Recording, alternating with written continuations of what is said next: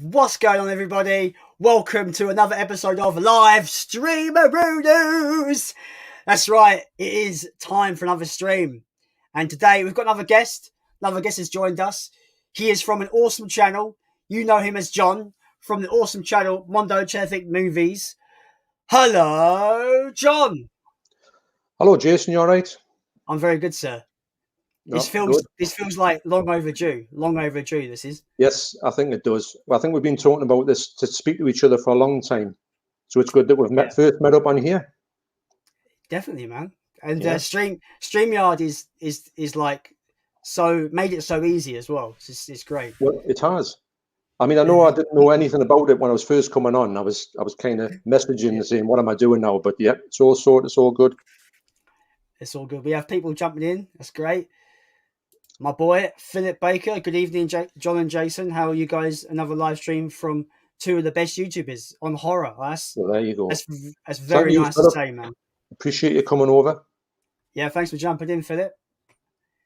We good have channel. Who do we have next? Oh, we have James from Movie Bug. Hello, sir. Thanks for jumping in. Hello, James. Hope you're doing well. We have the legend. We have Scott. Thanks for jumping in, Scott. Hello, Scott. We have the man that, talks movies. Leon. Hello, Leon. Welcome to the stream. Leon, main man. We also have... We've just been talking about Leon. Yeah. Awesome. Very, very generous guy, man, Leon. So thanks. I'm so grateful for that Blu-ray, by the way, man. Yeah. We have Physical Media Madness. Hello, sir. Thanks for jumping in. That's a good channel, by the way. Jason, if you don't know about that channel, you want to get yourself over there. Very good channel. I will definitely jump ship. We have Lauren from Lauren's Collection. Hello, Lauren. Hello, Lauren. We had a really good chat earlier, so great to see you on the stream. Thanks for jumping in. She's great. Great, Lauren. Very supportive. Yeah, very, very, very generous as well. She's also sending me a subscriber mail, which is I couldn't be more grateful. It's so nice. Brilliant. The generosity in this community is unreal. It is. You're right. We have Undead Sick 83. Good evening, sir. Thanks for jumping in, man. Hello, Undead Sick 83. You all right? Good channel. If you like your Walking Dead, get over to Undead Sick. He loves his Walking Dead. Walking Dead. I think I've only watched that show until maybe season 3, and then it stopped. My son's watched the full lot, but he's got all the Blu-rays, so I can go and watch it any time. But I haven't watched them yet, believe it or not. Can you believe it? It's on my humongous what-to-watch list. I don't really gravitate towards TV shows like I used to anymore, really, if I'm honest. I don't do many, but I find that sometimes the American ones are just never-ending. So I know that I need to put some time aside if I want to get into it, because I don't want to sort of start season 1 then never go back to it. I want to know I'm going to go through the whole lot, which it's harder to do with American series than it is with British series. A lot smaller. Yeah. It's like with The Mandalorian. That took me about 2 years to actually watch it. It was like halfway through season 2 before I actually got around to watching that. I've never seen The Mandalorian, although I do want to watch it. It's brilliant. It's the best. Yeah. It's the best live action Star Wars we've had in years. I would say that. I've heard nothing but good things about it. Yes, it's fantastic. Yeah, it's great. Movie Bug says we are doing very well, James. Thanks a lot. Yes, very good actually. Not too bad at all. Good. It's a good way to lead into the Easter weekend, isn't it? It is. Yes. It doesn't feel like Easter though, does it? Well, my mum bought me an Easter egg, so I got my chocolate today. Yes, as long as you've got an egg. I'm like, I'm 35 this year. I still get Easter eggs. It's great. So you can't say no to chocolate. You can't say That's no. Right. You're right there. Right. You've got to say. We're already behind these comments. Typical. Euphoria Pictures. Hello, sir. Thanks for jumping in. There's Keith. Brilliant channel. Very well. Yeah, brilliant channel. The collectibles that Keith's got is just absolutely amazing. I always find myself when he puts a new video on, I can't believe what I'm seeing.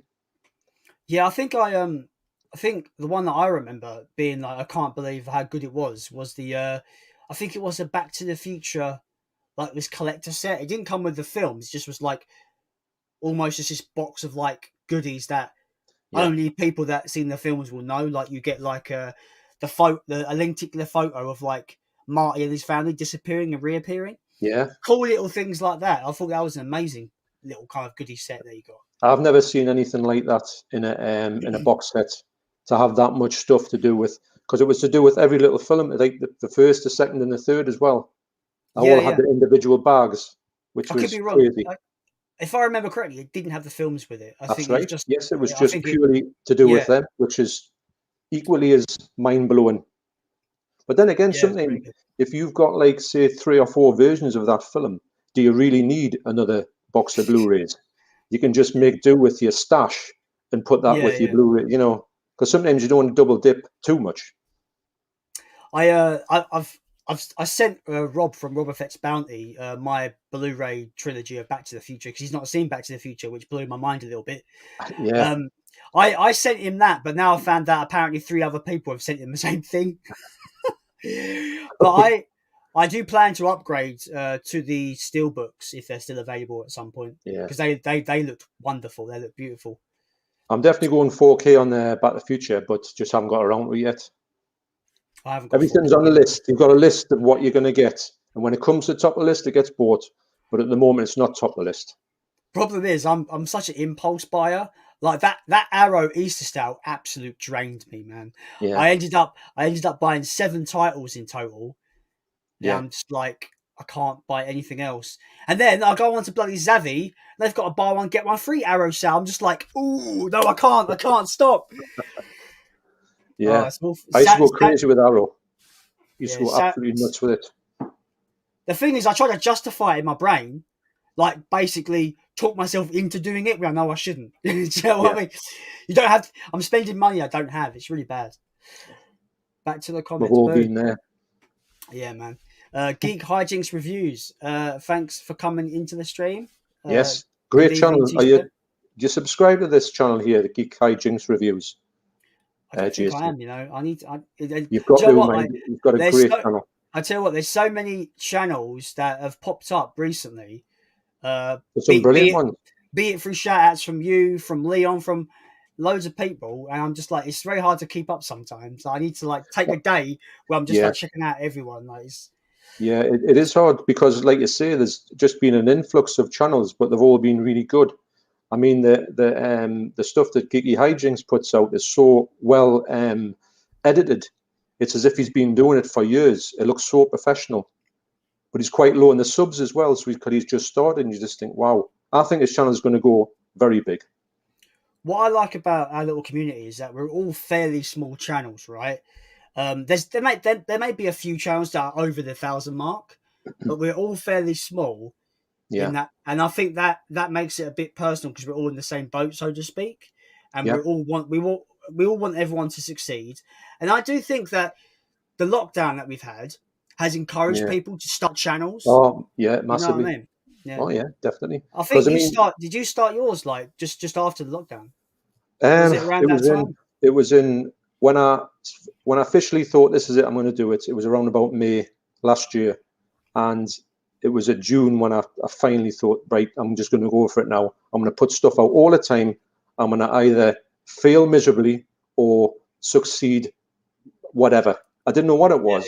I just thought, what's the worst that could happen? Everybody hates you. But unfortunately, it seemed to work out. It seemed to take a bit to kick in, but it is what it is, you know. And I've got to thank you though, John, because you are the guy that really kind of give me that little push to come into the community, because I was kind of a nothing channel. Then you gave me a shout out on your channel from that Mothra box set. Mothra, yeah, that was a brilliant video. And it just like spikes. It was like imagine a snowball on the top of the cliff.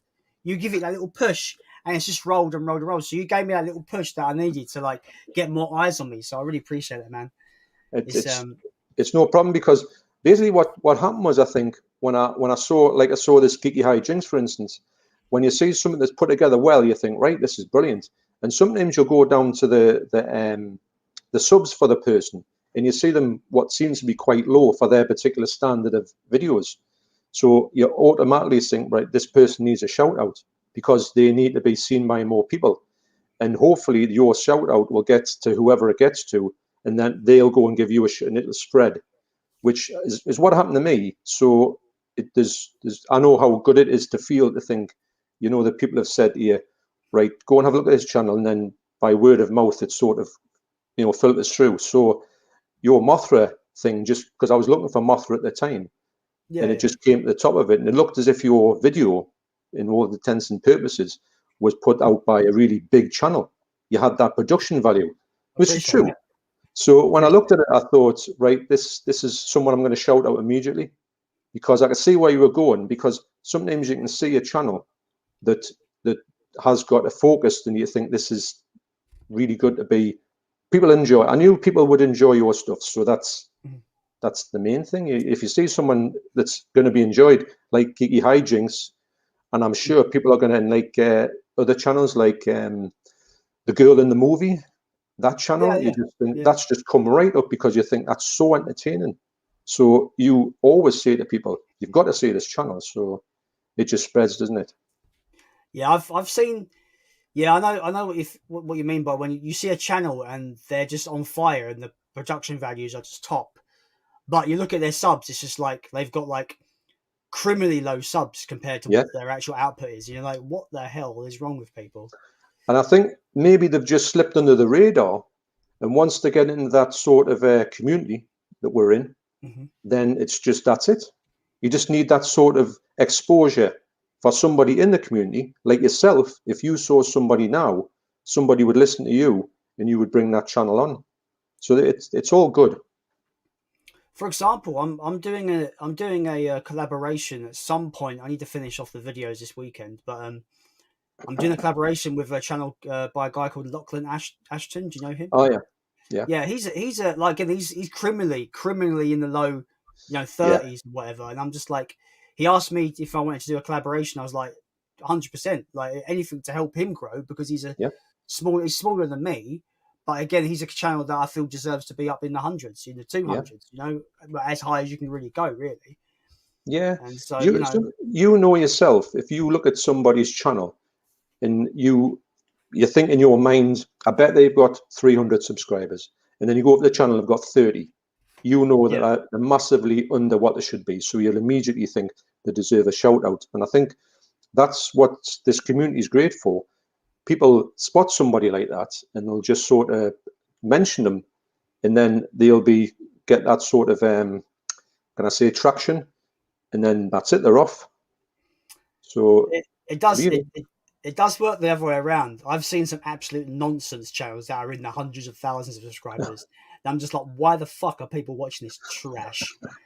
I know what you do. Yeah, I know. Exactly. There's no way they've got like a million subscribers and don't do anything. But yeah, I know. I know what you're saying. Yeah. Right, we're about 4 years behind this goddamn chat now. Our chat's long overdue, you see. That's why we're doing that. Yeah, I know. It's good. Chatting. Go away, Instagram. We're actually chatting now properly. That's right. Yes, that's right. I've actually lost where we are. Where the fuck were we? So this StreamYard is a good sort of setup, isn't it? It's very usable, user friendly, I say. Yeah, it's very good. Like, because I tried to learn OBS and I just couldn't get my head around it. I think it's quite confusing. There's a lot more to learn with OBS. Rob from Rob Effects Bounty and Geordie Paul from Magpie Movies. Yeah.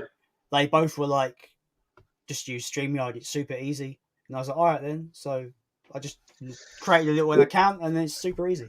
Yeah. I mean, it took us 5 minutes to get on it. It took us a little bit of time to wonder what was all about in the sort of process, but not very hard at all. Yeah. Well, once you start doing it yourself on your own channel, John, you'll find it super easy, I think. I do plan to do it. The only time I've got is it's the fact that just around work sort of at the moment, without going into too many details, you've got to be not on call, but you can't sort of book within if you say I'm going to do Saturday the such and such, you can bet your bottom dollar you're going to be working on there. So it's quite hard to forward plan, but I do plan to do it. I think it'll get better once the lockdown eases. I think it'll get back to a little bit of normality. You know. Yeah, I think so. Yeah. I'm fortunate. I'm unfortunate that I'm unemployed, but in a funny kind of way, I'm fortunate that I've got the time to be able to do this when I want to, rather than worrying about how to juggle it. Yeah. It is what it is, as they say. Right, I'm getting back to the comments because we're about 50,000 years behind in the comments now. Right, we've got the quiz man himself. We have James Millership. Hello, James. Thanks for jumping in. Great quizzes, mind. Great questions that he puts in his quiz. What was today's question? It proper stumped me to the point where I had no answer. Oh, that's it. A film that has the word good in it. I couldn't think of anything. Good. Everything that I thought of, everyone's put in the comments already. I'm just like, I'm out. I couldn't think of a film called that. Well, I would have said Good Burger. Is there a film called Good Burger? I don't know. Is there? Yeah, I think so. Because my son used to watch it, and I remember watching it with Keenan and Kel. It's all right. It's quite funny. That's what I would have said. This is why I don't go into these quizzes that all our friends are doing, because people will realise I'm a hack. I know nothing about movies, and they'll just be like, "Cancel this bastard. He doesn't know nothing." Yes, that's why I don't do quizzes, because I know nothing. I mean, if it's a quiz of all Godzilla stuff, I might be all right, but because it probably won't be, so I won't know. Yeah. Right, we have a Godzilla versus Kong comment. You haven't seen it yet, have you, John? Well, I haven't. I'm going to buy it tomorrow. My son's. He said he was going to buy. My wife said he's going to buy it. So I says, right, well, we'll watch it tomorrow. So I saw him. He come in before, and he said, I said, have you bought Kong? He said, yes, I've watched it. I said, have you got the thing so I can watch it in the house? He said, oh no, I watched it at my girlfriend's house. So she's got it, and I went, cheers. So basically, me and my wife are going to we're going to buy it tomorrow. So we're going to watch it tomorrow. But I understand. I kind of half know everything about it anyway. I kind of know. Yeah. Everyone knows most of it, but I don't know all of it. So, yeah. I mean, I've seen some, like, I called it high bar reviews. It's all about like the big media outlet reviews. They're all talking about how, like, the human characters, blah blah. They go a bit too in depth. Like, I think my review went into fair detail, but in the end of the day, it's a fucking giant monster movie. What do you want? It's called Godzilla versus Kong. You want to see Kong and Godzilla kick ass, and you get that for 100. You get that for 100 minutes. So I don't know. Well, yeah, I mean, at the end of the day, a Godzilla film is a Godzilla film. If they made it too good as a film, it wouldn't work. Yeah, you've got to have that sort of element that's not real. And some of the acting in the other ones is atrocious, but I love it. And I think, but then again, if they went too like Showa era with it, actors. But I love the Showa era though. I know, so do I. It's brilliant. It's got so much charm. Would it bomb now with the new audience going and not knowing anything about the previous history of like before 1998 Godzilla? I think if they went with that tone for a Hollywood production, I agree with you. But if it was Toho coming back and let's do a Showa kid friendly tone. Yeah, I think it's still smash records in Japan. Right. Yeah. No, it's funny how it's really cool how you say like, a more kind of grounded, technically a good film, Godzilla film wouldn't work. And yeah, that's exactly what Shin Godzilla is. I don't like Shin Godzilla for the exact reason. It's technically a good film, well made, great cinematography, really well shot. But it doesn't, for me, it just doesn't work as a narrative. Like, it's all boardroom meeting bollocks. It's boring as hell to me. Well, I've not seen it. I've got it. Me and my wife are busy watching the whole Godzilla films, and I think we're up to the middle of the. We've got the Heisei era, which is after. Yeah. So you'll have to excuse my pronunciations because sometimes I'm absolutely massively off with my pronunciations on things. But the one that's after Showa, we're halfway through that and we're really enjoying it. But I want to do the whole lot in one, like one after another, and see how they progress. So Shin Godzilla's on my list, but it's just I don't want to go with Shin Godzilla and then go back over. So, but I am going to do Kong versus Godzilla because I can't wait for months to see it. Obviously. Yeah, but I always see the MonsterVerse as separate. So I don't see why you can't just jump over, watch that, and jump back over again. I know what you're saying. I know what you're saying. Yeah. You can take them as chunks. I think when I do that, when I watch the full lot with my wife, who's really enjoying them actually, I will go back to watching individual chunks of Godzilla, watch them independently, as opposed to the whole timeline, which doesn't really make sense in a way. Yeah. Like, there's so many.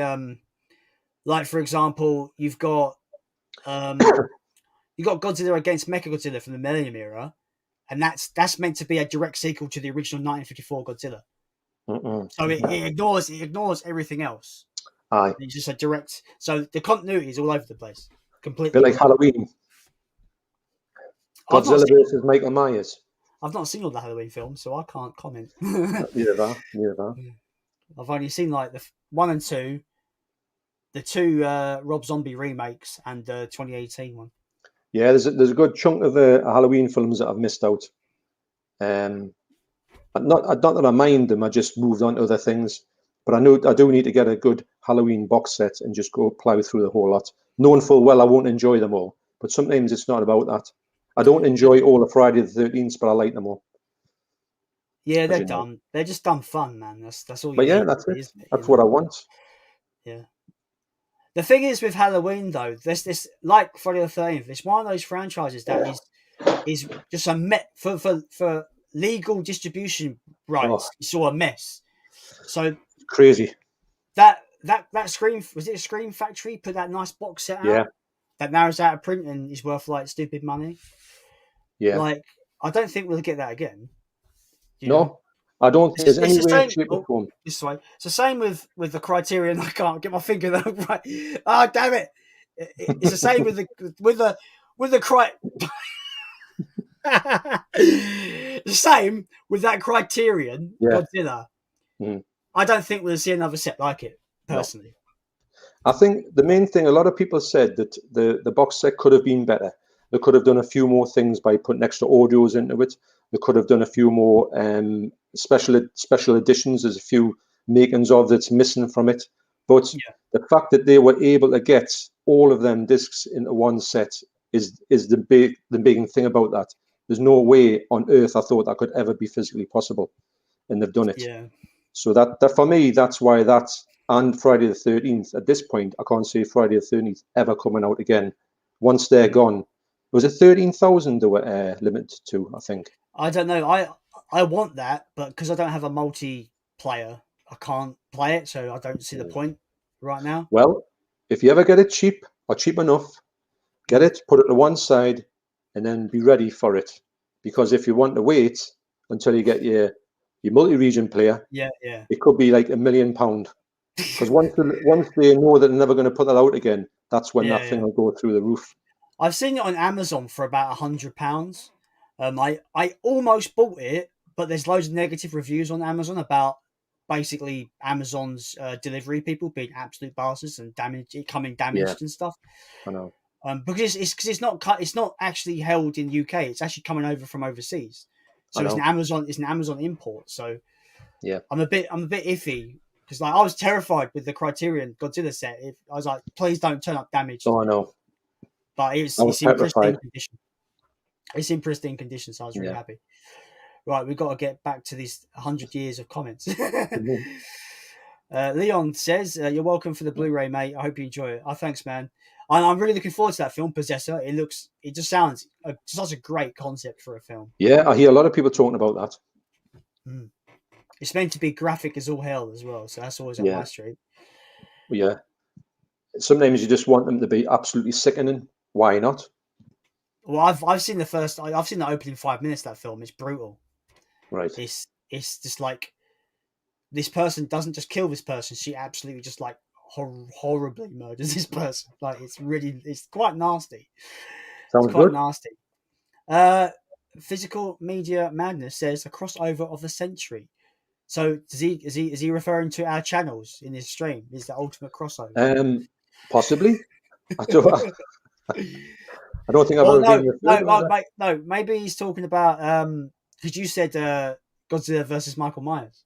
So maybe he's talking about that. Imagine that. Imagine taking, because I was thinking to myself, what would they take? And this is quite a serious question.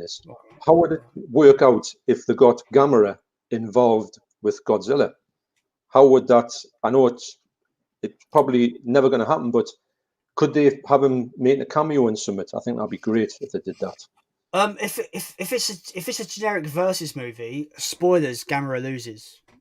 It's facts. It's a fact. Obviously, yeah. Gamera will lose.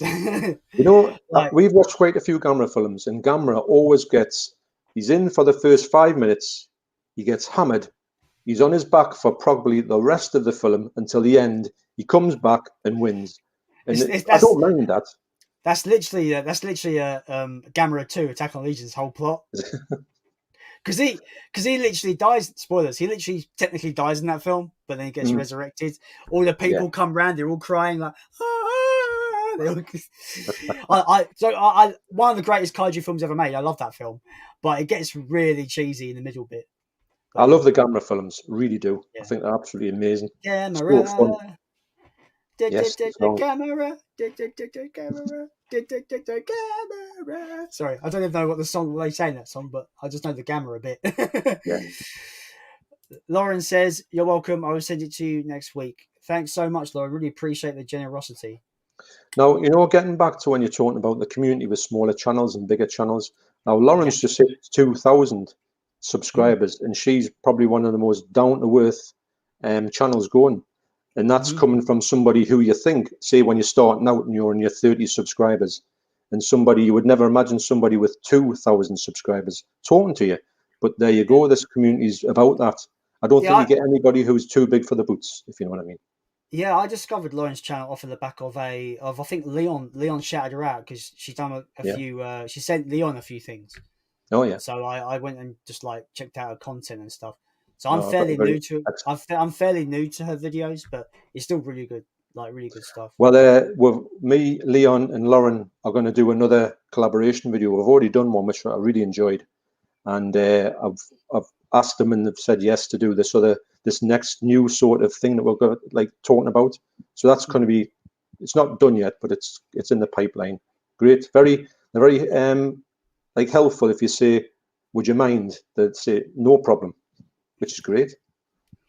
I think our horror remakes collab went down really well. I think. That was great. It's really good. See, that was good. See if you had said to me, if I'd says, "Can you do that for me?" Your version was much better than what I could have put out because of your editing, made it like the next level, which mine doesn't have on my channel. Mine's just basically me just talking and that's it. See, I will say this, I do appreciate the compliment on the editing, I really do. But I have spent 4 years on Adobe Premiere basically learning stuff. So right. It's not like I'm not boasting or anything. It's just that I have taken the time to try and learn the software. Which you can see that. Yeah, hopefully. I hope so. No, you can. But that horror remakes collab, I just me being stupid with editing, the beginning bit where I'm got people booing and I had my friend throwing rubbish at me. I'm just I'm entitled to my opinion, man. He's like, you suck. And I'm doing, in that video where I introduce everyone with that silly voice. Yeah. That's literally me trying to be Skeletor from He-Man. Mondo and CHELLOVECK movies. Just me. It's good. This is me. I'm just a twat on the internet that likes to be stupid because that's just my kind of sense of humour. To be honest, sometimes just being daft is just good, isn't it? I mean, why not? Yeah. It's all a bit of fun at the end of the day. It should never be serious. Yeah. That's. I was trying to mention to. I was trying to bring up the idea with Rob last week. But as always, our chat got derailed because we're crazy. Yeah. But I was trying to explain how, I just got a feeling when you get to a certain point with YouTube, where there's that clear divide where it's for fun, that it becomes business, right? Yeah. When you start bringing in the money, yeah, I think people change up here, and their outlook to the YouTube, to their channel, will change. Yeah, that's why I'm always seeing these videos where it's how to make 2,000 subs in one day. I'm just I bet this is a load of bullshit. And it was. It's all number crunching. It's all tricks of the trade. And I'm just I don't care. I just want to make content that I'm having fun making. I don't care. That's it. I mean, you can. It's say if you say you learn this thing to make 2,000 subs in one day, would you really want those 2,000 subs on your channel? Because you're creating for me, you're creating a body of people that like your stuff Yeah, yeah. for what it is. And if they don't like it, fair enough. But if they do like it, they'll stick around. Mhm. So you're engaging with those people. If you've got them 2,000 people, whoever they are coming over, they're not interested in what you do. So why would you want that? So I don't ever think that that's a good thing to have. If you have 5 million subs in a day, you haven't got a channel. You've just got a channel with 5 million subs on it. And then somebody's looking at it thinking, how the hell has this kid got 5,000 subs, 5 Yeah, million and subs, but he's useless? yeah. What I've noticed as well is that subs don't equal view count, right? Oh, yeah. Because once you make that divide from going from a YouTube channel that you're just doing it out of the love for doing it to a business, like so, because obviously there's channels that are raking in the money. We all know this, right? It's a thing. Yeah. Once you make that divide, just because you got 5 million subscribers doesn't mean you're going to get 5 million views on your channel. The No, no. views count. The views count when it comes to these channels that are businesses. Views count more than subs. I've seen Yeah. small channels. I've seen smaller channels just like kick the hell out of bigger channels in view counts. You'd have a Oh, yeah. small channel with like maybe 10,000 subs. I say small, but it's fairly big for our standards.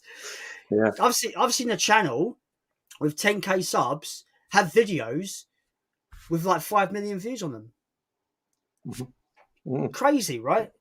I know. Yeah. That just shows you the sub count means nothing when it concerns people watching. It is. It's very hard to sort of put a thing on with what's the best thing to have.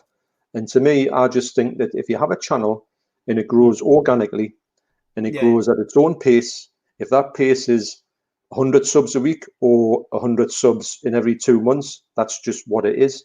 So yeah, eventually you'll get to where you're going, and your journey is what you want it to be, not what you mm-hmm. think it should be, or what you Yeah, think other people think it should be. So yeah, if your channel goes to a length, whatever it does, it's really, if you're here to do 10 years on YouTube making the stuff that you want, and you get like, say, in the process get 1,000 subs or 100,000 subs, that's just what it is for me. yeah. Yeah. For my example would be my Gamera Arrow box set video. Yeah. It's my biggest video. It's got like I think 1,600 views on it. Yeah. So if I was in it for the views, I would go right now. I know what gets me the views. Let's make unboxings all day long. But I Yeah. don't because that's kind of I like doing those videos every so often, but I generally find them kind of boring personally.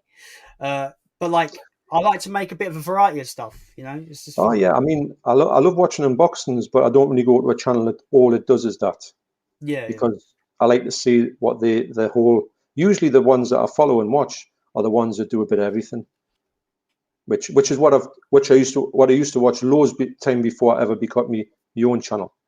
That's what I was watching for years and years. hmm You know. yeah. I was thinking about doing some drum videos for the channel, but I think that would be too different to what the channel is about at the moment. Well, that's why I'm Uh, doing the other channel, so I can put all that stuff on there.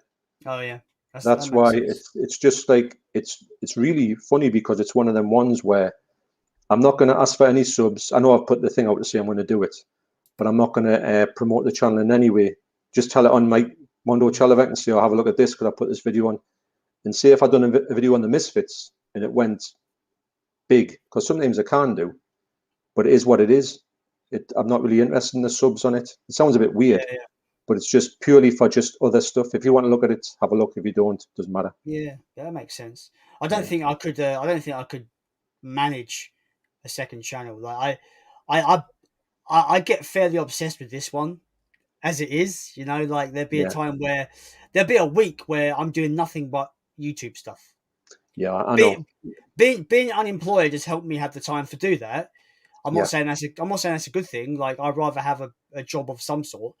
Uh, Yeah. but I've had the time to be able to obsessively like because a lot of the videos you see that come out on the Thursday that I put out were recorded like a month ago. Joe, I Yeah. I, I usually take a day out of the week and go right. I'm going to record like 4 videos.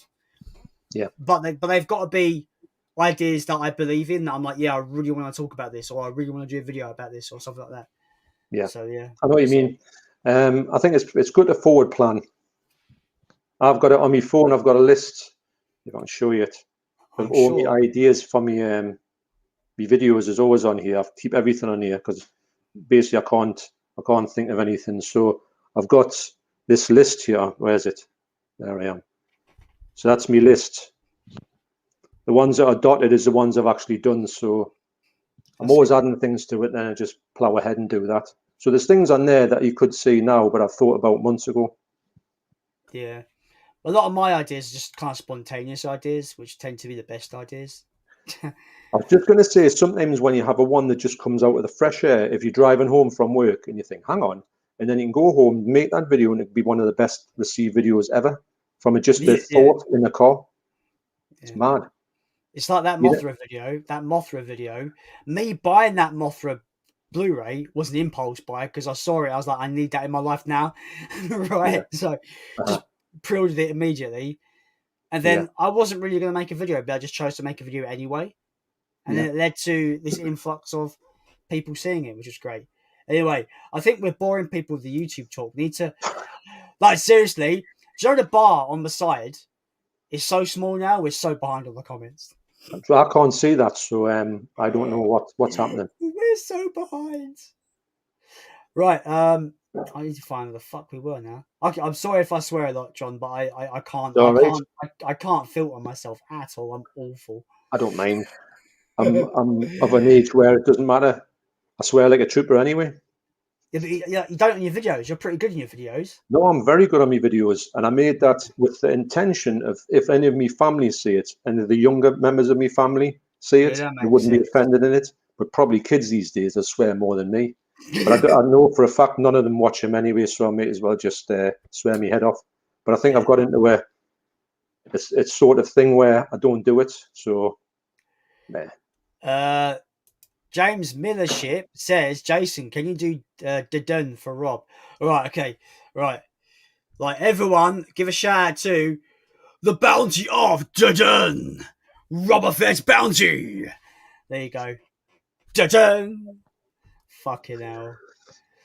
Of all the things to get like attached to his channel is dun. that's mad. I think Rob's channel. I think Rob's great on their live streams. He's so entertaining, so funny, He's and such a nice dude the whole done. Because it was funny because when I watched it, I didn't hear the start of what done was, and I heard all this duns, and I'm thinking, what possibly could that be? But I haven't seen the Mandalorian, so I don't know anything about it. So yes, I'm with it now. But for a good half an hour, I was thinking, I haven't got a clue what this is about. Thing is, like, if Rob ever eventually gets merchandise for his channel, he's got a winner there. He's just got to have the t-shirt with the done in quotation marks. Yes, that's his brand. His branding sorted. Robert Fett's bounty on the back. Yeah, done. And it works because his channel's name is derived from Boba Fett, the bounty hunter. And his little dun comes from the Mandalorian, which is a bounty hunter from Star Wars. It's perfect. Rob, are you watching? You can have that for free, mate. It's perfect merchandising. Thank me later. Yes. The circle of life. Oh, brilliant. You should be a merchandiser. Mate, if I used to have a podcast up until maybe the beginning of the year because it was a podcast about my favourite bands. They're called Iced Earth, and there's a lot of controversy with them lately. So we stopped it. But it was a podcast that we done really well. We interviewed everyone in the bands, loads of former members, done really well. The podcast was called Podcast in Stone. And yeah, my favourite band of all time is Iced Earth. But the main guy in the band got into some controversy, big time controversy. So we just stopped doing it. But we had t-shirts. We couldn't sell t-shirts to a bloody flyer, let alone a bloody person who listens to the podcast. Really? So I'm awful at merchandising. Undead Sig 83 says, to give you a pointer, John, The Walking Dead with season 11 ends this year. That's the thing. Unfortunately, with Walking Dead, I'm not far behind. The thought of watching 11 seasons is really daunting. You know, Yeah. because you know that's a hell of amount of episodes. And not to say that, I mean, I have watched the first 2 episodes, and I do know about them. I think they are good. I know they go through peaks and troughs in the way that they're received. But I know I've got my hands, and my son's got the whole lot. I can watch them when I want. It's just really when I watch something, I watched it all the way through, and that means I would never get to watch another film for about 2 months. Yeah, I'm into a lot of anime. I'm not into a lot of anime. I used to be into a lot of anime when I was younger, and there's only select shows and select films I like now. But my brother will come in, he'd be like, Jason, you've got to watch One Piece. And I'll look it up, and John, there's like over 1,000 episodes, and I'm just like, I'm not, I can't. How am I expected to jump in that fresh, knowing I've got 1,000 episodes to get through? I can't. Like, it's too much. It's way too much. No, you're right. You're absolutely right. You can't do it. Yeah. It's not because I don't want to. It's just like I just refuse to do it because it's just you've only got so many hours in a day. It's too much. 1,000 episodes. Stop that. James Millership says that Universal Monsters box is awesome. I'm currently on Bride of Frankenstein. Yeah, it's a fantastic box set. Amazing. I've got that as well. My one's pretty cool because I've got a slip on mine that has the Blu-ray banner is red. It's like dripping blood. It looks pretty cool. All right. Yeah. No, that's a brilliant box. I like the Frankenstein Universal Monsters. The box set of the Frankenstein Universal Monsters is absolutely brilliant. The Blu-ray. I was thinking of getting the steelbooks of those. Wolfman, Creature from the Black Lagoon. Definitely. I do want to get those because they look really nice. Because they're kind of like they're like black and white, but steelbooks. They look really nice. Oh, I've seen them. They look lovely. And the thing is, with the Frankenstein box set, all the movies are like the Frankenstein stuff. But when you start getting the Dracula one, you get a load of the Frankenstein movies in there. When you get the Wolfman one, you get a load of the Frankenstein and Dracula ones in there. Because they cross over. Yeah, and the Mummy one is quite good for it's been separate. So the Mummy and Frankenstein are the best ones in there. The Dracula and the Wolfman ones, if you bought them, you think, I'm really only getting them for one film, which is crazy. So they're not that well to have. You're better off getting them ones separately. Did you know that there's an unofficial Japanese film called Godzilla versus Frankenstein? Yeah. I've not seen a picture of it. Yeah, I've seen a picture of it. Is that the one where I've not seen it.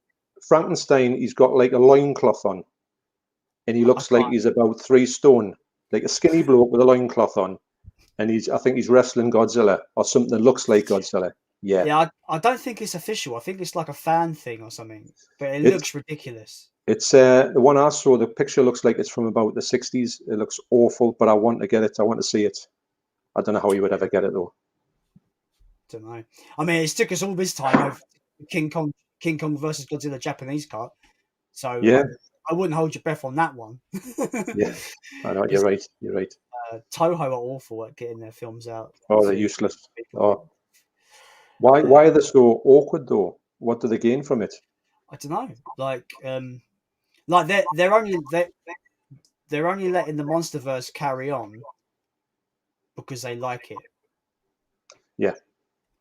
I need to turn down my mic a little bit because I'm hearing myself echo through a little bit. What am I like? Am I all right? Am I okay? Yeah, you're okay. I can't turn my microphone up. Once I'm in, and then there's no up and down, I don't think. That's what she said. That's what she said. I knew that was coming. Oh, God. I need to grow up a little bit, I think. They're watching The Office at the minute. You know, the American Office. We're watching through that. So, yeah, we love it. I'm not much of a comedy guy. It may sound weird because all I've been doing is fucking talking bollocks and saying jokes. But it's weird because I can watch a comedy show and not laugh at all. It's weird. I'm weird like that. I'm really strange. I'm more into like very random, all of a sudden, like very sudden humor. Like I watched this video on YouTube. It's just like a guy's got his golden retriever. He's like, drop the ball. He's like, he throws the ball, and then you see the dog just launch itself into this wall of cups. It's hilarious. It's like a 2-minute video. It's stupid, but that's the kind of humor I have. Is stupid stuff. Yeah. Oh my God, so funny. James Millership says he has subscribed to you, John. So there you go. That's good. Thanks a lot, James. Now I see it's funny because I don't go on Facebook that often because I find I'm quite hard. I'm addicted to Instagram. I love Instagram because I used to be right on Facebook for years and years, and then I kind of just went to Instagram and forgot about Facebook. But I do go on occasionally, and I see James Millership's questions, and I think they're really good. And I was going to ask you, have you seen a movie called Zombie Lake from 1980? I haven't. Oh, you've got to see this film.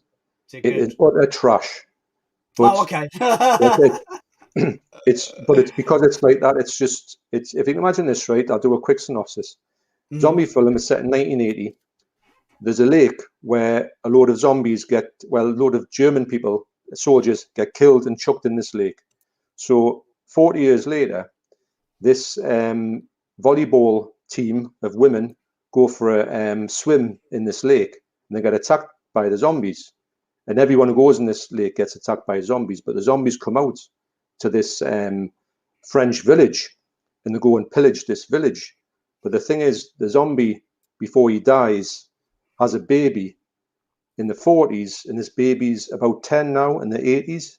And when she sees her dad, she realizes this zombie's her dad, and they have a relationship as a man, a daughter, and a dad walking around hand in hand. Yeah. Yeah.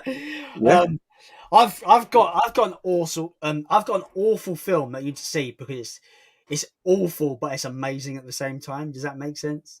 Oh yeah.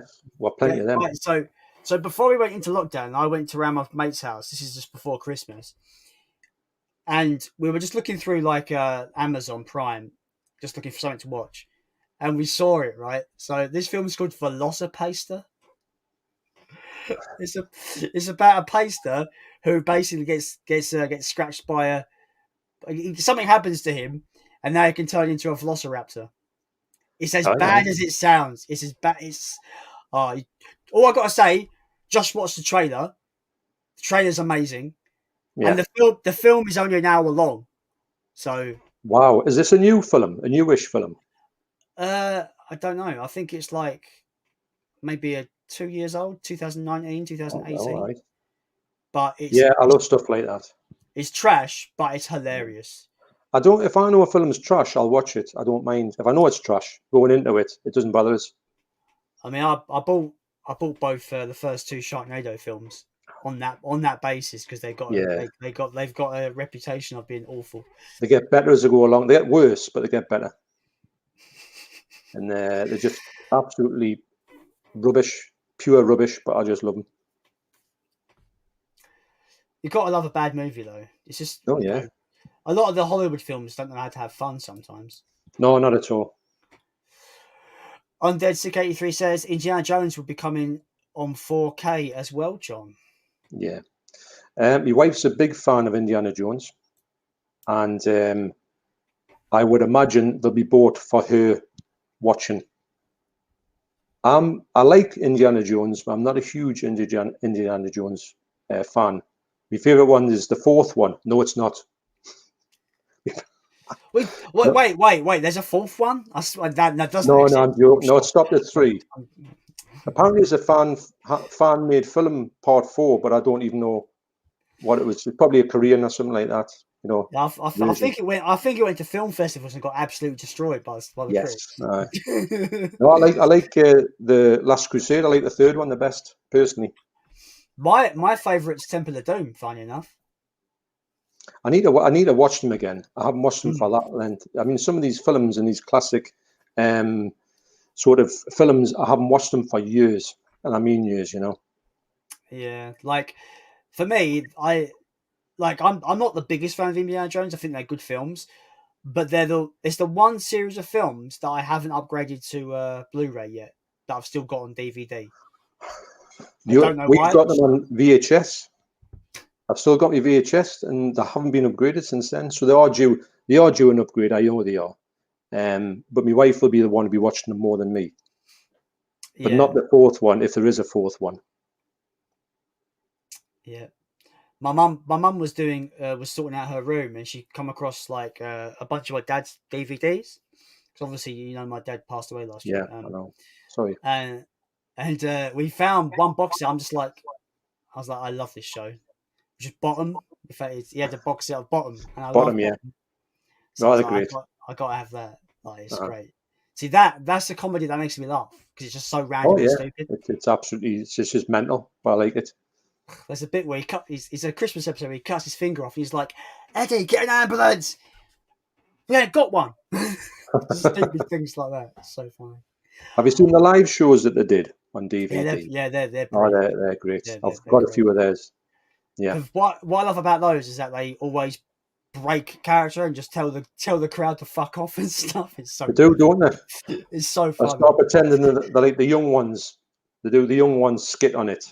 Yeah. You know, just they're in a time machine. It's brilliant. You can tell a lot of it's just made up on the spot. Yeah, that's why I feel like as a comedy pair, they were genius. They were actually genius. Oh yeah, massively. May Rick Mail rest in peace, man. He's so good. Oh, that was one of the big shocks that ever happened. Yeah. That you just didn't see that one coming at all. I swear that was that 1 year where all the big names were dying for some reason. We had like a load of people like. Was that 2016 when just every single well-known person that you from my youth all died? Yeah, like Alan Rickman, Carrie Fisher, loads of people, right? It was really bad.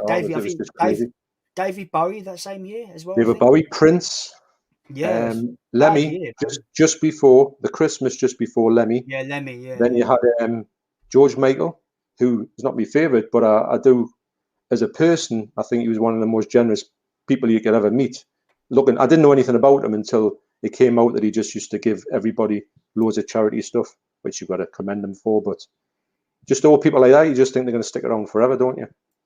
And they certainly don't. Yeah, I mean, it's weird because I have some people go, you can't say that, Jason. Like Bruce Forsyth, right?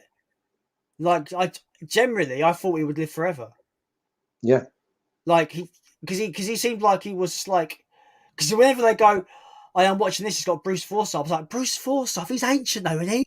Right? And they go, you can't. My mum was like, you can't say that, Jason. I'm just like, yeah, but he is though, right? But because he looked like he's been lived for he looked like a 1,000-year-old genie or something. He's always looked 1,000 years old. Even when I knew him when I was a kid, he was always ancient. And then now he's like 40 years later, he's still around, looking equally as ancient. But you think, is he not? You know, how old is he? You never seem to know how old he was. He was always like, is he 60? Is he 90? You just never knew. Yeah. It's crazy. Like I'm bad like that. Like it's like when Sean Connery died. I was just like, that sucks.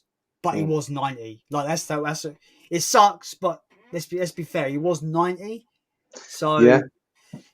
I've always felt there's got to be a point where someone gets that old.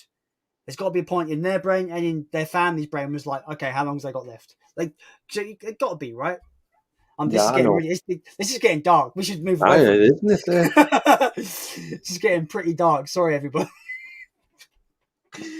I've lost about 40 subs already. Jesus Christ. I haven't. I'm making it up. Leon says he's also picked up too many titles from the Arrow sale. He feels my pain. Yeah, but Leon, you're a millionaire, aren't you? You seem like it when I see the fucking bloody pickup videos you have. Jesus. He's like, I got all of it. He just works hard and earns good money, maybe. I don't know. It's none of my business. But yeah, I picked up 7 titles in the end. Well, when I was buying my Arrow stuff back in the day, because I feel like I haven't really bought that much stashes of Arrows. I think I bought what I want, and I will pick off the ones that are coming out. I've got to that point where I don't need to go and bulk buy anymore. But I used to go crazy with Arrow. I was really just like a beast with them. So I can understand if anyone's starting out in the Arrow journey, how much it is attractive to say as a sale, I've got to spend every single penny I've got on this stuff. The thing with me though is that, you know, there was a lot of stuff on there I didn't want.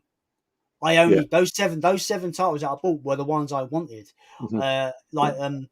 The Bird with the Crystal Plumage was one, because I'm trying to get all the Dario Argento directed films. Brilliant. I got Rollerball solely off of your segment in the horror remake video. Rollerball, it's a great film. I was like, that sounds good. Yeah. Zombie. I got Zombie, but the Arrow version of Zombie. You know, the Arrow version of Zombie is really, really good. It's the best. It was better for me. It was better than the previous Blue Underground, because I had the previous Blue Underground Blu-ray before they remastered it in 2018, and the Arrow one was the best. But I tell you what, the Blue Underground now have just took it to the 4K. There's just no comparison. Yeah, like that Zombie 4K you've got with the slip. It's just like I don't have 4K, but I still want that. I want that release. It looks great. Like just as there's no Blu-ray in it, mind. There's no Blu-ray in that one. Yeah, I know. Yeah. Unfortunately, but I wouldn't have watched the Blu-ray anyway. When I go up to 4K, I don't watch the Blu-ray ever again. Personally, I don't know why. It's like we've got the is it Edward Wright, the Godzilla 2014 film coming out 4K. Oh yeah, I've pre-ordered the HMV Cine edition. Right. Not that I don't have 4K, but I don't care. I want it in my collection. Yeah. I know. What are you gonna do? I've got to have it. I mean, here we go. Luke's changed his name. He is now called Luke is talking movies from his comfort, his home. Cool. So it's no longer your girlfriend's account, Luke. Great to know. Because every time he pops up and his account used to say Luke is talking from his girlfriend's account, everyone used to go, why is your account named that? And used to explain blah blah blah. So now he's changed it. So good for you, Luke. I'm happy for you. I know Luke from Facebook. Actually, we spoke quite a few times before I've done this channel, and we had a few bits of communication and that. And then when I was on this channel, I think I was talking to him, and I says, "Oh, I'm that bloke that did that." And he went, "Oh yeah," because he didn't know it was me. It was kind of in my previous life on Facebook. Not saying that I'm not going to go on Facebook. It's just that when you just people just probably don't know you're that person, because on obviously Facebook I'm John Perry. That's my name. Yeah. On Mondo CHELLOVECK movies, people might not think I'm the same person, or care I'm the same person. Yeah, I care. Well, there you go. I care, my friend. Leon says your Mothra video was fantastic, Jason. Thank you very much, Leon. Well, it was. Appreciate it. That's such a lovely release, though. It's such a great release. Oh yeah, Eureka release. I've still not watched it, to be honest. I've not watched it either. I mean, I've seen the film. I mean, I haven't watched the Blu-ray that I bought. No, I haven't watched the film. I haven't watched Mothra at all. But we're still in the middle of Gamera, so when we finish Gamera, we're going to go to Mothra. Yeah. There's like, if you like do a deep dive into Japanese kaiju films, you'll be there. Oh, yeah. You'll be there forever. There's so much to.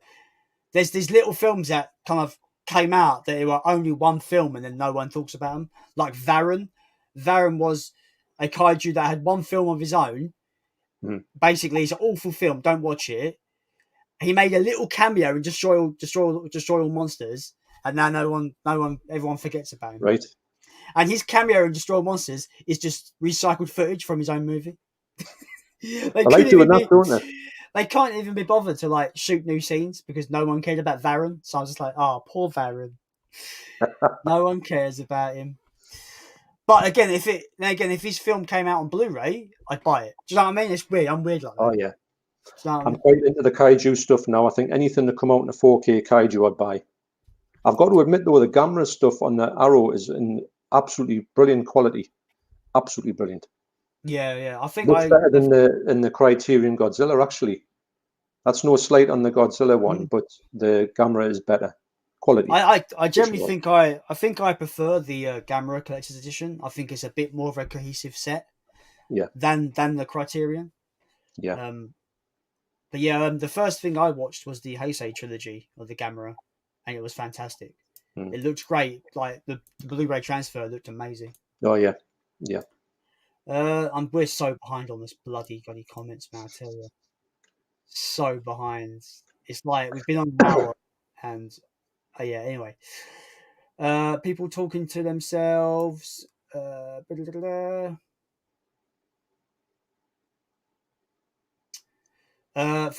Baker says, and you succeeded, John. Great content.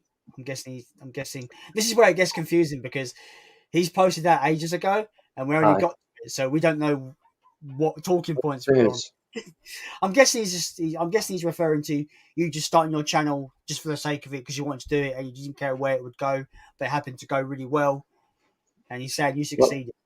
it's great to think that, and I mean I've said this before. So if you're in your life talking to people about movies and they're not really interested, as I think everybody would be the same. Say if someone told me about cars, I wouldn't really be that bothered. So I can do movies with somebody and they're kind of, nah, you can't get much out of it. So if you're talking about something you're really interested in and nobody cares less, you kind of Yeah, just. But then when you're on here and you go on and you say, right, I've got these movies, and I just think, if I start talking about it, is anybody interested in this? And then they sort of gravitate to you, and you think, right, and you've got all this sort of backwards and forwards chit chat, which you just don't get anywhere else. And then if your channel expands, it's like icing on the cake. yeah, You just, as you know, you put your foot in the water, you don't know what to expect, and it is what yeah. it is. And I'm just The, grateful it went all right. yeah, it's like I've seen people on the. Have you joined the BlueTube community Yeah, page on Facebook? yeah, Yeah, I've seen new people pop up on there and go, "Is it worth me starting a channel?" And I was just like, oh yeah, if you're feeling like you got something to say and you want to jump on and make videos, the best advice I have for people is just do it. Just do it. yeah, What have you got to lose? Nothing. You put a video out nothing there. at all. It's like Yeah, for me, I wasn't even on camera for 6 months. yeah. It took a lot of courage for me to be on camera, and ironically, it was the best decision I made was to go on camera. I think there's a few channels that found that who didn't go on camera, then went on camera and they thought it's a good way to do it. I'm happy watching anybody. If someone's comfortable doing what they're doing, Yeah, it's good enough. If you know that yeah, person likes that, then it's good enough for me. But the biggest thing I was going to do the hands, and this is what I've got, but I didn't have anything that would hold me phone, nothing. So I right. knew I had to do it like this because I didn't have anything apparatus. So I was sort of not I've got tricked one. into it. I got one of them. So Yeah, I was. If I had one of them, I would have started doing that, but I haven't got it. So then I went straight into just doing it to camera. So I mhm. didn't have any choice. But it's worked out, Yeah, you know. and like I said before it went live, that microphone you've got there is really good, Yes, especially from what you it's paid for it. It's great. 15 quid. It's funny, because where I work, there's a guy who is spending a fortune on his microphones, and we always have a joke about the fact that I'm just saying £15, and if it's broke, I'll get a new one, and it doesn't. It's nothing. So It's yeah, it is funny the fact that I've got an actual microphone that cost me 100 quid. Like I got a microphone that cost me 100 quid, a preamp that cost me probably about the same. like, yeah. uh, This is just a like literally webcam. low tech as you can get it. It's so good, but without it, you can really hear a difference with this thing than if you took it off.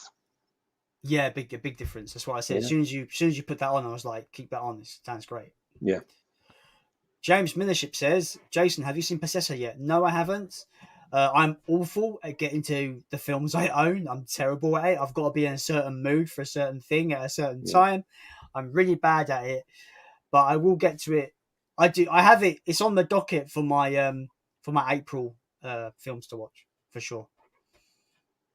But yeah, so yeah, I will get to it eventually. I don't know if I'll review it or not because sometimes I feel like my reviews are quite spontaneous. I'm not really a reviewer per se, so we'll see. We might see it come up. We have Alex's movie corner in the house. Hello, Alex. Thank you for Hi, joining the Alex. stream. I'm sorry if we're so late to get to your comment. We've been rambling, but it's been good though. Well, Alex Pitt's got a really good channel. That's starting to grow very well. Yeah, he's just I think he's Yeah. just surpassed 300 subs, I think. Oh, I know, but I think that's one of the channels where you look at it. However many it was when I saw his channel for the first time, it might have been just over the 100. And you just think with the presentation he's got and the thing that he's interested in, you think, I'm sure that channel's going to progress. You know, Yeah, it's you can see a channel progressing before it's progressed because I've obviously just started. yeah. But yeah, He's Alex has got a great video. He done basically like favorite movies with each letter of the alphabet. all right. And I'm gonna steal that video idea for my own at some point. Yeah. Every He also did a video because it was birthday. I think it was his birthday a couple of days ago. Happy birthday for the other day, Alex, my friend. happy birthday. I forget if it was yesterday or I don't know. I'm sorry, but I knew it was recent. He did a video of favorite movie from each year he's been alive. So I've seen them before. Yeah. that's the kind of video I want to make. I'm 35 in May. May 20th, I'm 35, so maybe that's a video I can do. Well, I might have a few more to do than you. My video is probably going to be about 7 years long. Oh yeah. I'm really proud that I was born in eight because I always think 86 was such a good year. Well, I remember in '86 I used to work in a place called. Have you ever heard of the Spanish City No. in Whitley Bay? No, it's a fun fair. Okay. I used to work in a fun fair on the Dodgems in the Walser, and I tell you what, probably on the John Perry channel, I'll talk about a few things that happened in the Spanish City Fun Fair. It was madness. So that might be something to talk about. But that's what I was doing in 1986 when I was 17. Was that 17? The reason why I love the year I was born, it's not just because I was born. That's also a good thing.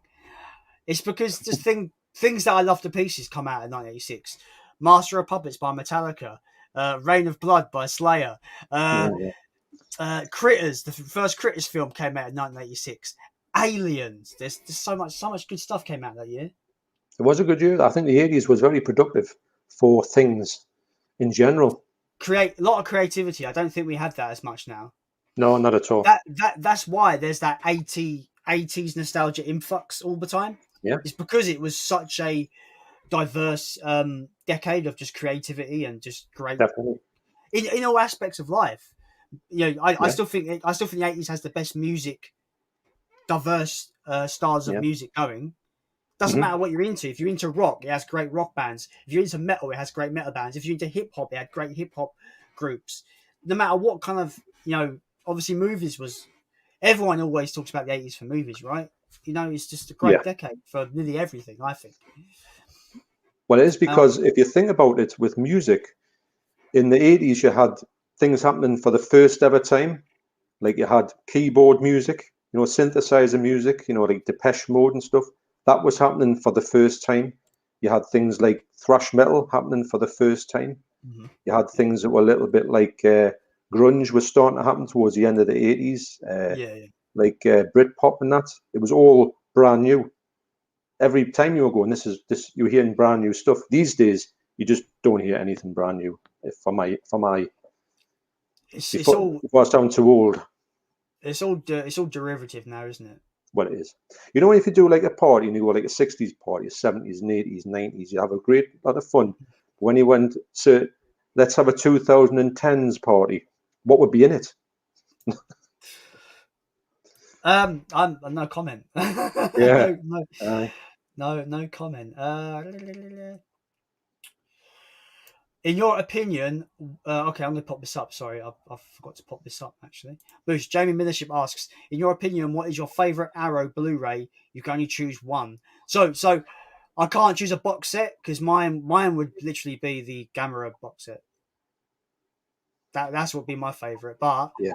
choosing one, if I could choose one, that's hard. That's difficult. So are you going to go for like a standard Blu-ray one? Like just the average one? Are you going to go for a special edition? What would you go for yourself? Well, how we're going to rule this one? Is it going to be the ultimate box set, or is it going to be? See, that's the thing. It says you only can choose one, but if I chose a Gamera set, that's more than one, right? In theory, because it's a set. I consider a set to be one thing personally. Yeah, it probably would be the Gamera Collector's Edition then, if I had to choose. Well, I think mine would be Demons 4K.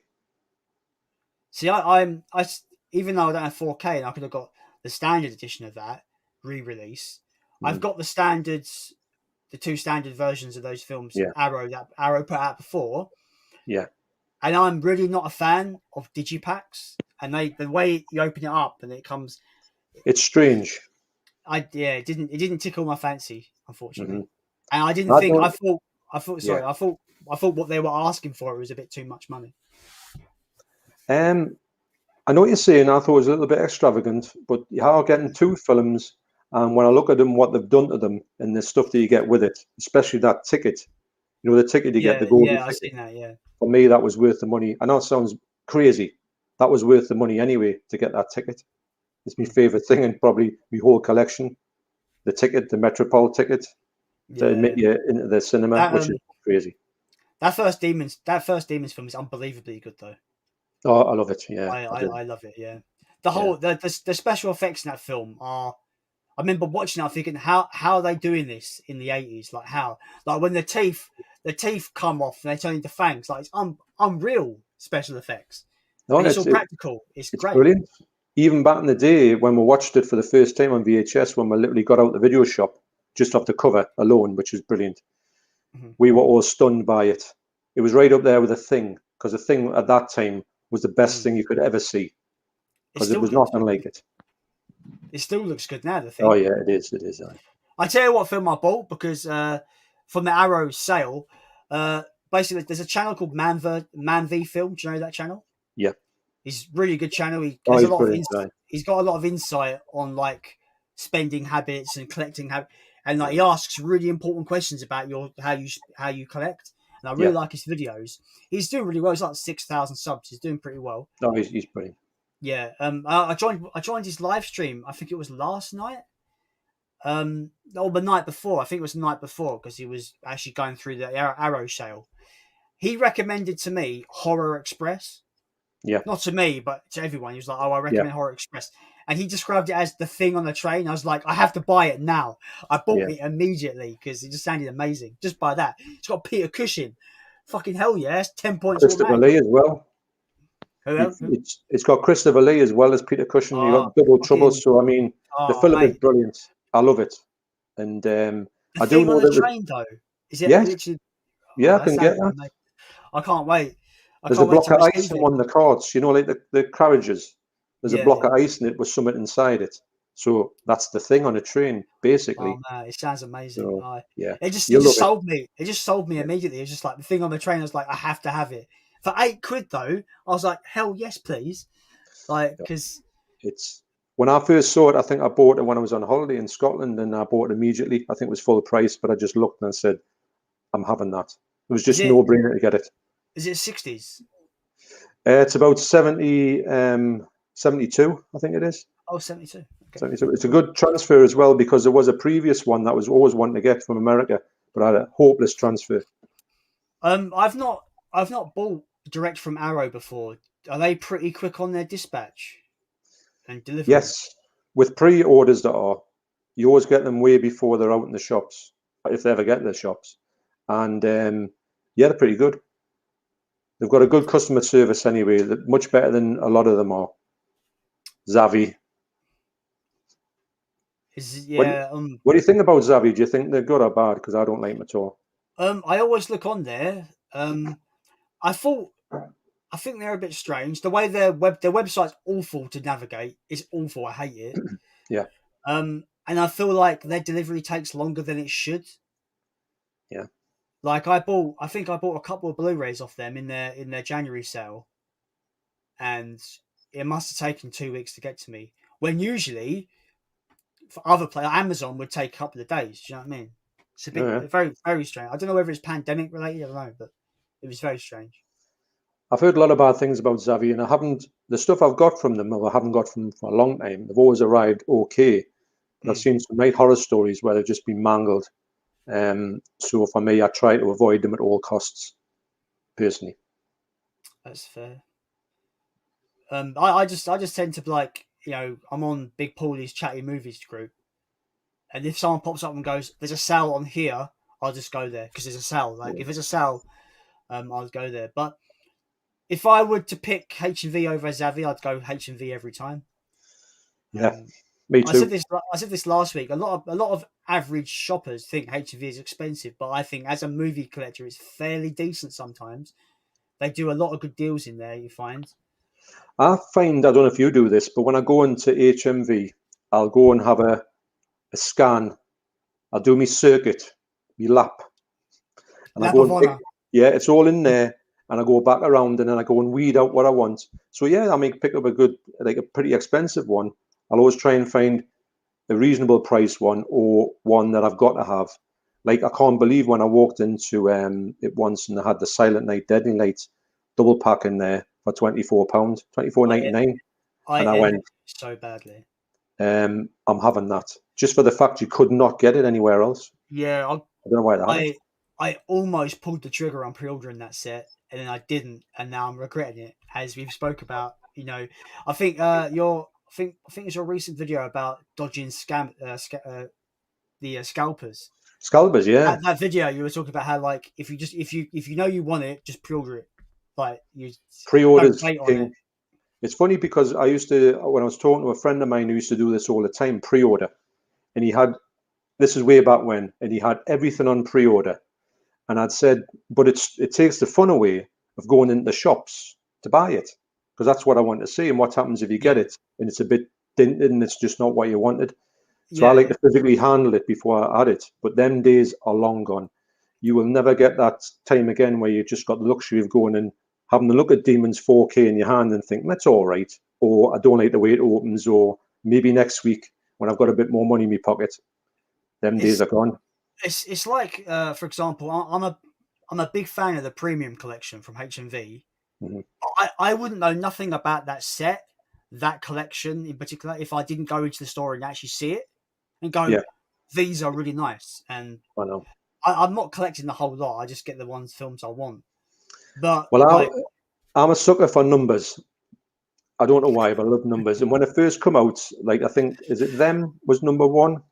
yeah, Yeah, I've got them. Them. It's a And monster I movie. thought I'll start with it. I'll, I'll start with a few ones, and I thought, well, it was getting to the point where I thought there's a few that I wouldn't get, so I hadn't actually gone into the numbered buying ones. So I decided then not to take the plunge. I didn't know it would get to 160 or 170, what it is now, Is that where but it's at? Bloody yeah, hell. something like that. So I do know there's some great movies in there, and I do go and get the great movies. And I've got quite a few in my collection, but I don't think I would like. Criterion are a great company, but out of 1,000, I might only really want to watch 500 of them. So I wouldn't go for the full lot. Yeah, Personally. I'm a bit funny with Criterion. Like, like I've got the Criterion Godzilla 1954 DVD, which is you can't see it, it's behind them, Yeah. and I've got that. I've got that. Uh-huh. I don't think there's anything else I'd want to get from Criterion. I think the only thing I might get is not the Night of the Living Dead That's Criterion. beautiful, that one. Really, really nice. But there's nothing like I know like people like to blind buy and discover a film, but I'm very much like I'm very hesitant about buying a film I know nothing about.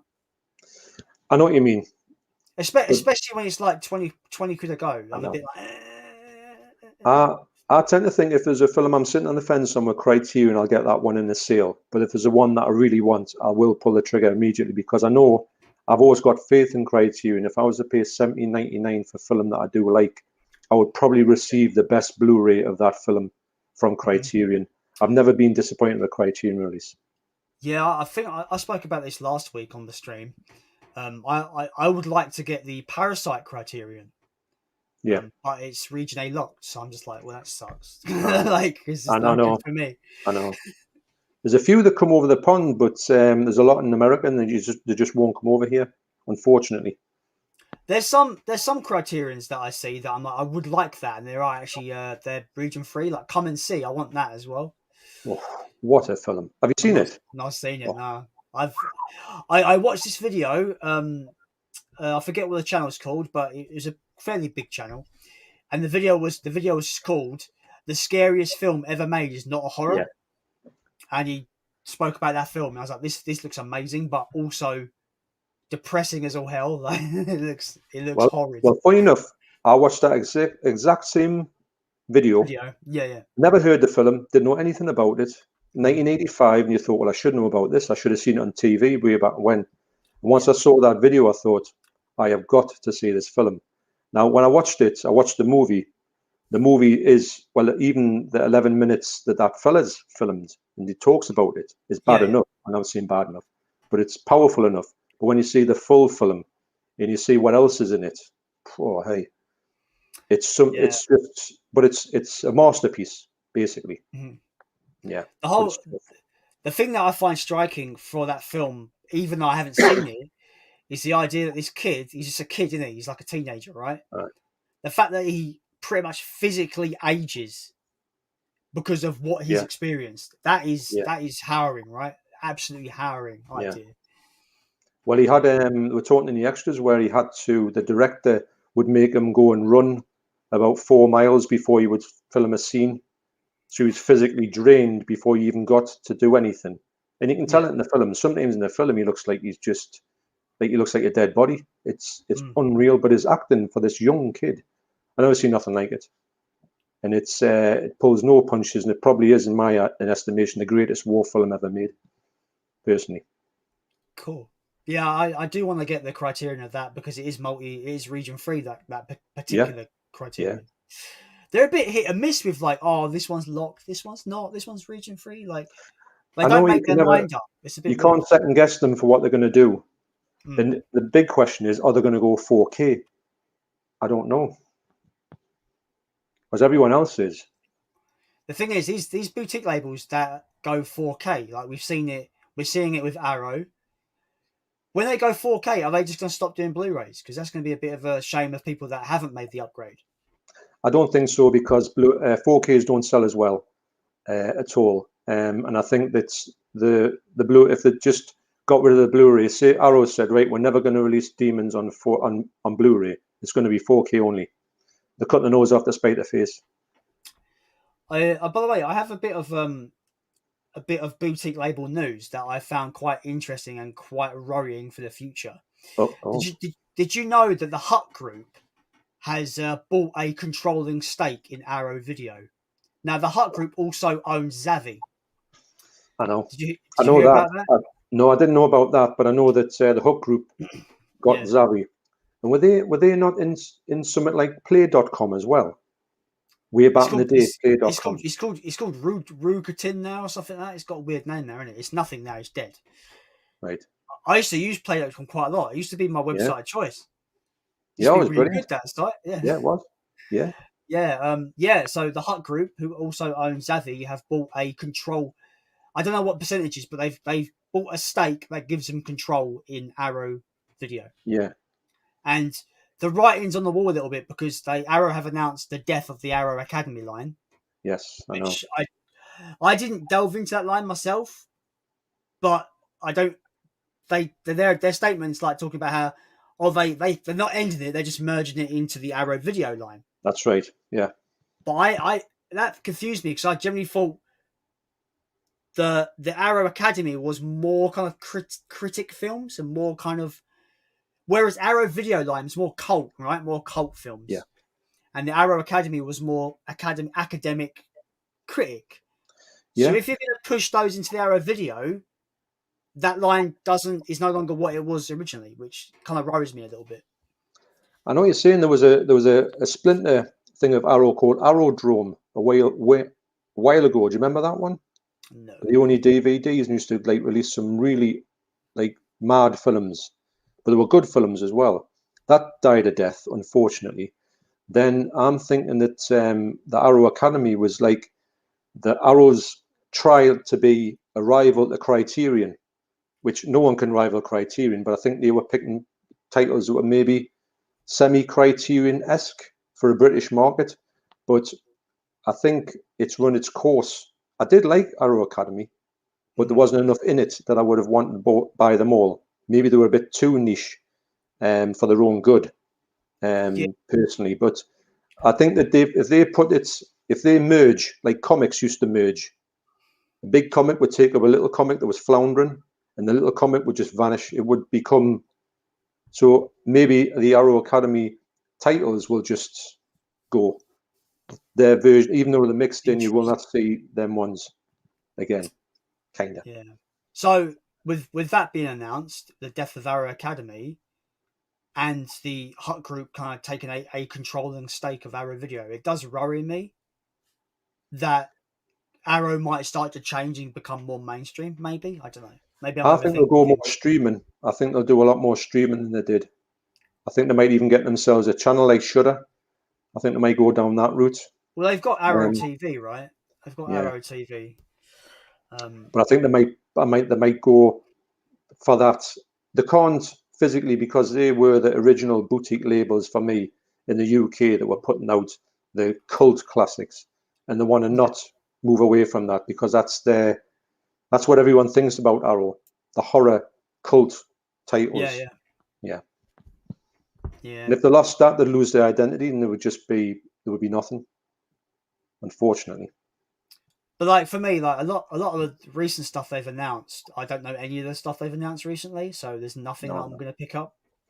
Yeah, there's starting to get. It used to be that it was a case that you would know, say if they released 10 films, you would be loving 8 of them. One would be a little bit wrong, and the next one would just be something you thought rubbish.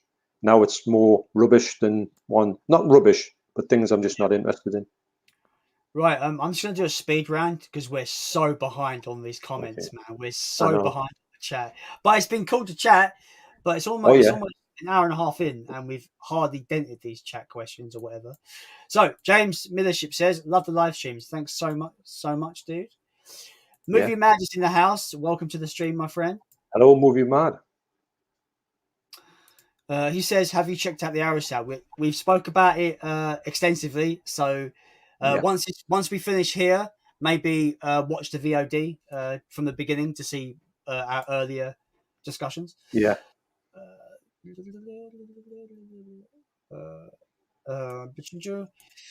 Leon says, just gave Lachlan a sub after your mention, Jason. Awesome. Love to see that, man. I'm subbed to Lachlan.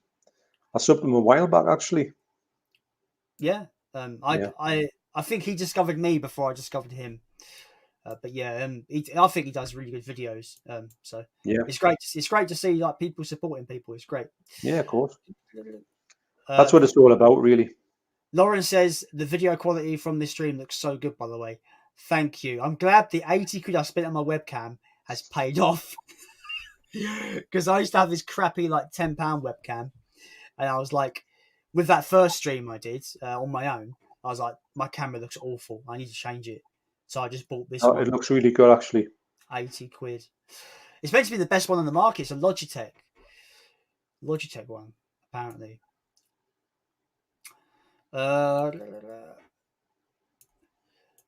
Luke says he just got 2 titles from the Arrow sale from Amazon.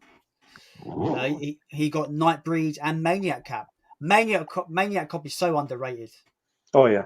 I've got that myself. Really good. Do you know what? I've never seen Nightbreed, so that's maybe one I need to think about. I don't like it. No?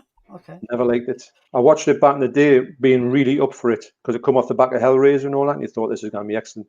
It just didn't connect with what in any way, personally.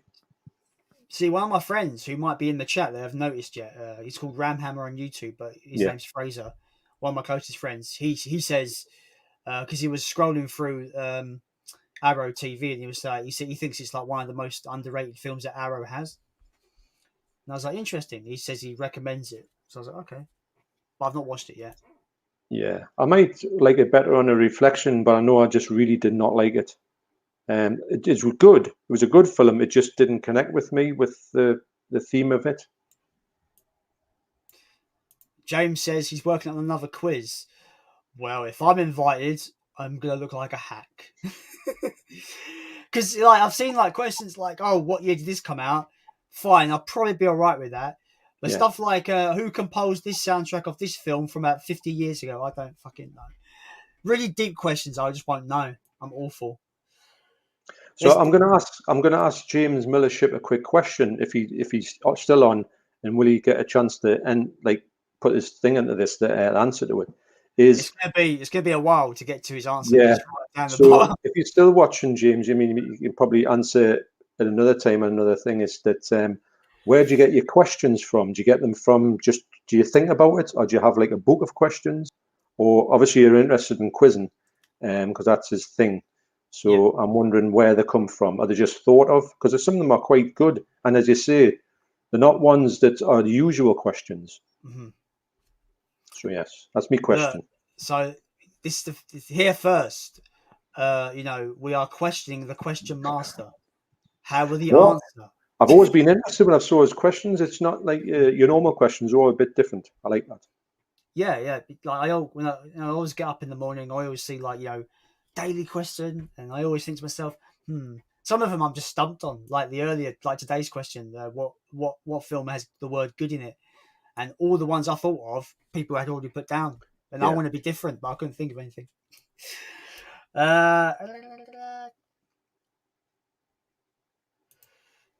Leon Talks Film says, I just watched Shin Godzilla and thought it was so good. Loved his design in that film. Boo this man. Boo! Boo! For me, one of the worst Godzilla designs. It's cool that it kind of harkens to the original 1954 Godzilla. It's cool. But yeah, I didn't like that film. I'm sorry, Leon. Boo. Great, you loved it, awesome. It's cool. Don't be discouraged. It's great, honestly, but I didn't like it. Lauren also says, I love Shin Godzilla. Also, boo. I don't like it. I'm dying to watch it, actually. I'm dying to watch it. Will I be booing you as well, John? Will I be booing you as well? I've got it's got a lovely slip on it, mind. Lovely slip. Yeah, does mine? Mine doesn't have a slip cover. I don't care, actually. Why do I care? I don't even like the film. But yeah, honestly though, guys, if you love the film, great. I wish I could love it like you did, but I just couldn't. Something about it. My son didn't like it. No, didn't like it. Maybe I'll get on with him then. So that's all good. Yeah. You might do. Yeah. But he's coming in. He said he's watched Kong versus Godzilla versus Kong. I says, oh, but he didn't say anything about it. He just said, I've seen it. Though, right? True. But I was wondering if he was going to say, I thought it was great, or I thought it was rubbish, or whatever. But I'm sure he would have liked it, because he does like his Godzilla films. Yeah. James Millership said, thoughts on I, Tonya? Not seen it. I haven't seen that one, but it's one of them ones that I do want to see. I don't know if it's top me list, but it's always ones I've looked at it and I think, that's interesting. I know the story behind it anyway. Yeah, I know it's got Margot Robbie. She's in there, I think, right? Is she in it? I'm not too sure. I just remember when that actually happened in real life. We were watching the whole thing on the news. It was absolutely mental. So that's why I would like to see it. Oh, is it based on a true story? Yeah, it really happened. Okay. You couldn't believe what was happening with this whole. It was ice skaters, and there were one of the women in it was like nobbling the other one, like deliberately sabotaging her stuff and all that. And it was true, and you just thought, my God. But yeah, interesting story it was. I might have to check that out then. Sounds interesting. We have the guy who puts Carl in Carlinho9 in the chat. Hello, Carl. Sorry we took so long to get to your comment, but we've just been rambling. It's been great. We are doing well, man. We're doing well. I know. You just got here. We've just got here onto your comment. He's a top guy, Carl. Everyone thinks so. Yeah. I love his. He always has such inventive intros for his videos. Oh, I know. I do. He's always a joy to watch, man. Great content, Carl, honestly. Yes. Yeah. James says, John, enjoyed your video on Beat the Scalpers. So did I. Good video, John. Really good. It was funny. It was one of them ones that was in my phone. It was been there for a long time. And I tried it about 2 weeks ago. And I thought, right, I'm just going to, because all my videos are usually off on the fly. I'll put the camera. That's why I make so many mistakes, because I just go straight for it. And that was just a mess the first time round. So I thought, right, today, or when I did it, I thought I'm going to just plow ahead and see if I can get through it. And it worked out. That intro was funny. Can you imagine how hard that was to do? Well, I've got this thing. What it is, obviously the Misfits, they have a devil lock. Yeah. So I went to the pound shop and I got this hairpiece that looks like a devil lock if I put a hat on. Devil lock. So I said to my wife, where's that devil lock thing that I had? She says, I don't know. So anyway, we got it, tied a bit of string to it, and I had it on just to make it look like some kind of hair, so she could pull it off. So, So but she it could took scalp you. ages. Yeah, it took ages. The amount of, because obviously I was just laughing too much. I was trying to be as serious as I can, but that was the most serious one I could do. But with your competition jaw was hilarious as well. So actually, funny. Like you could, at the beginning, you couldn't contain yourselves. No, because I knew I couldn't just cut it up like I usually do. Yeah, I know. Yeah. We put this thing on and we just go straight for it, and we were just cracking up all the time. But we had to keep it. I really just went on all night. But I enjoyed the fact of it's great. I like doing it, but there's nothing worse when you're pulling names out of the hat and you just think, no, that's terrible. That's your third one, and it's really bad, but watchable. Just a bit of housekeeping to everybody. I still have a competition running on my channel, 200 subs competition to win some artwork from me.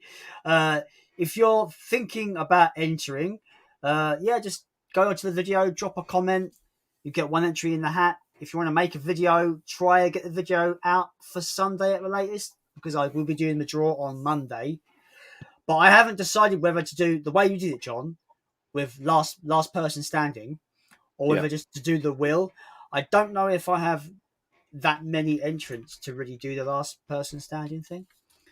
I don't know. Right. I haven't decided yet. But I will be releasing a quick update video tomorrow just to make sure I've got everyone who's entered. That seems to be the go thing to do with a lot of these channels. It is, and you've got to be at this point. I just want to say, and I've got in touch with Jake Blower, which you obviously know that when I did my video, I didn't put his thing into the thing. I feel so guilty about that, and that's the one thing I didn't want to happen. Jake's been very understanding about it, so I just want to say to Jake, really do apologize. So my go-to on that one is I'm going to check the names in future videos. It's going to have to check them names about 1,000 times. Because it's easy to get, it's just slip through the hat when you're writing onto a different piece of paper. But so the note to self is really do concentrate when you're writing them names out. Yeah, especially if you've got them in 3 times as well. I guess it gets even harder. Yeah, I know. Yeah, because when I was formulating my comment, I wasn't sure if I was going to give video entries 3 entries or 5 entries, but I settled with 3. Yeah.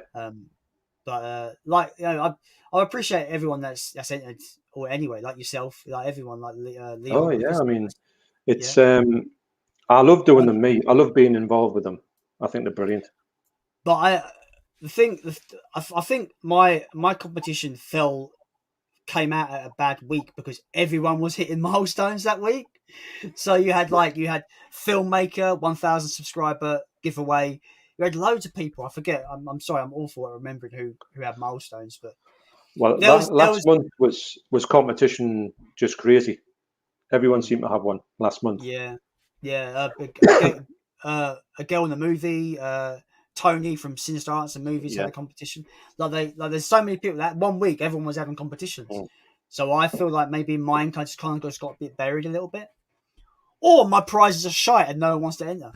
That might be the reason. Well, I can tell you what I know. I've got which is sitting in the garage there, ready to go on the wall.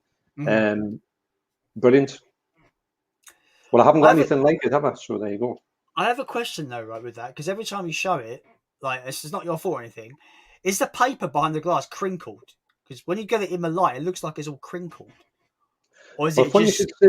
I know what you're saying, but if I put it in a certain way, then probably it does. But if you look at it head on, it doesn't look crinkled.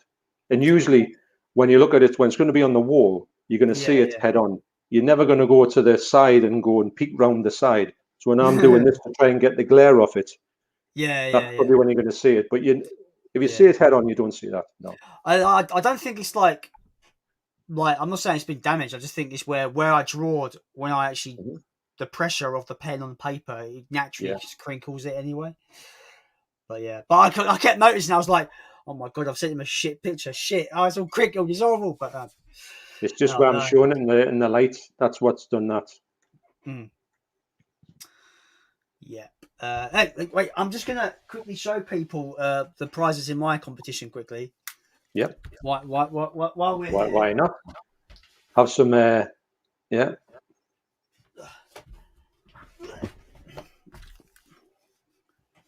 Right, so my 200 subscriber competition, third place, you can win this drawing. See, now I'm getting glare. Fuck's sake. Yeah, you see. Yeah, it's really hard to knock that glare on glass. Yeah, so it comes with the frame as well. You get the frame. So third place is this Pennywise picture that I drew. It's I like purposely that. that small because Yeah. I wanted to test myself how small I could draw.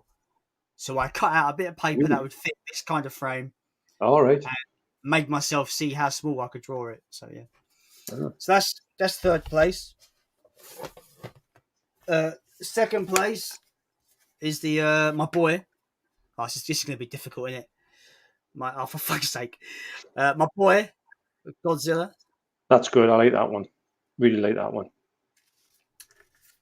And then first prize. This is technically only first prize because I'm really happy how it came out, which is the Joker. I will say I drew the Joker off of a suggestion from Jake Blower. He was like, "Could you do the Joker?" I was like, "I'll try." And then this happened. I was like, "This is going to be a prize" because I'm really happy with it. So That's really nice. Nice and colourful, that one. I like it. I like the hair, the blue hair. Well, the yeah. blue black sort of. Well, it's You know what I green, mean? but I don't know what the Is camera's it doing. really? Yeah, yeah. Joker has green hair. I don't know what the camera's doing to it, but It looks a bit bluey to me, but then again, sometimes my eyesight's not that good. maybe it's the Yeah, camera. yeah, Maybe my I can camera's see that being weird. now. Yeah, that's first prize. So if anyone that is interested in jumping on that competition, jump on the. You do find it on my channel easily. It's there. If you want to just drop a comment in, drop a comment. Can't talk. Now I understand what we've got to edit. We've got to edit this now. I'm fucking up.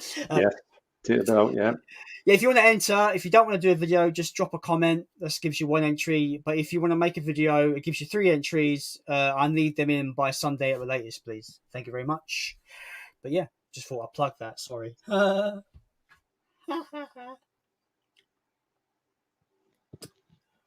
don't know. Okay. James Miller says, "Have you started working through your bargain Disney collection?" I have not, but I have made a video just showing it off. Really, for that's coming out on Thursday. Yeah, John. I don't know if you've noticed. I picked up a really good Disney Blu-ray haul. It's like did you 18 make a video Blu-ray. of that one? Yeah, it's coming out Thursday. All right, because I'm sure I've seen some kind of picture of you with some kind of stack. Has that been on anywhere? I've posted a picture of what I bought on the Right. Big Paulie's group. I might have seen that. I just remember Yeah, seeing something like that. Yeah. yeah, 15 quid for like 18 Disney Yes. Blu-rays. Yeah, I've seen It that. was crazy. I couldn't believe my luck, honestly. So I got a video of that coming, which is cool. Joe, I was going to do a giveaway today, but we're so behind on the comments, it's not going to work, is it? It's not going to work. Leon says Gamera vs Godzilla needs to happen. Yeah, but we know Godzilla will win.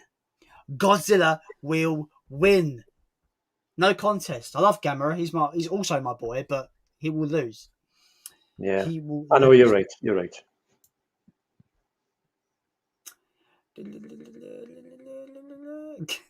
Luke says, "John, mate, it's mad. You kind of look like my dad. It's a bit scary."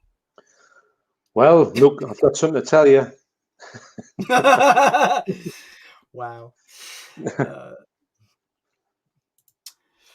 Geek Hijinks review says, "I want Godzilla versus Jet Jaguar next. That would be amazing, especially if they played his theme." Yeah, but they're best mates. They're friends, though. They team up to help fight bloody Gigan and fuck, what's the bloody thing's name? Damn it, I forgot its name. I know what you mean. I don't have it on site. Bollocks! I look Mega like a right Godzilla, hack is it? now. Mega Godzilla's not around at that point. It's before No, that. it's a shower, isn't it? It's a shower film. Megalon. There we go. I knew it would come to me eventually. Well, I was half right. Godzilla versus Megalon. They Gigan and Megalon team up to beat Godzilla, and Jet Jaguar comes in, and Godzilla. It's literally like the wrestling match of kaiju films. It's awesome. Yes, I know. It's cheesy. Right. It's cheesy as all hell, but it's a lot of fun. Oh, it is. Yeah, it's nuts. Yeah, so I don't like Geek Hijinks, let me know. I'll take us about 4 years to get to your comment, but let me know the narrative structure of why they would be fighting, because they're technically friends. So I'll be interested. Lauren says, thank you so much for your kind words. You're very welcome, Lauren. Great channel, great person overall. Oh, yeah. Really great. We have the ghost of the Kermit's ghost. Hello, sir. Thanks for joining the stream. We're probably really Hello, late when Alan. you come in. Yeah, I hope you're still here. If you're still here, hello, Alan. Great channel. I've watched Kermit's Co's channel for a long time, probably long before I did Mondo CHELLOVECK. And I was watching him as just John Perry for, well, what seems like years, probably about 2 years. I've always liked his stuff. Yeah. From what I've seen, I've not seen too much. I must admit, but what I've seen is pretty cool. Well, I think what he does at the start of his videos, he'll put like a sort of bit of information about where he's from, Brighton, around about where he's going to be. Like, obviously we go to HMV, but you go via some kind of public sort of like tourist thing, and he would tell you a little bit about what you're looking at, and you would think, oh, that's really, really interesting. Then he would go and do his hunt, and then he would tell you what he's. So it's quite a good way to do his video. It's his own thing. I don't think anyone else does that, which I like. I like where he's kept to the Kermit gimmick. Yeah. From what I've seen, Kermit's in every video, and he has a Kermit in every thumbnail as well. I'm sure. I'm right. I'm sure I'm correct there. Yeah. It's very Kermit themed, yes. Yeah, I do like where he's kept up, because gimmicks are hard to keep up with, right? If you choose a gimmick like that, the Kermit thing, it's very hard to keep up. It is. With keeping it up.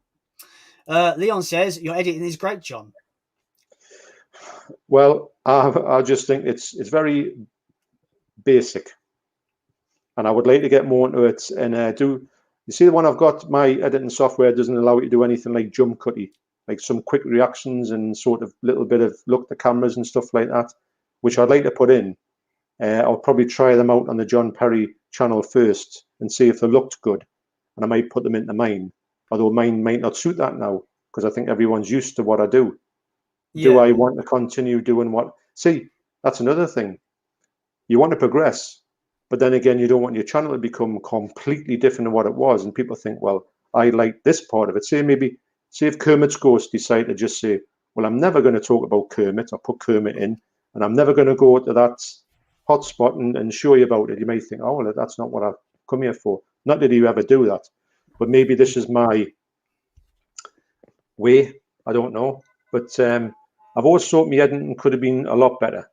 I can see all the problems in it. You know, when I watch my videos back, I'll think, oh, that was terrible. What I wanted to do and what it didn't do. If that's a thing. I don't mean to. I'm not blowing my own trumpet at all here. But like I've got to that point with editing that if I visualize it, I could do it. Like in editing, like kind of thing. But I was in the same boat as you. I was just like, I can't, my editing, because like it all depends what software you're using as well, right? So I pay for Adobe Premiere. I pay £20 a month. You can't buy it outright. You've got to rent. You've got to have it on subscription. So I've been thinking about that. I've been paying £20 a month for Adobe Premiere for 4 years. It'd be 5 years this year. So I've put a lot of money into Adobe Premiere. So some people would say, too fucking right you've learned how to use it, because it'd be a lot of waste of money, right? Not learn it. Yeah. By the way, I wouldn't go to any other software. I wouldn't now. Adobe Premiere is so good. It's so many features. You can do. I've heard great things about it. I do know that I'm going to upgrade to a certain thing. I want to be happy with that, and I'll stick with that. The one I've got, I know I've outgrown its limitations. It's just a free thing, and I do feel like I do want to do more on it, and I'm stuck. But then again, I do them quick.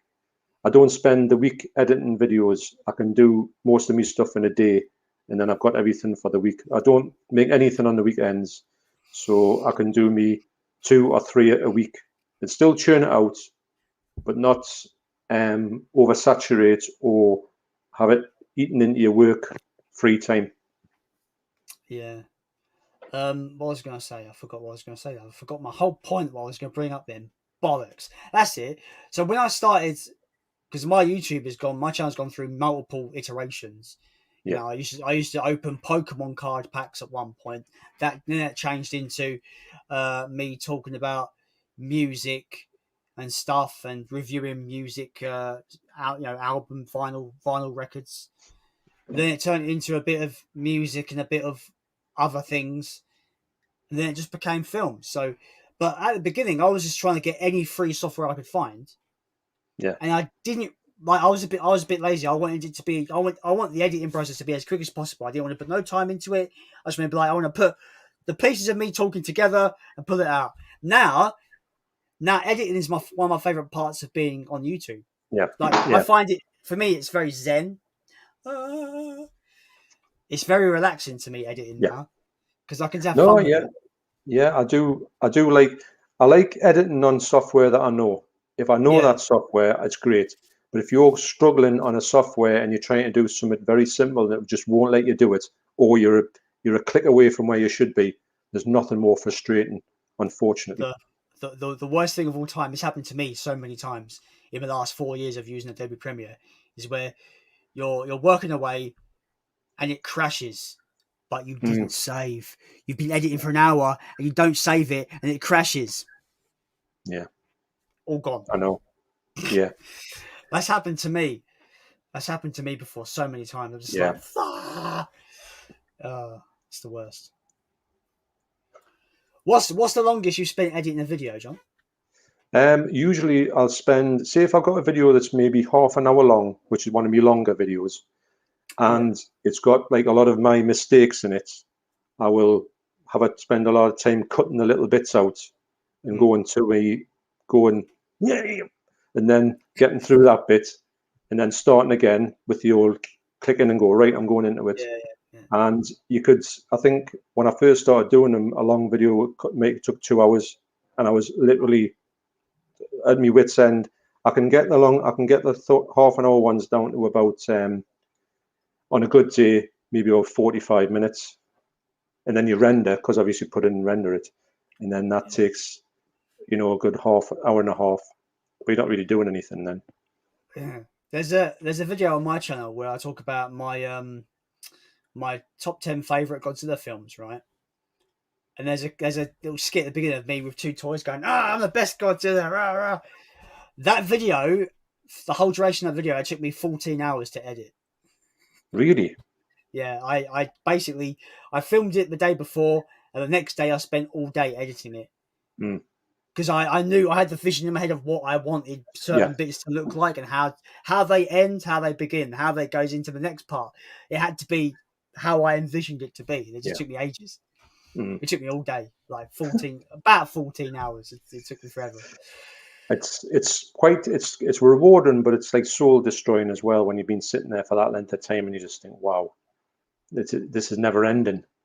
But I know you weren't into like you see, because mine, I know what mine's going to look like, because it's just basically me talking to a camera. But if I was going to edit it, which I would want to put jump cuts and all this type of thing, and maybe daft little, maybe songs, anything in it, I know that would take me forever.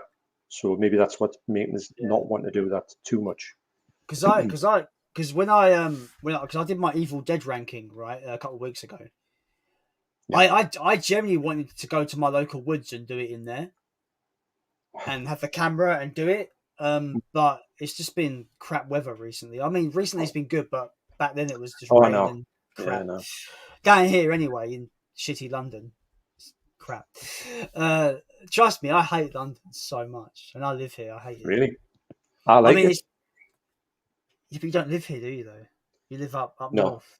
No, I don't know if I could. If I go into when I go to London, like Tottenham Court Road, we usually mince around there, and we're going up and down and looking Soho, all that type of stuff. I can't believe everything's in one place, because I'm looking along and goes, oh, there's Leicester Square, and I turn around and there's someone else. There's someone else. There's a Magic Eye. There's a London Eye, and we were amazed at all that, and we loved it. But I couldn't live there. I couldn't have that as my background for me day. I don't live nowhere near London City. Like I'm Greater London. I'm like I'm closer to Kent than I am London. Yeah. But yeah, I just generally just, the only thing that's good about London, I think, is that I can literally I can get on a bus. I can pay. What do I pay on a bus? Is it like 150? I pay 150 on a London bus. that 150 can get me from when I get on the bus until wherever the bus ends, the end of its journey. £1.50. Right.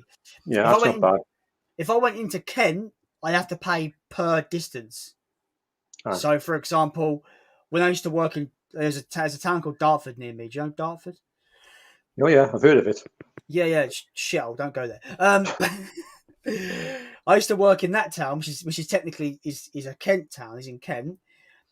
I used to get a train to Dartford, get off, and get a Kent bus to where I had to work. Now that Kent bus was a 5-minute journey, but it cost me £3. Really? So technically, I'm quite fortunate that London buses are super good for like. I want to go from here. I want to be on the bus for an hour to get to where I'm going. 150 for the whole journey. Whereas in Kent, you're Yeah. paying per distance. It's weird. I think London's we good found for the that. transport to be quite cheap when we went down there. You get an Oyster card, and you just I use don't that. have I don't because I've got a contactless bank card. I don't need it anymore. All right. Yeah. I just go boop and just go. Yeah. Anyway, this is not a Transport London stream. I Oh know. my god, we're 2 hours in and we've barely dented these comments. Wow. Lauren seconds Leon. She says, "John, your editing is so good." Well, thanks for that. I do appreciate it, but personally, I don't think it's that good. I think it could be a lot better. I think. I mean, you've got what? You're getting close to 800 subs. You must be doing something right, John. Come on. You must be Yeah, I doing mean, something right, my friend. it's the whole that when it went to 500 and I'd planned to do a competition. I was going to do a competition at 400, but didn't work out because I was really struggling with the stuff. Was a lot of Region A stuff, and I thought, do I want to put it Region A that, like yourself, couldn't really put in for it? So I thought, Yeah. well, I don't want to do it that way, and I don't want to do a few other things. I wanted to give things that were like not just things you can find every day. That's why I give the Hitman was I thought was a good because I'm upgrading that to 4K, you see, and I thought, and the Blu-ray, I've got to admit, the Blu-ray looks absolutely beautiful. You're in for a real treat with that film. I'm not just saying that. You are going to love this this whole journey of this film, this Hitman journey. So Yeah. it's Looking so by forward the to it. time I thought, right, I'll do the 400, and I thought, well, then I'll wait for 500, which should be a fair while off. And I remember thinking, I'll do that, and by the time I thought of that, it had went up to 100 in a week, and I don't know what happened. I don't know why that happened. You know, when you say that must have been because of that, I don't know why it happened. I really don't. So this whole last 200 and odd's just been crazy fast. I think it's a case of just like YouTube's recommended some of your videos to the right people, and they've all just jumped on board. Like that's the only thing I can think of, really. Well, I think when you once you get in the algorithm, whatever that is, Yeah, and you sort of like to get, and that's one of the things I was saying to you originally. I says, you know, excuse me, when you get into a sort of position where you've got that many videos out, maybe it's just because you've got loads of videos out, and yeah. you need to get more videos out. But I don't know what it is. It's just I don't know. I get so frustrated sometimes where I see a channel just randomly pop up in my feed. They have 9 videos and they've got 40,000 subscribers. How? Fuck off! How? Come on! 9. I'm getting close to 100 videos and I'm at 200 subscribers. I don't get it. Yeah, but you see, your channel has started to grow now, hasn't it? Yeah, I'm almost at 250. Yeah, you see, so Have when I I was grown going from since? say 100 to 250, it seemed to take forever. But then again, once you get 250, the 250 to 300 gets a bit quicker and a bit quicker, and then you seem to sort of escalate.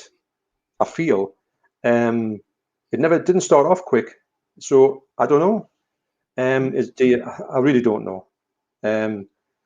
If I did know, I could make a video on it, and I could get 1 million subscribers on that one Oh, video. but it's like I said. There's all these channels trying to give you like the tips and tricks and all this bollocks, Yeah. but it is all bollocks, really. Because Well, those kind of videos are for people that want to cheat the system just to get numbers, and that's not for me. I want to make content that I enjoy that will help my mental health kind of level yeah. off and have a bit of an outlet. Yeah, I think I've always been. I was talking to, I think, Davy Dark from, and now he's got that, the Forgotten Horror channel. He's rebranded himself when he gets loads of stuff out from the vaults and loads of VHS and all that, and it gives me a real trip down memory lane. Love it. And he was talking about the fact of, like your channel growing up and how do you keep grounded. And I'd says, well, I just feel like I'm like old school punk at heart. You go in and you just say, it's not about the system and all, not anti-system, but you go in and just say, right, this is what I'm doing. And I've got no agenda. I can't go in and say, I'm definitely doing this, I'm definitely doing that. Like I say, all these things I've had in me, my phone has been there for months and months. And they're all things I haven't thought, oh, that's going to get me 1 million subscribers. Because I bet you if you did that, you wouldn't get 1 million subscribers off. It wouldn't be even a popular video. So it just seems to be that, like yourself, you've carved yourself a bit of a pathway. You're following that, and if you get to your end figure, which is going to be high, but you don't know when that's going to be, it's coming. But as long as you say, well, it's coming, and it might be 3 years away, or 1 year away, or next week. But if you go and say, it's definitely going to be next week when I'm going to hit the stratosphere, you're just going to lose it, because you can never say that. I can't say, I'm going to be 1,000 next week, because it'll just not happen. You can't make it happen. I didn't make the last thing happen, or at least I knew. I didn't know what it was in my mind. So it's quite hard thing to put in on paper just to say. That's why with this John Perry channel, although it is a bit of fun, there's no promotion behind it. There's no nothing. If it has 1 sub or it has 1 million, it's not irrelevant. That's not what I want to say it. I just want to say that it just is what it is. And that's the view I had with this channel, just to see I'm going on. As long as the people speak to us about my movies, then everything else is, that came along with it. I'm really amazed by what's happened, and I love it, And I never thought that would happen. The fact that this community has come and just said, right, and you're in it, and then you think, wow, because I've been watching these channels for years, and now I'm there on the same level. We all are, aren't we? So it's great, isn't it? It's great, and there's channels of the community in our chat right now as well. All coming together, watching each other's streams, and it's great. I wouldn't change it for anything, man. Like no, like it's become like almost like it's almost like I call it our YouTube circle, because we're like yourself, Leon. There's loads of people that I consider my friends now that are on YouTube. Do you know what I mean? Well, yeah. Because it's true. We talk all the time, and it's great. You see these people as like friends. You don't see these as rivals. That's never a thing. You don't think. Yeah. And I don't think there's any rivalry in it, which is great. Why would there be? Because if there's loads of people got better stuff than you, but you don't think, oh, I wish I had that. I just think, I just like their channel for their excellent stuff that they've got. I'll watch their stuff. I'm happy they've got that. Obviously, there's stuff you think, oh, I wish I had that. But you don't think, well, I'm gonna try and undermine that channel so mine gets better. There's nothing like that. There's nobody stepping on each other to get to another level, which is great, because I know that happens in other communities. Do that. I think the vinyl community is meant to be really, really nasty. Really? So yeah, apparently. So I just don't want to. I'm glad I'm not in that. Glad I got out of that journey then, because that's what it kind of one of the iterations of this channel was. Yeah. I called it Vinyl Valhalla. That was the channel. Right. But it just turned into something else, then turned into the Jason Brett, because I got fed up of thinking of channel names, because I'm awful at it. I'm just going to call it myself, because the original idea was, if I called it my name, then I've got free reign. It doesn't have to be a part of a niche. It could be anything. Yeah. But it just so happened to slowly evolve into this Me Talking Movies, and I loved it. Yeah. Oh, yeah. And I collected anyway, so I was just like, it all kind of just drove into this natural point of Me Talking Movies, and here we are. So I know it's good. It's good. Yeah. I think that a lot of these channels are great with the people's names on them. It's perfectly all right. Yes, it's all good. My friend Jason from up the road literally lives like keeping it 2YT is my friend Jason. He lives 2 minutes up the road from me. Literally 2 minutes. I probably can go out the front door and shout his name and he'll call me back. That's how close he lives. But yeah, thanks for joining the stream, Jason.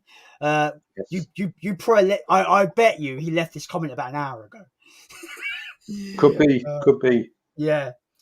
We're coming up to just after just past the 2 hour mark on this. I know. Mind you, it doesn't seem like 2 hours. It doesn't. It goes by. It goes boom. Yeah, it's like Thanos with the bloody click. That's what it's like. Oh yeah. I am inevitable. I am Iron Man. Bosh. Oh god. I don't know where they're gonna go with the Marvel stuff, to be honest. I think Marvel might falter a lot more. That you always thought that Marvel would just be there forever and just blow DC out of the water, but I think there might be a shift now with the whole Snyder cuts. If they do have the head screwed on and don't if they do kind of capitalize on that being a hit and run with it. They've even said that they've cancelled a few projects and they're stepping away from the Snyder verse thing. Really? Yeah. So I don't. Not a good idea, man. Because... I don't. Yeah. What they teased in that film, the whole like the Injustice storyline future with regime Superman. Makes me excited, but I know it makes me excited and sad because I don't think we're going to get we're not going to get that ever. I don't think. No, and even with Marvel, I think Marvel the Marvel Cinematic Universe should have ended with Endgame. Because I came out of that film, I was like, if they make no more Marvel films now, I'd be happy. Because it was an end of a, what was it like? How long? Like 12, 13 year journey. Yeah. So that sort of ended it and then stuck one in the end, which I did like the film, the Spider-Man one, but I didn't consider it as part of that package to have that little tag on the end, because Endgame was the perfect end to that thing that they'd planned literally from the start, from Iron Man to then. It's perfect. And all the movies aren't perfect, but the whole thing is great. Yeah, it's just I didn't get onto those films until quite late. I think I went and saw Guardians of the Galaxy just because I thought it looked good. Mm-hmm. Saw that, liked it, and then I think I bought the box set that had Avengers and Avengers: Age of Ultron in. Watched those two back to back. I loved Avengers. I didn't think old Age of Ultron was very good. I thought it was a bit of an underwhelming film because they act like Ultron's this super hardened robot that kills everyone, but he doesn't. He's a bit shit in that film. But I think it was from what film? I think it was from Captain America: Civil War. I've seen them all in the cinema. Yeah. And, yeah. We've seen a few, not that many. I would say out of the whole of them, we've seen half of them. We've enjoyed them, mind. I've got to admit. Yeah. I think there's some forgettable ones. I thought the Guardian sequel was quite forgettable. It didn't really have a plot. Not as much as the first one. The first one was really good. My favourite out of the whole lot is Thor Ragnarok. That was fun. I just thought it was brilliant. It was really good. I like that as well. I love that the bit. There's one bit that literally made me cry laughing. Is a bit where like Mark Ruffalo, Bruce Banner, he's in the airplane. He's like, I can show you who I really am. He jumps out, expecting him to turn into the Hulk, but he goes boom, just hits the floor. It's so good. The comedy moments in that film are really well done. Oh, they were really brilliant. Good. Yeah. My favorite film in the Marvel Cinematic Universe is quite cliche. Mine's Infinity War. I thought from start to finish that film was sublime. Yeah. And it was Thanos' movie as well. Like, what a way to introduce the big bad. Like, what a way. Great. It was more him than he was the main star. I remember saying, because me and my cousin were right into it and we would go to see him together. My cousin Mark, his name is, one of my best friends one of my best friends in life. And we were both really into it. I think it was, and he was like, oh, we can't wait. And I said to him, I was like, if Thanos doesn't win, if he's not the victor at the end, then they've done it wrong. But they didn't. They did it exactly right. He clicked his fingers. He does everything he planned to do. He did. He sits on his throne, watches the sun goes down. I was like, they've done it. What a way to introduce the big bad. Like, so good. So well done. True. We're so behind on his comments. I'm getting terrified. We're never gonna get through them. Leon says this is like a TED talk. Keep up the inspirational talk, guys. Thank you, Leon. I try to be inspirational. I try. I don't see why you shouldn't be. If you want to just say anything positive, then it's good. The other thing is, I've got very kind of like self-deprecating humor, so I always have to piss out of myself a lot. Oh, I know what you're saying. I do say things like that, and you do all that sort of like how bad you are and stuff like this about that. But it's there's a lot of positives to be made in this whole community. To say, there's nothing better than when you find somebody and you just say to somebody else, "Do you know this person? Have you seen this stuff?" I mean, this person. I mean, we're talking about people who are low, but you can see people who have got like 3 and 4 and 500 that you just haven't seen for some reason, and you might say, "Have you seen this one?"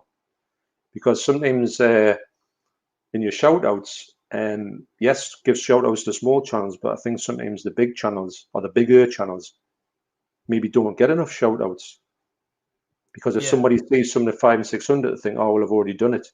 It's like Pete, Blu-ray Bullet Brit, the co-host on the Magpie Movies live stream. Like, I didn't know him until I saw that live stream, and he's got over 500 subs. I'm just like, how have I not seen that channel? I know, and he has a good channel as well. His channel is absolutely brilliant. I tell you what, he's so funny. He's so funny. I can watch him all day.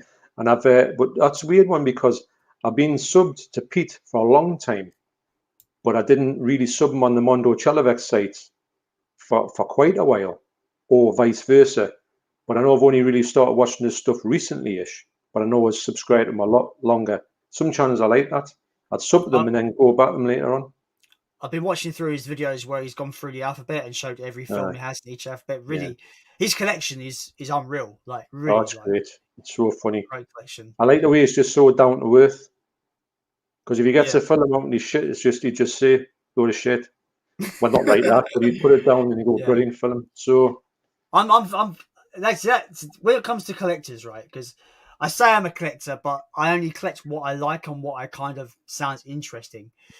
I don't understand these collectors that has a film on their shelf that they don't like, that they think is shit. Why do you own it? I don't understand it myself.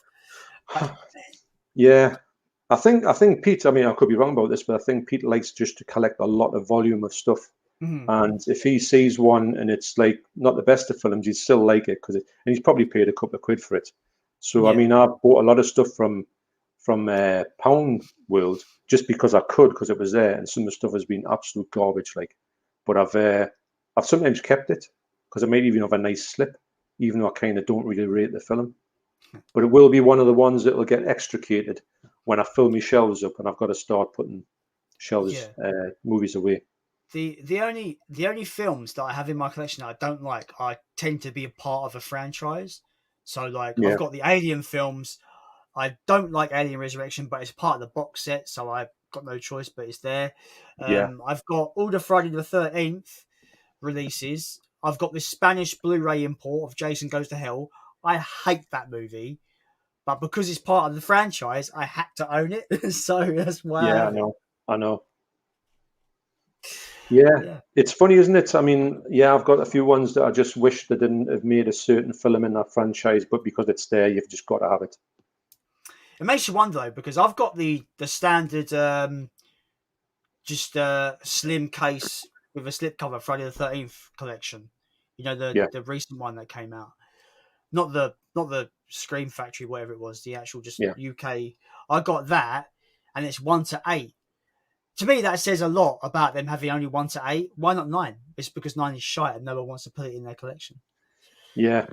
I could understand them finishing at 8 because really they should have stopped at 8 for a couple of years, ditched a few of this kind of reboot type of things, and then they should have went straight to maybe Freddy versus Jason, probably as a crossover, and then they should have went to the reboot and then carried on.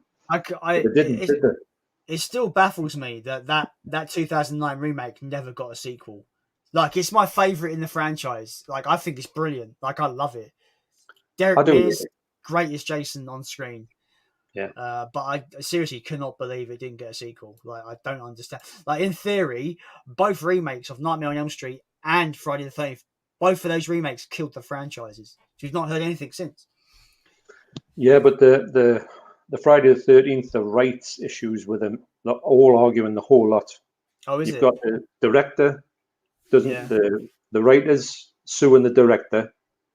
The person who's done the soundtrack is suing both of them.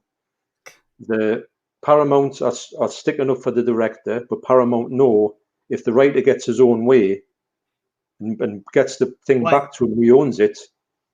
I'm confused. Right. Didn't New Line Cinema own? I swear Paramount sold it to New Line Cinema. I think they did, but I think there's some kind of to do with the fact that Paramount still own the original director, or he's in Oh, cahoots with. right. Uh-huh. So when Paramount will sort of have to maybe New Line or a kind of they've kind of franchised the thing off them, and the sort of with the rights with a nod to Paramount, they'll say, look, we recognise Paramount kind of own this, but we're splitting it out now. So everyone's infighting. So there's no one person who the writer who's now got this. The writer gets the rights to it. He can then say, put some more out, but then he's got to go back to Paramount with it, and then Paramount will say yes, but we're having the original director for it. So it's crazy. It should be sorted out. It's madness. That does make me feel like Scream Factory must have gone through hoops to get that set out then. Well, that's when it come out. I thought, yes, you have got a few films in there that aren't that great, and you could probably live without never seeing again. Mm-hmm. But the fact, same with the Godzilla. Yeah. There's no way on earth that when I looked at it, I thought, there's no. The first thing I thought about this was, this isn't going to be out for long. Actually, it's been out longer than I thought it would be. Because when Toho sort of like spat the dummy out, for want of a better word, they would then stop it. It would be kind of like the other ones, when they sort of even took them off the shelves, didn't they? For some of the older ones. So for me, the Criterion Godzilla and also the Friday the 13th is the ones that, to me, are living on borrowed time for the problems behind them. So I might as well just, when I have the money, dive in on the Friday the 13th set. Just have it before I get the multi-region. I would be amazed if that's in maybe 2 or 3 years' time you'd be paying £300, £400, £500 if you wanted it, because it'll never come. How could it ever come out again? Because these people have been arguing since 2009 about this, and I don't know how did they bury the hatchet to get this box set out. I just don't understand it. But yeah, I personally would say I reckon serious money must have exchanged hands for that set to come out. Well, it had to be, and I think it's all down to the writer, because I think the writer said, I think he got paid for the first film, and he said, I created them characters. But then the original director went and made another franchise out of him. So he says, well, I want money for all that. He didn't get nothing for it. So he's suing them for them, which he'll never get. But I think he's going to spit his dummy out and say, I want all the rights. It's all. Yeah. The thing is as well, though, these kind of lawsuits, they can go on forever, right? There could be no ends to this. It could be a vicious circle over and over and over. Maybe he's doing it on purpose to make sure there's never another one come out in his lifetime. But let's be honest, right? If Friday the 13th remake 2009 is the last Friday the 13th movie, they ended it on a fucking great one. So I'm happy with that. Yes, I know. It's a sort of complete set. It is kind of complete in a way. But it's come full circle, because the last one is a remake of the first one, so it's kind of a complete circle.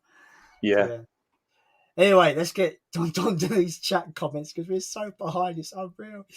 Right, so Lauren, she seconds Leon, and she says, so inspirational, like a TED Talk. James Miller. What's a TED Talk? Do you know? I don't know. I'm guessing it's I'm guessing it's like an inspirational talk thing you go around universities saying. I don't know. I'm awful. James says, are you going to see Godzilla vs. Kong if it's released in cinema? Without hesitation, 100% it deserves a cinema release. Yes, I agree with that. James also asks, are you gonna go out and about shopping trips? I mean, I can't wait for the shops to open. Yeah, I would say I would like to do them. I don't know if I'll be good at them, but I'd like to try them. Yeah, I was talking to Rob last week about it. He was just like, just ask permission, film what you want to film, and do voiceover. So Yeah, I saw that. but like, you know, I'm still not sure whether I'd do it. It just doesn't seem like, I just don't think it, because so many of the channels do it. Like my friends, you know, like a lot of the channels do it anyway. That I don't want to tread on anybody's toes. So I'm like more a case of like, I'll leave it to those guys to do their shop vlogs and stuff. And Oh maybe yeah. I'll just not necessarily do that, but I'll just do pick up videos like I've been doing.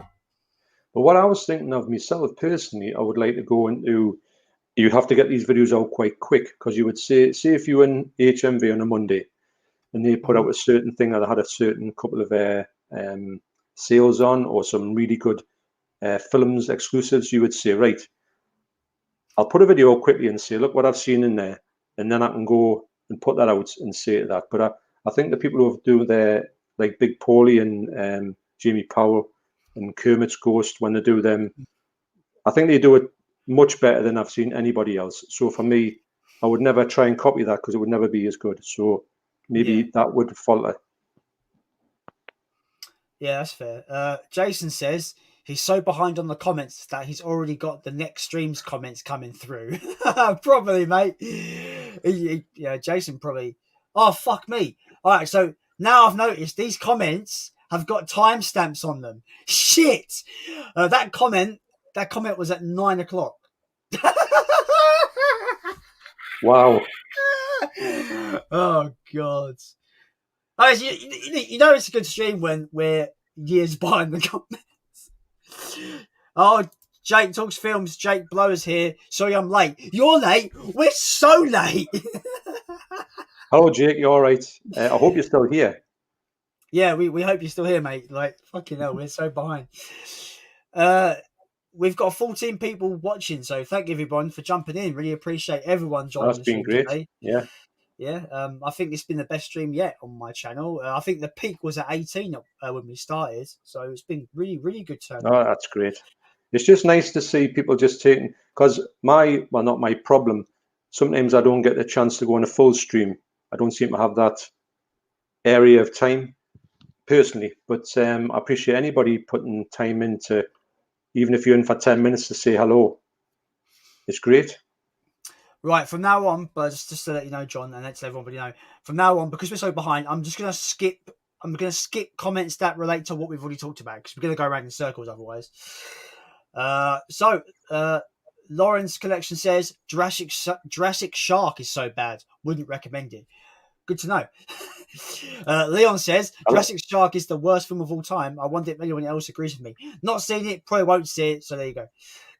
I want to see it now, though, for that reason. That's it's like Big Paulie's got that Waspinado DVD on his wall with his videos, Yeah. and it's a real. I watched the trailer. Wow, that's something. I love stuff like that because you can get a laugh out of it. They're entertaining. Yeah, so the trailer makes it look ridiculous. Lots of people talking about the indie box, the 4K box set. We've already spoken about that. Oh, movie worm in the house, Jordan. Hello, thanks for stopping by. We're super late. Yeah, we're like we're like an hour and a half late to his comment. I can't believe it. this is brilliant. Brilliant. Yeah. Anyway, yeah. Jordan's got a great channel, hasn't he? Jordan, he's probably one. He's the one that sort of helped me on the most back in the day. Big shout outs. And I was like, wow. Really good channel. He's that massive collaboration with everyone was brilliant. Oh, I love that one. I tell you what, that was one of the best things I'd seen to look at on YouTube. It was so well put together. He'd done a really good job on it. I didn't think it was going to end up like that, but he'd done a really spectacular job on that. It was almost like he was like a TV presenter, right? Yeah. It felt like that. Like, you know, it was really good. Like the links were perfect. And Joe, it was funny. Me and you were the only ones that chose creatures. Come on, Virgil high five. Virgil high five. Boom. So we got one little segment, didn't we? Yeah. Creatures. Yeah. Godzilla and Bruce. Who would have thought? Best No. friends. Who'd have thought? I'm skimming through some of these. Talking about they're talking about the Indiana Jones 4K set. People talking about uh, just between each other. I don't know how to pronounce this person's name. I don't know. Juha Oh yeah. Taskana. He sorry mate, Yeah. I'm awful at fucking names. He said he also fell for those Arrow specials.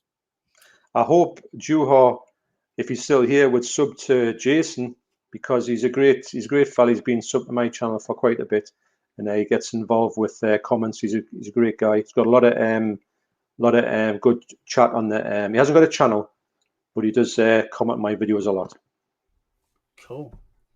So yeah, so any of my subscribers here who aren't subscribed to Jason, I'll say get yourself over there. You've obviously seen him now if you didn't know him before.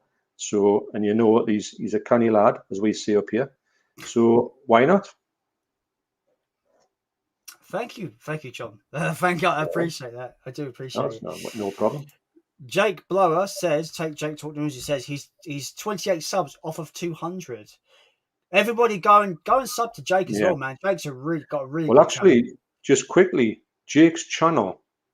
I mean, I think I first saw Jake's channel when he was coming up, and maybe he would have been in 80s, something like that. And I saw it and I thought that looks quite good. And I think I subbed to him on my channel and John Perry channel, so I give him 2 subs to try and get and help him up to 100, knowing that he would do. And look at this.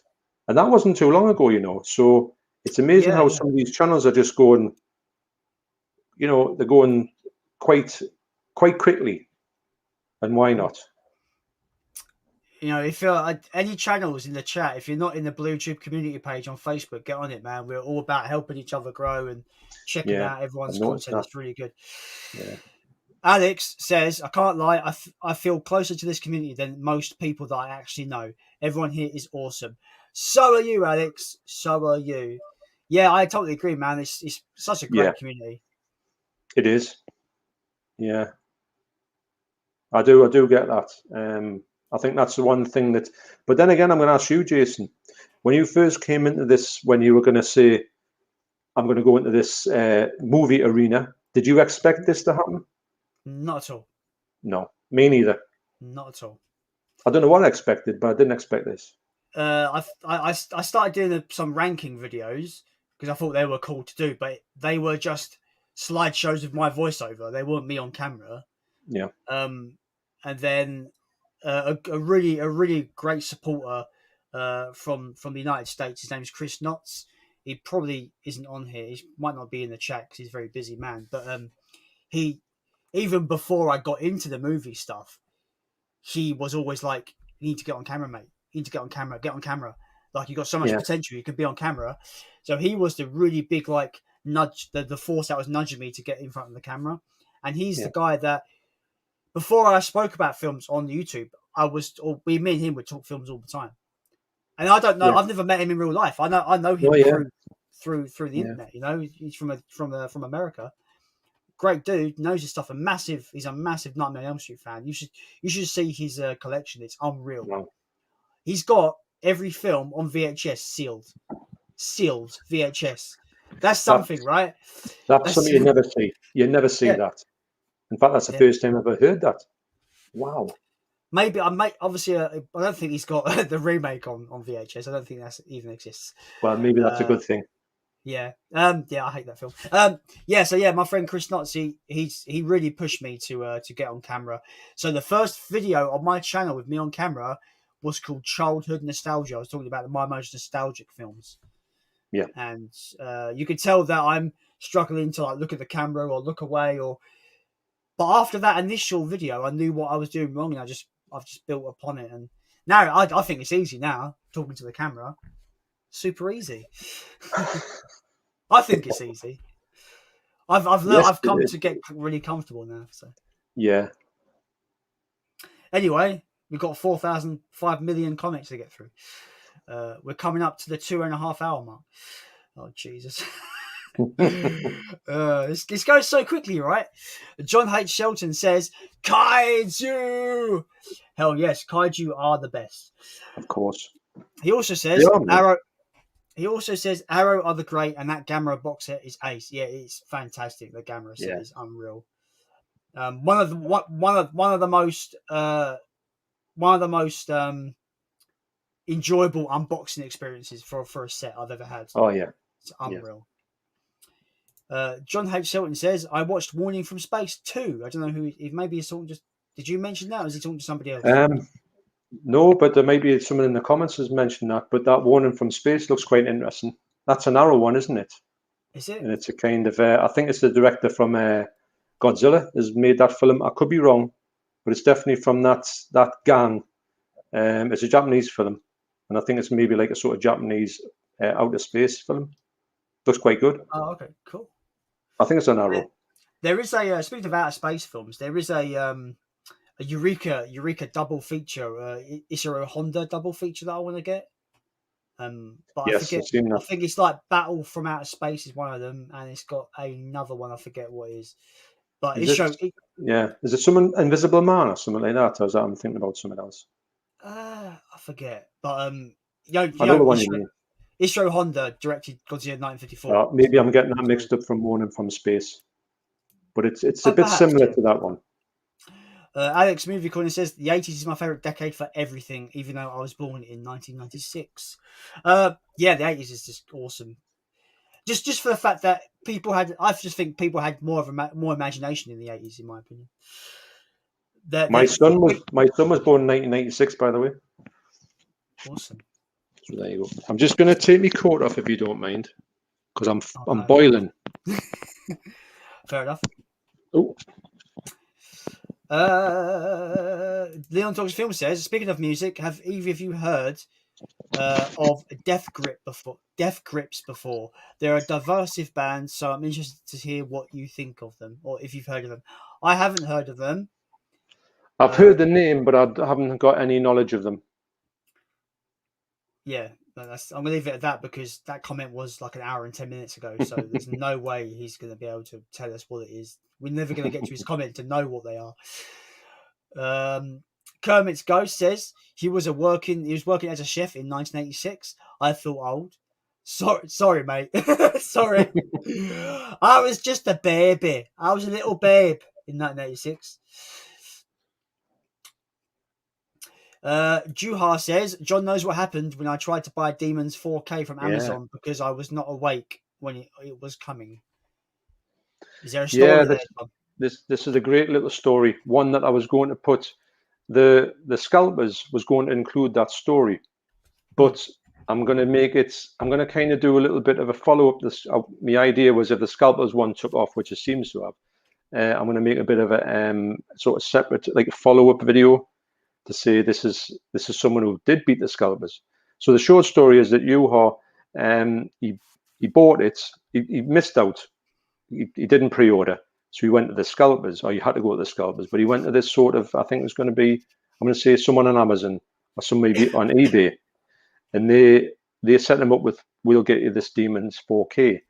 And it didn't come off. Either the people didn't have it, but anyway, he thought that was it. I can't get it. I think there's more to this story than that. I'm just sort of shortening it down. But what he did was, strangely enough, he's got a local shop. I think it's a record shop. Maybe it's sells Blu-rays and stuff like that. And he's friendly with the guys in the shop. And he walked in and someone said, are you still after that Demons 4K? He says, yeah, I couldn't get it. I tried to get it. He said, well, somebody had pre-ordered it, but they haven't been in and picked it up. Do you want to buy it? He said, yes, please. So he picked it up and he got it from the shop. From a shop, can you believe it? Demons 4K. So and for a normal price as well. So, wow. So that was brilliant, that, like. You don't hear that happen very often, mate. I was so pleased for him as well because he really tried hard to get that Demons 4K. In fact, the Scalpers thing was kind of, when I was doing it, I thought he was involved in this whole thing because he didn't get to it in time and he was in that pot, which you don't want to get into. And he was desperate to get this film, but it really worked out for him. So, yeah. Yeah, I think he had but little miracles happen. Yeah. Yeah. That's awesome. right. It was a miracle, actually. Like I said, I'm just skimming through the comments because we're so behind. Philip Baker says Xavi customer services and delivery suck. Yeah, Yeah, I'll agree. I think I've. Yeah. Lauren says Xavier hit and miss. Leon says Xavier dog shit. Yeah, exactly. My friend Jason says I've never had any problems with Xavi. I think they're decent. That's fair enough. It's all about what your experience is, I suppose, right? True. Jason also says I miss NVC when they used to be around. So do I. Yes. But their membership program was kind of crap. Yeah. People talking about. Leon says Jason, come and see is Region 3. Yeah, I know, and I want it. I want to get it. What a film! What a film! I'm trying to skim through this quite. You'll never see another film like Come and See. That's my view on that one. It's a good question. James Millership, favorite character in your favorite horror movie? Wow. I'll let you go first on this one. If you've got any. See, like my favorite character in my favorite horror movie, I don't think the main characters in my favorite horror movie, which is The Exorcist, just to put it out there. I don't think any characters in that are my favorite characters. But I mean, like, if I were to choose a favorite character from that film, yeah, it's probably the demon. I forget what's the demon called in that film. In The Exorcist. Oh, yeah. Pazuzu? Yeah. The start of the show, right? That film. It did. It's the most scary thing in the whole film. Yeah. Oh, there's one. My favorite line in that film is where she does the head turn, and she goes. Obviously, she's been possessed by possession. She's like, "Did you see what she did? Your cunting daughter." It's great, such a great line. That's in a Slayer song, isn't it? Slayer have got that. Yeah, they've got it in a film, a song called Silent Scream. Oh, is it not? Is it that one? I think it's Silent Scream, or it's not South of Heaven. But it's yeah, of course. When I said it, I thought that's definitely The Exorcist. It's got to be. It's great line. Yeah. I just love the delivery of it. The delivery of it is so good. Well, you weren't expecting that one, were you? Wow. I tell you what, I only watched that film in 2017. I watched it as part of a Halloween marathon around my friend's house. Yeah. And we had a little pick at random thing on our phones. We chose it. It came up first. So I'd never seen it before. Blew me away. Oh, yeah. So how good is that film? It doesn't feel like a 70s film. It feels contemporary. It does. And the Blu-ray my friend had, the transfer was beautiful. It just looked so good. It was the ending. Yeah. I wasn't expecting the ending. I was like, what the actual F? Like the ending was just came out of nowhere. Like, what is going on? There's got to be a 4K come out of that one soon. It's got to be. But I won't get it, will I? Because I don't have 4K. Well, I've never seen never. I've got the 4K Blu-ray. Isn't that far out of your reach? If I'm honest, if you're shrewd with it. I mean, I've got this TV behind me. I am thinking of downsizing, to be honest, because it's a bit intrusive. So I was thinking about downsizing. So I might upgrade, downsize, but upgrade to a 4K television. Yeah. What size is that one behind you? 49. Mine's a 49 as well. In my living room, it's quite big. That's what she said. I just lost like 20 subs because I'm awful. This is me. If you don't like me, then why are you here? It's simple. It's me being stupid. Sorry to butt in here very quickly. The one thing that about the whole subs thing I don't understand is, why is it when you put a new video out, you always lose a subscriber? Do you find that? There'll be a time where it's a bit weird. I had a time where it was a whole week. I think it was when I was at 176 subscribers. I remember this week clear as day because it was like 176, next day 175, 176, 175, 176, 175 for the whole week, up and down. I was like, am I ever gonna get past 176? 176, 175. That's all it was for like a whole week. Yeah. It's nothing, it? You just can't. Yeah. But sometimes it doesn't happen all the time. But sometimes you say, right, I put a video out, and you can literally go and then check your sub count straight away, and you've lost one. You think, but they haven't even seen the video yet. But I don't know. I don't know. It's funny. It's something I don't understand. I love what I love. I love the bots. The bots are the best people because I remember this is when I had my podcast, right? So we put up this podcast episode as a premiere, so it wasn't out yet. It wasn't out for another 2 days, right? For example, I get a comment on this video for a premiere, not even out yet. This bot going, "Great video, guys." I'm like, it's not even out. What are you doing? So stupid. Bots are the best. I wonder if bots subscribe to you. Now, there's the thing. Well, there is channels that cheat, don't they? They pay a service and get a load of bots to come and. So my things just switched on there, and then he died. You know What happened? You know, one of them. What's it called? You know, your Alexa things. I'm not going to say it. Right. It's just come to life. I thought it was some kind of exorcist thing in the corner. Sorry about that. My brother's got my brother's got an Amazon Alexa thing in his room, and he's got those smart bulbs, so you can go Alexa lights, turn the lights on and stuff like that. Yeah. And I go in there and I go, "Alexa, why are you such a dick?" And she's like, "I don't know that answer to that one." I'm like, "You fucking idiot, you fucking stupid robot." Oh, it's funny. What am I doing? Okay, right, yeah. So Luke says, I've gotten 2 from the Criterion sale on Amazon on the 28th. I ordered, and I'm not going to get them until the 10th of April, which sucks. And I'm a Prime member too. Amazon's been really up and down lately. They've been really bad.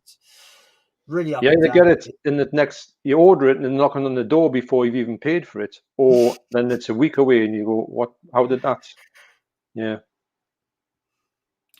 Yeah, I've pre-ordered something before where it's like a day before it's due to release, and it's like, "Oh, you won't get it until the week after," but I get it on like the next day. I'm like, "Oh, okay, cool." Yeah. Or I'll pay for next day delivery, and it'll say, "Sorry, we're going to be late. It's not going to come for a week." I'm like, "But I've paid for next day. I expect next day, you bastards." Yes. How is that right of them to say, "Sorry, we can't deliver it you the next day, even though you've paid for it"? They should be obligated to get it to you next day. If they can't get it to you next day with what you paid, they should refund you the postage. Exactly. Winds me up. But right, where are we? Right, Jason says we're still at the start of the comments. There's enough comments here to see you through another 3 streams. Just write them down, and then you can do, a virtual stream on the virtual comments. Wow. Right. It's almost 11:15. That comment was at 5 to 10. Wow.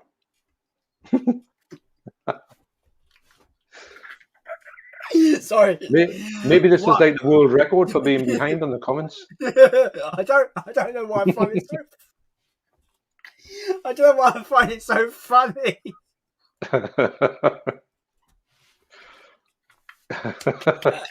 Right, stop, Jason, stop. Right, stop laughing.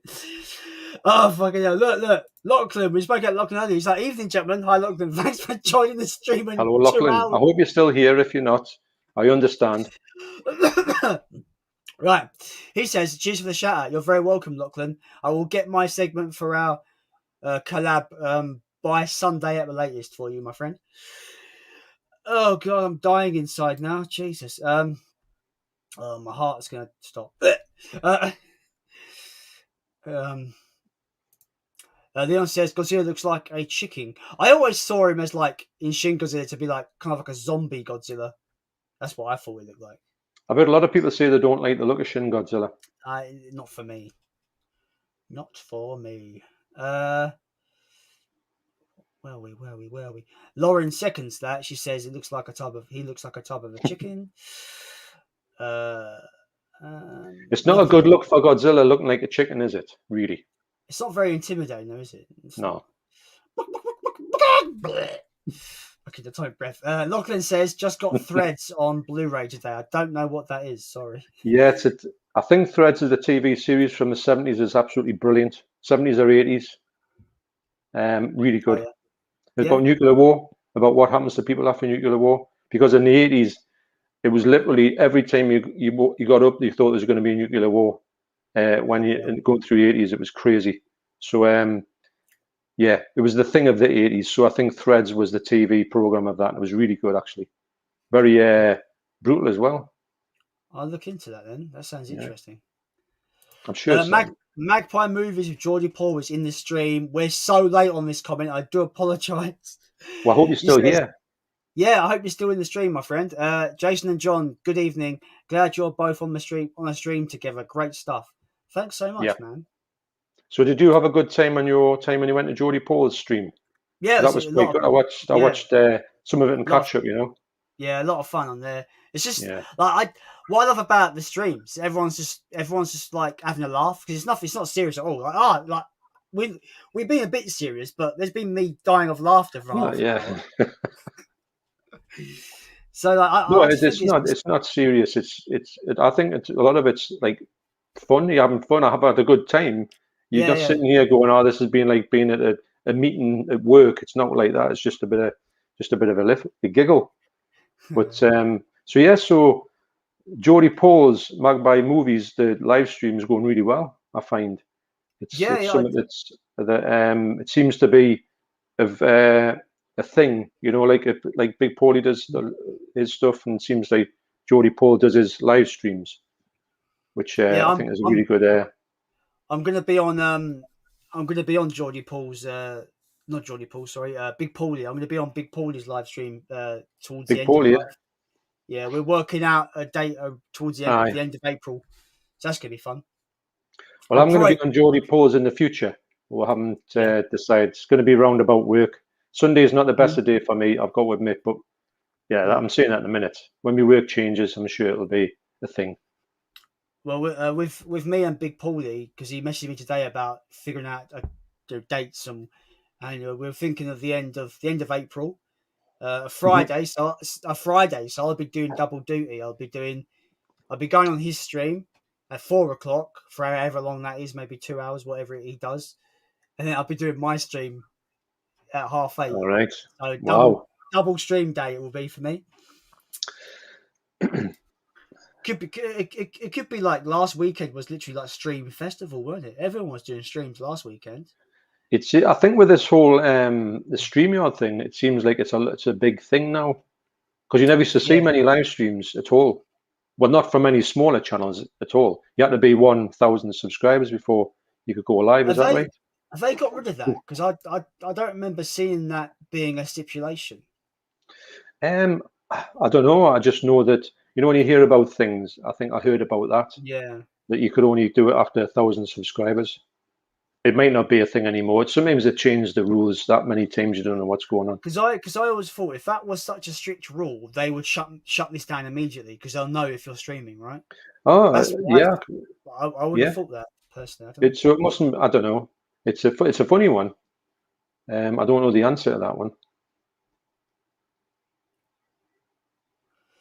Jake says he got Alice in Wonderland animated on Blu-ray from CEX for £5. It's £73 on Amazon.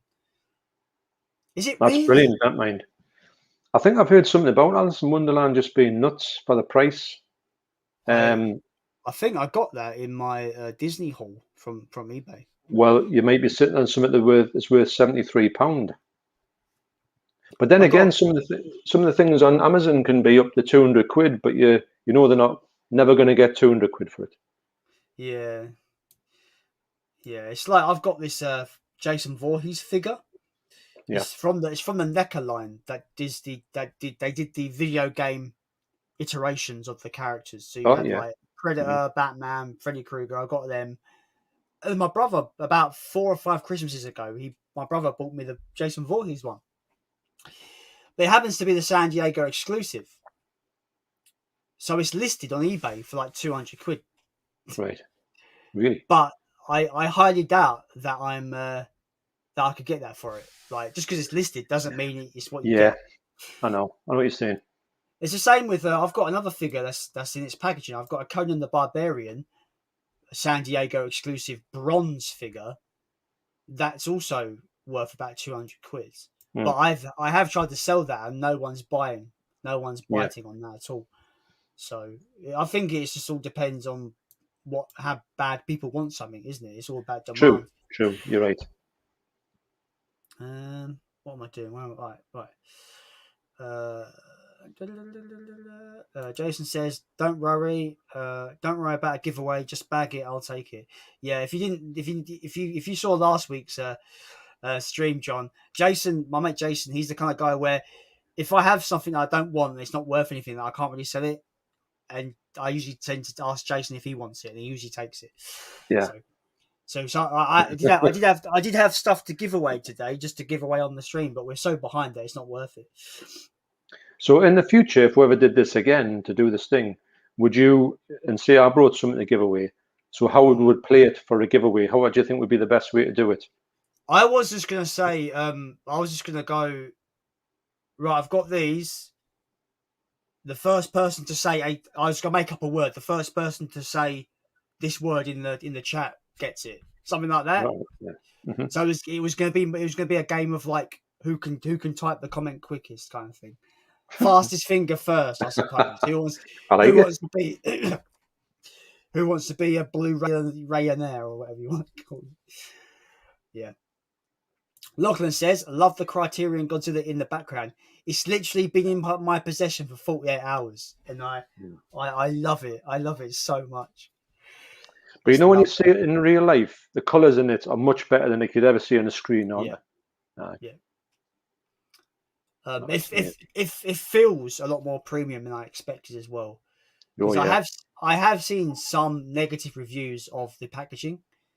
There's one video I saw where Sin ruined it for him. All right. For this guy who did the review, that put me off buying it when it first came out.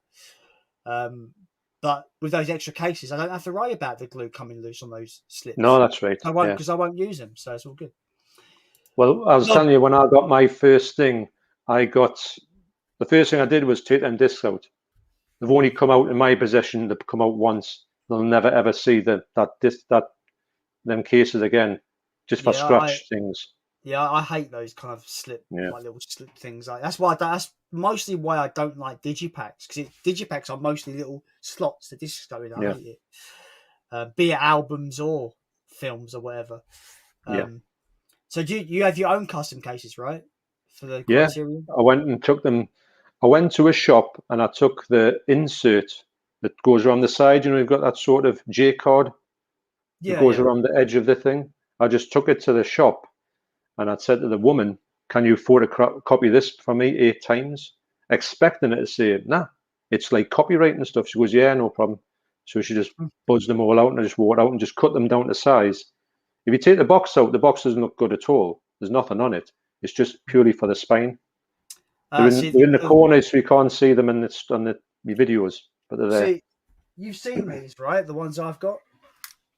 Yeah, go on. I'll show the stream.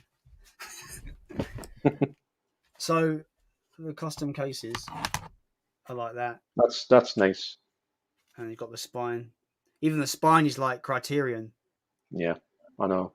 That's good. Good mock-up spine. That. The only thing is the case is a bit cheap. The cases are a bit cheap crap, to be honest. Right. But it's better than those horrible slip bits of slide it in the cardboard. I know, it is, you're right. Look how good that artwork is, though. No, it's lovely. It's immense. Yeah. Yeah, so I'm really happy that this came with these. No, brilliant. So yeah, just me showing off shit now, isn't it? Fucking hell. Get to the comments, Jason. All right. The bounty of Dudun, Robberfest bounty. Thanks a lot, Rob. Indeed. He says, great stream. Thanks so much, Rob. Top guy, top channel. Yeah. Great all He's very funny on the streams, I find, Rob. I think he's got a great banter. Yeah, he's awesome. Like we had fun last week. It was great.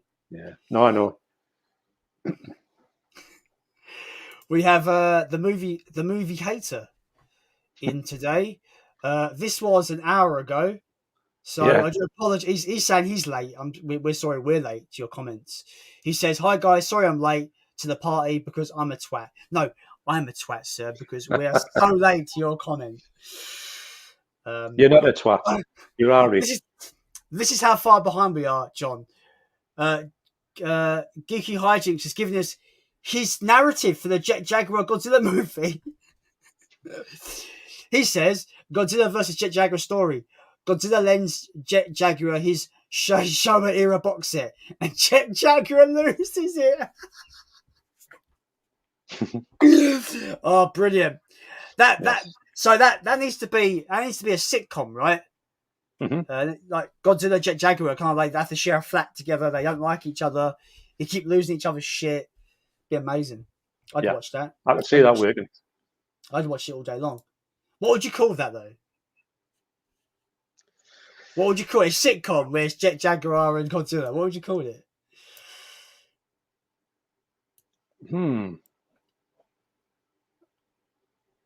Gimme a kaiju after midnight. I don't know. Gimme a kaiju. Dude, where's my box set? Oh, it could be kaiju kindly find my box set.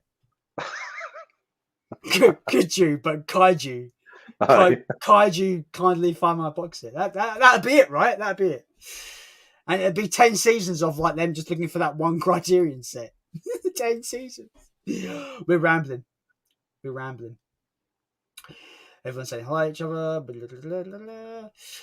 Gigi Hijinks also says, my Willy's Wonderland review took me like a week to edit. Mm-hmm. Well, shit. I would love to do something that would be that much of a thing, but I don't know if I could do that. But you can see it in his videos. You can see he's done a lot of editing in it. It's quite good. He's done a lot of. You can tell it's not just thrown together. It's quite classy for a small channel as well. That's another thing. Going back to a small channel, you think he would grow into it, but it looks as if he's a big channel for his presentation, but he's not at the moment. But he will be a big channel. You can just tell. And he's a great guy as well. Awesome. I need to go and check out his videos. Oh, you'll like his channel. You really will. I do have like a bunch of channels that I'm just like, I need to get on them at some point. You know, like I said earlier, it's hard to keep up with all these great. It's like I'm a big wrestling fan as well, right? There's so much wrestling out every week that I just can't get to all of it. It's too much. You have Monday Night Raw, just 3 hours. You have AEW Dark, 2 hours. You have NXT, 2 hours. AEW Dynamite, 2 hours. SmackDown, 2 hours. And if you're lucky, you might have a bloody end of the month pay-per-view, which is 3 hours. I haven't got enough time to watch that much wrestling. Yeah, so my son was well into that, so I know what you're talking about. It was never off the telly. Yeah, so much of it. I just tend to watch highlights now. I can't be bothered to watch the full shows. Movie hater says London for life. No thanks. North London. Cool. Coolio. The movie hater says, oh wait, this is a stream with Mondo CHELLOVECK, which will probably mean it'll last for at least 72 hours. Well, why not? Hey, we should see if we could do 72 hours. I wonder if there's a record for the longest live stream in history. Well, I don't think I can because on the free version StreamYard, you only get like 20 hours per month on the free version. So. Oh, really? Is that? I didn't know that was a thing. I thought you just went on and did what you want. No, there is 2 paid tiers that give you extra features, which I don't feel like I need. All right, fair enough. You know, like I only plan to do like 2 to 3 hours a week streaming, which 20 hours is enough because for that. So it's all good. My friend Jason says I'll have 5 videos tomorrow, and I'm on 19 subs, so doing better than me at the moment. I mean, you're doing pretty good for having 5 videos, and you've only been a channel for a few weeks, Jason. So You're doing pretty damn good, I think. And remember, like we've been channel. Me and John have been had our channels for a lot longer. So I think for the fact that you've only been going for a few weeks, you're doing really well. 19 subs is nothing to scoff at, mate. It's not, and I don't care how big you are, everyone had 19 subs at one point. Yeah. And everyone was thinking exactly the same thing. I wonder what's going to happen. And you get where you get. And Jason's next comment is brilliant, by the way. Jason says, I entered the stream at 23 minutes in. My first bloody message gets read at 2 hours, 4 minutes, and 51 seconds. That's brilliant. Yeah. Brilliant. That's some good number crunching right there. And it definitely, it'll always be Jason to mention something like that because he literally lives 2 minutes away from me. So he's always, he's so quick to point out things but he does it in the, he's taking the piss, which I find funny because I know. It's all good. Geeky Hijink says, that's funny. That's funny. The exact time waiting for the bus, for a bus in London. Yeah, don't we fucking know it? London buses are awful, by the way, for waiting around. I don't drive, so I have no choice but to get buses around. I wouldn't like to drive in London at all.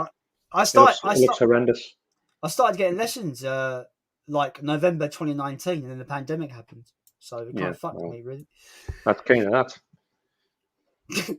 Jason says, then 2 buses turn up. Exactly. All the time. Yeah. Oh, you're right. Oh, it's awful. Oh, London. I hate London. Talking to each other. Blah, blah, blah, blah, blah, blah. Leon, Lauren says, I am loving this stream up to now. Oh, thanks, Lauren. Really appreciate that. I wonder if Lauren's loving it now.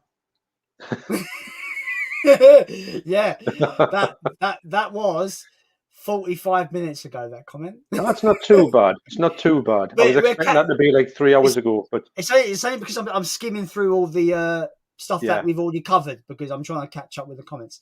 Leon seconds her comment with, this stream is great so far. Loving it, guys. Thanks so much, Leon. That's good to know. That's great.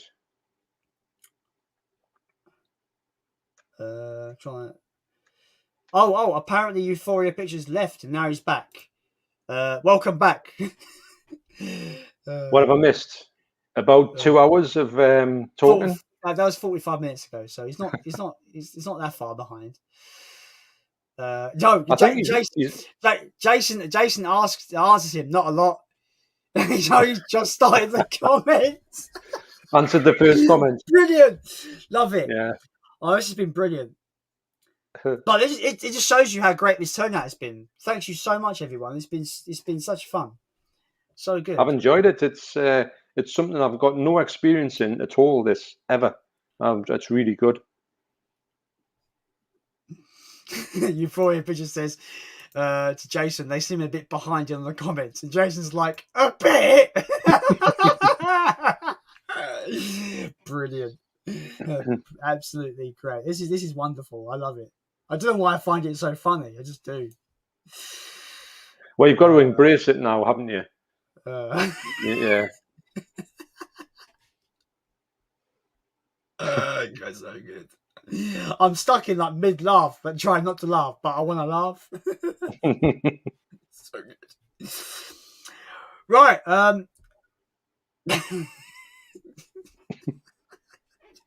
Jason says 14 people ain't watching there. There's 13 people asleep waiting for their comment.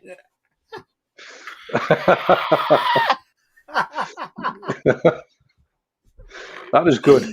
That is good. Touche, Jason. Really good, actually. Yes. Got to clap you on that one. That's very good. Oh, fucking hell. Did you expect this, John? To be on the stream with me? Did you expect this? Well, I'll tell you what, you should do a screenshot of that one there. If you ever want to put a screenshot out to see what happened, just do it with that thing on there. We should all point at it. Let's do it. I'll press a print screen. Yeah. So we're gonna Yeah, I can't do it because I'm too much. Ready? Right, that's it. I've done it. Right. I mean, this has been good for us to kind of get to know each other Oh yeah. in person, sort of, rather than I know I appreciate every comment you leave on my videos, of course. But it's nice to actually use our voices to communicate rather than typing.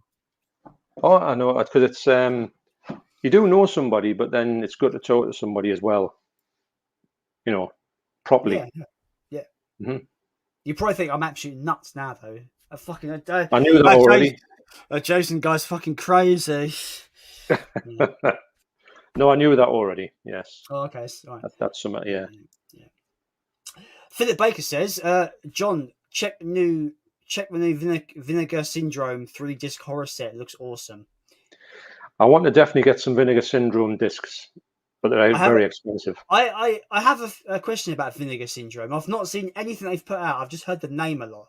Are they region locked? Funny enough, that's one thing I don't know. I don't Okay. know if they are the region locked A. Right.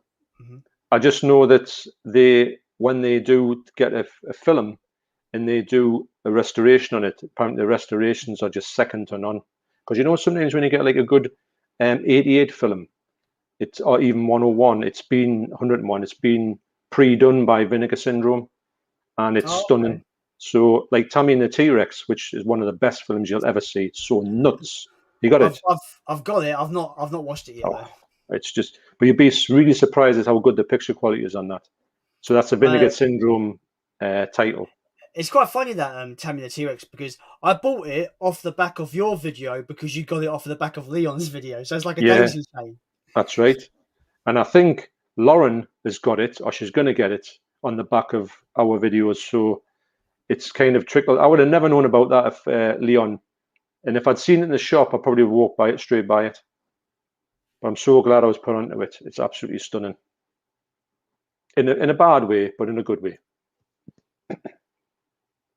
But I will definitely get a Vinegar Syndrome title this year. That's my quest. I've looked at Blue Underground as well, but a lot of it's a lot of it's 4K now, which I can't play because only because their slips look amazing. That's the only reason that's really attracted me to them. Brilliant. I can't fault them. If you can and you get them, just always get them on a pre-order, because by the time it comes in, anybody selling them in the UK, they're selling them for much more. You'd be scalped basically. 4K is region 3, right? Yeah. Yeah. So there's a few companies starting to try and get it locked to their country, but it's not happened as much yet, and I think it's not going to happen. I want to say I don't understand region locking, but I do understand why they do it. But I still think it's kind of just like it's.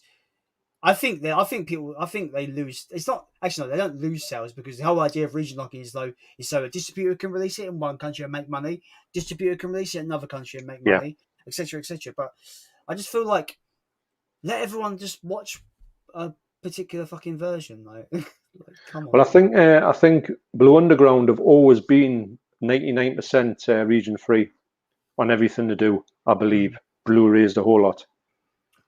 So is that zombie 4K? Is that expensive now? Well, see, I bought it and knowing that the slip would go straight away, so I got it immediately, and I think I paid maybe 30. Or was it a bit more than that? About 33 quid, but I didn't. 36 quid, but I didn't get it from Wow HD. I got it from Diabolic DVD. So someone told me on Facebook, go to Wow HD for your next one, which I did, and I paid £36 for that one. The next one I got in the Fulci ones, which would have been New York Ripper, it was about £10 cheaper. So I'm always going for Wow HD now. So they're not. I'm finding reliable, and I do think I'll get a good deal off them. But you're looking around about between 30 to 40 quid. But you're going to get an exceptional, because these days they're putting the soundtrack in, they're putting the Blu-ray, the CD, the lenticular case, highly limited. So it's great. Awesome. There's a website I've been using recently, actually, to check region coding, which is Blu-ray.com. Yes, I go on now all the time. Sometimes I'll look up a release, find the release I'm looking for, and not all the time, but a lot of the time they'll show you if it's locked to A or if it's region free, Yeah. or they're pretty good like that. So I use that website quite often to check whether it's something I can actually pick up or not. Actually, funny enough, say for instance you were looking for a film, and you say on your stream or anyway on your videos, you say, "Look, I'm going to get this, and it's region A locked," and even Blu-ray.com says region A locked. You're best off asking the community, because you'd be surprised at how many say they're locked and not locked. So if you ask around, say, I want to get particularly, say Zombie was locked, and you say, is it locked? And people say, no, it's region free.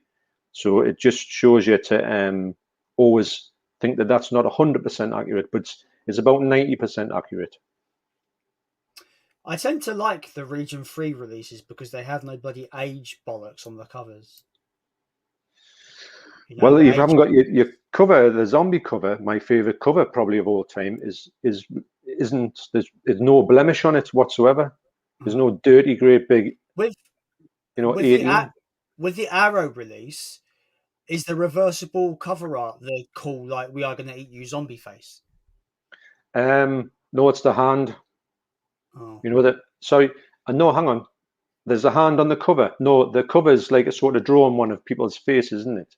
I think. Yeah, but is it got a reversible? Yeah, it's like the hand. Arrows. The hand and this, the sun, the hand, which I think is the zombie flesh eaters, the classic zombie flesh eaters cover, but it's not the classic zombie cover.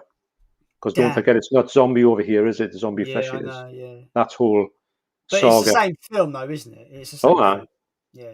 But I want to do a video on zombie flesh eaters 2, 3, 4, 5, zombie 2. Yeah, like that. That's a weird. Crazy.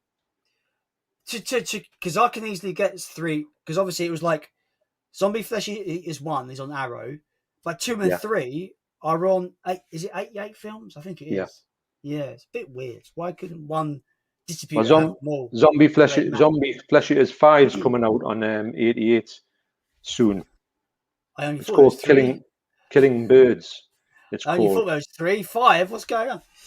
Yeah, well, I've got 4. Zombie Flesh Eaters 4 is on 88. That's called After Death. Great film. It's got nothing to do with zombie. Nothing. Are they good though? For what they are, they're good. Zombie 3 is actually a Lucio Fulci film, although he didn't direct all of it. So he did Zombie Flesh Eaters and Zombie 3. It's crazy. So I've just scrolled down. I've scrolled down the comments just to see. They're taking the mick out of us being so behind on comments. It's brilliant. Thank you, everybody. Everybody, thank you so much. You're brilliant. This is how bad it is, right? We were at a peak of 18 people watching. It's down to 7. People have had it. They've gone. They've like, fuck this shit. We're out of here. Well, it is like it's quarter to midnight, so everyone's probably gone to sleep. Well, that's went over really quick, hasn't it? Because it's funny because you called me on Instagram, did a video call, and I'm playing my drums. You were like, "Hey, hello," I'm like, "Hey, what's going on?" No, how is that? How is that almost 5 hours ago? Someone tell me. Well, it doesn't seem like it at all. Because it was what was it? It was 7 o'clock when you gave me that Instagram. Yeah, it was. I just wanted to run a few things past you. Yeah. How the hell do I get on this site? Yeah. Anyway, it's I'm gonna have to bring this to an end at about midnight. I think. I don't think going any later than midnight is a bit silly, right? It gets a bit silly. We've been going 3 hours 13 minutes. How do you feel, John? I feel all right, actually. It's been good. It doesn't seem like 3 hours 13 minutes, does it? It seems like I would say maybe an hour. To me, it's been good. It's blitzed. It's blitzed. I can't believe it. I really can't believe it. Right. Geeky Hijink says, this stream has been great. Since I got introduced to your channel, John, I've loved all your stuff and made sure to get a bottle of Desperados and watch this stream tonight. Well, thank you so much for thank you so much for being a supporter of John, but also feeling like you should jump onto my channel to watch this awesome stream. Thank you. Well, if anybody's left awake, I will just say again, left awake. if you haven't subscribed to Jason, go across to Jason and subscribe to him, because you know, if I'm talking, well, if I'm on here, I obviously rate the fella high. I do, and I've said that quite a few times. So it's sort of like a thing that you do, don't you? If you support somebody, well, everyone supports everybody else, but you would automatically think that you would think that your subs would go for the person you were sharing the stream with, because that's what I do. If I was to see somebody that wasn't subscribed to one, maybe on Jody Paul's site at Scream, I would subscribe them for that reason, that they're on there, you know. Appreciate that, man. Appreciate the kind words. It's all right. It's just true, isn't it? It's a cool question. Physical Media Madness. This question was asked half an hour ago. He asks, which horror villain would be the best to live with? I think Freddy Krueger, because he could open every tin in the house. You wouldn't have to get a tin opener, would you? You just go Freddy, and you go, and you're done. So you'd have a can opener for a flatmate. Wow, wasn't expecting that. I probably would pick Jerry, the vampire from Fright Night, because he's a vampire. I could go to work at daytime, come home, go to sleep. He can get up, do his shit, do his stuff. Won't bother me because we live together. He won't drink my blood because I'll make sure my blood has some kind of poison that kills him if he does. So I'll make sure I've got the proper, very Batman like all the things all sorted. All my mates I know all my mates' weaknesses. I'm all sorted. So yeah, probably Jerry, yeah, Fright Night. Because that's a good answer, that, mate. I would never thought because you can have a mutual agreement with a vampire. Like hell, in that film he has a little human helper dude that he kind of lives with anyway. So that'd be me. We'll just we'll just swap shifts, and then Jerry from Fright Night. I'm sticking with that. Imagine living with Jason Voorhees, though. You just would have no conversation.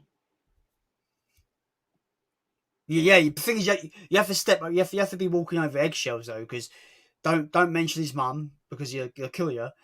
Don't ask him to take his mask off because he'll kill you. Yeah. Don't have sex with anyone in the house because he'll fucking kill you. Yes. You just got to express how you understand his pain. You understand why he wants to kill, and he'll leave you alone. Exactly. Or just hope and pray that you're a little kid, because apparently he doesn't kill children. I mean, little kids. I mean, teenagers, he cut them to pieces. But oh yeah, once you hit puberty, you had it.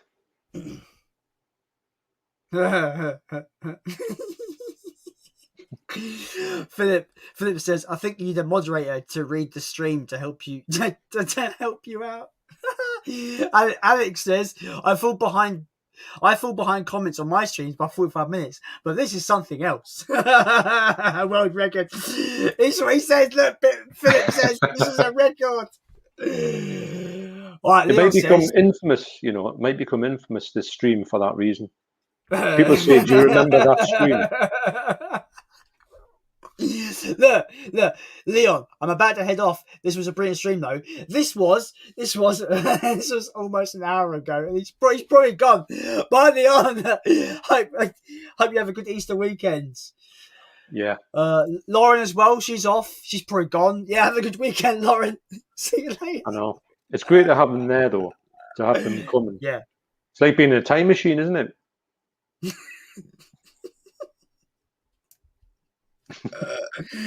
This is brilliant.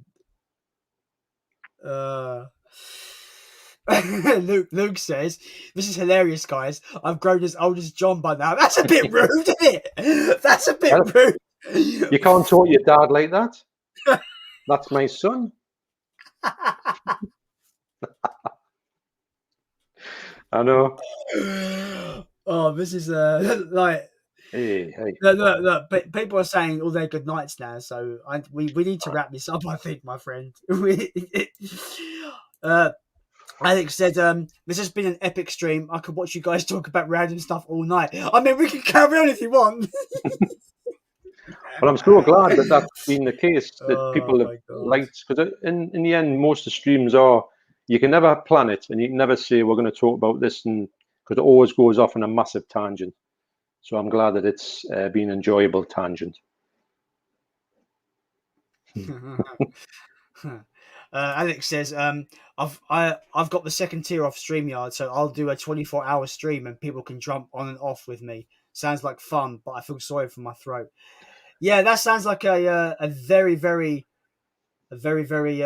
deep dive into stream life. So how many tiers are there in StreamYard? Is there a few? There's the free version. It's paid, but it's like, I don't know what it's called, but it's like £25 a month or $25 a month, and then you've got the ultimate package, which is like £60 a month, $60 a Really? month. Like I think if they charged you, I get confused. I looked at it once and I just didn't care. But to put it into perspective, if they charged you annually, so you paid the whole year in one go, the highest tier would be $120 a year for the ultimate package. It doesn't seem too bad that when you say that. You know, it sounds doable if you needed it.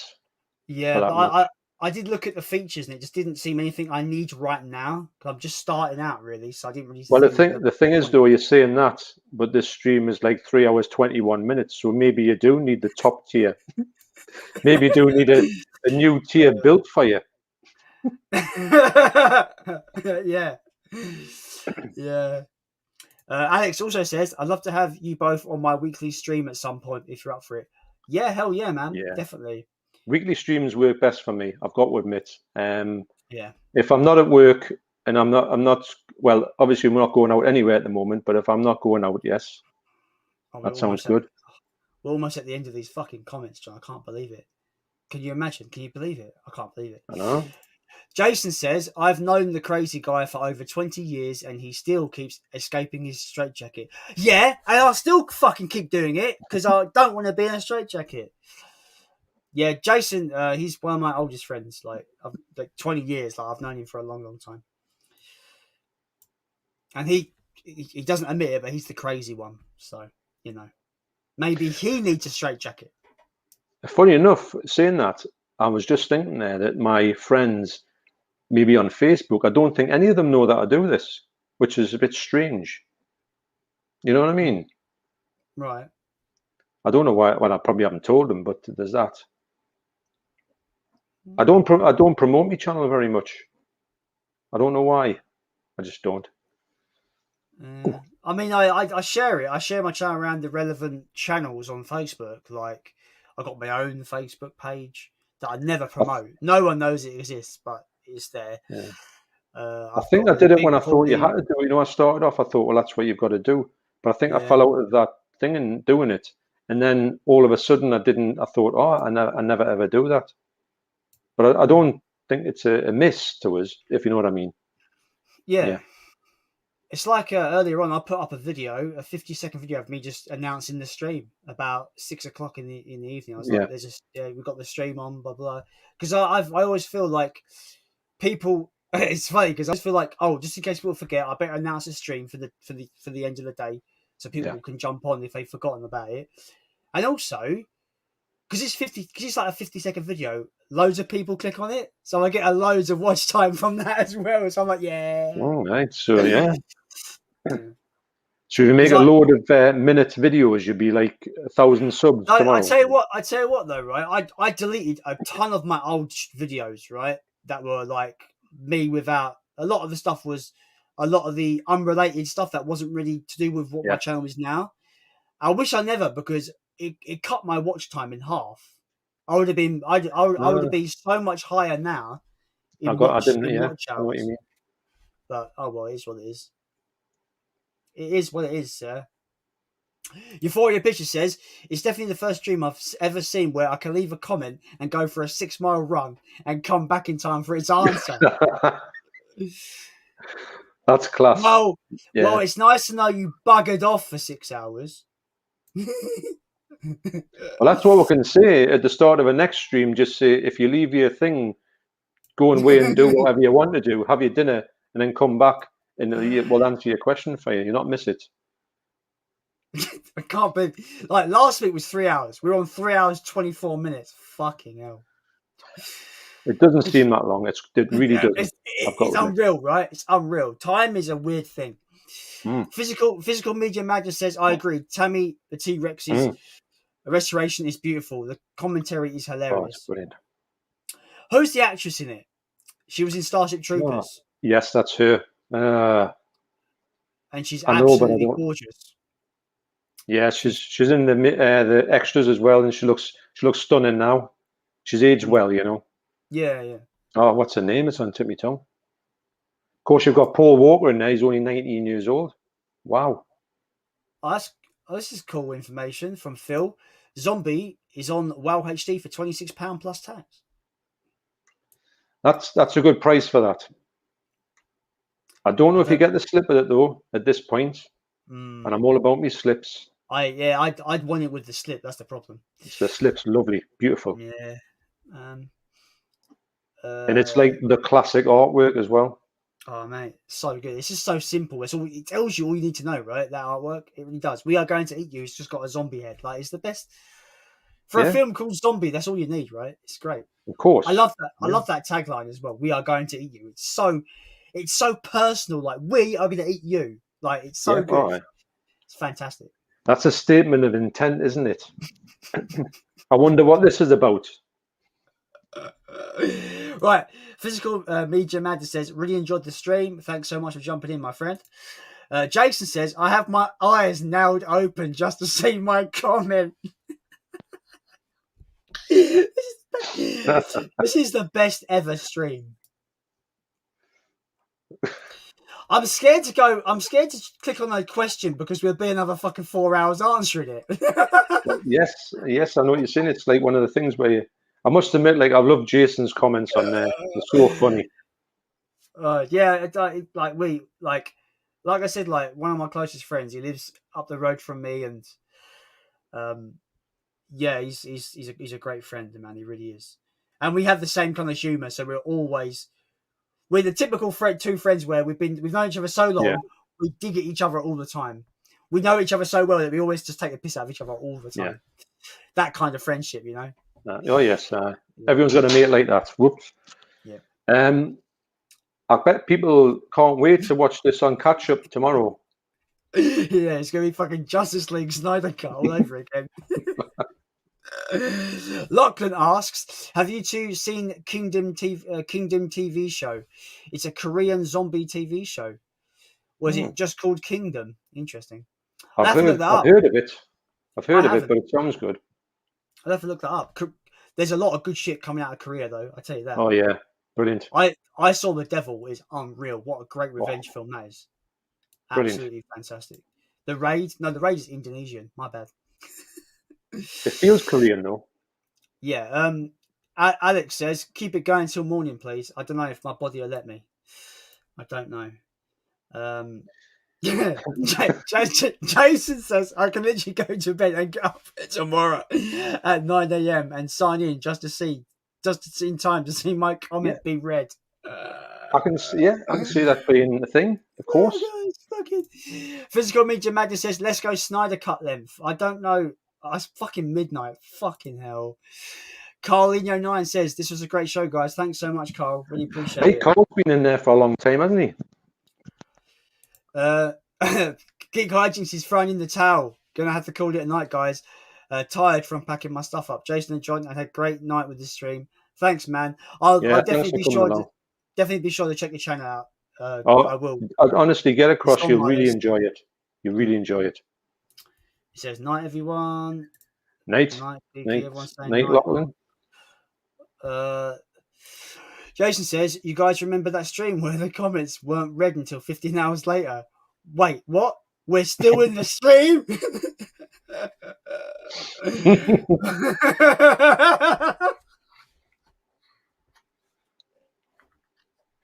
I think Jason should do a stream. Oh, mate, I honestly, I want Jason to come on because it'd be Yeah. great. I think it'd be good. Like, he's not in the movie YouTube circle. His channel's about football, which is fine. But he's still my mate, and I think it'd just be a laugh just to bring him on and have a chat about But I it. think he's that entertaining. He should be on. There's a sort of comedy relief. It'd be good. Euphoria Picture says, just want to congratulate both of you on a fantastic stream. Jason, your enthusiasm is infectious and I love it. And John, you're a natural, my friend. Thank you so much, man. Yes, thank you. I hope I'm not infectious because that's bad. In today's age, that's really bad. Well, it isn't it? Oh my god. We got Tony from Sister. His name is Tony, right? Yes. I got it right. Fucking hell, what a guess. Only just seen this was live. Sorry, guys. Hopefully you catch the next one early. Looks like it's been a laugh. Oh, mate, it's been great. It's been so it's much been fun. good fun, Tony. I'll tell you that much. It's been really, really good. And I know Tony's done a few live streams as well, which is, I think he's done a live stream. But his channel with his wife as well, that the girl in the movie, their on-screen banter is just so hilarious. Me and my wife love watching their stuff. His artwork is on another level. On another level, honestly. Like you think I don't know about you, but you think my art is good, John. Like you know how good Tony is, man. Tony's art is unreal, like unreal, like so good. No, it is next level. I was just utterly surprised because I've got some myself. I saw it in the flesh, and I was like, a bit like your stuff. When you look at it, you go, wow, everything looks better in the flesh. But I'm like, wow, you know. Joe, what's really funny? I think my picture of Zombie looked the best when you were holding it up, showing people on the video. I don't know why. I don't know what it is. Maybe it's just like I'm happy that you've got it and stuff. Maybe I don't know. Maybe it's a psychological thing on my part. What do you mean? It looks the best? Have you seen it for me to be doing that with it? Yeah. Like for me, like when I've got it here, I'm like, I'm happy with that, and then I put it in the frame and I send it off. But when you hold it, I'm going, that's awesome. Like showing it, it looked better. I don't know why. Right. Maybe it's a psychological thing. I know you've got it and you're happy with it and stuff like that. Well, I've got that one. I've got to put on getting frames. I've got Pennywise. And that Pennywise is unbelievable. I tell you what, though, as good as it is, it's pretty scary as well. I could imagine because my garage/studio is always dark, and I would imagine when you go in there, that thing will just get you as soon as you open the door. I'd say as well that Tim Curry Pennywise is scarier looking than the Skarsgård Pennywise. I know, you're right. Skarsgård looks creepy, but he's got more of a human, he emotes more human-like, whereas the Tim Curry one, he almost has emotionless kind of face. That's what makes him scary, I think. Yes, you're right. He looks very nondescript. He looks like a balloon, basically a white balloon. Yeah. And I say that, I'm not really a fan of that original TV. No, I don't care for it. But I love Tim Curry. I think he's amazing. He's great in that. Yeah. I love him in Home Alone 2 as well. Yes. I think he's great. My favourite bit in Home Alone 2 is when he gets slapped across the face and his lip goes. It's just brilliant. Brilliant bit of acting. He's now going to cry. My favourite part of that film with him in it is the bit was like, hold it right there. I mean, it's like puts the video on. It's just like, you've been making out with everyone. It's just like, Elle with a gimpy leg, John, something Cliff, and then she goes like, Home Alone 2 is like my favourite Home Alone film. People think that's controversial, but I love Home Alone 2. No, I prefer Home Alone 2 because it's got better characters in it. It's the same characters, but a little bit better. The bit where Macaulay Culkin's throwing bricks at Marv is comedy gold. Comedy gold. You want to throw bricks? Huh? Go and throw another one. Shoop, shoop, shoop, shoop. So good. Just the sound effects and the Daniel Stern's acting is bang on in that film. I love it. Yeah. He's such a lovable idiot. He's a lovable idiot, Daniel Stern. So good. He is. We're almost at. When I say we're at the end, and there's more fucking comments. Do you mean At there's least still people alive out there? Yeah. Jason says, I'm only crazy when the unicorns take my popcorn and the talking burgers jump on my belly. I want to be taking what the fuck he's taking. He's definitely on summit there. Mendy probably needs summit to be on summit to go at the end of the stream. I want to say, John, as well, I appreciate you coming on. I appreciate you not really having kind of like, I've got to get off at this time. You're kind of just happy just to chat, which is cool. No, I think that's fun. That's a funny thing because I think personally, if I enter a live stream watching it, I do try to go for the whole thing if I can. Yeah. So I would like to go on a one that I know I'm going to get through the whole lot, and I do think that you put quite a few hours away for that. But for this one to come on here, I knew that I wanted to do it on a time when I didn't have a finish time because I'm not at work tomorrow. So it's everything's good to go. If I had to getting up early, if I had all the whole things, I mean, get a crazy time, I would have put so that's been better for me to. Sorry, I keep seeing Jason's fucking comments. He's on fire with his comedy tonight, mate. Jason, you're brilliant. Love you, my friend. He said at this rate the answers will be mailed to you. That is the comment of the night. At this rate, the answers will be mailed. Could you imagine writing them out? Right all your answers. And posting them. And him getting them before we finish the stream. I've just opened the envelope. Thanks for the answer.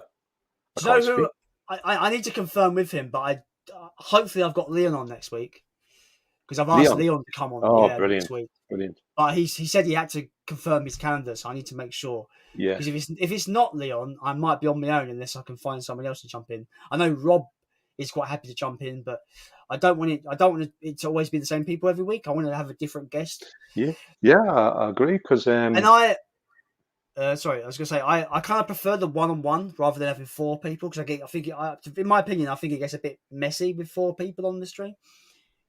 In my opinion, anyway. I think it's easier to start to not talk over each other. Yeah. Yeah. I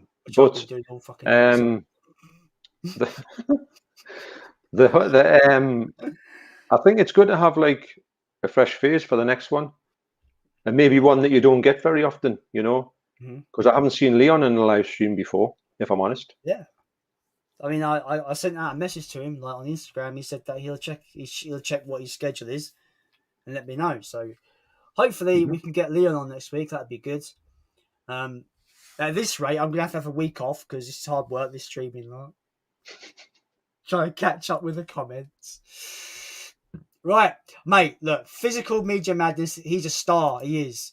I'm in it for a long haul now. He's in it for a long haul, John. I tell you what, he needs everyone to subscribe to him. Bravo, sir. Honestly, do check his channel out. It's really good. It's just started. I think he's only got 14 subscribers, which is criminal. Yeah. No way, man. Oh, that's. Yeah. We need to help him out. But he's a nice guy. I think he's called Jake actually, and I haven't watched enough of him to get the full picture of what he's up to, but I do know that he's quite switched on to what he is switched on to, and I'm dying to see his stuff properly rather than just snippets. But he's a nice kid and he's just starting out, so that's another thing for if he doesn't know about the community to be welcomed in as people are. Alex sends a really nice. He says the people who have stuck it out until after midnight are the real MVPs. Mate, everyone that's jumped on, we still have 9 people watching. How? Wow. How? Dude, everyone, honestly, thank you so much for jumping in. It's gone midnight and people are rocking out with the stream, which is great. Like, I never expected to go this long. I never expected to have this many people watching. I never expected to laugh so much. It's been brilliant. Very enjoyable. Jason says he'll come on, but he'll charge 3 cuppers in the TV. You're not having my TV. We had this conversation last week, Jason. You can't come over here and take my TV behind me. You can't do it.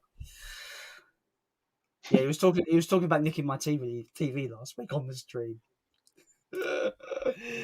Clean 9. Yes, night, guys. It's midnight Yeah. now, and watch the 2 hours on catch up. Honestly, really good. Speak soon. Thanks so much, Carl, for jumping on, man. Only 2 hours on catch up.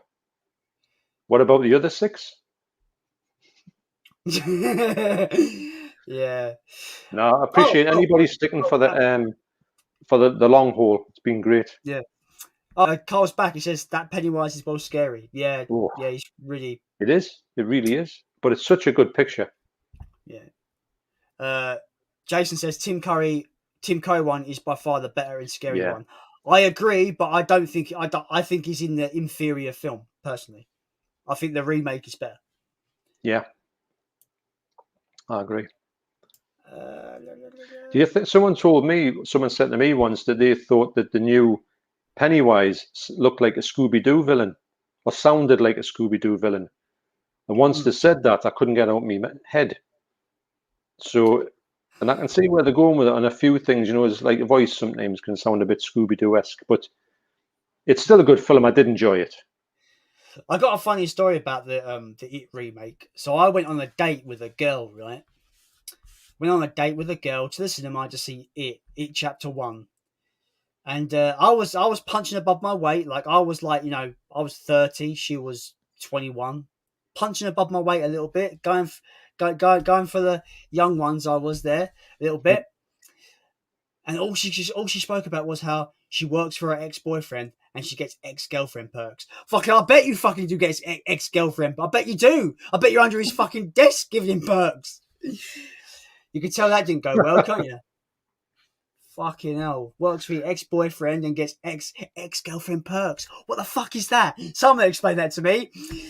To me, that sounds like she's just blowing him off under his desk and he just pays her extra. So is this at the start of the film or the end of it? This is when we were chatting on the internet and then we meet up and then we go to the film. But yeah, she was very awkward to be around. She was weird. Well, that's one thing you don't want to talk about, isn't it? The last thing you put on your list to talk about. Tell us about your ex, please. Yeah, it's bad. That's like preferably never, please. True. But that was for me. That was a red flag right there. Why are you telling me about it? The worst thing you could do is like, hi, I'm Diana. I work for my ex. Yeah. Like it's the worst.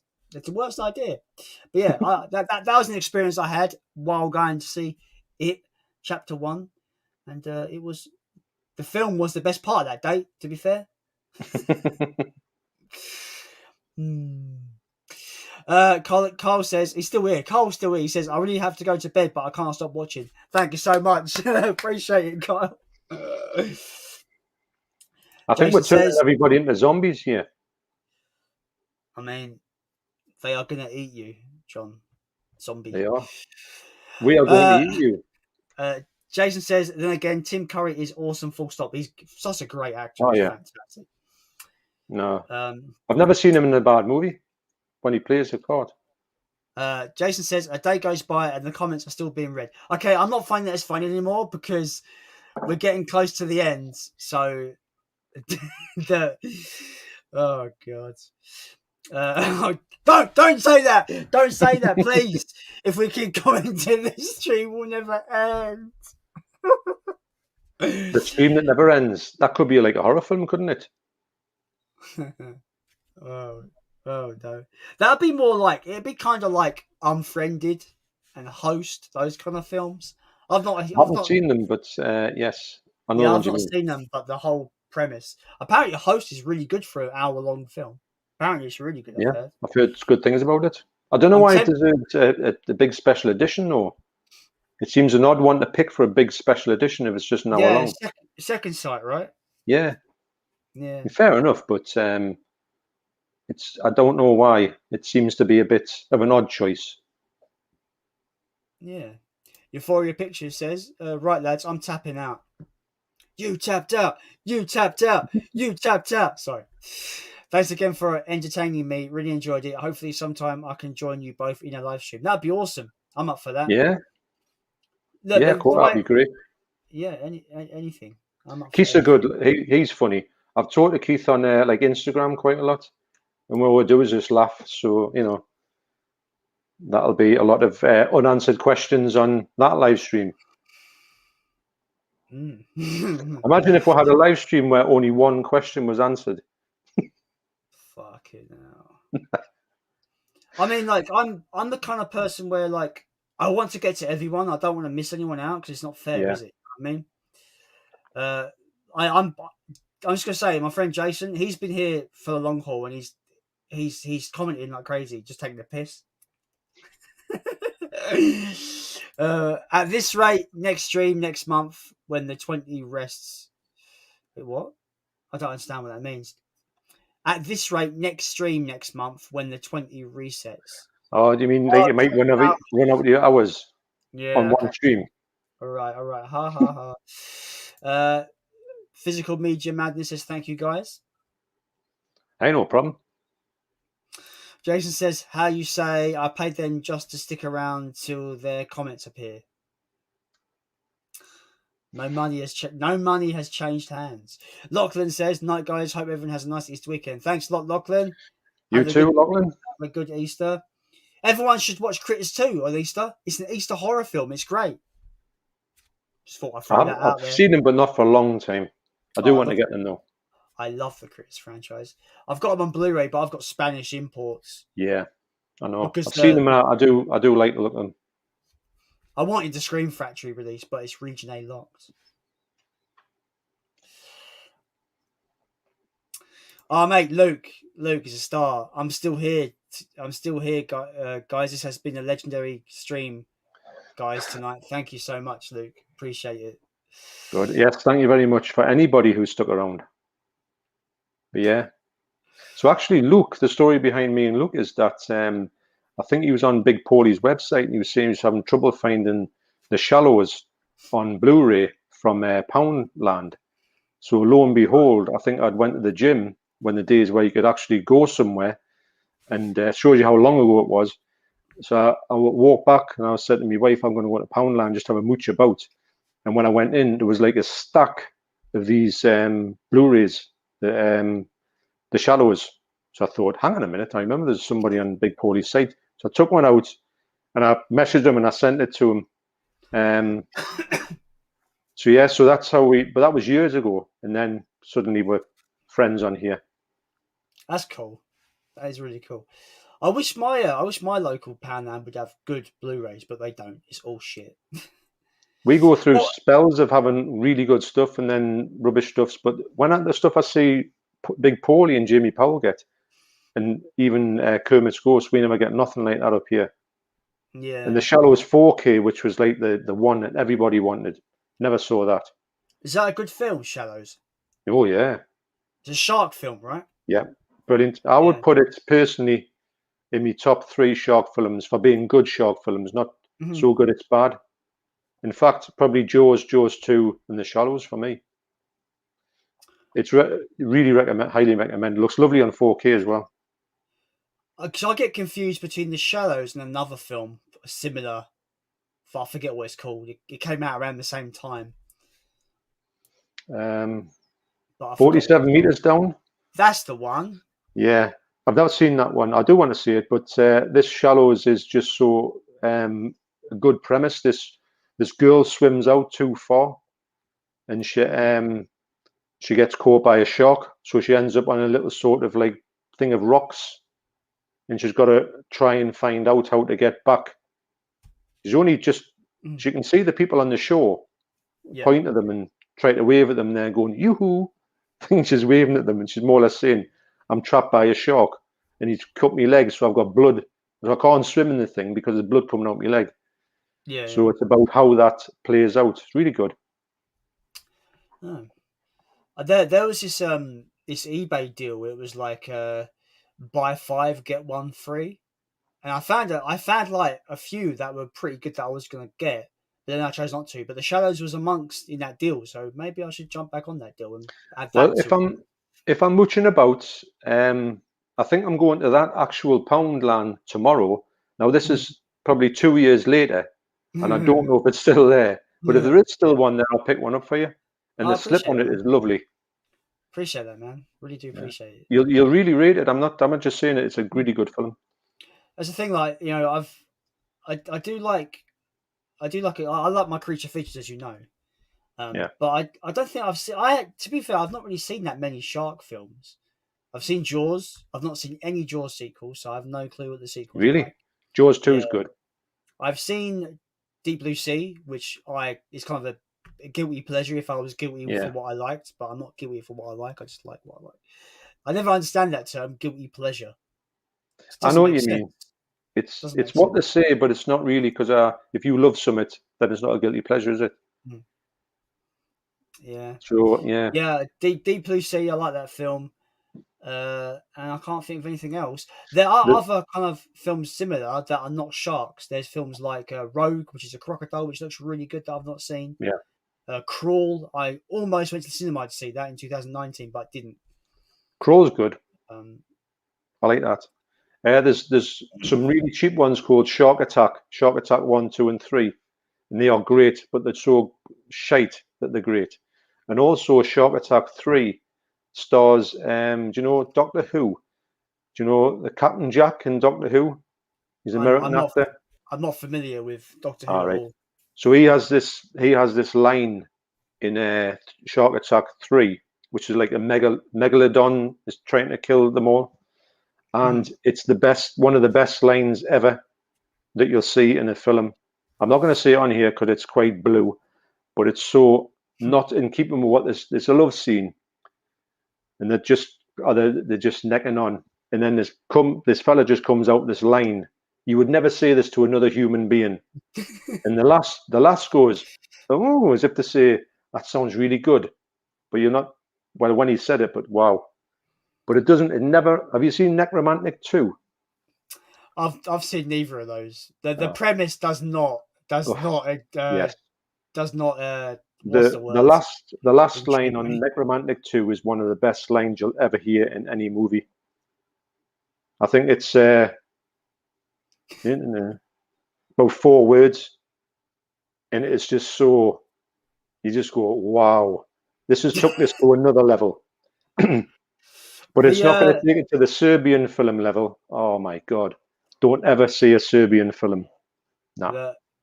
That's just wrong.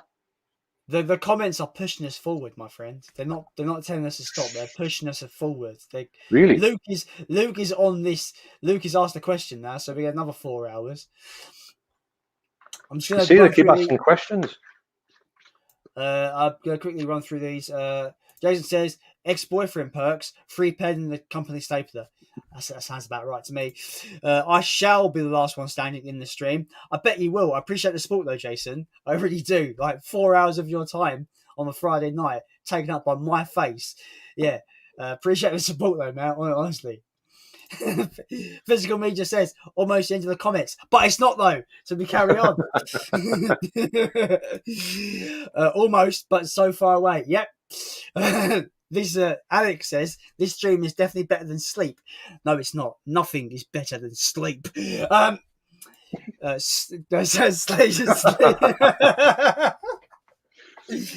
to have a good memory to remember what sleep was like. Wow. I've had really bad insomnia recently. Really bad. I don't be sleeping well at all. It's probably why I'm still wide awake now. Sleep, what's that? Only 7 left. It's turned into the Hunger Games.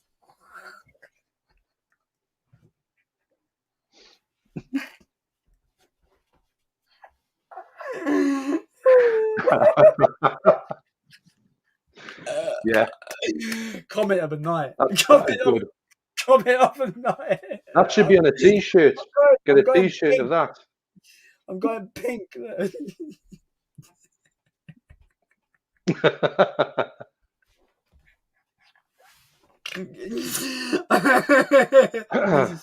This is amazing. Wow. Thank you for sharing this with me, John. It's been great. It's been a right laugh. But obviously, the people in the comment have been great. They've been like making this. Absolutely, that's been hilarious. Some of the comments in here have just been comedy. Oh my God! I think that broke me. That last one. Hunger Games, though, John.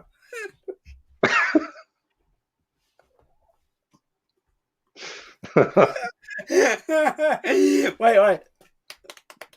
Stop. Fucking hell. We're almost there. We're almost at the end. No, we're not. We're not at the end at all. Fuck's sake. Like Luke says, yes, it was a brilliant movie. Thanks, John, again. You're a Yeah. brilliant man, mate. No, it was just strange when he'd mentioned it, and I walked past it the next day, and I thought, well, it's got to be. So yeah, and I know it was Poppy is his girlfriend, so it was Poppy's name on his profile picture or his profile name, but I knew it was Luke anyway. But yeah. But it's funny though, if you just see something knocking about and you trip over it, and you just think it's only £2. You know, why would you not? Yeah, my local Poundland only tends to have like films. It's all subjective, obviously. Like something an average shop, I might go, oh, they've got that, I'll buy that. With me, I'm like, there's nothing in my local pound shop that I would ever buy, even at £2. Yeah. You know, like I don't see me picking that up and having it on my shelf in my collection. I don't care how cheap it is. It's like you were saying that Brain Smasher movie in your entry to my competition. Yeah. Like in the pound shop you can get it, but you said it's not even worth £1.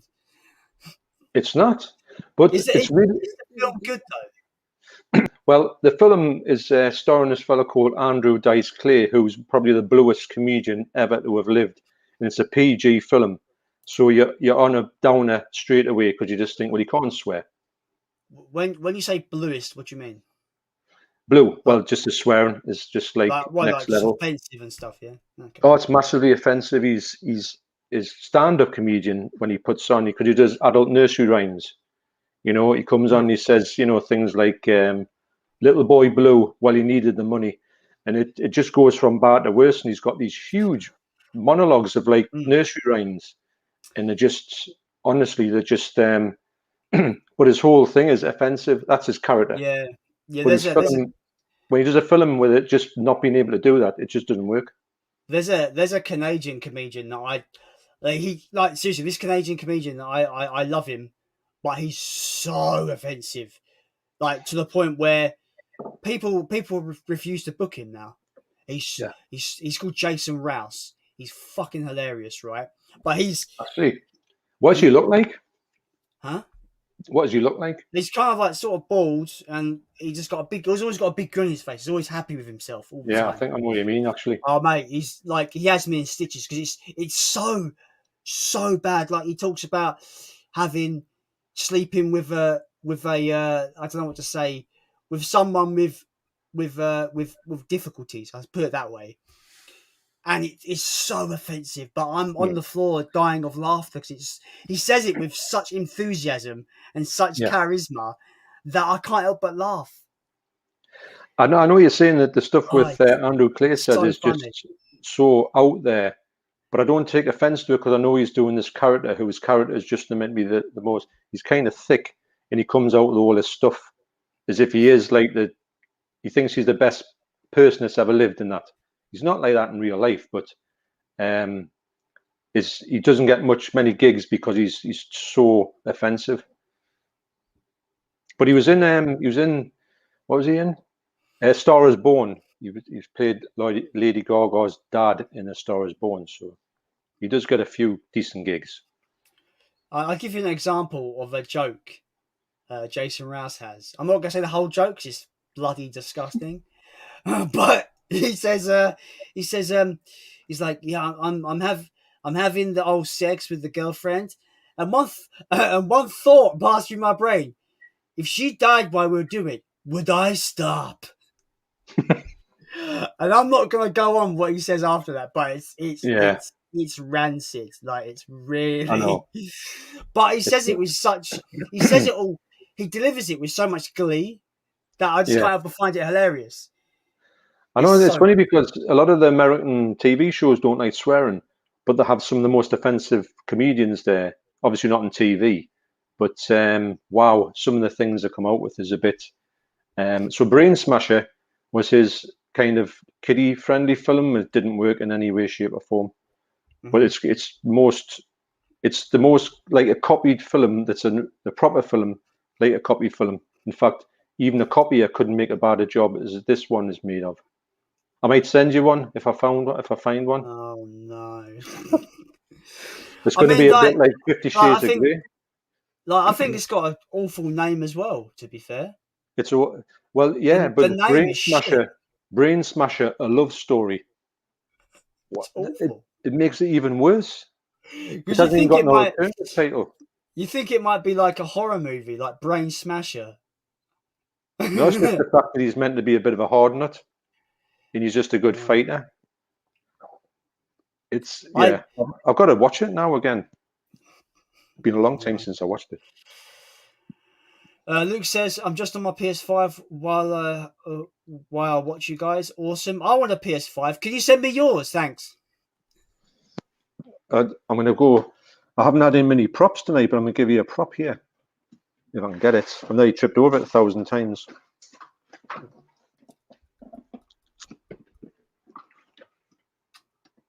Mate, I fucking hate you. I hate you so much. I've wanted one for so long, and they've all been scalped. They're all like $2,000 now. I know, you're right. That's my son's. you got that? Can you send it to me? Can it not be your son's and be mine instead? I'll wake him up. I'm surprised he's not in the live stream. Wow, imagine that. I'm surprised. Like, your family hasn't come down and like, what the fuck are you doing? Why are you still on this bloody live stream? Well, I'm in the kitchen at the minute, and they must be all starving.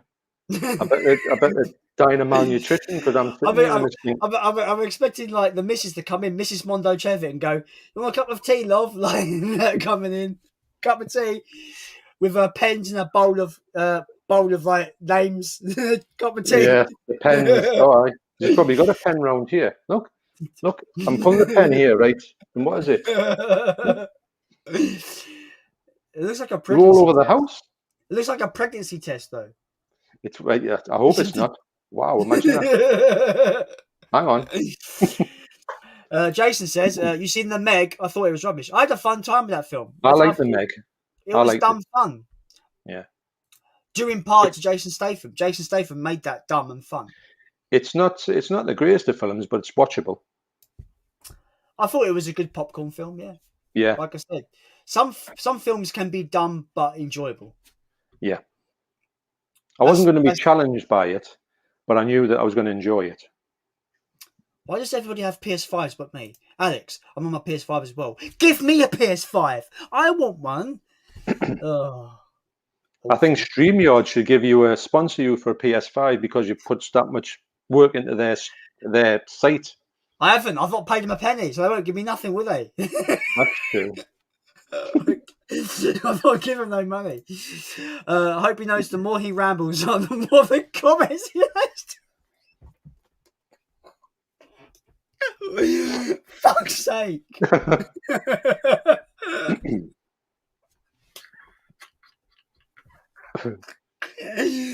Oh, I don't know how long I can take. I might it's gonna break me. Hey, I bet everybody's batteries must be really good on their devices.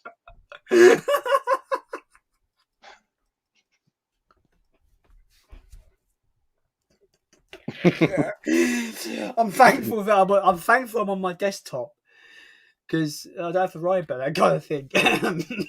Mine's plugged in. It's my laptop has been plugged in all the time because I knew I would have went through 2 battery charges. You can set on fire all of a sudden. You should be on smoke coming out the back. That comment. I kind of touch it. It's killed me.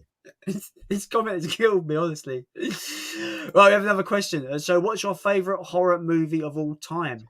The Exorcist. And Zombie, for me. I think they're well documented. I think a lot of people would know that. It's not going to be an earth-shattering one, that. I think when I when I started this channel before I went on, I could hear myself repeat. Turn my thing down. I think I can hear me again from your feed. Me? Yeah. Oh well. Yeah. So when I started the channel, I was just me and my voice over pictures, and I did do a top 5 horror films video in Exorcist, but that's old, so maybe people haven't seen it. But yeah, The Exorcist is mine. It's funny how our picks are both 70s movies.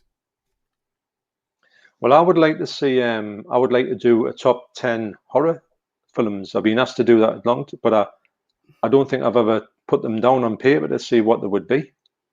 So Yeah. I don't know myself what I would put in there, if I'm honest. Just apart from Zombie being number 1 with a bullet. Never used to be.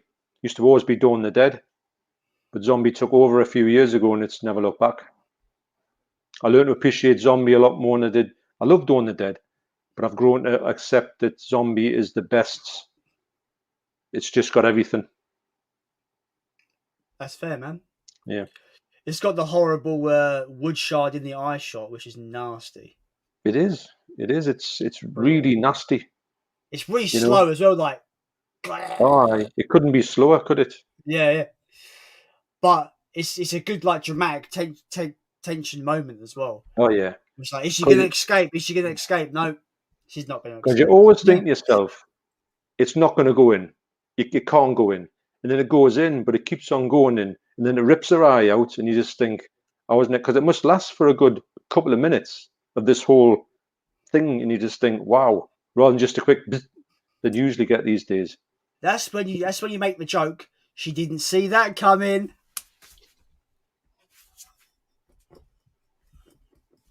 I won't quit my day job. Wait, I haven't got one.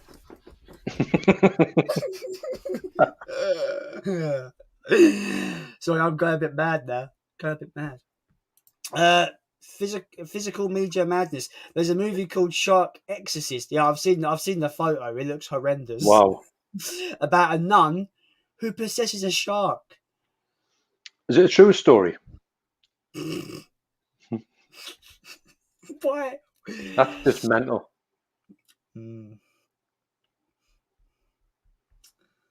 Jason is saying to me, he'll message me what blue is. All right.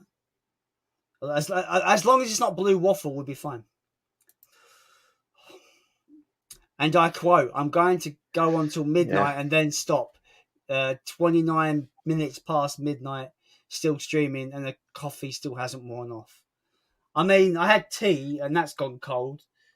I don't drink coffee very often. I'm a tea head, a teapot. I'm in too deep now. Yes, I was using my girlfriend's Facebook at first for ages. I did until I decided to have my own Facebook. So yes, that's where we met on Facebook. That's right, yeah. Cool. Jason says, I want a PS5. Actually, I still want a PS4. My son's still got his PS4, I'm sure, upstairs. And he's got his PS5 there as well. But he bought himself a 4K telly as well, which is humongous, which I think is about a 55, 60-inch summit in his bedroom. It's colossal. So he's got that, and he's got this PS5 on it, and his games on it. It just looks like something you've just never seen before in your life. It's amazing. My cousin bought a OLED TV for the first time this year. Yeah. No, last year. And obviously they're like wafer thin, aren't they? They're wafer thin television. Oh yeah. They look amazing. But he's bought a 65-inch OLED. So it's fucking massive. Yeah. Absolutely huge. But yeah. But it's funny because he was playing his PS4 on it. It didn't look very good because obviously the PS4 was the hindrance because it wasn't 4K, so it looked a bit muddy. Right. But hopefully he'll get 4K soon, so he actually make the most of his TV. You need it if you get a PS5. You need it because he hadn't got a 4K telly. So I'd said to him, "Look, you need to get a 4K telly with this thing because you're not going to get the benefits." So he got them straight together, but he paid for them himself, which is great.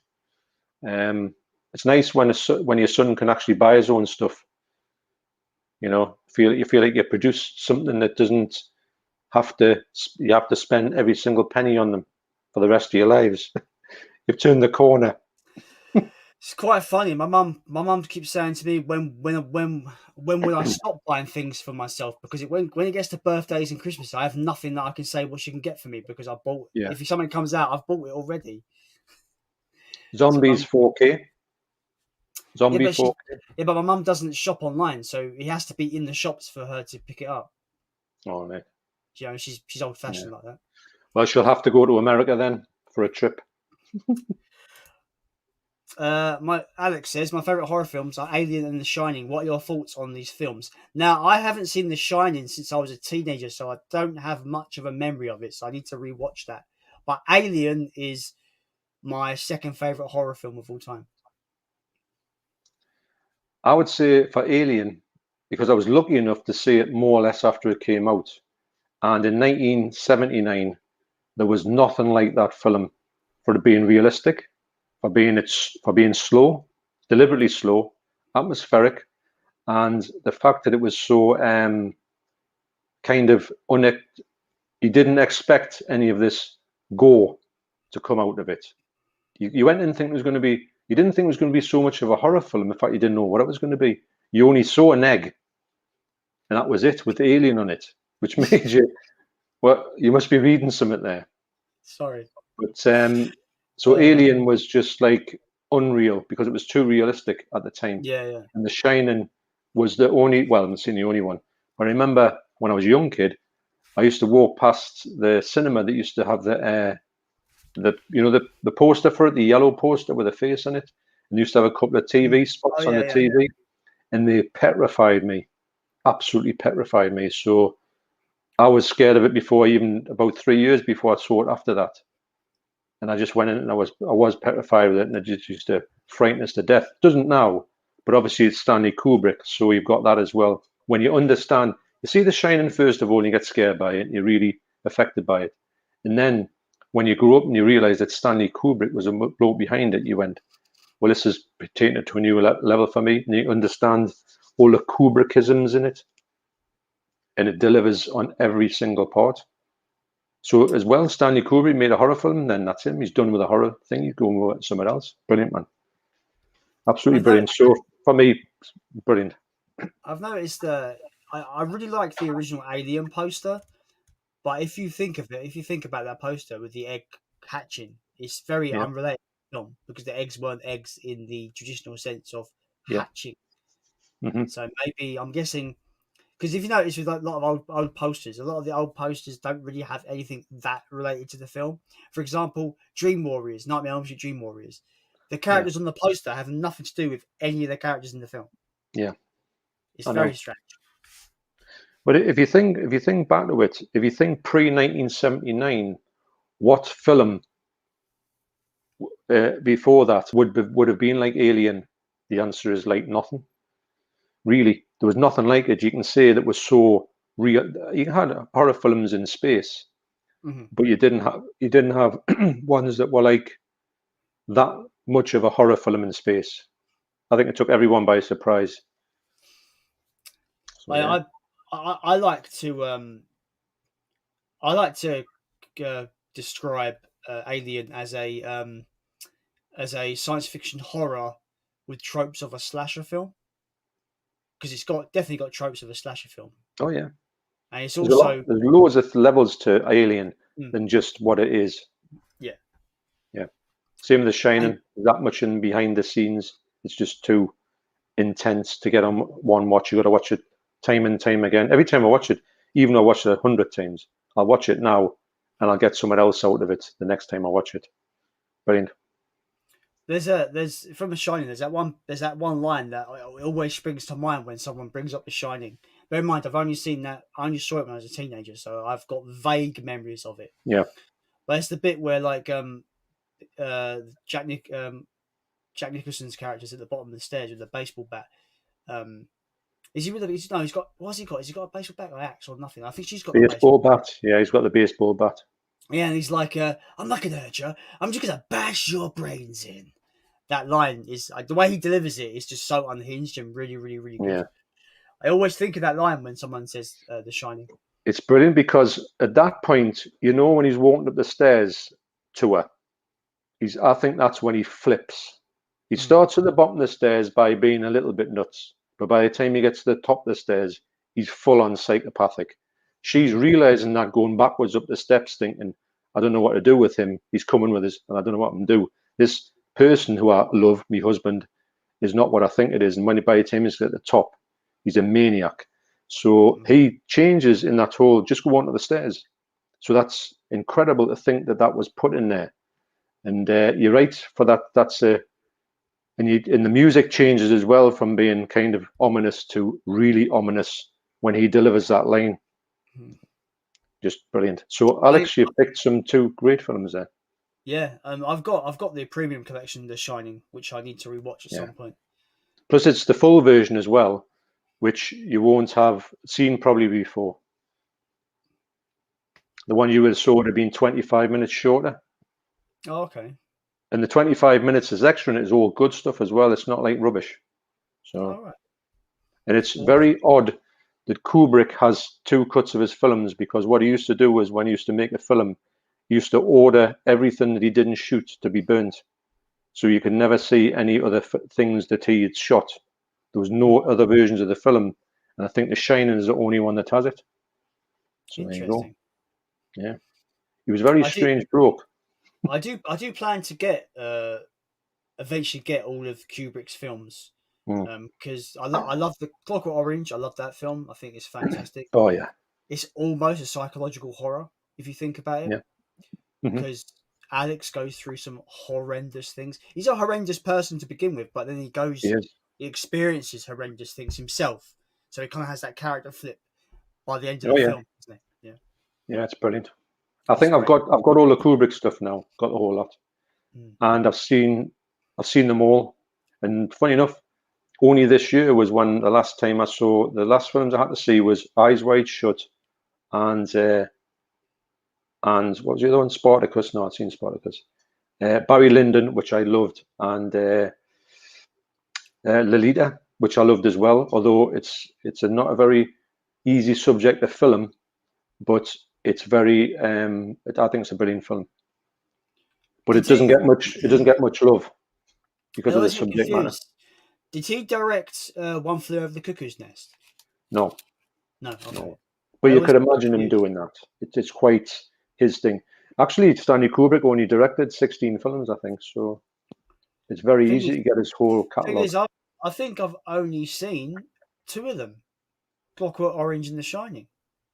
And I don't really remember The Shining that well. Well, funny enough, like when I started getting to know about Stanley Kubrick, I did think, he'd made some great films, but also I didn't realize how good a filmmaker he was. So when I realized that, I did see all his films in a different light. Like 2001, I didn't like it much. But when I found it was one of his films, and I went back with it, especially with the 4K, I went, this is an amazing film. I don't understand it fully, but I don't think that's a problem. Yeah, so it's his stuff. I love all his films, if I'm honest. I've got 2001 premium collection because it's a film I've always wanted to get to. I just never have had the chance to get to it. I kind of know the basic premise of like an AI that goes rogue, but I'm guessing it's deeper than that. I'm guessing. Yeah. Well, if you understand the ending, I'll buy you a StreamYard premium thing for a year. So if you tell us what the ending means, then you've got one of them. But I know that Alex has done a great video where he put all his rankings up about his where he put them all. And I agree with most of them, actually. And I know that he struggled with Lolita as well on where to put that. It's a really odd film to have in you. I don't know. It was the last one I didn't want to watch, but I'm really glad that I did. So that's what I'm going to say about that. It's dead hard to get. I don't think it's been released separately in England, but the Blu-ray looks lovely. I don't know if it would be.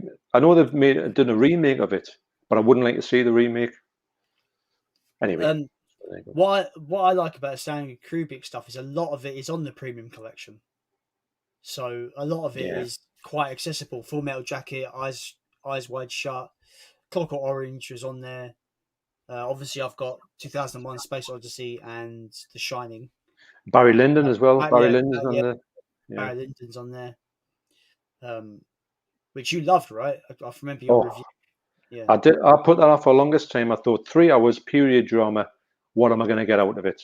Well, of course, what did I get out of it? Well, Stanley Kubrick had done it, so that was 90% of the enjoyment of it. And also, I didn't think I would like the story, but by the end of it, I love the story. It's just so utterly watchable. Awesome. Yeah, I do plan to get to his films at some point. Yeah. Boom. Alex says, do either of you have a Letterboxd account? I'm addicted to that website. I do not. I've got one, but I don't know how it works. I keep getting emails off them all the time, and I don't know anything about it. I've set one up, but I don't even know what my login details are. But I might set a new one up. I know a lot of people go on it, but I don't really know anything about it. Jason's again taking a piss. He says, let's keep piling on the questions. Repeat them if you have to prevent everyone from sleeping. By the way, we peaked at 18 earlier a lot earlier in the stream. Yeah. We have 4 people remaining. 4. We only have the diehards left. The diehard fans. Right. The diehard fans have remained.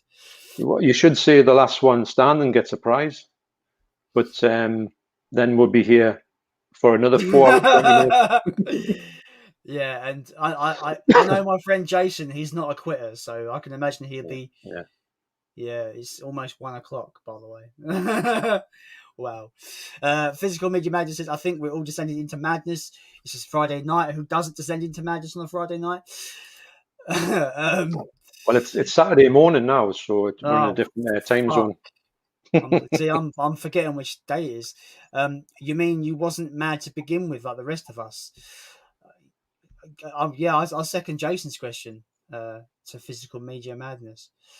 Oh yeah, he says I can't remember. 5 left in the Hunger Games. No, it's 4 now. But when was that comment for, Rom? Was it like an hour ago? It was like 10 minutes ago. 10 minutes ago. So we've caught up quite well, actually. Well, hey, we're flying through them. But less people, less comments. That's how it works, right? Alex says, I bought a 55-inch OLED TV last year and it's incredible. I just bought the same TV for my partner for our anniversary. Awesome. Yeah, I've got to admit that's my next purchase. When I get another telly, it's going to be one of them, definitely. Round about that size. Jason says, aims arrows at the remaining 4. That's a bit rude. I mean, if you mean arrow video, then I think they'll gladly take them. Alex asks, speaking of Kubrick, what are your favourite films from him? I've only seen 2, and if I would pick, it would be Clockwork Orange. Well, I'm going to have to go off my memory. I need to do a Kubrick ranking. I'm going to go Clockwork Orange top. Then it's a bit of a tough call between Shining and Barry Lyndon, actually. I'll probably put Shining next. Barry Lyndon. Lolita, which I've got high up, and not a lot of people put it high up. Because I just had a good time with it. The funny enough, I can go like right down the bottom. Madly enough for me at the moment is Spartacus, which actually Alex talked about this. It's not really a Stanley Kubrick film. He took over it to finish it off, or he took it over to make it, and it's not got too much of his stamp on it. So I put Spartacus quite low down. I appreciate it, but it's not Kubrickian enough for me. Eyes Wide Shut I put quite low down, but I do like it. But it's got a very long scene in it, which seems to go on forever, which I could see that not really being, it could have been trimmed. But also there's other films like Fear and Desire, which I really do like, but I don't think Alex liked that at all. And then I'm going to have to say 2001 will probably be the next one in the top. Although I didn't like 2001 at all when I first saw it. But I've learned to appreciate it because I kind of know Stanley Kubrick now, and I'm willing to accept his stamp on this film as opposed to just thinking what's it about, without just going with it. But I know the computer's great for the computer goes nuts, but also there's a lot more to it than that. I've seen the last couple of comments. It's getting crazy. Physical Media Madness says 2001 is one of those rare films where it is an experience, not just a film. It's true. I'm looking forward to seeing it. I just haven't got around to watching it. You've got to go in with a very open mind, and not. Well, I'm not saying not expect much. You'll get a lot, but just go into sort of just try and not work it out. Just go with it and see where it takes you, and where you end up with it. Because I ended up with it being thinking this is a great film, as opposed to I think when I first saw it, I thought I'm going to try and nail out what this film is about, and then you fall into a massive trap because you'll never understand it. Well, not fully anyway. Interesting. I look forward to checking it out. It's in my collection. It's on the shelf. Just need to pull it out one day. That's what she said. Jason says, I'm still here. Physical Media says, still standing. Luke says, Luke's still here. Luke, hello. Oh, I thought he's off now. He's off now. He says, well, it's been a blast, guys. Thanks very much, Luke. Yeah, thanks, Luke. Thanks for staying as long as you have, man. Thanks so much. I know. Now we have the return of an old friend. Euphoria's Pictures is back. He's back. Right, I'm back, and my fiance is with me. So 2 more in the chat. Fresh blood. 5 fresh bloods. And then Jason goes, cracks knuckles. We're in for a long haul. That's the last comment. That's the last comment. Well, what we need to do now is we need to go and tell Keith what he's missed. So we need to do another 4 hours of telling Keith what he missed in the 4 hours he was away.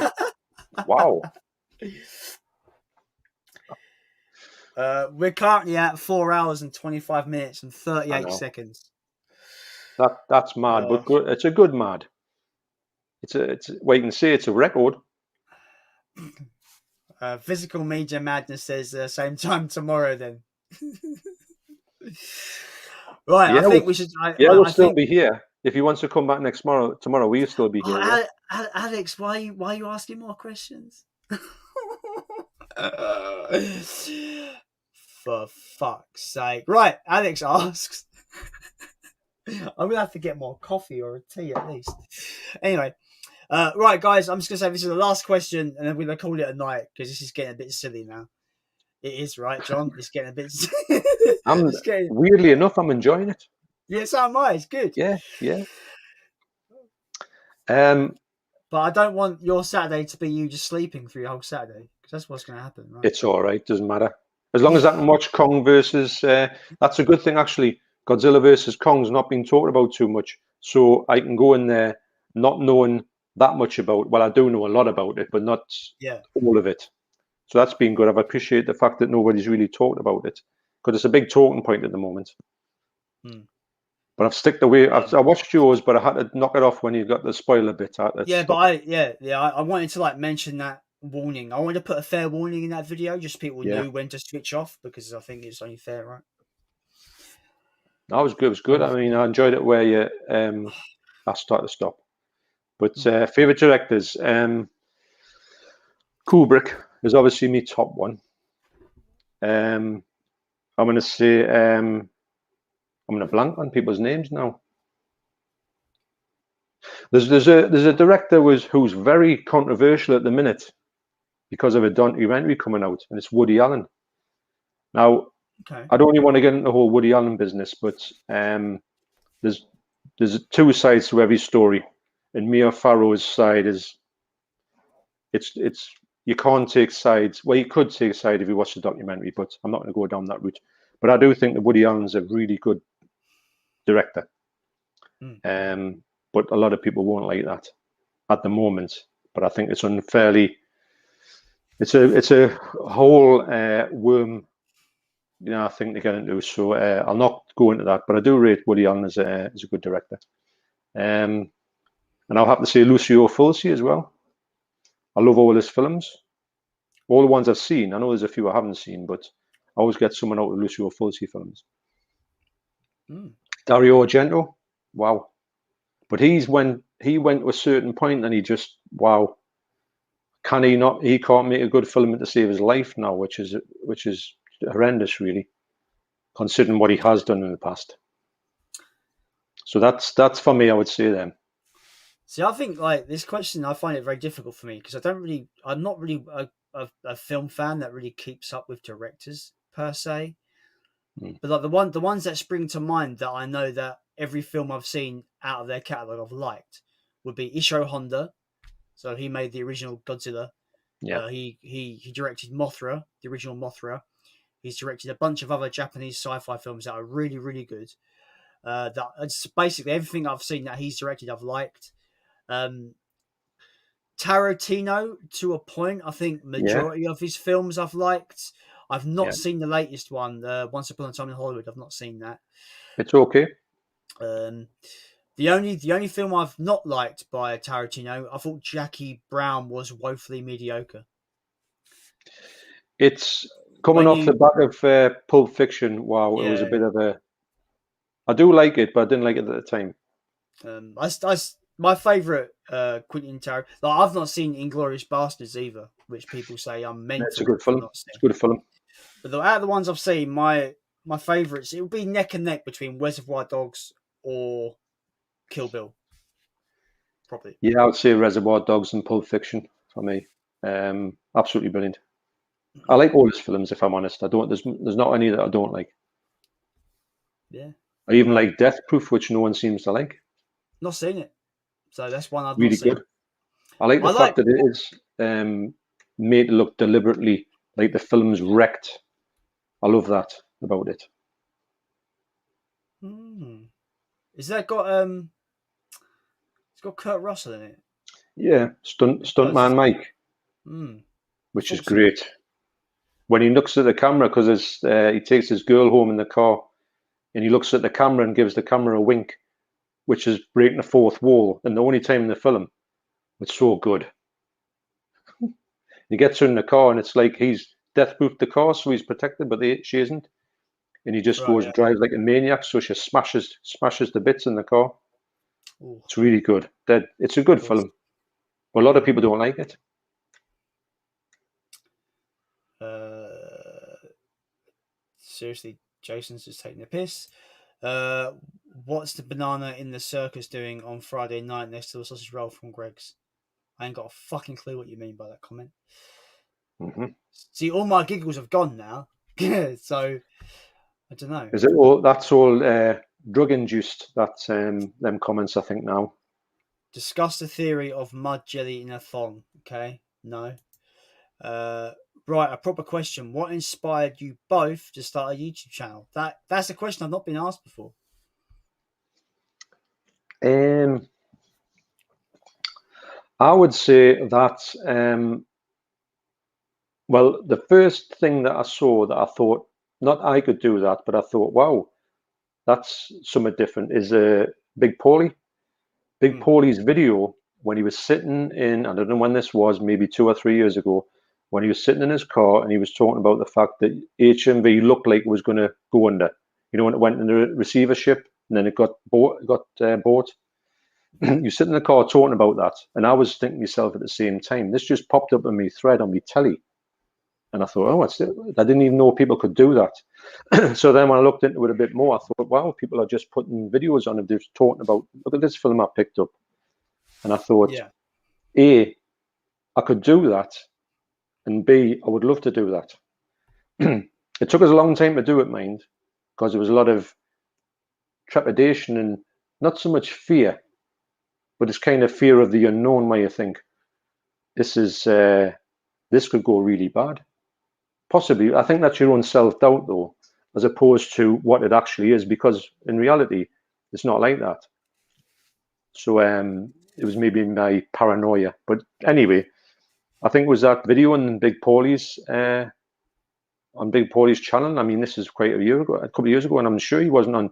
I'm saying he wasn't on that many subs. He might have been on a couple of thousand, or even 1,000. But obviously, he's way past that now, quite Yeah. rightly, because he's probably the person who's been doing this consistently for the most length of time. He's so watchable and unapproachable. So, yeah, that's my story, I would say. Keith? For me, it's a bit difficult because it all depends on what iteration of the channel you're looking at. Because I've had about four different See, like my first foray into YouTube, my channel was called Rad Overkill, which is an awful name, I understand. And I would open Pokemon. I was into Pokemon cards at the time. And I was opening Pokemon card packs.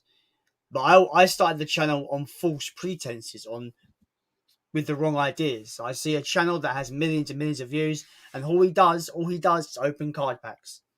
Oh, I got this card, this card. Whoa, we got this really, really rare card. Yeah. So I was like, oh, if I do that, I'll be in the millions. Hell yeah. So wrong. Yeah. Obviously, I started that with the wrong idea. That became a money pit really, really quickly. The Pokemon Yeah. cards became a really big money pit. So I stopped that. I changed my channel into that Vinyl Valhalla because I was like, oh, I really want to show off some of these vinyl records I'm getting, because some of them are Yeah. coloured, they look really nice, and I'm into my like heavy metal and kind of music, and I just want to talk about these albums that I haven't out there. So I started doing that, and then that kind of just fizzled out. I just stopped kind of doing it because nothing was keeping me hooked to keep doing it, if you know what I mean. Yeah. So I stopped doing that. Then I rebranded the channel to Slave to the Dark, which was meant to be just me talking about, heavy music, horror films from time to time, and it just became a bit of a mess of just stuff. Mhm. But I wasn't on camera. It was just a mess of me just talking over pictures. Yeah. And I just felt like something was missing it. I wasn't getting the excitement to make more content. I wasn't getting that urge to make more content. And then I decided to change my name to my name, Jason Brett, and I started doing ranking videos on films and stuff. Like, I think the first one I did was about, I think it was like April this time last year. I put out I did a marathon of Friday the 13th, and I did a ranking. Yeah. It was still me. It was Aye. still me over. It was still me talking over pictures. But I started to enjoy it, and then what made me go on camera, sorry, was my friend Chris, who I spoke about earlier. But he wasn't like, he was the guy that pushed me over the edge to make me do the decision. Like, you've got lots of potential. You should go on camera. It'd be a lot better. You have that face-to-face connection. But there's this big horror channel called Cody Leach. He's got about 53,000 subscribers. Yeah. Yeah. Really, really great channel. And I got into his channel and I started watching loads of his stuff. And I remember posting a question to him on one of his live streams saying about how I've started my movie YouTube. It's just voiceovers. I'm not really on cam. Don't really like the idea of being on cam. Blah blah. And do you know what he said to me? Do you know what he said as an answer? Well, He just said you can carry on doing that if you want, but I won't watch it. And that to me went, maybe I should go on camera. So that maybe was the big push over the edge to go on camera. Because the idea of this channel that I love, I watch, even to this day, I watch his content. Yeah. The fact that he says to me, if you're going to do voiceover content, I won't watch it. That opened my eyes to what people kind of look for in YouTube. Well, it's funny that that can change it. So on the basis of that, is this incarnation of your channel from when you turn the camera around? Is this the most happiest you've been on YouTube? Yeah, it's the best thing. I knew the answer before I even asked you, but obviously, when you found something, you say, this is it. You know when it's it, don't you? Yeah. Yeah. And I hope it comes across in my videos as well. Well, it does. It does, because your channel's grown. If it didn't, your channel wouldn't grow. End of story. Yeah. So it's the proof's in the pudding. And funny enough, when I saw Big Paulie's first ever video, that I thought, wow, this is something I need to investigate a bit more. I didn't know anything about subs. I didn't even know it was a thing for a long time when I watched his channels. I had his channel and Jamie Paul's and stuff, and the things that he gives shout outs to, like Kermit's Ghost. I didn't really pay any attention to subs. So even for maybe a year after I watched them, I didn't even know what a sub was or anything. I didn't even think it was it. So I didn't know anything about that particular looking back on it, I knew that I had loads of subs, so there's loads of interest in the channels, but I didn't think for my thing, oh, if I do that, I'm going to get loads of subs, because I didn't even know that was a thing. Yeah. Yeah. Yeah, it's funny because when I said, like, I talked to my sister and my mum about YouTube and how, oh, I've got this, whenever I hit a milestone, I'm like, I get all excited because, milestones are cool. I go to them, I go, oh, I've hit this milestone. And my mum always goes to me, subscribers. I was like, yeah. She's like, so do they like pay you? Like, she sees it as a subscription.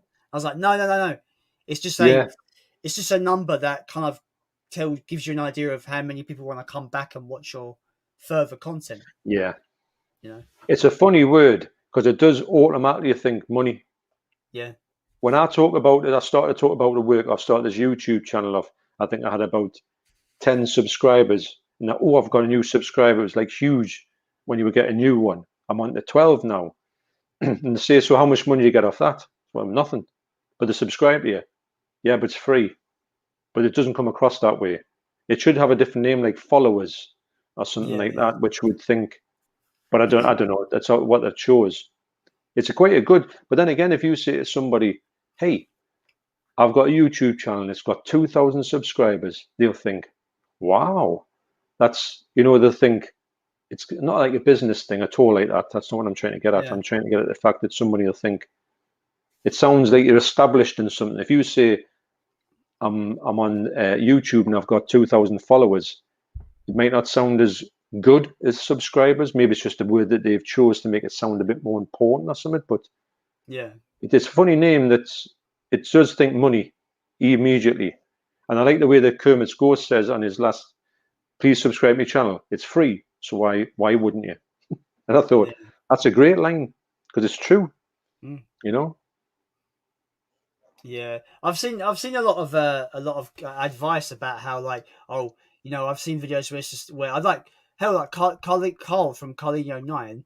I asked for some. You remember I had that bit of a drought a few weeks ago. And I was a Yeah. bit frustrated. Everyone gets droughts, mind. Yeah, Everyone. yeah. I was just asking for advice if there's anything I'm doing wrong with my channel. Because sometimes I might think it's what I'm doing wrong. Sometimes.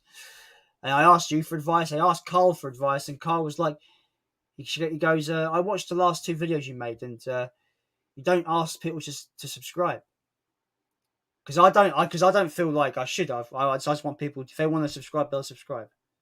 But he goes, maybe you should ask people to subscribe because they might forget that they can. So I was like, okay. So that's why I've started doing. If you like what you see on this channel, Yeah, maybe subscribe. But there's videos on YouTube that try to say asking people to subscribe is a pointless thing. There's all these like number crunchy channels trying to say that don't ask. you get different opinions. If you say, you'll find someone who says you've got to ask, and then other ones that say you don't have to ask. So, funny enough, on my channel, on my John Perry channel, I'm never going to ask for anyone to subscribe. And on this channel now, I've never asked anyone to subscribe for a long time. Because I was talking to a lad at work about it, and he said, do you think that anybody, was on the discussion, do you think that anybody ever, just because you say to them, subscribe to my channel, do you think that makes them go, oh, hang on a minute, I must click on that channel? They've probably already subscribed to you or not in the time it took for you to say that. So I said, so I think I stopped asking round about 400. I think I had about 400 subscribers when I said, probably the turn of the year, I said, I'm just going to try it. I'm just never going to say it. And I haven't. And I don't think it's hurt me channel in any way. It doesn't feel like it has anyway. And I'd appreciate anyone subscribing to us. And I do like the fact that my subscriber list is growing. I think it's great. But I like to think that they want to subscribe because they do. And they haven't been, not really pressure. No channel I know pressurizes anyone into subbing for them. But I do know that it's not. And I do know there's another one, the channel called, another one where I thought this, Ryan, is it Razor Wire Reviews, I think it is, great channel. And he had said on his, he was closing his Patreon account, and he said, he was talking about it's asking people to subscribe. He says, I've never ever asked people to subscribe to my channel. I never will do. And then he's got loads and loads of subscribers. And it just made me think, oh, maybe it's not a thing. So it's a funny thing. And you would, it's like another thing, you just don't know what the right answer is. But I think it's just whatever you want to do. I think it's like, for me, it's become kind of like the way I've got this kind of, I've tried to make my intro and my outro kind of like a catchphrasey kind of thing. So that's why I always go. That's why I always go. I've been Jason. It's my thing. Like, that's what I do, right? I like it. So I always do the whole elbow thing as well. It reminds us a little bit of sort of Dragon Ball Z type thing. It comes across like that to me. That type of like manga thing. Like when they had that shouting in the distance. But no, I've got nothing against anybody asking for stuff or out like that. I just personally just don't do it anymore. That's fair. It doesn't seem to be a thing, but with droughts, everybody goes through them. And everybody loses subs. And everybody who says they don't lose subs is a liar, because it does happen. I've said when I've ever put a video out, I always lose a sub anyway. So it's as if they're waiting for us. It's like that utter bastard. How dare he release a new video? Unsubscribe. So really what I should do is I should get to a certain level, then never make another video, and I'd have 1 million subscribers by the end of the year, in that theory. It's crazy. Like I've seen channels that only, like, because there's this whole theory that you can't be successful on YouTube releasing 2 videos a month, right? I try to keep it one a week, because that's the kind of comfortable. I usually post more than that, but that's if I'm feeling a bit ambitious with multiple videos a week. But usually I try to keep it at least one is good. But the whole theory of like you can't succeed on YouTube with like 2 videos a month is bullshit. Because I've seen channels that only release maybe 1 video a month that are on thousands and thousands of subscribers and doing really well. You're right. I just think that there's no. I think everyone's searching for that. I mean, the magic thing, you would just go, this is how you do it. Right, I'll do that. But there's thousands of people saying this is how you do it. Everyone's different, and some of them might work to a certain extent. But I don't think anybody knows what the proper answer is. It just happens. So that's why I've always thought myself on this one, whatever happens, happens. With me John Perry channel is going to be literally anything goes on it, and I'm not going to hide my subscribers. I'm not going to do that, but I'm also going to be not bothered if that becomes a channel that has 1 subscriber for forever, or has a lot of subscribers. It's not going to be like a bit of a. It's just I'm going to put on these videos that just don't fit on my other channel. This channel, shall I say? We're coming up to the 5-hour mark. We are officially more epic than Zack Snyder's Justice League. How do you feel, John? Zack Snyder, never heard of her. Well, when we next see Zack Snyder, in the street, we can say to him, "Aye, you think you're clever making a 4-hour film, but you have not been on Jason Brett's channel and done a 5-hour film, have you?" So there. So what do you think about that? But saying that, though, I did enjoy the Snyder Cut. I thought it was very good. Yeah, so did I. I think the 4 hours helped the pace big time. Yes, I appreciate it for what it was. Yeah, it ticked all the boxes. It's a shame more DC films can't do that, because it can be very hit and miss at times.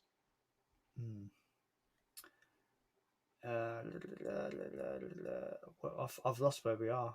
Where were we? Oh, here we are. We're behind the comments again, by the way. I don't know right, John. We've got to decide on the actual end point now, because it's getting silly, right? I mean, yeah. I think we should start wrapping it up. So that means we've probably only got another hour left.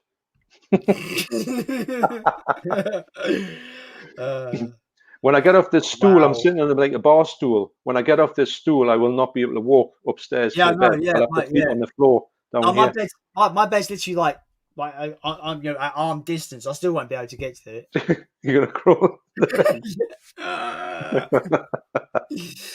I'm gonna be a fucking foot zombie. Do you know what? Do you know what? Do you know what a feet zombie is? It's a A zombie feet that, zombie. yeah, Is that the ones that they can't walk? yeah. They just eat your feet. That's all they do is bite your feet. Feet Oh, zombie. right.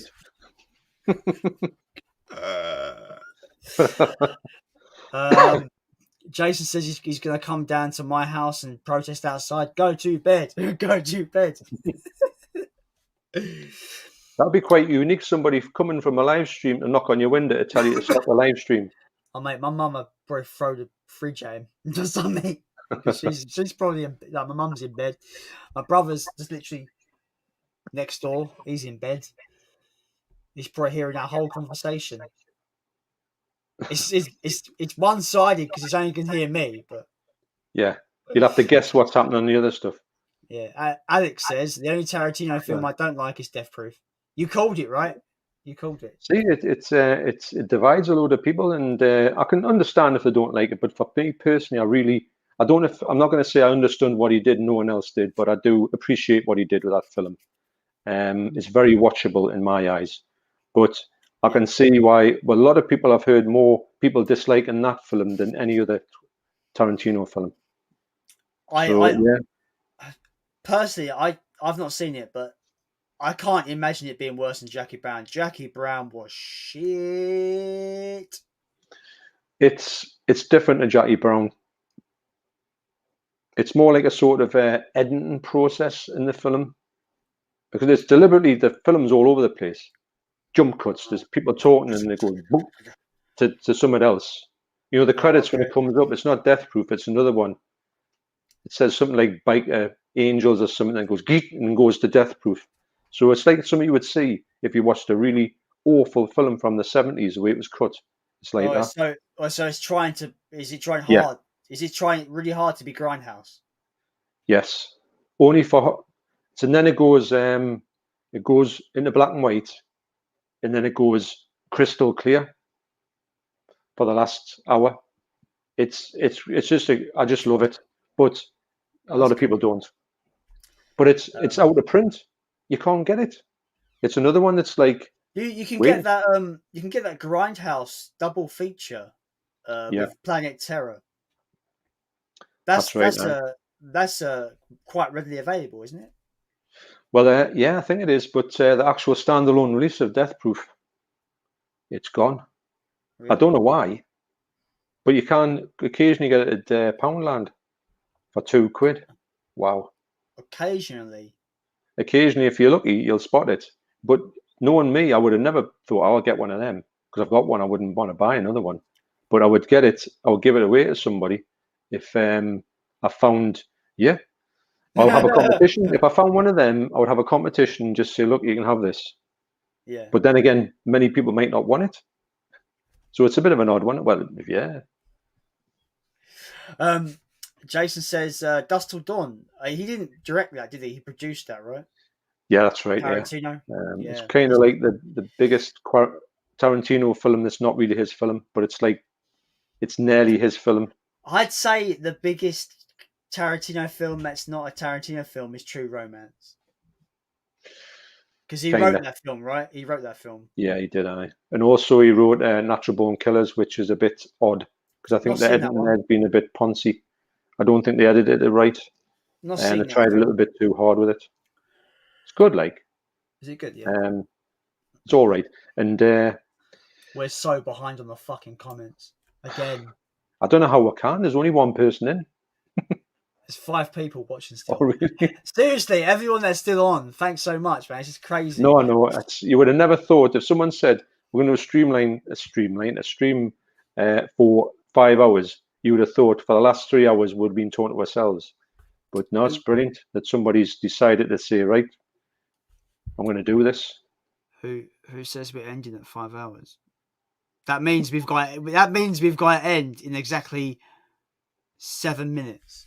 7 minutes. Do you think we could? I don't buy it. I have no faith. I have no faith. So you do know you can't do another stream for the rest of the month because you've got no hours left.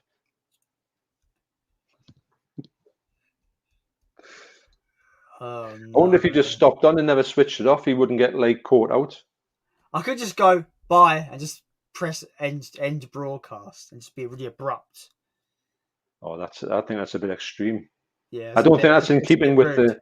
It's not in keeping with the feeling of the stream. We do know that it's got to be a long goodbye.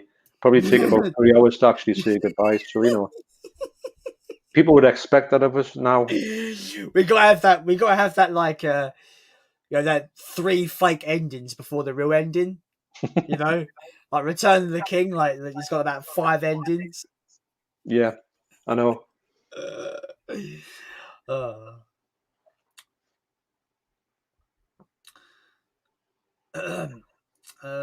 Jason saying, turn off the comments. I felt I finally had to let my voice to be heard and let my feelings loose, and that's what inspired me to brave the camera and do my channel. Good for you, man. That's cool. Yeah. I've seen your videos. You're very calm and collected. Well, I'm gonna. I don't think I'm subscribed to him. I'm gonna subscribe to him. Yes, keeping it tuned YT.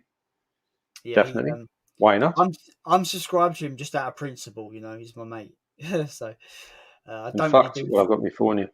I don't do. Probably got about 1,000 comments on it. I've got one of my wife. Shall I read it out? See what she says. I'm looking forward to this. If you put that heater on in the kitchen, please remember to turn it off. That was at 22:43, like yesterday. Wow. I know. I should be glad my sub count hasn't dropped. I started the stream at 2:47. I'm remaining at 2:47. I'll have a look at mine in a minute. I don't know what it was when I come on. It was 2:39, I think. I think it was. 7:39. Sorry. Yeah. I mean, if it is 2:39, you've lost a lot. I was gonna say, well, maybe I dropped like 100 every hour. So I've subscribed. Oh, hang on. Yes, I've subscribed now, and also I'll go on my John Perry channel and subscribe. That's 2 subscribers for Jason, just for being so entertaining. Yeah, he's great. He's always been supportive of me, and I do the same in return, as friends do. Right, he says, last one night, guys. Stay safe and well, and we'll catch you later. But Jason, I see you've commented again, so you haven't really gone, have you, sir? That's on the other channel there. Bruce out, yeah, exactly. Yeah, he hates that guy. He generally hates him. He's useless. I don't know football, so I don't care. Well, anyway, I don't like football because I like Newcastle. You can't like football with them. Okay. My subscribers is 741, so that's went up a couple. Yeah, I think this must have been from here, right? A couple of people. Oh yeah. Yeah. In fact, people have subscribed to us and has put a message on to say, please stop this stream, and we'll subscribe again. The problem is, I think people enjoy this so much that they'll expect you back next week as a permanent co-host. Just can you imagine?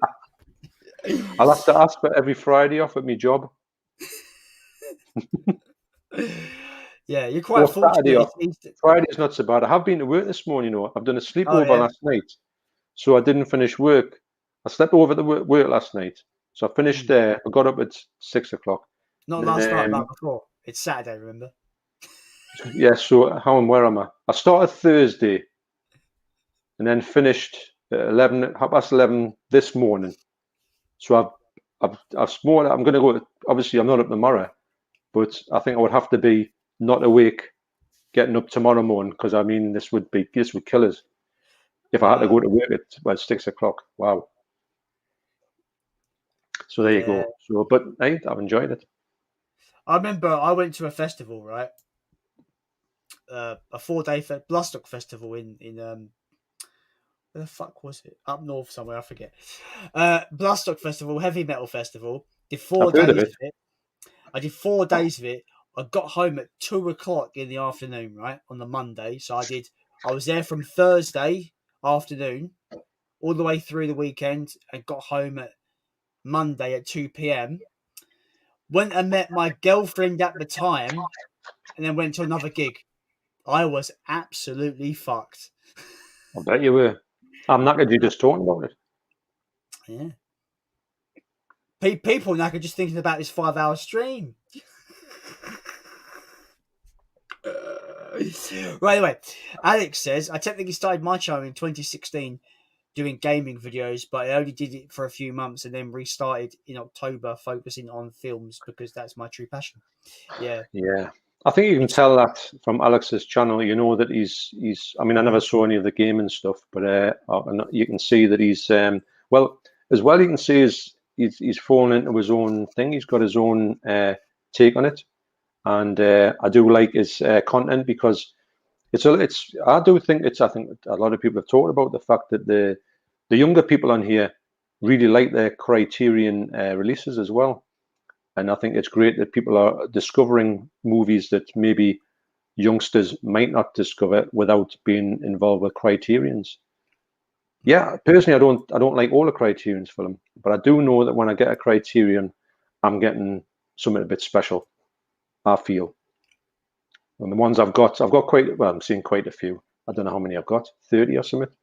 But I actually did a video. I thought I'm going to show me clip. I'll have to do another one.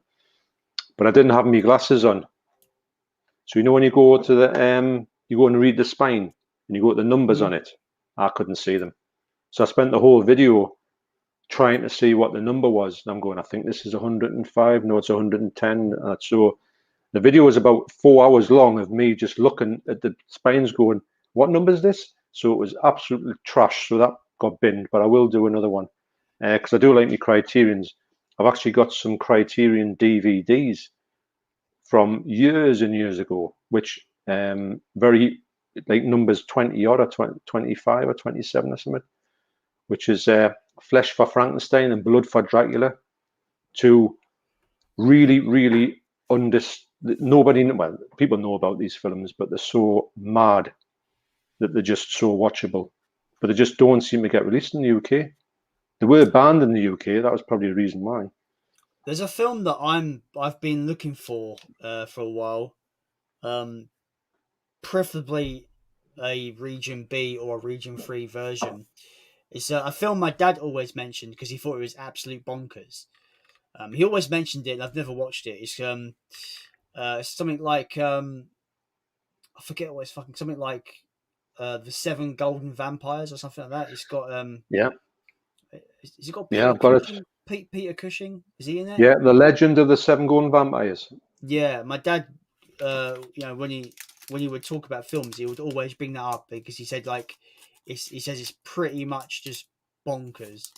Yeah, and it just sounds great. But every time I look up for a Blu-ray, it's only a Region A Blu-ray. you've already got your Region A Blu-ray, which is massively out of print, and that went out of print very quickly. I think it might be a Scream Factory, although it probably isn't. And or you want to go for the UK DVD, which I've got. Where I was going to upgrade the Blu-ray, I snoozed on it, and then it went out of print. And you're talking even the DVDs, 20 quid, something like that. It's so stupidly hard to get, but it's a really good film. The only problem is that Christopher Lee's not Dracula in it. Is this sort of standing because Christopher Lee had enough and said, I'm never doing another Dracula film again. So I've just had enough of them. So by this time, 74, he'd finished with the Dracula. So they got Dracula in it. So they had to get this other bloke in. He's hardly in it, thank God. And he's just not Christopher Lee. But if you take that opening thing out of it and the fact he's in it twice, the film itself is so good. It's a kung fu slash zombie slash Dracula film, vampires. Really, really good. Yeah, my dad used to bang on about it all the time. He, my dad was the kind of person where he'll know if something is stupidly silly, but he'll still find it entertaining as hell. You know. Me and my wife have watched it recently. We both enjoyed it. I didn't think she would like this one, mind, but she did. I was thinking about doing a video about my dad's favorite movies, which I thought it might be quite interesting. Yeah, because he had his favorites. Yeah. Yeah.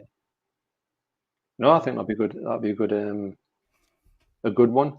I was thinking about doing a similar one with my man's favourite stuff, but I don't know. I could tell you what they were, but I would never tell you what the order was. And I'm trying to think what even a favourite film would have been.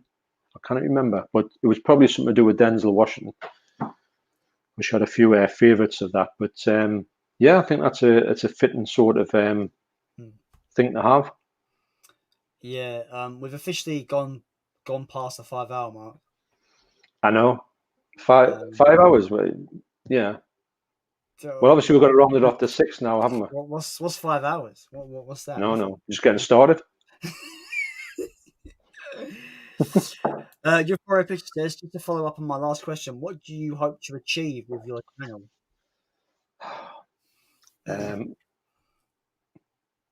Immortality.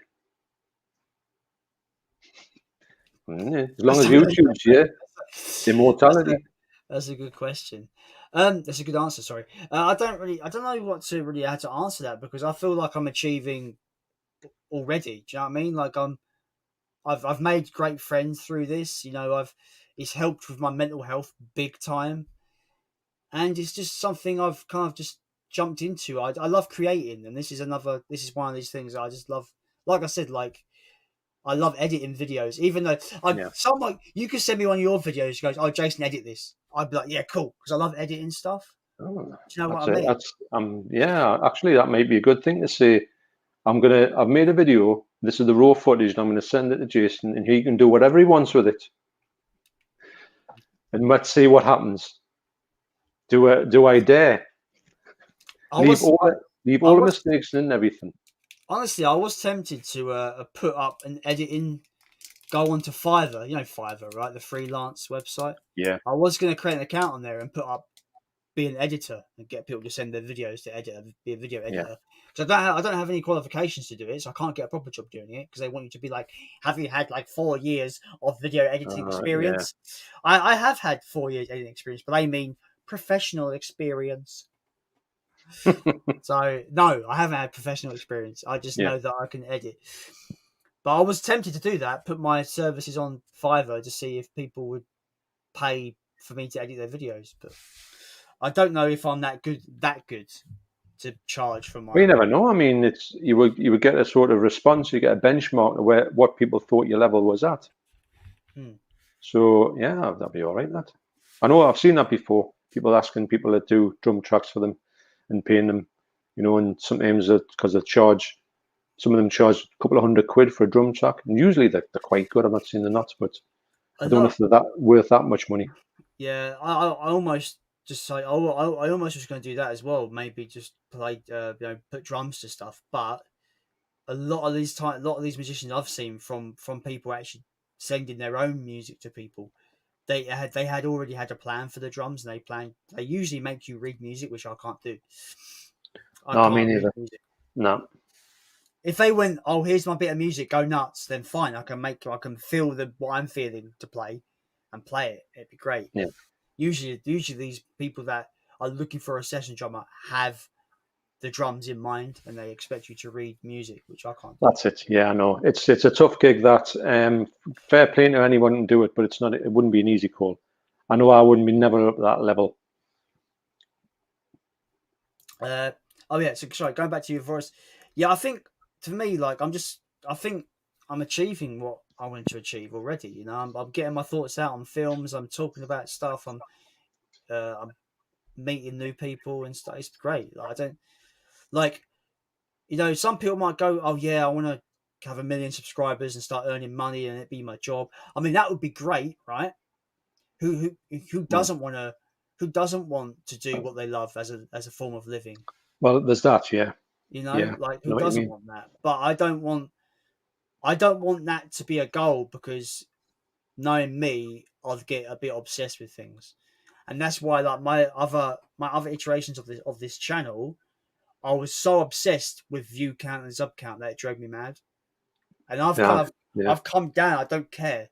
You know, I could put out a video tomorrow and it get 2 views. I don't care. Whatever. I had fun making the video. It's out. I don't care what happens. But yeah, I'd say I'm already achieving what I was hoping to achieve. The fact that 247 people when I watch my stuff is pretty cool. It's just, I always think, if you just think, get them people in the room with you, that amount of people, your subs, and just stand and look at them. It just would be incredible to see a volume of people like watching you, because that's what they're doing anyway. Yeah. You just can't, if you just picture the size of the crowd, I think that's what you kind of look at, and it gives you a bit of a reality check to think, whoa, you just don't think of a thing being a collective.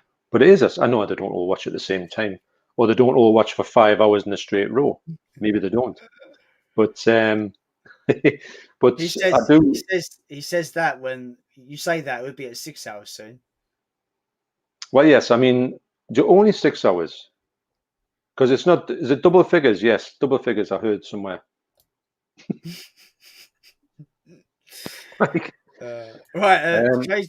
Jason's back. He says, "I get excited. I get excited by every sub I get. It puts a smile on my face to know people out there like my content and will come back for more. And that's all I care about."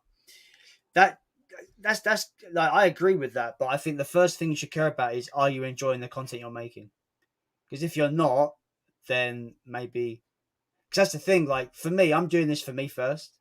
No offense to you, John, or to anyone that's watching, but No. I hope you could agree, right? You're doing this for you first, right? No. I'm doing it for my bank manager. No. Oh, okay. Doing it for my wife. No, because she's got to buy some more pens. No, yeah, of course. Because the main thing I had to think of was that right. If I got into this and I didn't enjoy it, I would stop it immediately. But the only reason I'm here now is because I enjoyed it, and there's no point in doing anything, especially this. You don't have to do it. So if you didn't enjoy it, why would you even put yourself through it? 5 So hours the of fact I time, do enjoy it, yes, the fact I do enjoy it is icing on the cake. So yeah, I just wanted to, like I say, I'm in for the long haul. It's I've got no plans on doing anything, going anywhere, doing anything. Just I'm enjoying what I'm doing, so I just want to keep on doing it, and probably getting better at it, and getting to the point where I think I've got myself to a better place, presenting wise, not making as many mistakes, and meeting, and obviously as well, you're saying subs. Fair enough, subs are great, and I do appreciate it and all the interest in the channel. But as well, and I'm sure you'll agree with this one, Jason, is the fact that you've met some good friends on here. Of course, proper 100%. Friends, not just people you just say, "Oh, that's my best friend," but I'll never ever know him or see him or anything. It's not really that. You just subs to my channel. You don't think of the people like that. You say you do. Because it is a community, it is a sort of like a gathering of people, like-minded people. That's the key to this. Everybody thinks in the same way. What's better to be in a group of people that all think the way that you do? Wow. I mean, I have an example of like the whole friends thing. The whole friends thing is when I did my podcast. I've made a lot of my friends on Facebook are from our friends that I made through doing that podcast. Yeah. And are fans of that same band that we did the podcast for. But for example, of making friends, I made friends with the original lead singer of that band. He's a really close friend of mine. Yeah. And in 2019, I went to America and met him and hung out for the weekend with him and stuff. Yeah. So that's how that's the extent of that friendship that built. Well, I just met him online. We had him on the podcast, and now he's one of my closest friends. It's crazy. But he's not. He lives in America, so he's like far away. But as a friend, we're like, it's good. No, yeah, and I mean, this is so really. If I hadn't done this, I wouldn't have had this good experience. I would still be looking at my shelves, thinking, I would love to tell someone about this. And then you go to work and you'd say, guess what? I've got the new Demons 4K. They'll say, 4K. What does that mean? Demons, never heard of it. How much do you pay for it? You paid 40 quid for that. You must be an idiot. So it's not negative. It's just they're not into it. So what would you rather have? Doing that all the time or coming on here and being involved with this? So it's kind of just like it's kind of just like a winner. It's what you're not saying. I wanted to talk to everybody all my life about it, but at this part of my life, that's what I really would like to do. I've built this collection which is on the wall. Well, it's on the wall now. It never used to be on the wall. And you think, if I didn't have this channel, I'd just be sitting looking at it and not being able to sort of share it with anybody. It's a case as well. Like I think I brought this up with I think my mum or my cousin or both of them, where like we've got this shed in the back of the garden that it was built to be a studio with my drums in, but that all changed. Yeah. And now it's just full of stuff, my dad's old stuff and his tools and all this stuff. And I was like, I would love to empty that out and have just a man cave room with all my Blu-rays everywhere. And my mum was like, why would you want to do that? I was like, what do you mean? He goes, why would you have a wall of Blu-rays? I was like, because I like films. She's like, you're never going to get through all those films, are you? I was like, I might do. She's like, yeah, but you're showing, you want to show off these, you want to have a nice fancy collection on your wall, but no one's going to see it, just you. Who's going to see it? She's like that. She's like that kind of person where it's like, you've got this wall of films, but no one's going to see it apart from you. Why bother? Mm-hmm. I'm just like, I've got a YouTube channel now, so people can see all of it. I have a very small collection, though. Very modest collection. Yeah, but it doesn't mean to say that. See, I could have, if I could talk my wife into doing like another couple of walls, which she would never agree to. But say if I had my own house and say if my son moved out, I could use his bedroom as a sort of complete, box the whole thing off, and I could fill them all up. Yeah, I could probably think that I would water my collection down, because I think a little bit time, like less is more. I've got a wall that when I fill it up, I will get rid of one and put one in. So say like I got the next, I don't know, Brain Smasher 2, I'll put that one in and hoy another one out. So, and then I'm going to sell that one or do whatever one, give it away. So that wall is always going to be that wall. But imagine how frustrated you would be with that wall if you literally had no one to talk to it about. How frustrated you are. Now I can talk to whoever I want to talk to, whenever I want to talk to. I can pick out any film in that and go, I'm going to talk to you for 20 minutes about this. Mm-hmm. And then I might get it off my chest if I had a thing to talk about it. Maybe no one looks at it, but I've done it. I can move on. And then that frustration in a way is, so it's like a kind of Zen moment to make it a bit more grand than it is. But in a fashion, you do, do that. It's funny because like obviously the YouTube circle that we're in, they think I'm this Godzilla expert, which I'm not. Just to say, like I'm sorry? What? I'm not an expert, but it's like seriously, if you go onto this fan group that I'm on, the knowledge that these people have on this fan group, I'm still a noob basically. Yeah, there's so much more that I didn't know about the franchise. But for example, right, I have no friends in like, not excluding internet friends, but physical friends that I go and see and hang out with. None of them are Godzilla fans. So I've literally got no one to talk about Godzilla. Yeah. And bear in mind, I'm still a fairly new fan. Like I've been maybe 3 or 4 years. I watched Godzilla 2014. It just kind of blew up from there. Yeah. But I've got no one to talk about. I can't talk about my massive VHS collection that I love to like my mates. They'll be like, we don't care, Jason, bugger off. Yeah. I tried to have a conversation with a guy at my old job, and he was like, Godzilla, isn't that for kids though? Why are you watching that? You're a man. Why are you watching kids things for? And I'm just like, you don't have to be a cunt about it. Piss off. So I can't even talk about something I like with work friends. I know. So the YouTube, like I counted my Godzilla content on my YouTube channel. There is exactly 10 Godzilla videos on my channel. Yeah. If I would add in other kaiju, it'd be more, like Mothra and Gamera. Yeah. So it's quite more, I would say, my channel is kind of a kaiju centric. But I wouldn't have that. The channel's given me an outlet to talk about those things. I wouldn't really have anyone to talk to, like you said. Yeah. Well, it isn't. I mean, how frustrating is it if you've got a passion and you can't share that with anybody?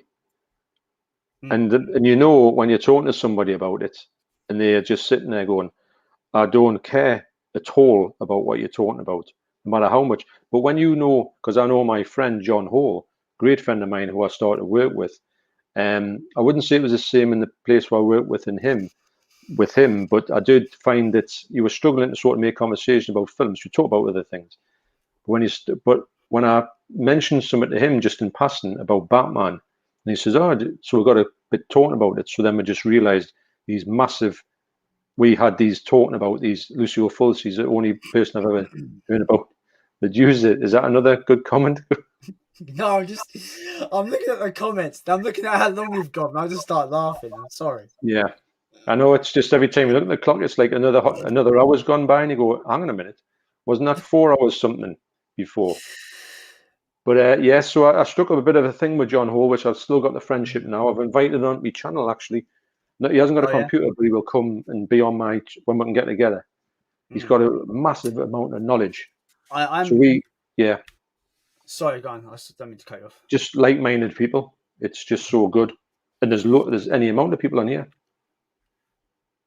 Yeah, there's. I'm looking forward to when people can actually hang out with people again properly, without all this pandemic bollocks. Because I'm looking forward to actually being on someone's channel, like having a collab where I invite someone over here, and we're in the same room collab.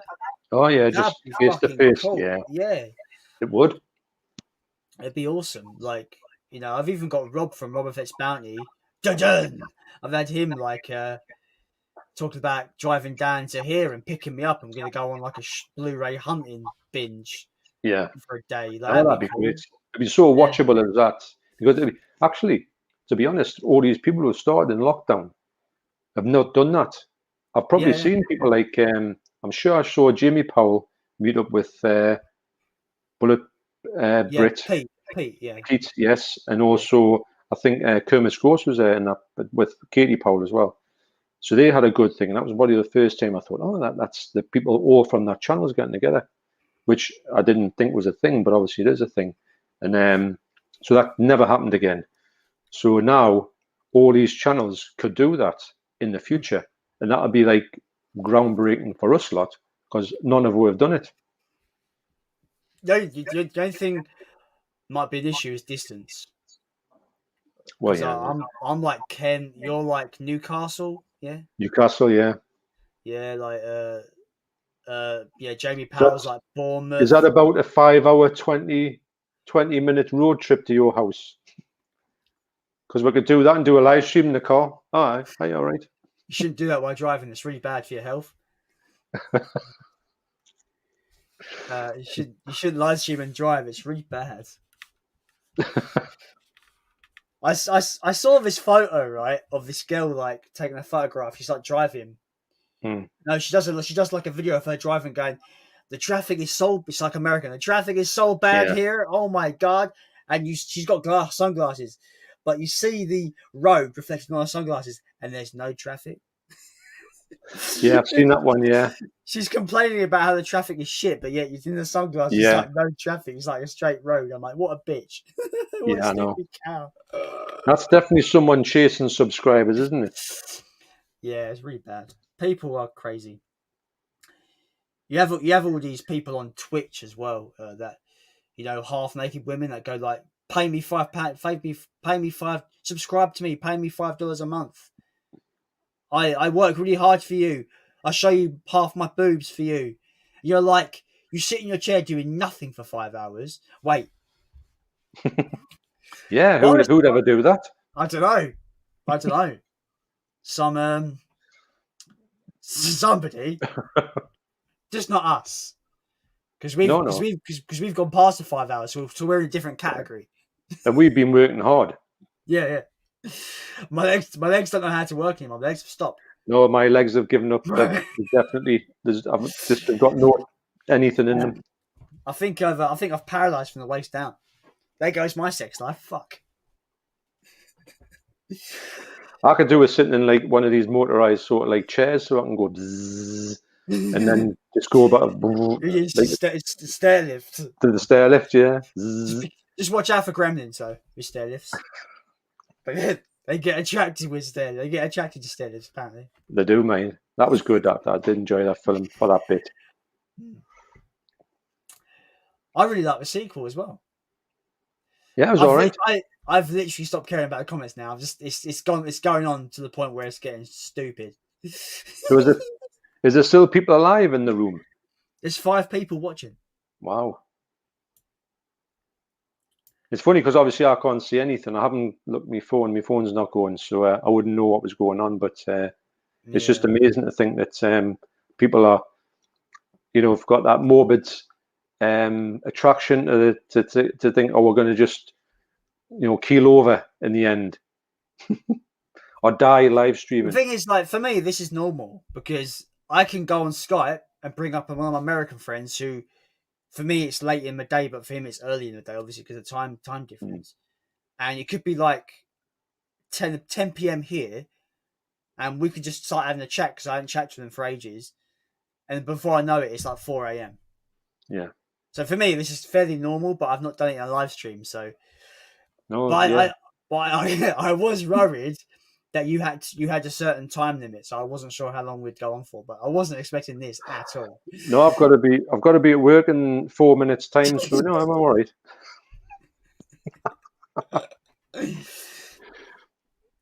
This is the most uncomfortable chair. I'll have to get a more comfortable chair to do this in next time. Yeah, my office chair is falling apart, proper falling apart. This is it's a hard bar stool. I need to stand up. My legs are dying on me. Oh fuck! I can't even. The cable's not even long enough. I need to bend down. I need to bend my legs a little bit. See, look at this. We're having a stretch, but we haven't ended the stream. We're just like, look at this dedication that is. So that's my chair. Look at that. That looks brutal. Yeah. It looks like something you'd get in a bar fight and hit someone around the head with.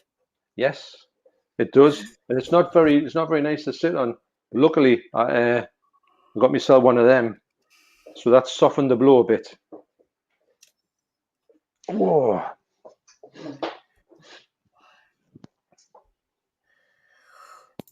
Alex says, I went from 300 subscribers to 335 in a week, but I've also been in a couple of major droughts since I started, so it's very up and down. Yeah, definitely. Yeah, I think everyone gets that.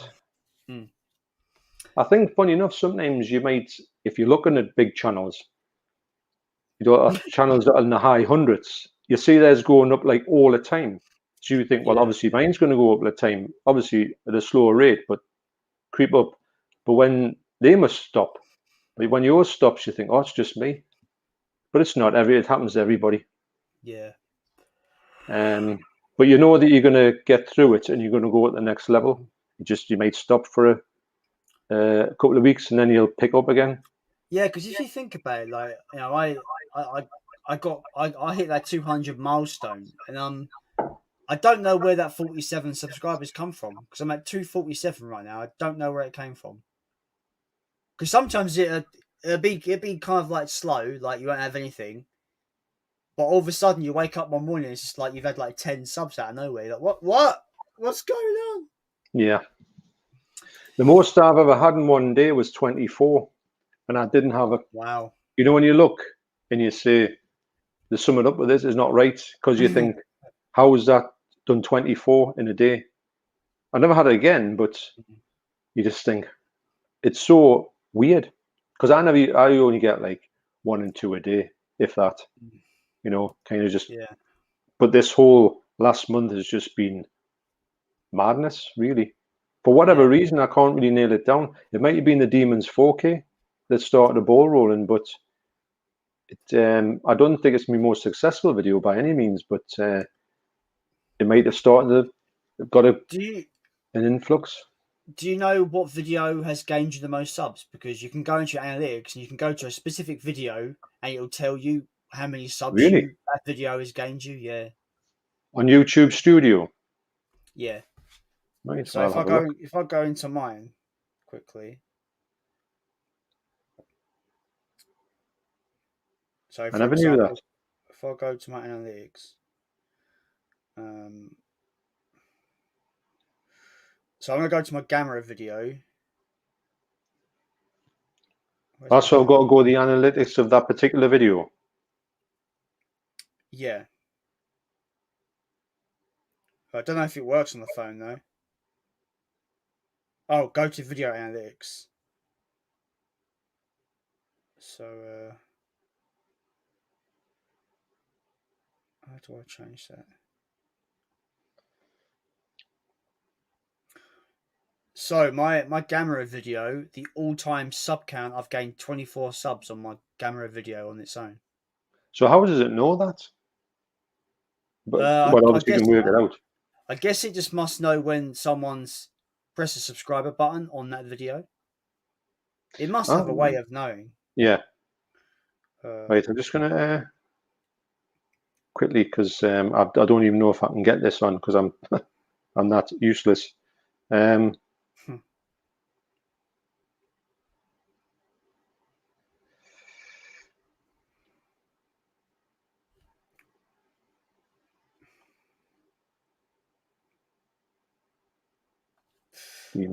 This is a riveting part of the stream. Us both looking at our phones. I know, yes, it is.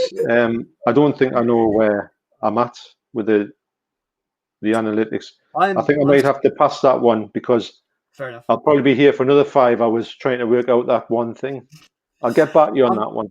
I'm still blown away that we've got 6 people still in the fucking chat. It's yes, but it's still alive. Physical Media Man says, thanks for the stream, guys. I really enjoyed it. I didn't expect to be here so long, but it's been entertaining all the way. Still standing, well, lying down, but still awake.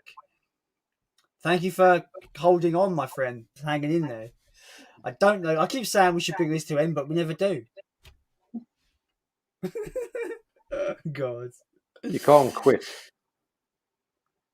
Well, actually, I'm going to show that one there. So that's Physical Media Madness's subs up there. And I'm sure he was on 14. Now he's on 23. So that's absolutely brilliant, that. That's great. I'm so pleased for him because do check his channel out. Obviously, it's really good. Yeah. I'm not just saying that. It just shows you the power of the shout outs to kind of just saying, have you seen this channel? It only needs is a sentence just to say, have a look at this. It's great, I think. See, I'm behind the comments again. Jason says, heading towards the 5-hour mark. It's good to see content that keeps going without pausing to think about what to say. Congrats on that, lads. Thanks, Jason. We're at 5:30. He didn't see the bit where we're looking through the YouTube studio, did he? Because that was a pause. I was thinking,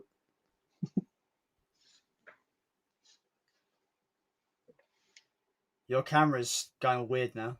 Because I had enough. Mine is. Oh, there you are. Hello. Is it on? Is it there? Yeah. Are you okay? Freezing. Okay. It's all right. You're still there, but your camera actually you're going freezing. a little bit. Right. I'm okay. Maybe my Wi-Fi's your Wi-Fi's gone to bed.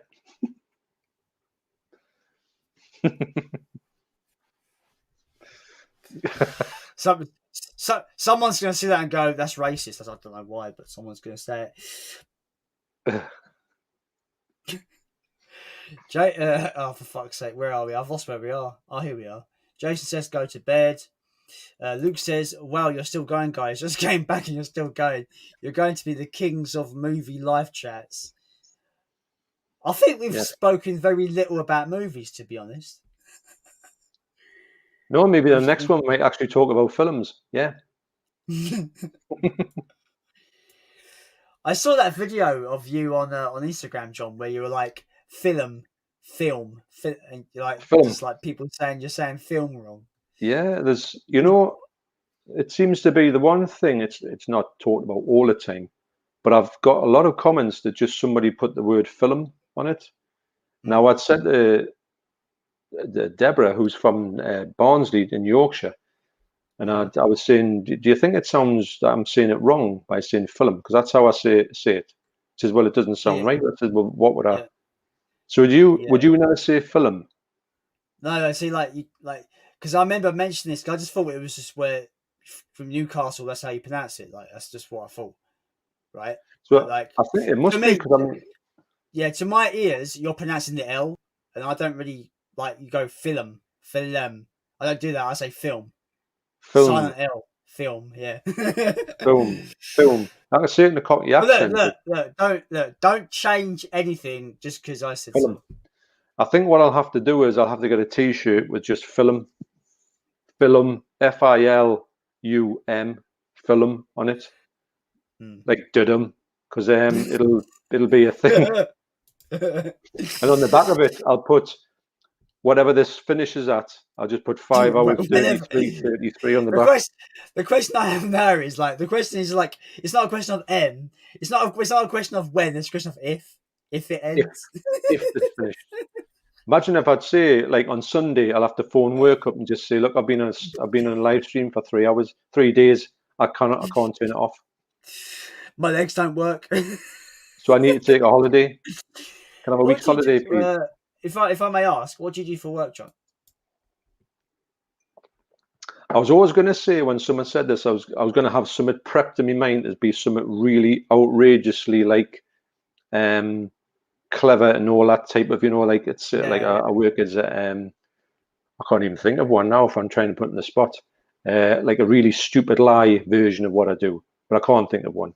So I'm a support worker for adults with learning difficulties. Okay. And I've done that for I've done it for a lot more than that. I was thinking about 6 years now. It's been more like 11. And before that, I made.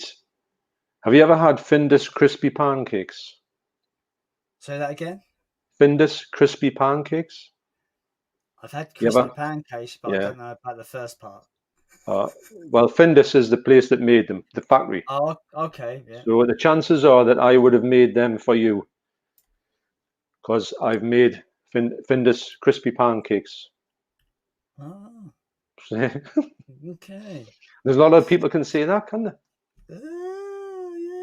I could have just said that, couldn't I? I make crispy pancakes. I mean, I wasn't lying, but it was a while ago. I worked in a factory that made Heinz tomato ketchup.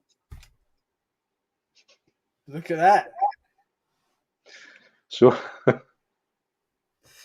I've got a picture to show you. Actually, it's not on show. I just have to move my light here.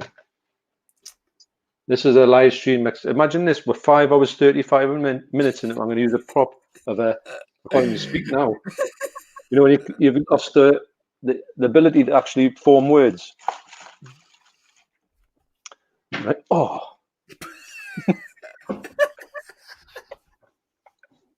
So I broke my arm. Anyway, so right. You're going to get a surprise at this. So here's a picture, and it's locked in the cupboard for good reasons, right? So you would think that you might think, he said he worked in Findus and made crispy pancakes. He's got nothing to prove that. I could say anything, couldn't I? Right, but I have got proof, because you ready for this? Yeah. Okay. Yeah. Hooray! Look at that. And that is, it's a professionally done photograph. So what's it for? What do they use it for? Well, that's another story which I can't tell you yet, because it's going to be one that's going to go on the John Perry channel. Oh, okay, fair enough. But this is a spoiler alert for, you're going to actually find out what that was about. I remember you saying about being in newspapers and stuff. Yes, that's kind of the short story, but there's a lot more to that. So my God, is there a lot more to that? You became semi-famous because of pancakes. I kind of did in a way, but it wasn't a good type of famous. Oh, okay, that's not good. But yes, so that's a little thing for you there. I'm hoping when I'm standing up, I'm not showing me my skirt. Was that picture? Was you faking it completely? That smile and that, was it completely like? Did it look that bad? Huh? Did it look bad? You look really chill. You look super over the moon in that picture. Did I honestly? Yeah. Well, you're like, yeah, pancakes. No, there's no way that if someone says to you, hold some pancakes up for the camera and smile, will you ever look like you are not borderline serial killer? Well, there's a new slasher film for us. I've got a lot of stuff to talk about on that. That's going to be a really long video on that whole crispy pancakes business. Wow.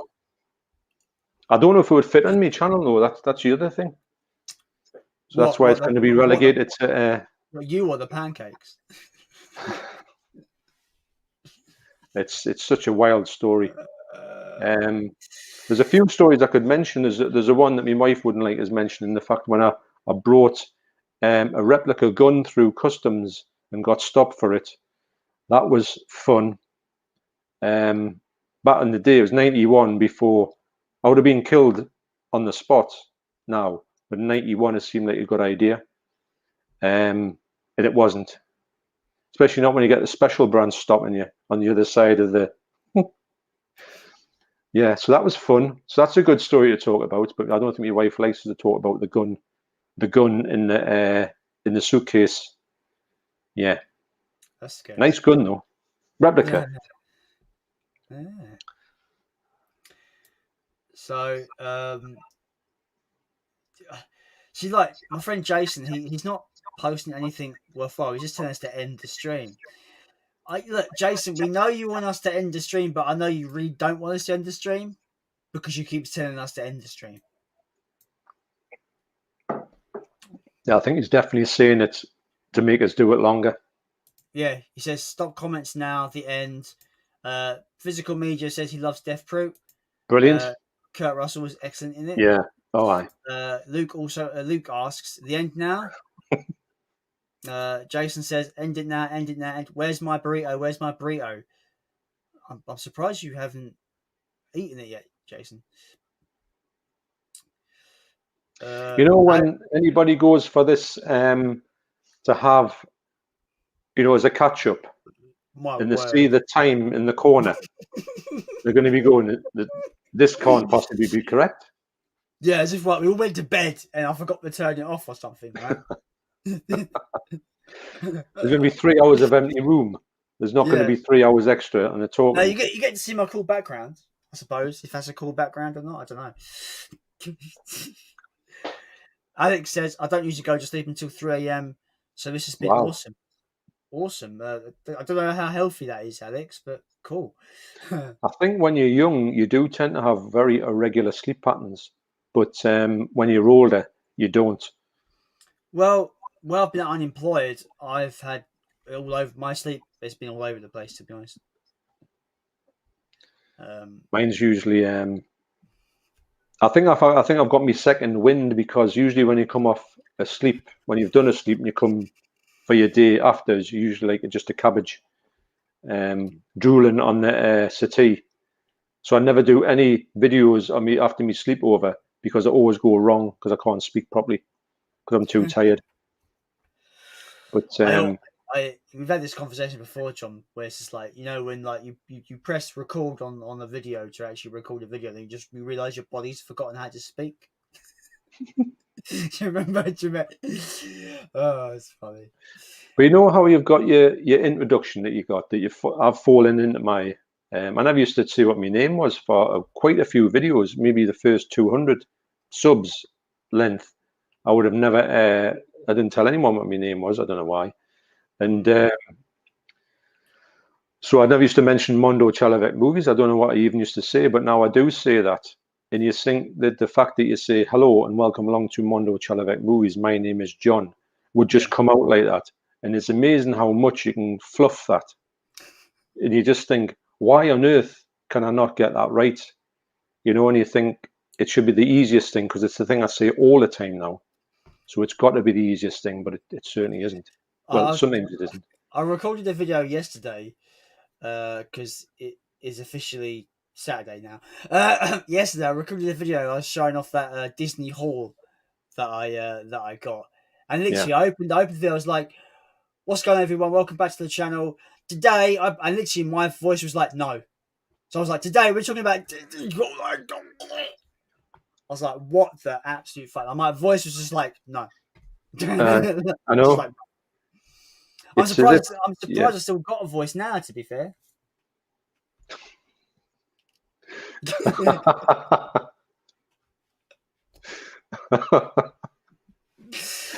Oh God.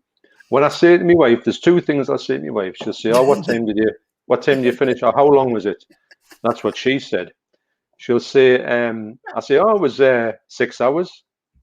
And she'll say, "I don't believe you." And I say, "Why?" She says, "There's no way that you haven't went to the toilet in 6 hours. It's officially the longest I've never been to the toilet in my life. There you go. The thing is, I made sure I went to the toilet before we came on. Oh yeah, I did. I made the mistake of rushing my dinner though, because I had my dinner well late yesterday, and like I finished my dinner. I literally had 2 minutes to get to the computer to actually make sure you can get on. And I was like, "Fuck!" Like I had to rush. So I probably shit myself during the stream. It doesn't matter. No one noticed. Yeah. Alex says, "Make John a permanent co-host." Do it. Thing is, I don't think we can, because if I want to do it every Friday, and there's no guarantee John can do it every Friday for 6 hours. Well, the problem. What do you mean? Only 6 hours? We're going to cut it. We're going to cut it in half. I'm not coming here for half a stream. Wow. Yeah.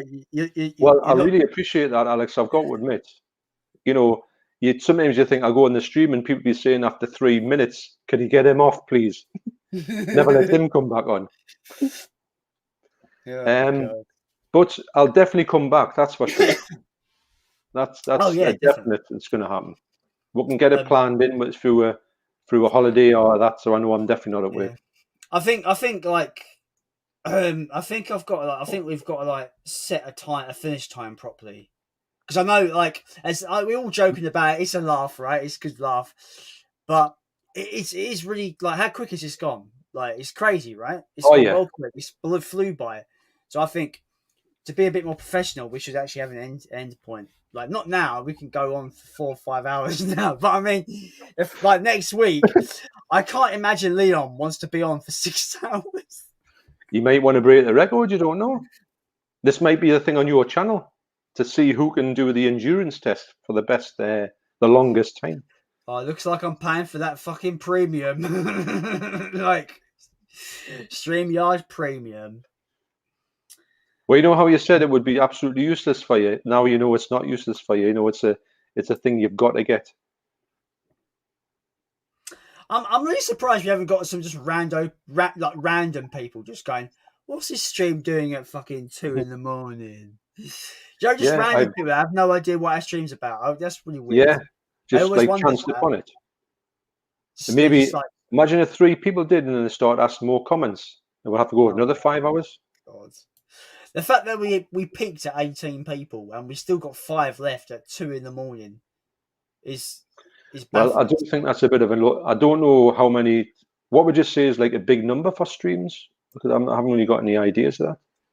I mean, I think it's all relative, right? It's all relative to your audiences, right? So, for example, I watched Big Paulie's stream with Jamie Powell, and he had almost 100 people watching. Right. Yeah. Imagine that. He's obviously a channel with 6,000 subscribers. Well, it's 2 big channels, isn't it? Yeah, it's all relative, right? It's all relative, I think. Yeah, I suppose so. I mean, if you're going to have 2 subscribers, you might only have 1 person watching. Fair enough. I know that. But it's it's the fact is, when you're saying we've got to talk about having a cut-off time and that, that was that. Talking about that was another 10 minutes. So then we'll have to say, right, there's a film. Have you ever seen a film called Kentucky Fried Movie? I've heard of it, but I've not seen it. It's a it's got lots and lots of little short clips stuck together, sort of little daft little short films and just chucked into one film. It's a bit of a mess, but it's really funny. And there's a part where you get these disaster films where you have where you have this burning tornado of a building on fire, all that type of thing, Tower Inferno type of thing. It was talked about that it's always the film always introduced these. Have you seen this film trailer for Samuel L. Bronkowitz's thing of whatever it's called, this Mickey take of a disaster movie? And there's a bit where the people who are fighting, putting the fire out, and they're doing it with the hoses and all that, you know. And then the end of it is obviously they've got the building is all secure and they've knocked the fire out. But obviously, people in it have all burnt to death. So the fireman's going. You see him start going shouting up the stairwell. We're going now, and then a bit later in this film, you see him going. We're starting the engines. You know, they're all dead in there, but he's trying to get his mates out of this building. But it kind of is a bit like that, isn't it? Now we're going now. No, you put the phone down. No, you put the phone down. No, you hang up. No, you hang up. No, you hang up. I hung up last time. So I started laughing because, because physical media has basically stated the stream ending has been pushed back more times than the new Bond film. You could imagine them saying when the new Bond film comes out, they'll say the reason why it's not come out is not the COVID, it's that live stream that was on. You know, might get famous off that, or infamous. Do you know what? This might be a controversial opinion. I've not seen one Daniel Craig Bond film. Well, there's a few Bonds that I've never seen any of the movies that, you know, there's a lot of them I didn't pay any attention to. I like Roger Moore, and not many more. I do like Daniel Craig, I've got to admit. We've been to pictures to see most of them. I do think that they're the best ones for a long time. They're not all great, and they're not all the best, but they're all right. I hope they carry on in the same format or ilk as they did. I wouldn't like a real radical shake-up and go too much in the wrong way. Now, I know Doctor Who, and I had a radical shake-up with putting a woman Doctor Who, and I'm not fussed about that. I'm fussed about the change in writers. The writers has just ruined that TV series, so they've got to get the writer or the writer style back to where it was, or they're just going to completely end it. Isn't there meant to be a gender swap with James Bond? Aren't they teasing a female Bond? Well, they could do, but is that going to be too much of a radical change for Bond? Is it too radical? Because I've always seen James Bond. Obviously, James Bond. He's a man. And he's a bit of a womanizer, right? He is. That's him. That's his character. So change him to a woman wouldn't really make sense. I think they could do like a female style of James Bond. I don't mind that. I just think there's certain characters that should just remain their gender. You know, I wouldn't like to see a male version of a woman who's famous for a certain type of role. I wouldn't like to see them swap to a man for that. I don't see the point of that. I feel like, you know, say like take Ellen Ripley from Aliens. If you swap her character for a guy, I don't know, Alan Ripley, right? He'll just come across as a generic beefcake with a machine gun, right? What made Ellen Ripley great was she was this vulnerable woman who became a badass. It would be a bit like Die Hard, wouldn't it? Die Hard on meets Alien. So that's the reason why it worked, was because it wasn't like that. She was like a final girl in a horror film. But I don't know. I just think it's things like James Bond. They should just leave it more or less similar, because it deserves to be like that. It's an institution. Why not? Why would you do that? Jason says something quite nice. He says, yes, mate, do a vid about your dad's favourite movies. Your dad was a total legend and a great guy. Thanks, Jason. I really appreciate that. Yeah, good. Yeah, I think that would be a good video to do. Like, that'll be interesting seeing what it was. Yeah, I tell you what, John. Like, you think tonight's been funny? Like, I think I get my sense of humour from my dad, because he was always cracking jokes all the time. Mm-hmm. He was just like the funny. Like, no one has ever made me laugh like he did. Do you know what I mean? He was naturally funny. Yeah, some people are, aren't they? Anything they say is funny, no matter what it is. And do you know when I said I went to America in 2019, I didn't go on my own. That was my last holiday with my dad. Yeah. You know, and I'm so grateful that I was able to have that holiday. You know, because it was originally going to be on my own, me on my own, I was just going to go on my own for the first time. But I've always ever been with my parents. I was going to go on holiday on my own. And people were like, "Oh, America, that's a big step to go on your own." America, I was like, "Yeah, but I want to go. Like, so I want to meet my friends out there and stuff." But my dad was a big fan of holidays. If he sniffed a holiday, he's gonna jump on. Yeah. So I was like, I booked my holiday, and I was like, "Dad, I've booked my holiday to America." He's like, "You're going to America?" I was like, "Yeah." He goes, I've got to convince your mum to go now. So he's like off around trying to convince my mum to come. Mm. And then they booked tickets. And then he kind of he reeled in my brother. Come on, Daryl, you're coming as well.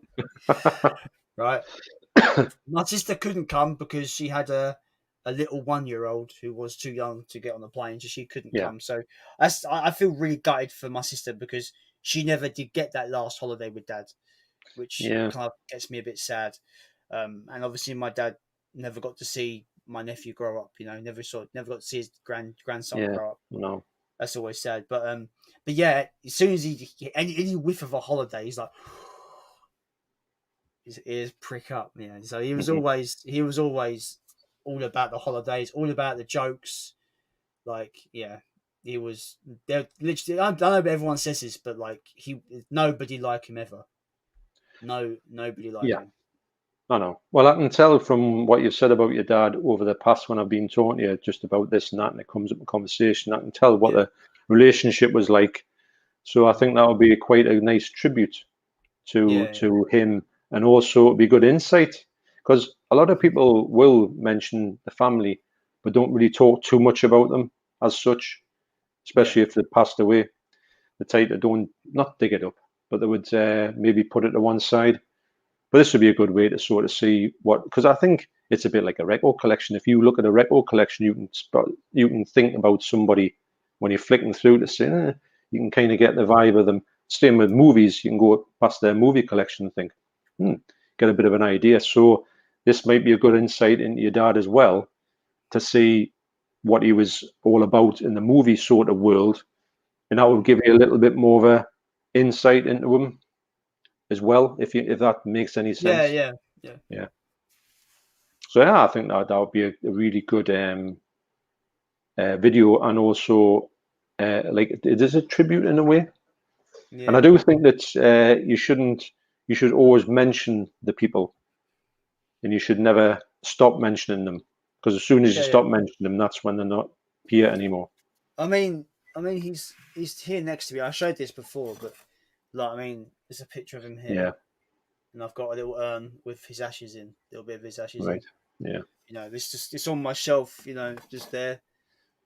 Um, you know, um, so I've got a piece of him with me. Yeah. And I'm not a religious person by any means, but I just feel like he's kind of there, and he's kind of like just pointing at me and laughing, because that's what he would do, just point at me and laugh at me. Well, he's been on the live stream with us all night. That's Yeah, for sure. yeah. No, It's I think it's whatever you like, whatever you're comfortable with as a momentums and everything is what's good. You shouldn't just think if you're whatever your belief is, oh, I've got to do that. Just do yeah. what you want to do and whatever suits yourself. It's because it's like with his because he wasn't religious either, so for his funeral we didn't have the usual priest and stuff. We just had a celebrant, and it Mm, was really good send off and stuff, and right. really great tributes. But it was kind of like very sudden. Like, he was diagnosed with cancer in April, and he died on the 1st of September last year. So basically Yeah, 4 months. I know. But he wasn't given a chance. There's an inquiry by the coroner, which is standard with asbestos-based cancers. They've got to do an Mm, investigation, because it is technically a industrial accident, so it has to be investigated. And yeah. so that started the day after. They usually start their investigation a day after he died. So the 2nd of September, we got a letter this week saying something's come up. They've got to do more investigation, which me and my mum think there's got to be some kind of gross failing in his care, because something went wrong. because when he was diagnosed, they said, "Don't worry, it's caught early. It's a slow growing cancer, and you can get chemo, and it will maintain it, and you can live another 15 years." Right? He didn't. He got 4 months. So Yeah. there's something. I know this stream has got a turn for a bit of the worse, I suppose, like bleakness. But I just sometimes I've got to get this out. Sometimes, you know. So Oh, yeah. there's something went seriously wrong with his care. What the cancer does, where it's on the lining of your lung, it grows like a tree, like branches like a tree, like. Right. And what happened? There's a side effect where it was pushing against his esophagus, so he couldn't swallow and he couldn't drink. Yeah. So he was trying to tell them this. The nurses, the doctors, whoever would listen, but none of them listened. Um, his oncologist appointment was meant to have been 2 weeks after his diagnosis. He didn't get it until 6 weeks after diagnosis. By that point, he was almost skeletal because no one was listening to the fact that he couldn't swallow, he couldn't drink. It just got worse from there, really, and just seeing him deteriorate. Like if I say like this picture of him, right?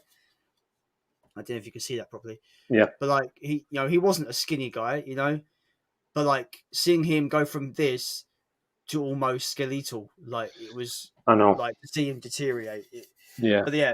But considering the coroner has said that more investigation has to be done, tells me that something's come up, or there's either evidence that makes them query something, or there's lack of evidence which makes them query something even more, because there's always a paper trail with this kind of stuff. But me and my mum were like, there is something went wrong, something was amiss, because the fact that he deteriorated so quickly, there's got to be fault there somewhere, I think. Yeah, it needs to be looked into deep, and get everything out in the open, whatever it was, and then you can pick through that. Me and my mum, we've gone over this obviously over and over since he passed. No matter what decision they come to with this inquest, it's not going to bring him back. But the main thing I want, if there is fault, if there is a gross failing in care, I want someone to be accountable so this doesn't happen to anyone else. Yes, like I don't want another family to go through this fucking horrible ordeal. Yeah, and lose a loved one like I have. Yeah, I agree with that. And you do sometimes need, if you got a feeling that something's wrong, you need to pursue that and get to the bottom of the matter, and then you can move on to a certain extent, but still, it's kind of justice in a way, but it's also you do need that. There's questions that you need answered. Yeah. Right. People are so shocked. Leon's back. Leon's come back. He can't sleep and realize we're still streaming. Can you imagine what he thought? He was like, "Holy fuck!" But I'm nowhere near that comment yet. There's so many comments. Alex says, "If I have fun making a video, then I've achieved what I wanted. Even if it didn't get many views, YouTube is a great outlet for expressing opinions and having a great discussion." Exactly, that's my friend. I think that's nailed it in a nutshell for me. Yeah.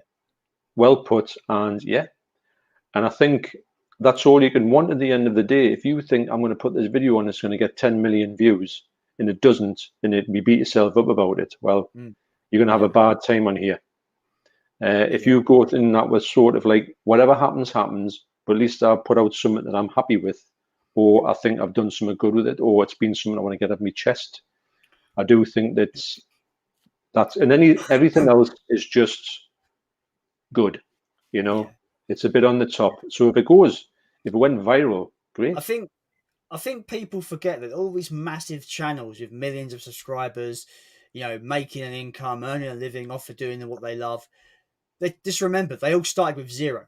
They all started with 0 subs, right? So I don't think it's impossible to, if you wanted to turn this into a career, you could. I don't think it's impossible, but it's not what I'm here for. Does that make sense?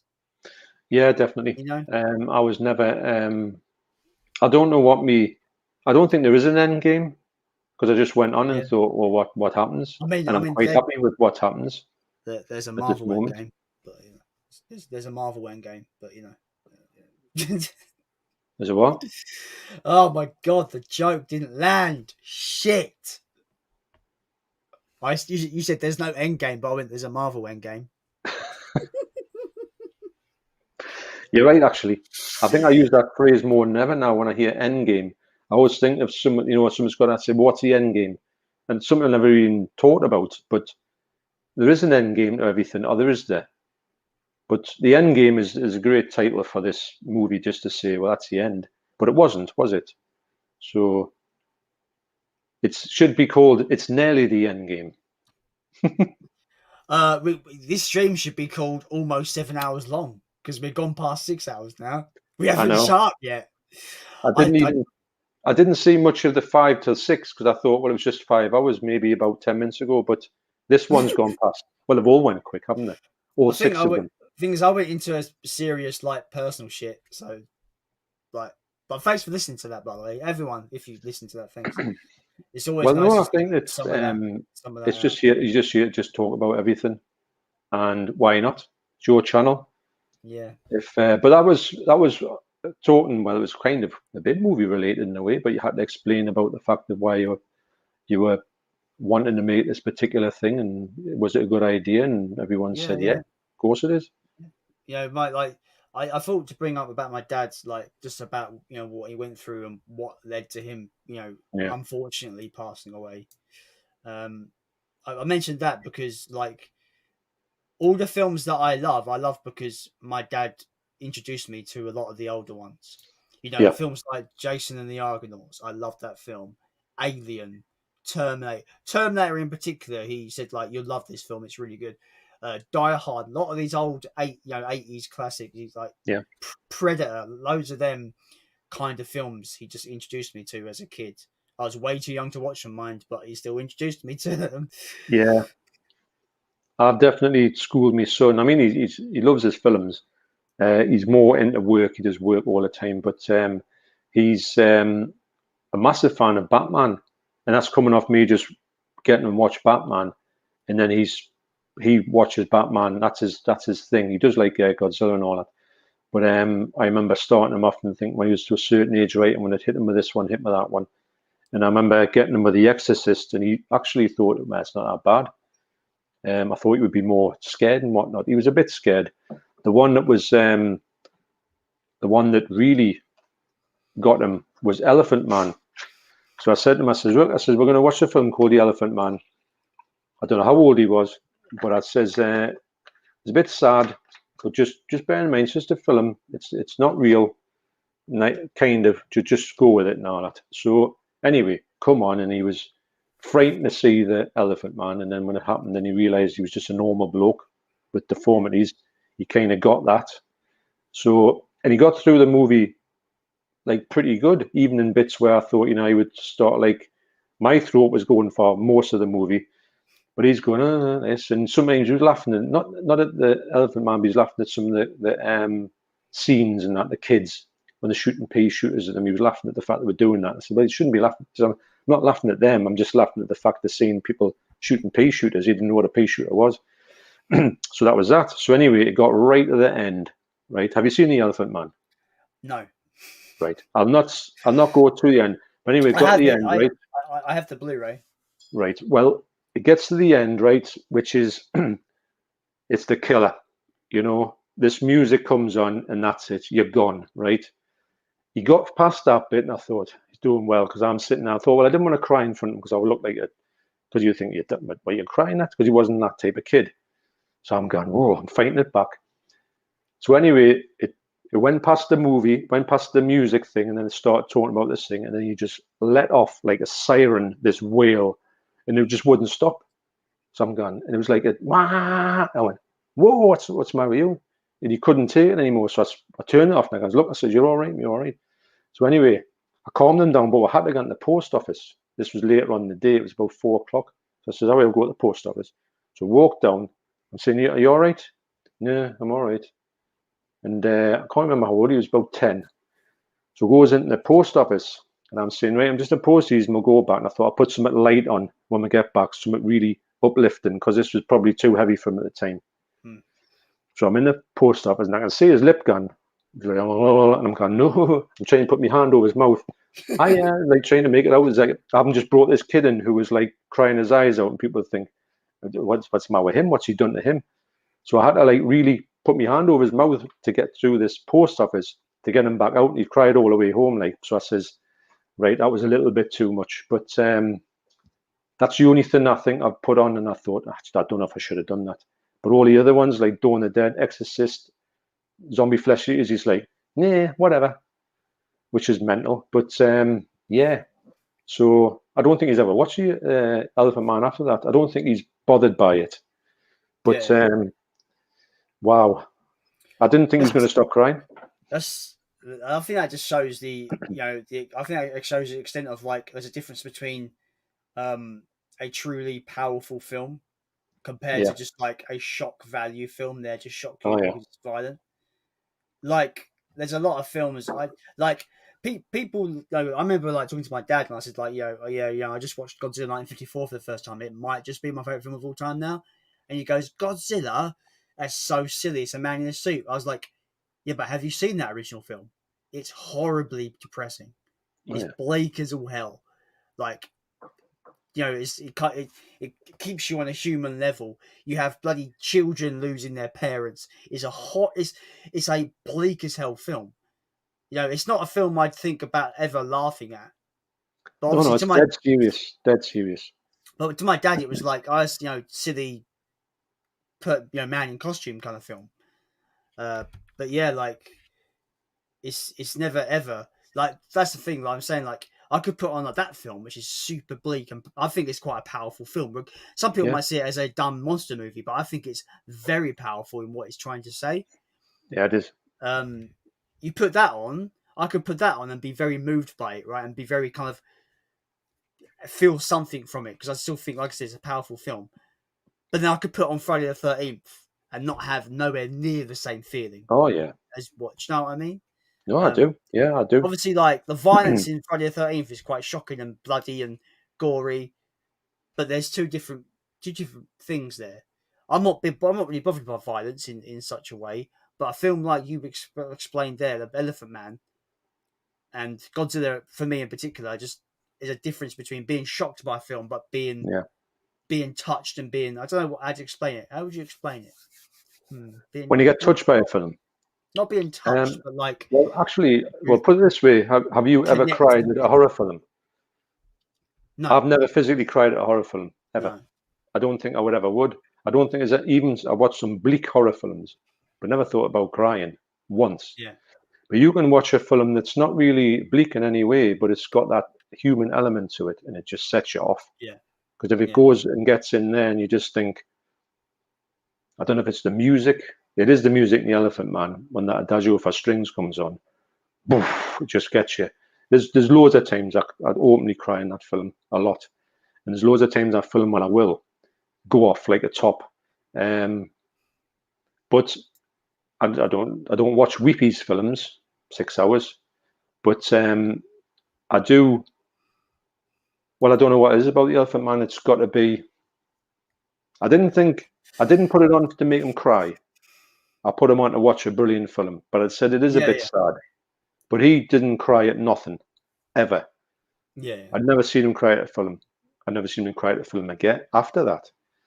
But when I put that on, and it did, he got through the whole film, and he just seemed to just sit there. Like he didn't not care about it, but he was like, nah, whatever. And then boom, but he wouldn't stop. So I'd never asked him about it. I am the complete opposite. I'm a sensitive twat. Like if I see one person shed a little single tear, I'm off. I get all like.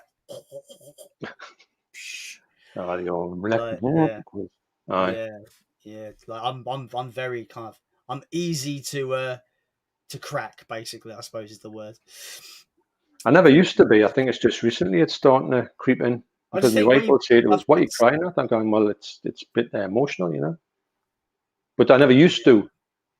For ages, and I didn't really ever cry at The Elephant Man until more recently in the last maybe 15 years. My mum put on this video today, and I was just like, why are you putting this on for? It's horrible, like especially considering recent events with my dad. there's this boy. He must be about like 14. He's a young kid. Yeah. He's a guy from a military's come in. He's opened a letter. It's from his dad, basically explaining how Oh, he's never coming home, kind of thing. yeah. And it's fucking horrible. Like, I'm like, Mum, why are you watching this? It's fucking horrible. And I'm like making tea, like trying to like keep it together, but I'm only hearing it. I'm only hearing the kid reading the letter, but breaking as he's reading it. It's fucking Yeah. horrible. It's horrible, man. No, them things are they're just too much. Really are. And like I said, I don't watch weepy films. A lot of girls, well, not girls, like women, prefer weepy films because I like a good cry. I don't ever think that I put a film on like that. There's some films that have a weepy side of them, and you just, well, an element in it, you're going, whoa, this has got me, like, and you don't think about that. And you like get that whole, oof. But yeah, it's a funny thing. Emotions in horror films, you do not ever want to cry. I would love to know if anyone is live on the comments. I'd love to know if anyone has ever cried in a horror film.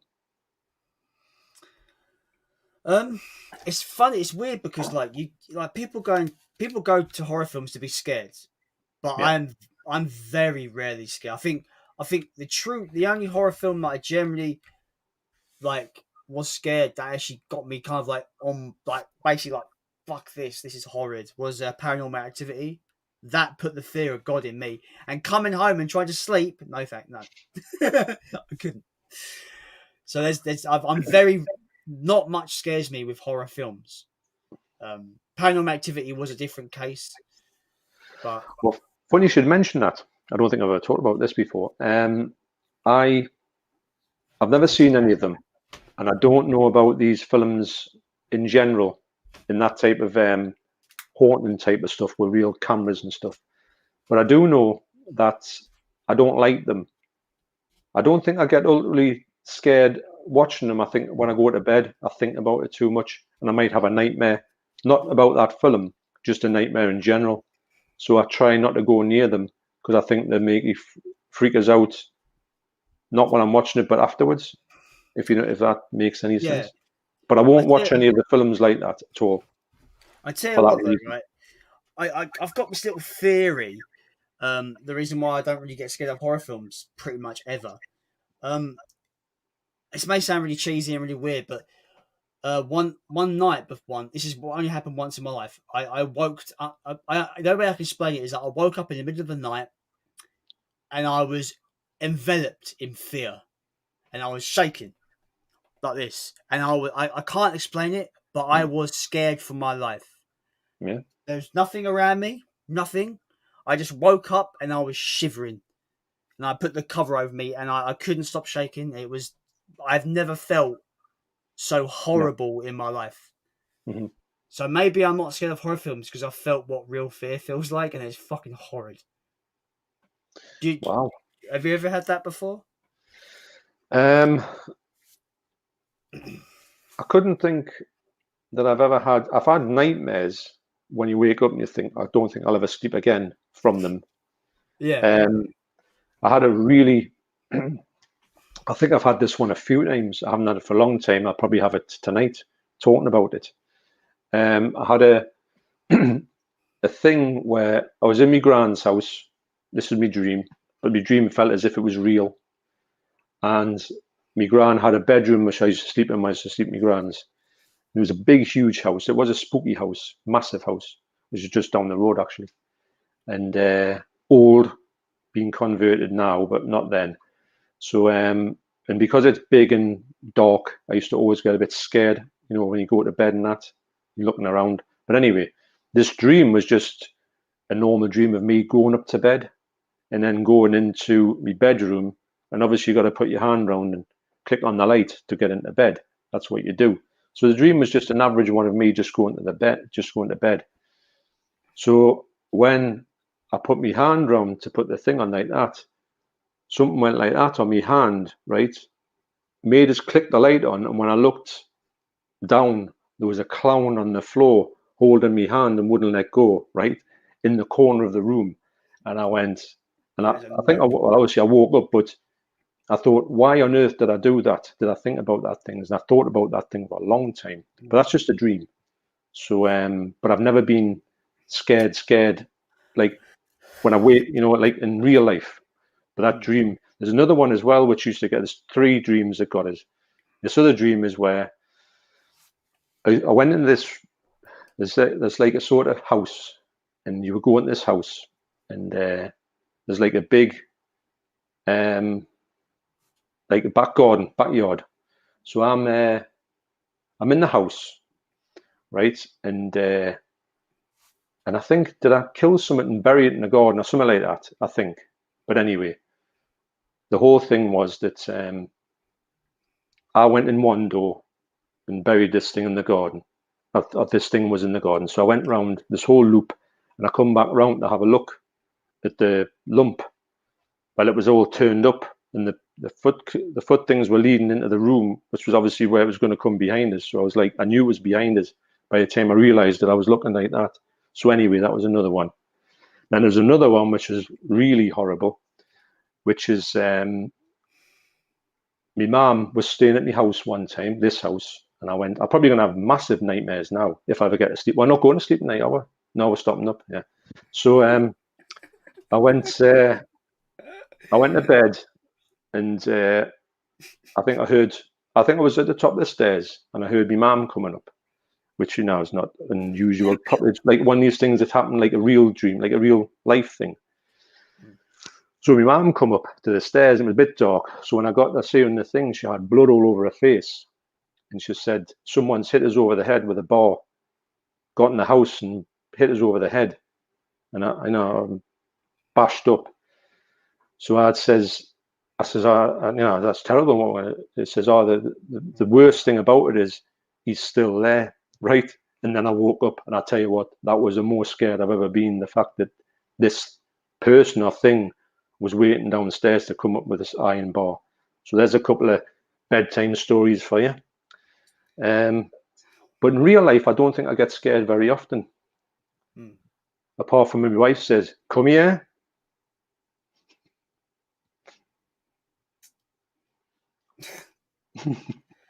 That's a marriage joke that I just don't understand because I'm not married. Well, because if you say, she says, "Come here," with that tone, you're in for it. Yeah, You've done something. It's like when my mum calls me, but she calls me with my middle name. So she goes, Jason, David, Brett. I'm like, what have I done? What have I done? What have I done? Yeah. If you get a certain version of your name, you're in for it. I do have something to mention quickly in regards to my dad. Now, my middle name didn't mean anything to me, really, growing up. But my middle name is David, and my dad's name was David. And it means more to me now than it ever has. Is that weird? No, not at all. That's why on Facebook, I changed my name to Jason David Brett. I used to be called Jason Brett, and I just put the middle name in. Because now I feel like I'm carrying his name with me. Well, it's funny that because my name is John James, which is my dad's name. Yeah. And my son is Matthew John. That's his name. And if he ever has kids, I hope that he would say whatever, Matthew in the middle. He might not do it, I don't know. But I know that I quite like that's stepped down. It's a little bit of just a remembrance of the person, or the you know what I mean, for that whole. I know, understand that. Yes, understand that. Because I've got 2 middle names. I've got John, James, Stephen, but I never use Stephen. That's why in my car thing, when I say hello, on Instagram, my name is John James, and I'll put something stupid in it, and then Perry. John James Dougal Perry. And a lot of people thought that was my middle name. I know what your middle name is now. It's Dougal. No, it's not Dougal. I just made it up. What's your thing on Instagram? It's like Warren something, isn't it? Warren Peace 66. Yeah, where does that come from? When I was young and stupid, as we all were, when I was in a band, a lot of people said, "Well, you're in a band now." I was in a band with schoolmates. We're called the So-Called Friends, which was quite apt, actually. And all had to have a stupid name in it because that's what you did when you were in a punk band. So I was looking at this book, and it was actually talking about a book, you know, The Hitchhiker's Guide to the Galaxy. Oh yeah. Excuse me. There was a book in it that says, I think the book's called Profundus, and it was talking about it. It just said, this is what you can get, you know, for 25 pence if you send away for it. So in the Profundus book, it was on about this fella who, the premise of it was he was driving a submarine. He owned a nuclear submarine, and he thought he was God, and he wanted to get a Jesus character to be in the submarine with him. Wow. And he was called Warren Peace. And I went, that's a good name. So it was just at that time when I saw in the band, I was called Warren Peace. So I got known through this band thing. So every band I was in, I was always called Warren Peace. So I was doing these things when I was in the band way back when. I just carried that name. I thought, I'll have a daft name for these things. So that's where the Warren Peace come on. A lot of people say it's because you talk that much. Because Warren Peace, the book is like that thick. And that's what they say. I says, well, probably. So so that was, and the guitarist had the best name ever in the guitarist. His chosen stage name was called Nobby Hendrix. Now I just think that's just, you can't get a better name for a guitarist to have like Hendrix and just like a daft, like a name of like a nickname, Nobby Hendrix. Where where my band rehearses down the road, it's quite local when my band rehearses. What the studio, the owner has, what he's done, he's made a wall with plaques with bands logos, all the bands that rehearse there, which is pretty cool. Yep. And there's one band that has like the best name because it's ridiculous. It's the best band name. It's they're called Dodgy Jammers. It's brilliant. Dodgy Jammers. Yeah. So it's the biscuit backwards. It's Jammy Dodgers. Mm-hmm. It's brilliant. Dodgy Jammers. It is because you can see a dodgy jammer if you're in a band. Yes, yeah. Yeah, I love a good name for things. I love band names and all that type of daftness. I'm terrible at them though. I did think myself in this Mondo CHELLOVECK thing, I would never say what my name is going to be ever, but I thought, nah. Then it takes you a little bit out of the thing, doesn't it? If you never tell anybody what your real name is, it makes you a bit. I know there's people coming here and they don't tell you your name and all that, but I mean, I'm trying to not be separate. It's really funny. It's really funny because when you first gave the shout out to my channel, and I was looking at your channel going Mondo CHELLOVECK, I generally thought your name was Mondo and your surname was CHELLOVECK. Really? Because to me it sounds like it could be a person's name to me, like a European. Like, what's your name? Mondo CHELLOVECK. It does sound well. It is actually. I'm CHELLOVECK, Mondo CHELLOVECK. CHELLOVECK's Russian. It's a Russian name anyway, so or it's nearly Russian. So I can understand. I'm sure I get people coming across who are Russian who think, and I'm probably Russian. That's probably why I lose some subs when they look at us and I'm talking English. They probably say delete. So I do, but the best. I was going to say this on a video sometime. I may as well say it here. That one of the best things about YouTube for me is because when you create a band, because I did make because all these bands, they're still going, all the bands I'm in, or were in, or are in, they all had the names, they're all decent names and all that. And I thought to myself, I'm going to have to get a solo project. Shall I call it John Perry? No. Shall I call it Warren Peace? Not really. No one's going to know anything about that. So I had to think about it for a long time. I don't know what any of the names were. And I came up with Mondo CHELLOVECK, which loosely translated would mean lifestyle of a young man, which sounds a bit daft now. But anyway, it does mean something in the essence, but I just like the flow of it. Because I did want to put someone in from films, Mondo films, and also CHELLOVECK from Clockwork Orange. So it does marry them things. So I would say, if you know, people will go, hang on a minute, it might be very niche, but people would think, I know what that's about. Maybe. So anyway, when I did that, the best thing about the whole, if anyone says, what's the best thing about YouTube for you, and I've just thought about it there, is that, say if you made up a band name and then you know what it is, and then nobody even talks about it forever, like you've got no recognition for being in a band, but really everybody now on here is saying the words Mondo CHELLOVECK. So my band name is kind of out there all the time. And I get it maybe just in a chat. Oh, I was talking to Mondo CHELLOVECK or John from Mondo CHELLOVECK. Could be just a quick thingy, but it always get a buzz out of somebody saying my band name. Some person I've never met before, they'll say, oh, I had a shout out for Mondo CHELLOVECK, or you must go to Mondo CHELLOVECK, or have you seen this video? Have you seen this baldy twat, Mondo CHELLOVECK? I know I'm stealing somebody's name there, Jimmy Powell, but but for me, it's a blast, and I get it all the time on shout outs and stuff, or people mentioning your channel. So that's an added bonus. That.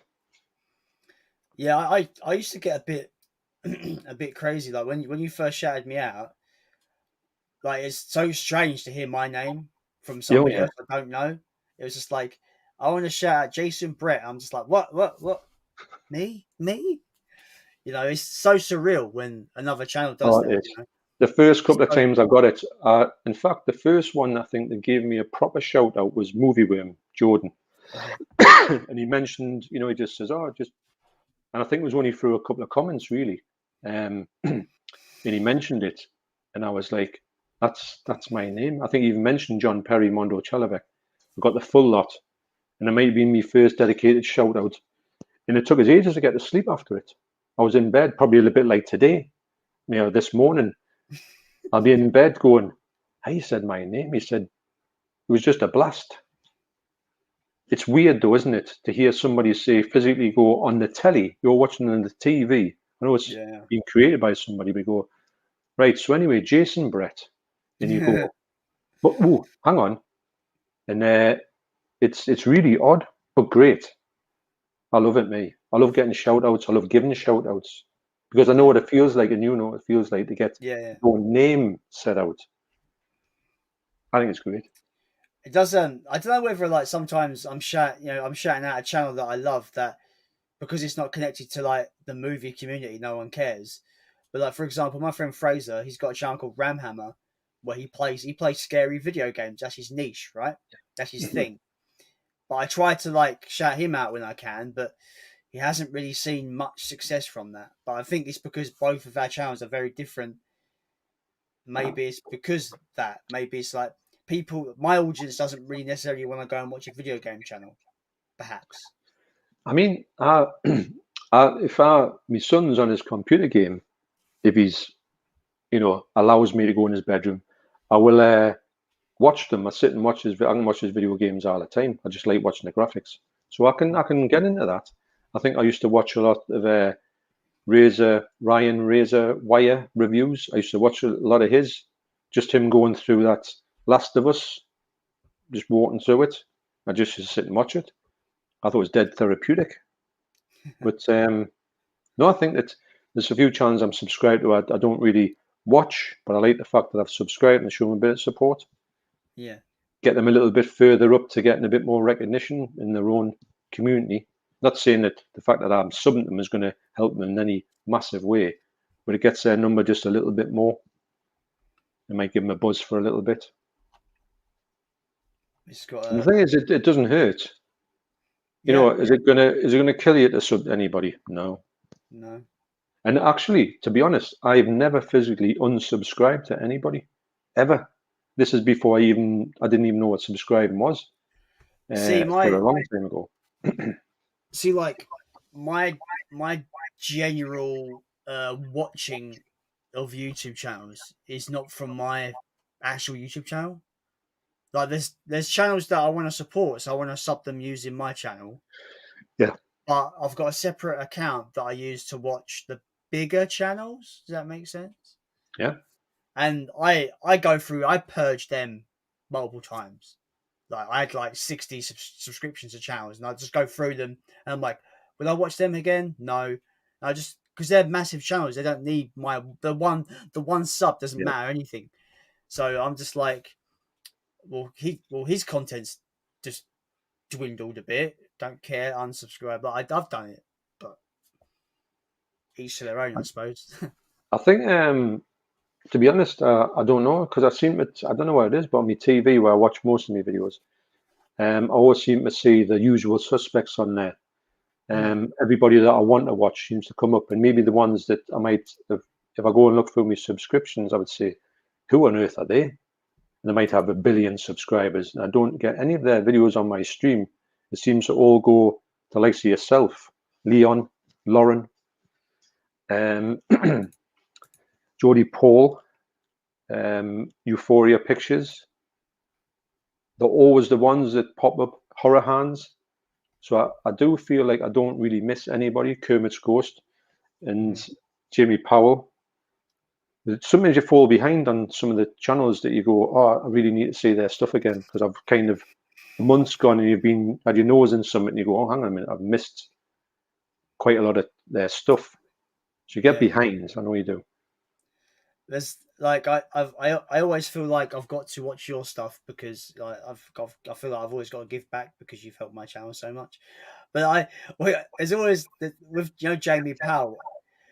Whenever he gets a subscriber mail, I've got to watch it because when he goes subscriber mail, like it's brilliant.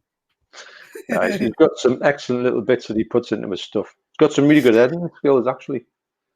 Yeah, there's one video where he was doing pickups and posts. I think it was a few weeks ago where it's just like every time he gets a day with got nothing, it's just like it's Tuesday and we cuts through with big glasses going fuck all. that made me laugh. No, I think he's very watchable, and to the end of the day, you usually subscribe to a channel because you want to watch it. Yeah, of course. I don't know if you want to if you're subscribing because of any other reason. If they're not watchable, mind you, there may be some subscribers that I don't really watch all the time, and these are probably, funny enough, the bigger ones are the ones that I don't watch that much. It's more the smaller ones that I seem to navigate to, just because I think that they're more in my mindset of what it's all about. Yeah, just getting in and seeing what happens with modus operandi, if that's a word. So I've spoke about this before on previous streams. I think my first stream, I remember I've joined like YouTube groups. They just called like YouTube share your channel here kind of thing. I go on there to promote my channel, and it's like sub for sub, sub for sub, sub for sub. I'm like, what's the point? Why would you want to sub to someone because they've subbed to you? Because, like, if it's sub for sub, right, like they're saying, that means they're subbing for you for no reason, so you can sub for them for no reason. You're getting one extra sub, but that's a ghost sub. It doesn't mean nothing. Mm. Like, I've never understood the sub for sub. It's bollocks. Do you think?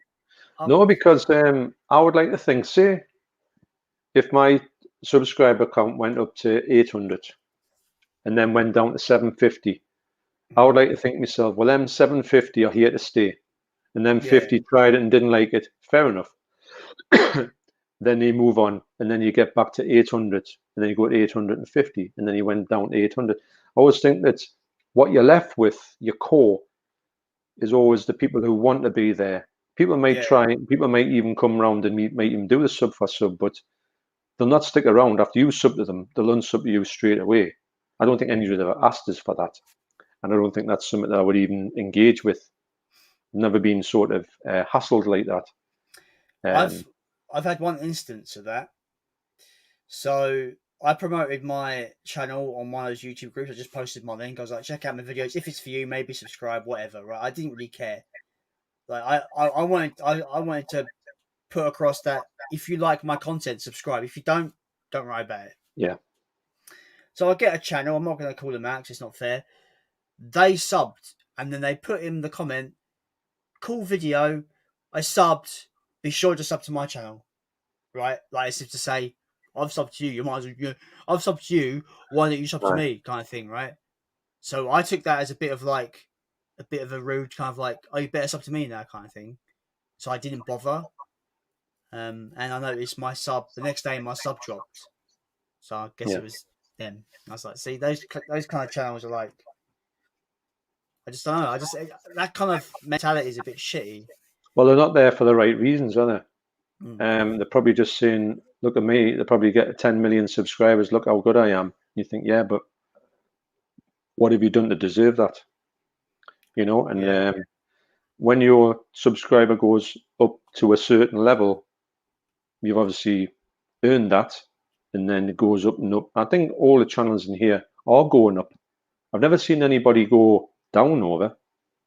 It doesn't seem to be a thing because it seems to they'll go up on their own steam or whatever. They're going to go up whatever rate. Some of them go up really fast. Some of them don't.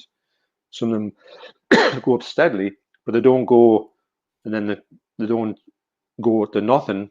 It doesn't even seem to be a thing. But sometimes you see a channel that's a big channel, and sometimes you might have known they're on 50,000, and then you might chance again they're like 30,000, which is still massive. But imagine losing 20,000 subscribers. That must do your head in, mustn't it? It must be painful. So the thing is, like it goes to the view count as well. I've seen a channel with 4 million subscribers that can't even get 4,000 views on a video.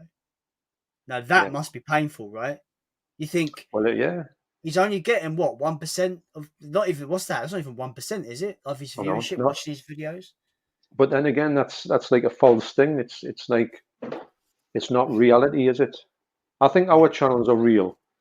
At the end of the day, you can say we're a real. What you see is what you get. There's nothing more than what we're going to come on and talk about. What we love. I'm not going to cater my content for the algorithm. You know what I mean? I'm not going to cater my content to the numbers. I'm going to make content that I want to make, that I feel like I've got something to say. You know what I mean? You see, this whole thing, when I do the John Perry channel, it's going to be this other thing. It's going to be wherever it is. It doesn't matter to me what it eventually comes. Like it's sort of just very much a side project. But say I put something about the Misfits, and they are quite a band that people go to. And I mean, some of the Misfits channels have masses of subscribers. Now, say if I put one in there and the subscriber list or the views on it just went through the roof, for instance, because I've got some good stories about the Misfits, ones that I could probably only know from talking to them, which might be a bit clickbaity, but it might get them on, it might blow up. There's a chance.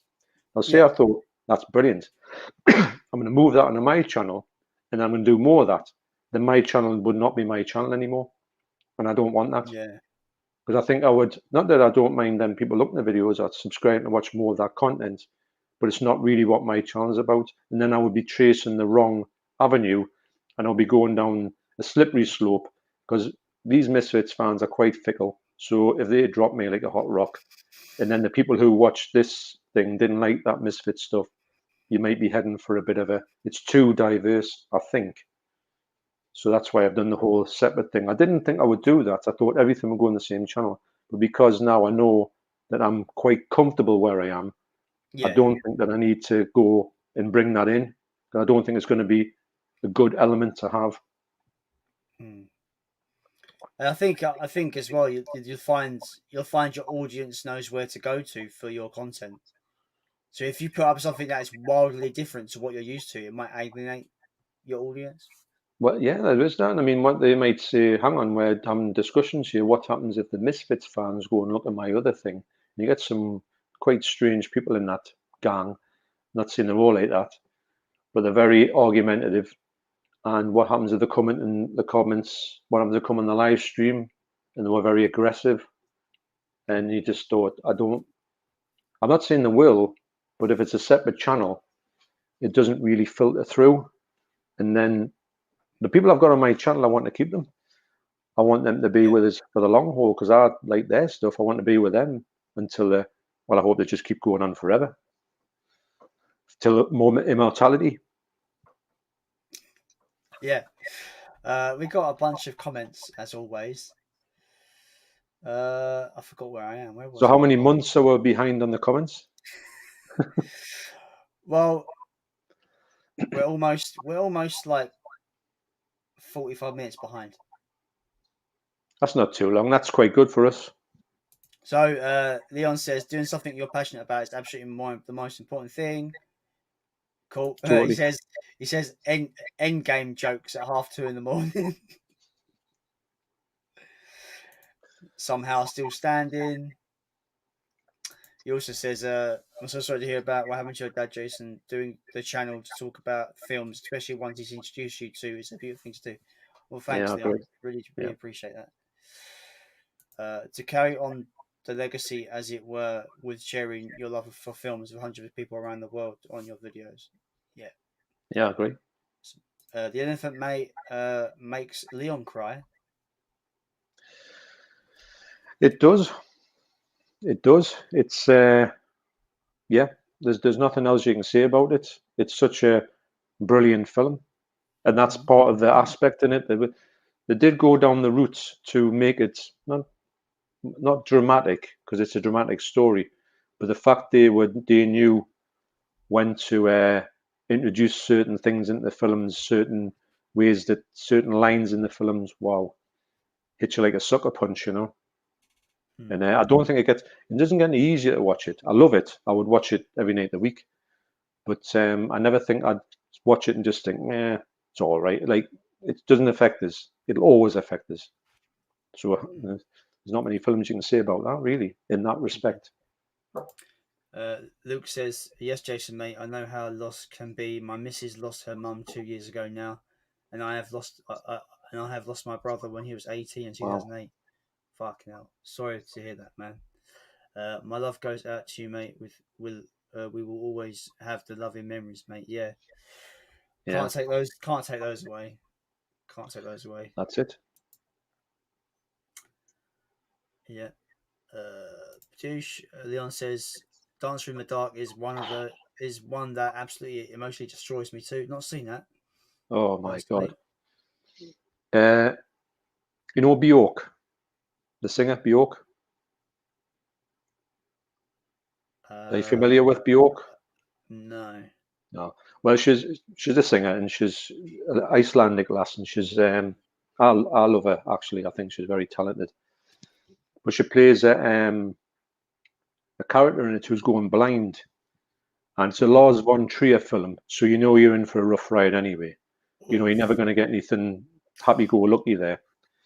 So she's going to go blind, and she's trying to look after a kid. She's got no money, and she's trying to do what's right for the kid.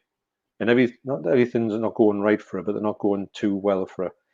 And she gets framed for something, so she gets put on trial, and it is just a brutal film. I've never seen nothing like it. I can't believe how much that she put into that film. She's only ever done the one film. I think it blew her mind. I think she's going to come back and make another film, but this is from the year 2000.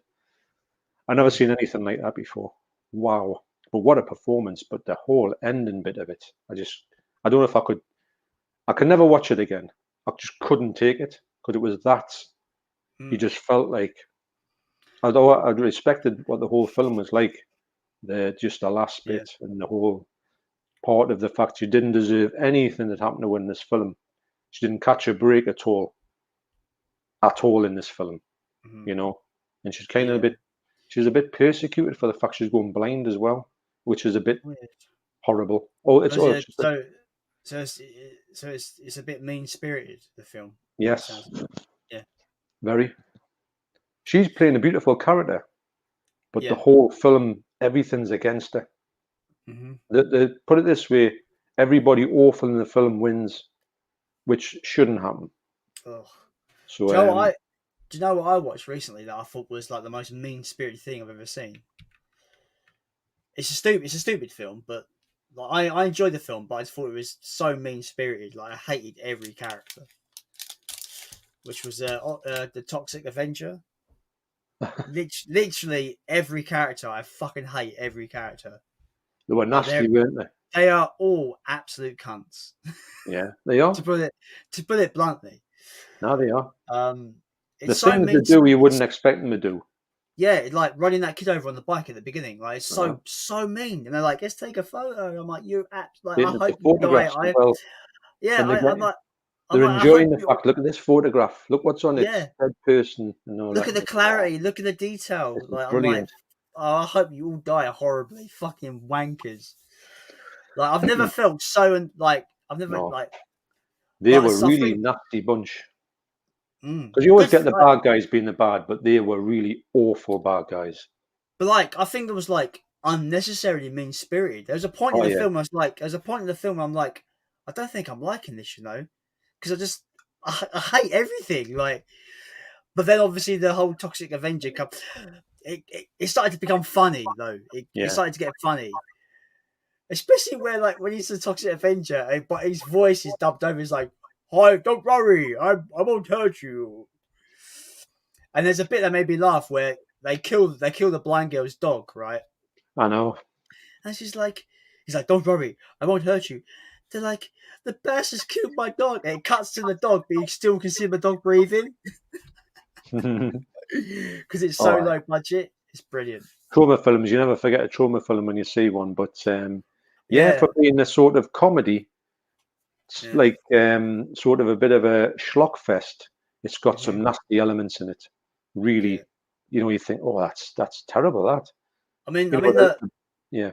yeah, I mean the violence. I'm not bothered about the violence, but I mean to the degree that they go to harm people is really mean spirited, like so Oh, mean spirited. I mean, the whole lot, the girls as well, they get a Yeah, massive kick out of it, hmm which you don't really see in a film, do you? That the girls yeah, are yeah, in it as well. The girls will be saying, "Oh, don't do that." But he's like, "Oh, yeah, it's brilliant." I'm going, "This is mad." yeah. And there's that one bit as well where they carjack an old lady, but they don't just nick the car off her; they beat her to death almost, didn't they? Yeah. Oh, It's yeah. like that was unnecessary, fucking bastards. Well, the most of the films are necessary from their point of view, with the Polaroids, the whole thing, killing people. Just think it's funny. But I forget who said it. I think someone in the comments last week was like, yeah, every trauma film is mean spirited, is on There's purposely. some bad trauma films out there in the way of having that meanness to it. Mm. The one that'll get you is Combat Shock, right? About a bloke who's come back from there's an Arrow DVD I've got on there. There is a Blu-ray somewhere. Someone's got one. It's not a very good film. It's shot really low, but ultra low budget, 16 millimeter at best. And it's got this fella he comes from war, and he's still got that whole, he's in the war, like Vietnam, all that type of thing. And then it goes into that. So you say, oh, that's fair enough. And it's a bit bleak and it's got this and all that. And then it takes the ending, takes one of the dark, I mean, Toxic Avenger, you'll say it's mean spirited. Yeah, yeah, yeah. When you see Combat Shock, you'll say Toxic Avenger is Mary Poppins compared to this. You've Wow. never seen an ending like it until you do it. And I thought myself, they are not going to show what I think they're going to show. And they do. And I went, oh my God. There's So a trauma, yeah. Speaking of mean spirited films, there's one mean spirit. I think it's very mean spirited, but it just happens to be one of my favorite modern horror films of all time. It comes out of the French extremity genre.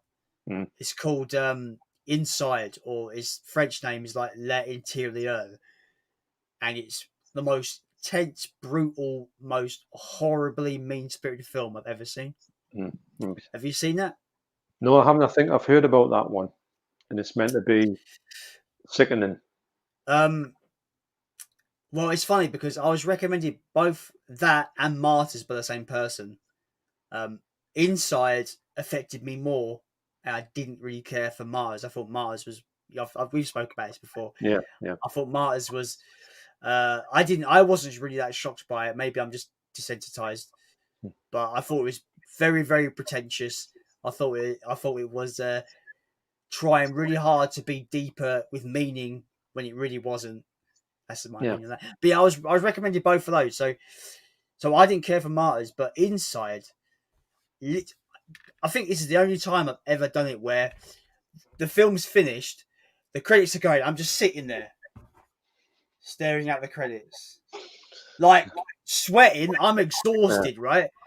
Going, well, fuck. Like, seriously, Yeah. if you've not seen Inside, it is one of the greatest modern horror. It's a home invasion film. Yeah. It's about a pregnant lady at Christmas Eve. She was in a recent car accident that killed her husband. So she's on her own in her house, Christmas Eve. Her baby's due at any moment. She gets a knock on the door, and this lady's like, oh, can I use your phone, whatever. Then it just turns into a horrible, mean-spirited home invasion film about said lady trying to basically cut out the pregnant lady's baby and take it for her own. That's all I'm going to say. It Yeah, is I've heard that. absolutely Yeah, I've brutal. heard that one. When you talk about that, that's yeah, I've definitely heard about this whole thing, and say it's just next level. Yeah, Wow. it's like I think it's brilliant, but there's certain scenes. I remember rewatching it with a friend one Halloween, and there was a certain scene that I can't watch because Hmm, it makes me physically sick. I have to yeah, look away. I can't even if I hear it, I can't hear the noise either. right. Yeah. So really, really, So it's yeah, and I don't get it's squeamish very often, but that there's a particular scene in that film. I'm like, no, no, just no, no, yeah. just You know, no. when someone's gone too far, or it's trying to go too far, it has succeeded in it. And like I say, Serbian film went. You haven't seen Serbian film, have you? I refuse to watch that film Good. on principle basis. Yeah. I didn't know anything about it at all. Obviously saw the uncut one. And when I realised it was all right, the film, but it was neither something or nothing, I found, and I didn't know where I was actually going. I thought, what's all this about? When I realised what it was about, I said, this is going off. I just Hold can't that believe thought. Hold that thought. I will on a Serbian film. Turn my heater off.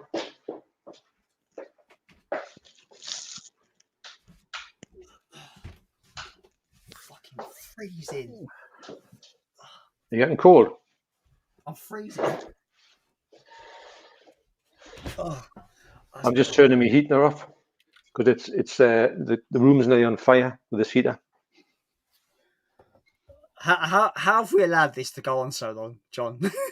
I don't know, but it's flown over and I've quite enjoyed it because I I don't feel think we've like been stuck for something to say. I feel like it's become like just a chat between two friends, and it just happens to have like three people watching. It's because a live stream like this is literally just a Skype call that everyone can watch. That's what it is, isn't it? Pretty Yeah, much. that's it. Yeah. I've No, got really. I'm sitting here shivering. And I'm like, I need to get my dressing gown cold. I'm boiling because I've had that heater on for well 6 hours and 55 minutes. That's how long I've had it on for. So yeah, so the short answer of a Serbian film is, when you hear Yeah. a film that's got a reputation, you think, oh, that sounds good, I'm going to Mm. watch it. And even a film like the film Inside, when you're talking about, I thought, Yeah. yeah, I'll check that out actually. Being aware that there's some things in it that I probably will detest, but I want to see the Mhm. whole premise behind it. And a Serbian film is probably the only film I'll actively say to people, do not see that film. Mhm. I think that's the only one I would put on my list of just say. There's Would other you? films like that you think are just absolutely pointlessly awful, like Guinea Pig. That Men Behind the Sun is a bit wrong in places, especially when they used. Get this one, Men Behind the Sun. Have you heard about that film? No. It's like set in the war, and it says that the Japanese used to hate the Chinese in the war, so they used to use the Chinese for experiments or just to torture for a laugh. They didn't even taught them that they were humans. They called them wood. Go and get some wood, and they would do some things to them. So what they did was, believe it or not, and this is true, that they had they were allowed to use dead bodies for the special effects. Don't know how that happened, but the camera people. So most of the things you're seeing it are dead bodies. So when you see a young kid getting cut open for to look at his heart, it's a dead body of a young kid. So That's that's brutal. that is just wow. But to be honest, I've watched Men Behind the Sun. It's a half decent film. I don't ever feel like the need to watch it again. But Serbian film, I would say to somebody, have a look at it, but you've got to be expecting what you're going to get. See, like with a Serbian film, it's a film that I've not seen, but I pretty know every sequence because Yeah, I've seen I've someone's broke it down on what they show in it, and it's a bit. I know there's a really the big bit in it. I say big bit, but I mean like the main contention part in it is. I know you don't see it happen. It cuts away, but it heavily implies it is the birth of the child and that sequence. Yeah. Well, I don't know if I got too much to that because I did understand what I was saying towards the end, and I know I turned it off before the end. But I watched a fair amount of it, but I didn't like it, and I was getting more and more displeased by it. And then when it clicked about what this whole thing was going to be in, the whole ending premise was going to come in, I thought, I'm not having any of this. So yes, like I say, that's I don't mind that I watch anything really, but that's just a step too far. And I think anybody who wants to actively seek it out, just bear in mind if there's anybody left to actually seek it out, don't bother because you're not in for a good ride. Somehow we've gone up to 6 people watching. We were down to 3. We got 6 people watching. I've kind of stopped just like bringing up the comments because I've kind of lost where we were and yeah. Well, I've drunk a full bottle of pop. Well, your teeth aren't going to be very happy with you. I can't talk. I got really bad teeth, so. Oh, mine are great. It's just my gums that have got to come out. Leon says, I think Salo is a film I'm not in a rush to rewatch. Very, very mean-spirited. See, like, when you got a film called 100 Days of Sodom, it's a film I just avoid immediately. It's just. I know if I watch that, I will not have a good time, so I just don't. It's a film that it's funny. I'll watch Salo, and I do appreciate it to a certain extent, but most of it, it's not likable. The main characters in it, these 3 people in it, who like run this school, for want of a better thing, who are abusing all these kids for the whole film, is pretty. Them people are just maggots. But there's something about it. Don't get us wrong. I'll watch it every 5 or 6 years, and that's it. But I don't. Is that the time you need to like just like kind of like just settle because you've been affected so badly from it? You've had Well, 6 years to settle. The first time you watch Salo, you don't forget it. You know exactly what you just think. Wow, this is as bad as they're made out to be.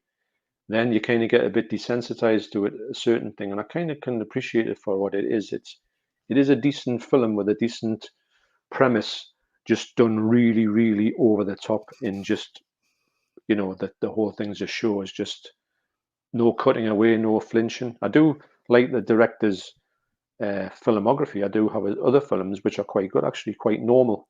You couldn't imagine this bloke who made, say, what's the other one that I like? Arabian Nights, I think it is, or Decemberon, which they're all right. They're not too bad.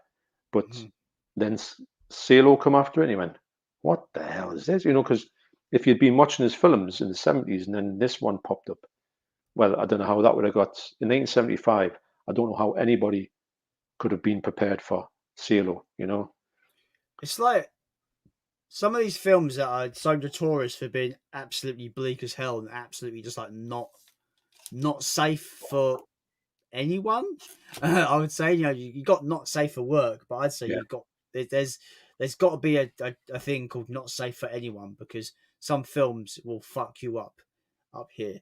But like some of these films, I'm really surprised they get approved by studios or they get approved for release.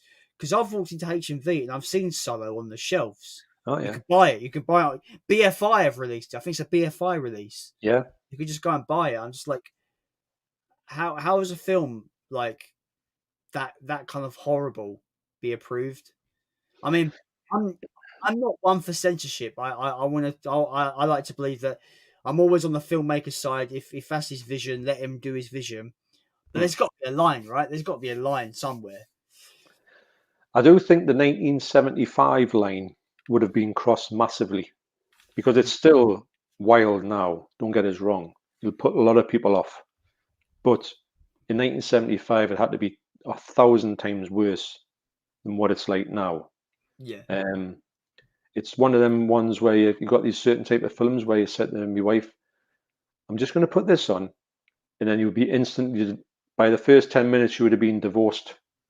That would have been the end of it. It says, "Right, pack your bags, you're out."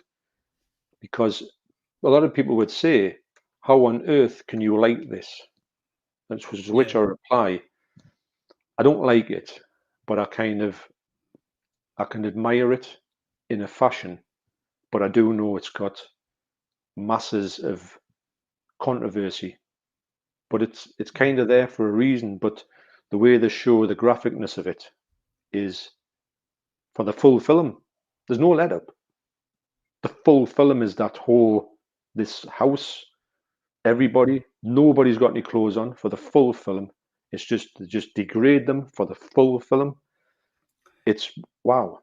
Obviously, I'm guessing that the kids aren't kids in this film, right? Because that surely wouldn't be allowed. No, they're not kids, but they're not very old. When I say old, I'm talking about 20, Like early maybe 20s kind of thing. Yeah. 20s. Not kids, not at all, not at all. Because I'm saying that because I'm jumping into something a little. It's a bit more of a. This is also controversial, but it's modern controversial. There was a film. It's been notorious in the news from I think last year. That came out on Netflix called Cuties, and there was a big uproar about it because it was Right. to do. It was to do with these kids who learn to sexually dance and stuff. But the problem is, you get all these kind of sexual, kind of coming of age sexualness, but it's very graphic in the way it presents it. All right. But but the kids are not just adults; but they actually are real 11-year-olds, 12-year-olds portraying these Wow. children. And there was a Yeah. lot of issues. Like I love it. Like I've not seen it. I refuse to watch it because I just feel like it's just No, that's scum. a step too far. It's just scum. Yeah, and it's just like everyone's saying it's basically it's a it's basically capitalizing on the pedo audiences, right? Whatever that means. Well, I would But imagine you'll be showing that film. the filmmaker is a woman, and she doesn't see what she's done wrong.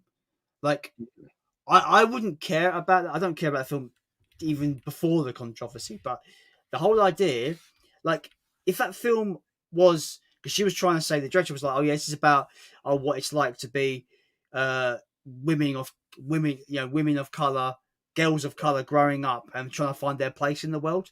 That's fine. But you don't cast these kids. You don't cast real kids to play a film that they can't even go and watch. Like it's not. It's Yeah. it's Yeah, that's a good point. I think it was rated R. Like it's not even for kids. Like it's an adult film, Hmm. but you've cast kids in it. It's so wrong on so many levels. Well, I've never heard of that, but wow. It seems Even the very name's creepy. well. It is, It's called and Cuties. It's creepy. That's creep. That's all about that's creeper fodder right there, John.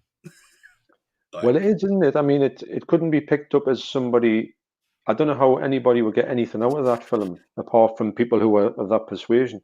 yeah, So, I mean, I've it's seen messed some up. brutal films, but they're not. There's no way in Salo. There's none of that in there. You know, if these people are younger, Yeah, yeah. they're not ancient. They are 2021 ish, or they look that way. But there's nothing in that film that's going to make you think, oh, this is like a gratification film. It's the opposite, you know. Uh, but it's a really it's funny. It's a funny film to watch. I'm glad I saw it though, but I Mm. obviously prefer all of his other films as opposed to this film.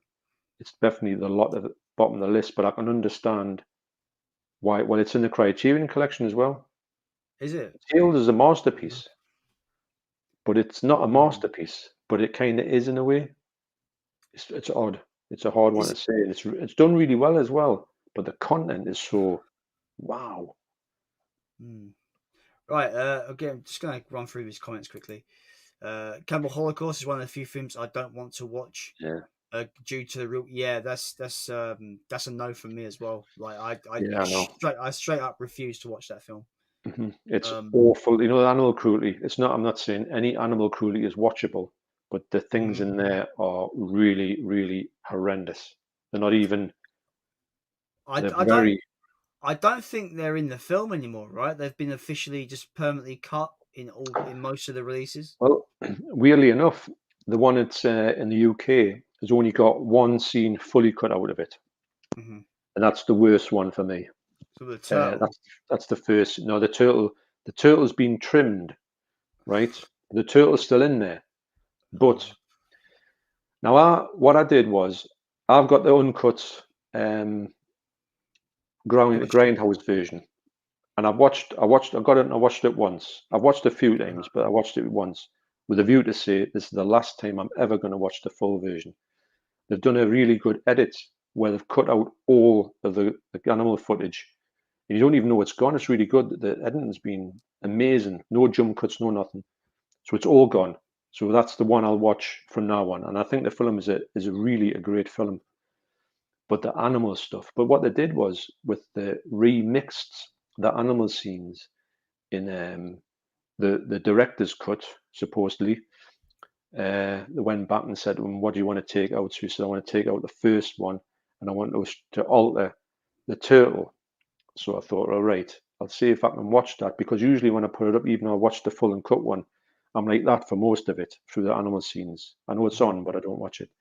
Yeah, yeah. But when they done it in the sort of with a turtle, they did the whole scene, and I put my hand up, and then the kind of music went off, and then it focused in on a really horrible frame from the movie, which I don't think they should have ever shown. And I went, I don't believe I've seen that now on this one that's supposed to be a user friendly one. Yeah, yeah. So that's a worse cut. It is even heavily cut compared to the grindhouse one, but Yeah. I almost, just out of curiosity, I almost bought the Shameless release of it. it's the Um, Shameless one is still nasty. Don't get us wrong, you'll still yeah, be sickened by it. But it's kept all the animal stuff in it apart from the very first one, which is the worst one. The turtle one's horrible. But they've kept a lot of the turtle one in. I don't even understand what that's all about. yeah. I'm surprised. Why? I don't know why the one. I think once, like, how have animal cruelty laws not basically said you need to remove those scenes immediately. Like, I don't Well, they had to prove that they ate the food, they cooked the food. If they killed what they killed for food, then they didn't deem it as that animal died unnecessarily. The only one that they didn't deem was unnecessary was the first one. They didn't eat what they killed on the first one, and also Ruggero Deodato said, "I want that out. That's just something that should never been in." Awful, but I I've heard other things like the actual tribe they're with is a real tribe.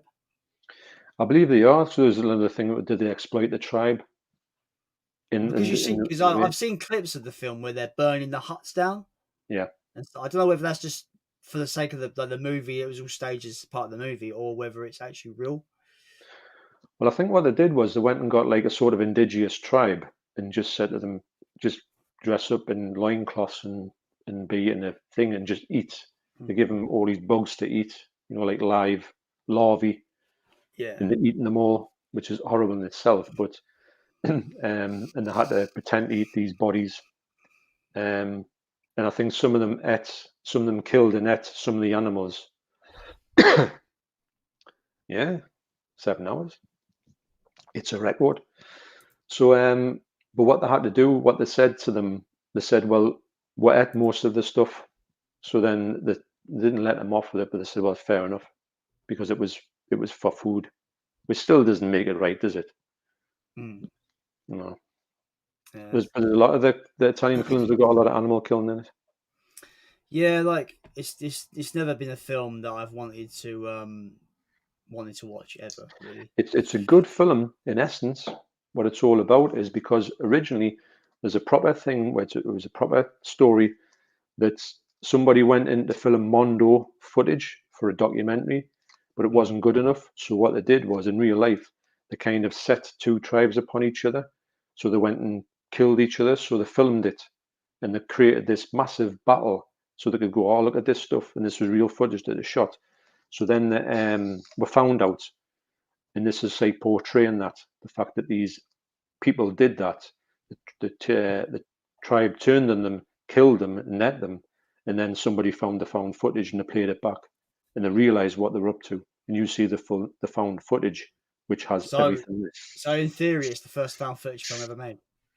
More or less, and it's really as found footage films go. Is it actually handheld, like handheld camera work? Yeah, not all of it, because they're going back and said, look, we've got to find out what's happened to these people because they've disappeared. So it said we found some. They went to this tribe to find things, and they went to this tribe and they had the camera, so they took the camera back and they looked at the film footage and they found out what they were doing, and they were basically trying to get these tribes to kill each other just because they thought it was boring, so they wanted to spice it up, and that's when they started killing animals and stuff just to make it look good for the camera. So yeah, Physical Media says it's been 7 hours and I'm gonna have to tap out. Thanks for the entertainment. Appreciate you jumping in. Appreciate you lasting so long. He's a brave lad. Like, it's weird. Like, it's almost been a full work day, and I don't feel like it has been this long whatsoever. I wouldn't mind going to work and doing this every day. I could do this and not feel bad. You know, I've got to go to work today. I mean, my legs wouldn't work anymore, but oh no, I'm physically I'm never going to be the same again. I'm gonna get an angry email from your missus going, "Why did you paralyze my husband? You absolute slag." He's been in bed for the past 3 weeks. What's happened to him? Yeah. Yeah, there's some really messed up films out there though. Like, yeah. Leon says a film I watched recently to show Lauren for the first time, which really disturbed me, was Ben Wheatley's Kill List. I've not seen it. I've heard it's like the surprise film, like it's kind of like a silent hit, like it came out, no one really knew about it, but if you see it, it's like, whoa. Oh, there's some very much the the violence is it's not way over the top, but it's realistic. You don't expect it coming as well. I've heard the same kind of thing with Possessor being a really realistically depicted. The violence is brutally realistically depicted. Sometimes you wonder how. Well, obviously it's special effects, of course it is, but it seems and it's done like a realistic film, like as if that is like, it's not like a documentary, but it's done very matter of factly. And these people who have got to become hitmen have got to go and, you know, like either frighten someone or kill them. You know that that type of thing. When there's like these, got to put the fear of God into somebody.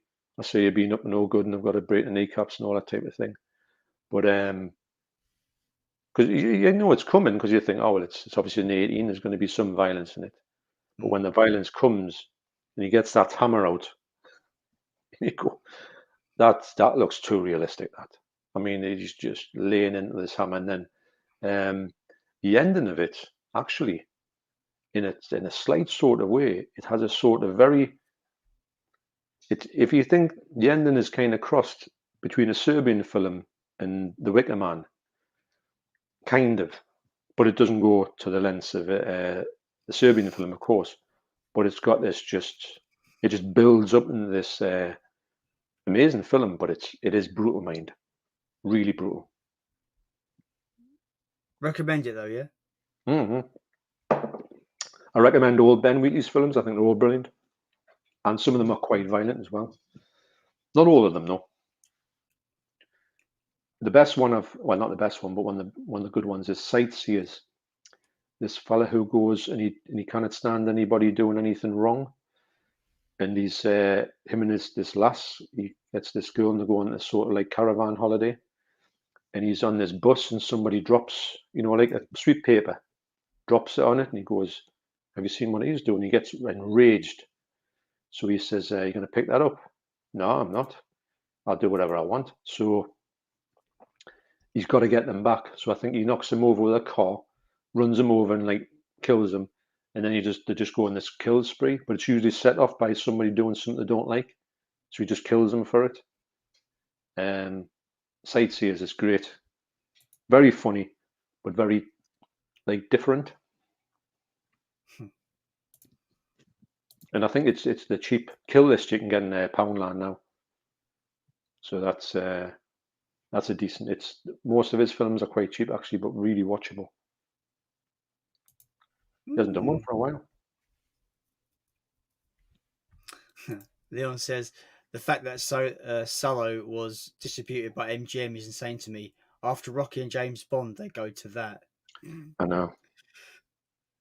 I don't know how it ever got released in Britain uncut. Luke says this is definitely the longest live chat I've ever stuck with watching, guys. But I'm falling asleep now, lols. Look, honestly, if anyone wants to go to sleep, it's all cool with me because I'm losing my voice as it is. Leon says the whole Jeepers Creepers situation is one that comes to mind when you mention cuties. Yeah, this is the quandary I'm in with Jeepers Creepers because I love that first film. I think it's so underrated. I want to get the 101 films version that came out, but I don't want to give the fucking bastard money. Yeah, I know. That's where I'm at. But has he lost the sort of rights to get any money from that film now? I don't know. That just, I don't think that he's going to be anybody who has anything to do with his stuff. He doesn't get any money for it. I think, but I can't be 100% on that. I know that I've got Jeepers Creepers. I got off my mate John Hall. He gave it to us, and I said, "I'm not too sure about this." He says, "Well, just have it." He said, "I don't want it." So I got on my shelf. It's still shrink wrapped. It's an American release, and I'm just kind of, I don't know. I mean, I'm not. The way I see it is that film came out in 2001, didn't it not? I think 2001. Something like that. Something like that. I'm not going to blame the film for what the guy did. The film is still entertaining to me. I try to separate the art from the artist sometimes. I know it's I don't know. It's not something I'm going to rush into. I might watch it one day, but it's always I look at it and I just think I don't know. Leon says the turtle sequence in Cannibal Holocaust is one of the most horrific scenes I've ever seen. The film itself is great though. Yeah, I agree. Interesting. So if there was a cut of Cannibal Holocaust where there was no animal cruelty, it would be the best. The film would be watchable, right? Yeah. Okay. Yeah. If you get the Grindhouse releasing one, which I think is probably massively out of print now, it's got a version on there. It's left all the other gore in it, all the cannibal stuff, all the eating God knows what. That's all in it. The pole, which when you think about it, this girl was sitting on a bicycle seat on a pole, and she had one coming out of her mouth. It just looks so real. You can't see the bicycle seat. But until you know there's a bicycle seat there, and you can't see it, you would never know how they've done this effect. Yeah, because straight. The director they thought he made a snuff film, didn't they? So they took him to court. Well, of course, the director. How did you do this effect? And they had to bring in the actor. Yeah, that's right. Show them how they did the effect. Well, back in the 70s and 80s, you were always getting a gimmick going on. So what the gimmick was, he put a press release out to say, by the way, this is real footage. It's not, we just made a film around it. So everything you're seeing there is actual people getting killed. It's a real snuff film. So then the police got in touch, and then he had to more or less prove to say, no, the real, the proper people. And they had to prove the actors had to come to court to say, by the way, I'm still alive. Because I think, from what I've known by the history of that film, the director made the actors sign NDAs where they would disappear for a year to make it look like they died for real. It was a huge. He regretted it because he was going to end up in prison, and he was. They were going to burn the film. They didn't, but they were going to burn the negatives and eradicate it from the whole world. But it didn't happen that way because he proved that he was just bullshitting.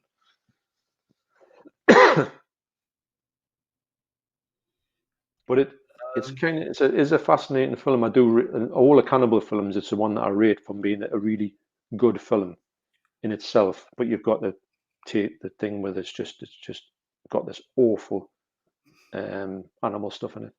Yeah, that's what puts me off. Puts me off it really. We've still got 5 people watching the stream, and we're 7.5 hours almost in. Fucking hell, John. What have we got? We've got into this spiral of just. But I mean, like, I'm enjoying the chat. I don't know about you. It's Well, gone. It's gone like oh that. yes, I think when it's finished, I'll go and rewatch it. Can you imagine that? You definitely wouldn't be the same again, would you? I might not be able to make a film ever, a video ever again after it. Can you imagine a bunch of people that missed the stream and like, I better go and check the stream on the VOD, looking at the bloody timestamp. I'll not believe that time thing. 7+. I've never seen nothing like that before. Who do you think would watch it? Say they hadn't seen it and they think, I'll go and catch it and catch up. Who do you think would do the whole thing? Not in one go, obviously in bits. Would anybody do that? Like, I'm still surprised there's 5 people in the chat still. How? No, but the thing is, though, they've had a sleep in the meantime. They've had 4 hours sleep. Yeah, I think Leon's only here because he couldn't sleep. I appreciate everyone that's still in the chat, by the way. It's incredible. Oh, as I'm at the bottom of the chat, Leon. I'm speaking. Are you still good for coming on the stream next week? I kind of promise it won't be 8 hours long. But yeah, if you still want to come on the stream next week, Friday at 8:30, let me know, my friend. Don't have work in the morning. Oh, fucking hell. Oh, Leon says he loves longer videos, so I have probably watched a VOD in pieces. I tell you, he wants a medal for that. Longest, actually, like watching a video. So I'm gonna have to go to the toilet now. Okay. Because I've drunk like, I want my second bottle. So I finally caught up with. There's no way my wife won't believe that I've not went to the toilet for this length of time. That's for sure. Oh, it's brilliant. No, before you go, Leon says he's absolutely down to come on the stream next week if it's 2 hours or 20 hours, mate. He's in it for a long haul. He's ready to 20 go. hours. 20 hours, the man. That's long. Well, we'll hold him to it. We need 20 hours out of you. You've said it now. I'll watch that on demand on catch up. Would you rent it though? If it was up for like 25 quid, would you rent it? 20-hour VOD of us talking bollocks. I don't know about renting it, but I would definitely watch it if I could get it on copy. I'm gonna have to nip the time. So do you want to just hang about? Give me 5 seconds. I'm gonna take me mic out.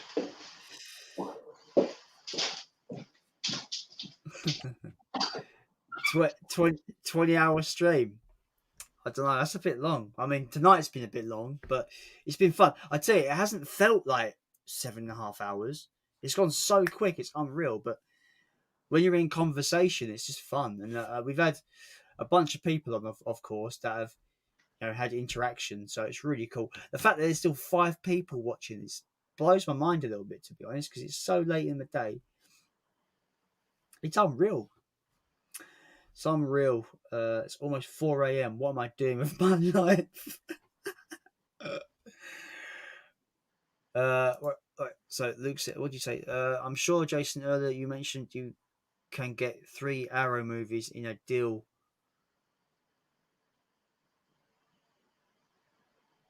Where to? Sorry, Luke, can you rephrase that question again? Sorry.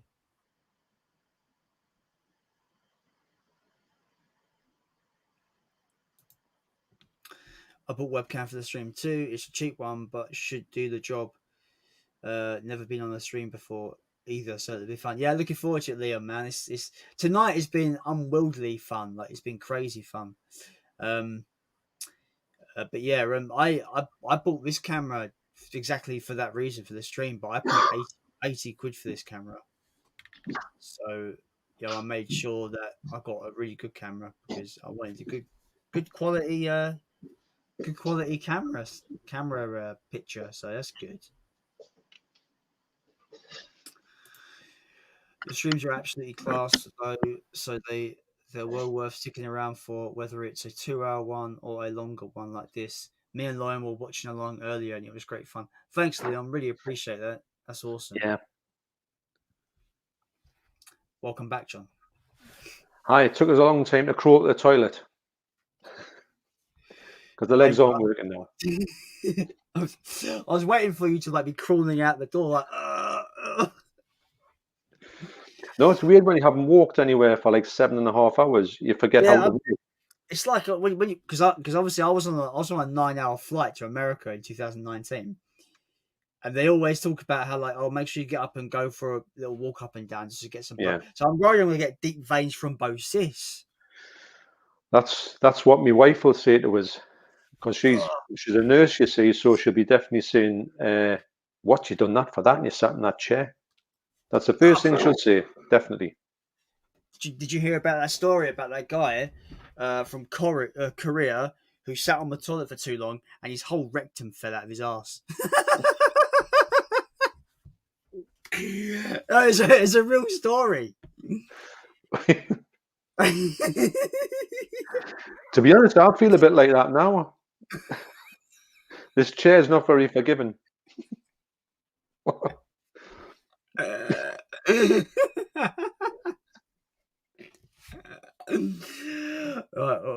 I think it's only Leon left. There's 5 people watching, but Leon's the only one that's actually interacting in the CHELLOVECK. This has been one epic live stream Maroonoos. I know. I thank to all of my subscriber Maroonoos for joining in. No, but honestly, that's a real story. Honestly, a guy sat on the toilet for too long, and when you sit down, you're I don't know, you're fucking where you're in your rectum kind of relaxes, and your muscles don't let it stay in. So if you sit down for too long, it just falls out. But it's a real story. Honestly, it's a real story. It's a real story. I'm being honest. It's a real story. No, it sounds one of them ones that is so mad it's real. Yes, I know it's you do hear about things like that, and that's got to be so, hasn't it? Oh, you don't say yes. You don't put a bit of cream on it and walk away from that one. I mean, like I can try and imagine. Like I've had hemorrhoids before, and they're not fun. Is it like a giant hemorrhoid sticking out your eye? Probably the worst hemorrhoid in the world. I'm just imagining like the Thing monster coming out your ass. Can you imagine though? Right, you go back to work. The next time, say you've got like 2 weeks off, and you go back to work. Yeah. And people say, "Oh, where you been? I've been to hospital. Or what happened to you?" And then you say that. Do you think that anybody that you know would not laugh when you say, "My arse has just dropped out of, I had to go and get my arse put back in my body"? You would be in hysterics, wouldn't you? I don't know. Yeah, you can imagine that. Where have you been? The nurse had to put my arse back together. What happened there? Just sat on the live stream for too long. The next thing I know was on the floor. But yeah, wow. You can't be right after that. Leon says, so the real question is, are either of you going to be sleeping after this stream or powering through the day? That is a question. I'll have to have a sleep. I'll definitely have to have a sleep because, like I say, when I was at work last night, you don't get a good sleep. You get a sleep, but not a proper sleep. So I haven't really had a sleep last night either, but I'm definitely going to have some sleep of some description, even if it's just a couple hours. Yeah, I've done like really like late stretches where I've gone to bed at like 5 a.m. but I've set my alarm for like 11 a.m. so I get 6 hours in. Well, I know I've got to be up at a reasonable time because I've got stuff to do tomorrow. I've got to take my son to his we're taking my son to his girlfriend's house for the day, so that's got to happen. So I don't know what time that is. I hope it's late, but I don't think it's late. So I think we've got to be out the house for 10 o'clock, so it's not leaving us a big window. So with that being said, yeah, I think the comments have slowed down big time. It's only Leon in the comments now. Really, that's terrible. That. Yeah, I know. So technically, Leon is the winner. He's the winner. On the stream. What we're going to give Leon as a prize, since he's the last man standing. A copy of Urban Legend on Blu-ray. Nice. I've got to have something that I could give him. I don't know what at this minute. Actually, he's a hard person to get stuff for because he's got a lot of stuff. Oh, wait. Luke's still here. Luke is still here. See, we mentioned giveaways. He's like, oh, I'm here. I'm still here. They'll all come back now. Oh, look, they're all jumping on now. Look, I'm here too. Marcus is here. As soon as I mention giveaway, they're all like, ah! Well, I'll tell you what, for getting 7.5 hours. Wow. So yeah, I'll be sending that to Leon. So Leon, that is yours. I don't know what else I have. What else? I don't know. All my stuff's upstairs. You're welcome to have some of it, but I don't know how interesting it's going to be. You know, me giveaway bit things. I was planning to give this away anyway, but so I just sent it to Leon as a subscriber mail because I've got the box set coming. The 88 is it 88 films? Yeah, the 88 films box. Mm-hmm. I got that on its way. Not on its way, but it will be one once it comes out. But yeah. Right, I'll tell you what I've got. If anybody wants it, I know because it's just something I know I've got up there, which is it's a fairly decent film. It's in a good version, but you can get it in the shop for £2 a Poundland. Is Life? You know the Life Blu-ray, like the Alien film. Yeah. So I've got that with a nice slip. So if anybody left here wants that, they can have it. I'll send it to them, but they might have already got it and might not be that bothered about it, but it's one that I can rattle off the top of my head. It's definitely a film I liked, but I don't think I'll watch again. If that makes sense.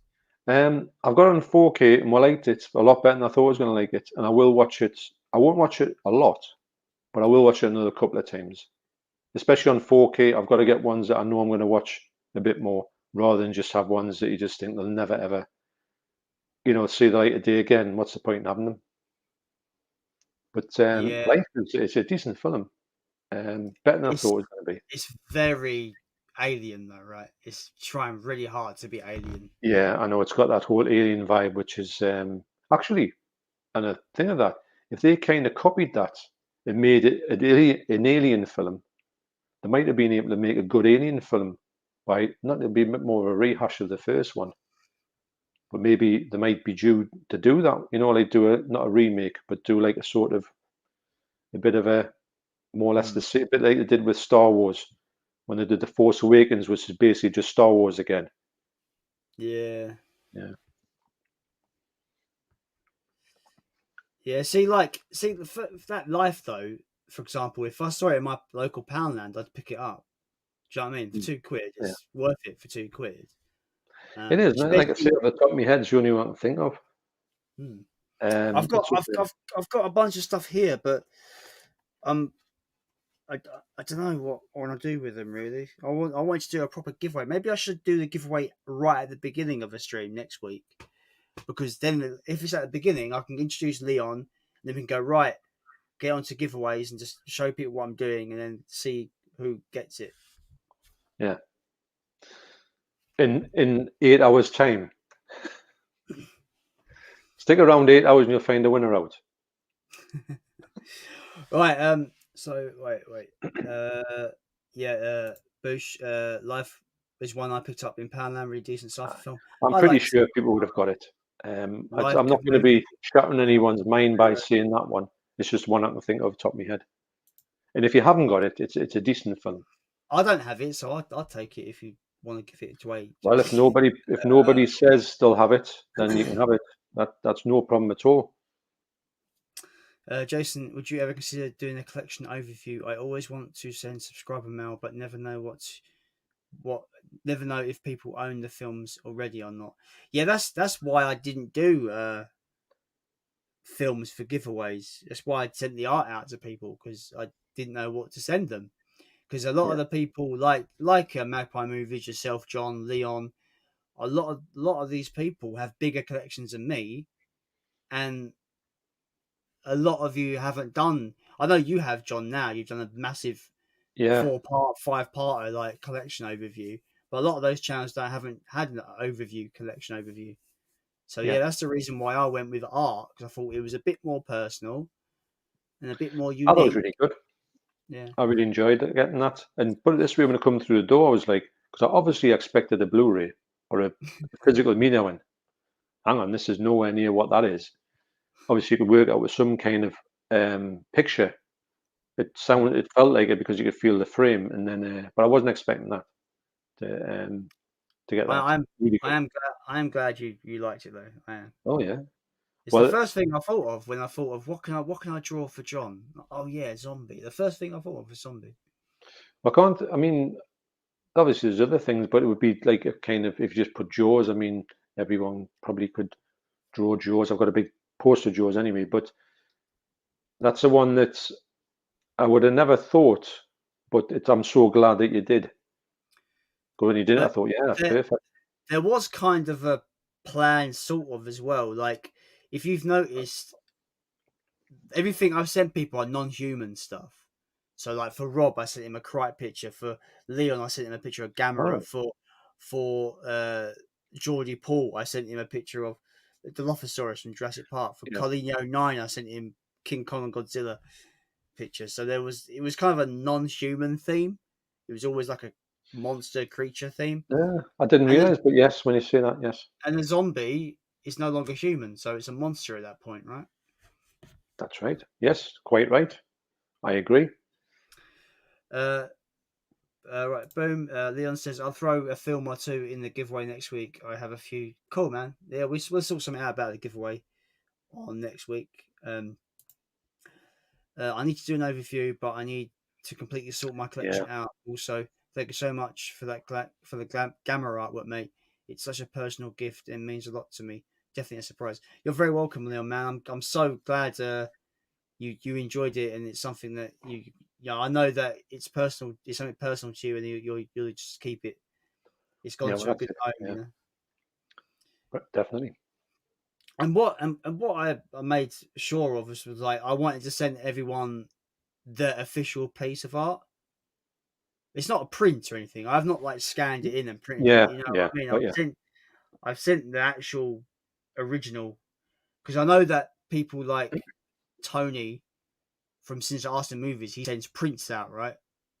yeah, He'll send prints out, which is fair enough. I mean, there's sometimes I'll do bits of art where I'm just like, that's kind of better than I expected. I kind of want to keep it, kind of thing. yeah. You know, I've got a bunch of artwork somewhere boxed away, but these ones for the prizes I'm doing anyway, I just like they're so good that I feel like it'd be really good to send to people as a prize. Yeah, yeah, I agree. But I'm That's it's good to have the original one of it. Well, it's one of a kind, isn't it? mm, And if you ever do it again, it probably wouldn't be the same, or it might not look exactly the same. So for me, yeah, one of I a have a kind. question. I have a question, right? So you know how shit CEX is, right? Yeah, oh yes, CX is shite. So I was a bit torn when it comes to the Suspiria release, right? So I didn't know whether to get the Cult Films release, which is the one I've got. It's in the black slip. It's really yeah, nice. Or the recent 2020. Is it 2020 release? It came out. Came out with a 4K. But you had the yeah, Blu-ray and the 4K. You had this cool cover with the girl with she's like going in stabbing motion yeah. on the front. I was like, oh yeah, I love that cover. I'm gonna get two. I'm gonna double dip on Suspiria. Gonna get that one as well. But I ordered it from CEX, right? But as far as I'm aware, CEX don't let you, if you want to sell something that doesn't have a BBFC logo on it. They go, oh, we can't take it. So, for example, That's right. Yeah, if it's a foreign release, they won't take it. yeah. This is That's what what they they sent. say. This is what they sent me. This is about a month ago. I just didn't bother disputing it because I just couldn't be bothered to dispute it. This is what they sent me. So this is not the 2020 Suspiria release. No, This is a Italian Suspiria release. yeah. So I really don't know what to do with it. So I might have it in the giveaway. Yeah, the giveaway. It's What's the label that does it? Vidya. Right. I believe, if I'm right in thinking, I think it's that they might have released a 4K at the same time, and the 4K didn't have HDR in it, so it got it slated for not having HDR in it. Then they done that. Who was it that released it? Was it Synapse? It was one of them. I think it was Synapse. And they done the stellar version of it. You just got to see to believe it's just unreal. That's the best one you'll see on 4K, obviously. And I think that one was in the sort of middle of all this. Have you seen it? Have you looked at it and see what the quality is like? No, because Suspiria is a weird one for me, where I kind of prefer the remake. I generally love the remake, and I watched the remake first, and I went back. I went Mm. back to watch this because my friend was like, "Oh, if you love the remake, the original's gonna blow your mind, right?" The issue I have with this film, I think it's good, but the soundtrack and the visuals together give me a migraine. I don't know why. Right. I get a headache watching this film. I remember you saying it, Yeah. but I personally love the film. I don't like the next one. I don't think that's ever worked for me. Although I've only watched 10 minutes of it, and I'll be interested to see what you think of that version. I had that one, the one that you're talking about, and I thought it was a really good version, and I chose that over every other version until this Synapse one came out. There was no comparison. So I would personally think that that one would be less quality than the one you've got, the Cult Labs one. I think. Mhm. Yeah, I'll grab the other one. Oh, my legs don't work. Oh, fuck. Ah.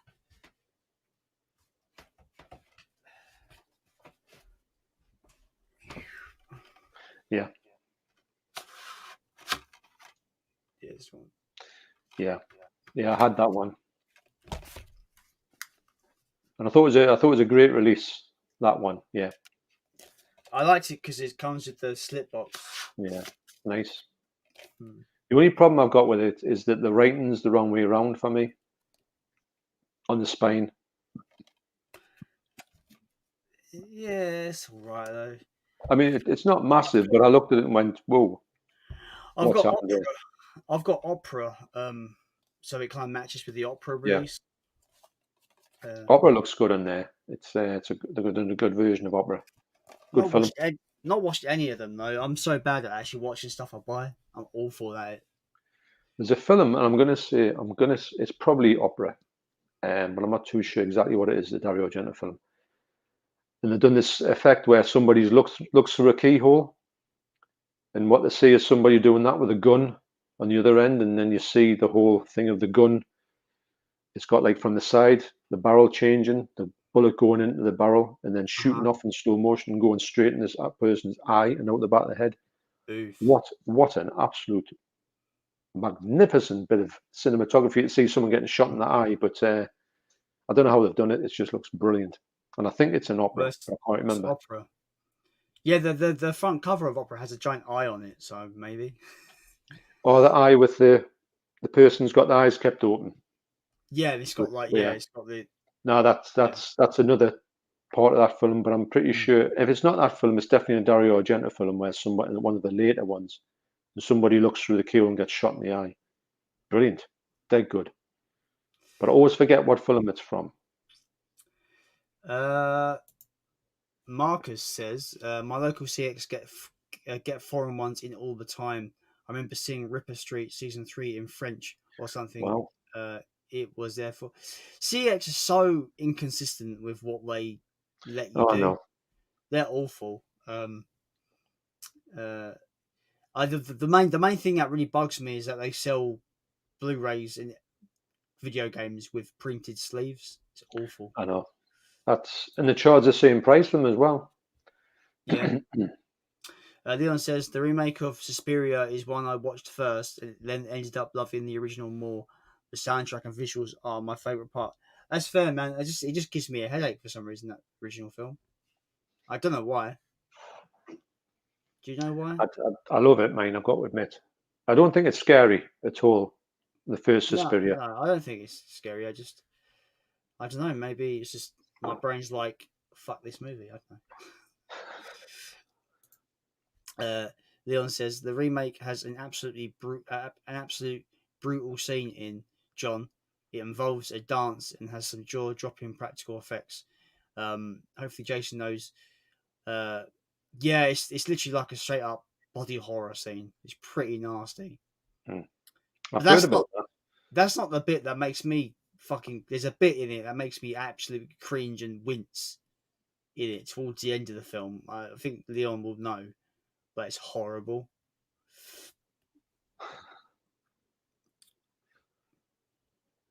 I'm a when it comes to violence, when it comes to like bones being broken and like bones breaking and protruding out your limbs and stuff, that kind of stuff makes me really go all weak and wincy. And there's a bit in the remake, and it's horrible. See, I thought we got to the end, and I was gonna wrap it up. Now these comments keep coming, man. Fuck's sake. We've gone back into like a new day now, so everybody be waking up and thinking, "I'll go and look at that stream." They're thinking this is the catch up, but it's actually the live one. This is terrible. Luke says, "I have to get that possessor at some point because I checked out the trailer earlier. And the concept alone just drew me. Want to get it myself. Looks really interesting. Like the whole idea of a company using a mind jack machine so they can commit hits on people just sounds awesome. It does, yes. I think it's got like I'm guessing it's more deeper than that, and it's got more deeper kind of philosophical ideas behind it. I can imagine. Yeah, especially when it's been directed by Brandon Cronenberg, so I can imagine it's definitely got more depth to it. It's got to have some kind of cerebral thing to it, as opposed to just an out and out like Eli Roth fest. Yeah. Opera is eye trauma nightmare fuel. Great. Yeah, with the whole keeping the eyes open. The printed sleeves in CX is such a piss take. It's like I don't know how it's not illegal. How is it not illegal? It must be illegal, right? There's a reason why it's not illegal, but I can't remember what it is. I swear it's like the thing is they're printing trademarked logos and that's it. Copyrighted materials. If they printed this sheet, the sleeve, and they didn't put a big sticker on the front, then it would be illegal. But because they've stuck that awful sticker on the front, then it's not illegal. They've partly stated in bold thingies, this is a printed cover. That's how they get around it. Okay. But it's still awful. Oh, it's still awful because you want to see that. You want to go and see like a £15 4K film with a slipcase to take them off and throw them away. So you go and say, right, well, I'll go for that, and it's got a shade cover on it. It should be £5. I mean, I wouldn't even pay that. No, I wouldn't at all. But it's the whole thing of just say they must have to knock like a load of money off to get rid of it. Who buys them? Because it's not as if they are £5. They're like 15 quid. Leon's just reminded me it's 4:20. Fuck my life. I don't think I've ever been up at 4:20 for the last 30 years. I'm gonna do an opera, yeah, opera. Opera, yeah. Get the pins in your eyes. Fuck that. Ugh. I don't like needles at the best of times. Let them fucking needles in my eyes. Thanks, John. Oh yeah. You'll have fun with that one then. See, it's funny because I haven't seen Audition before, and there's one bit in Audition my friend keeps talking about where she's putting like needles in the eyelids, but you don't see it. But he's like, it's the noise she makes when she does it. It's like, no. All the notes. That one there, I remember watching it and thinking halfway through, I thought, what's this about? Why? What am I even looking at it for? It was a decent film, but I thought there's nothing really meat and bones to it. I didn't even know anything about it. I watched it on TV. It just come on. I thought, oh, this looks quite interesting. I was about to turn it off, and then all the crazy shit happens. And I went. Yeah. I was shocked by the way it went after not giving you any heads up that was where it was going to go. Wow, so brilliant, absolutely brilliant. That's like two movies in one film. Yeah, I've not seen it, but I was kind of avoiding it because I'm not really into that kind of torture-y movies. But my friend keeps saying it's really good, and I do like Takeshi Mike's other films. Mhm. So I'm like, maybe I. And then I saw it on the Arrow sale for $5 for the Blu-ray. I was like, oh, get in, and it was sold out. No, it's worth watching. It's worth if you get it for $5. That's like a steal, and you've got to see it. You will like it. I can't imagine you're not liking it.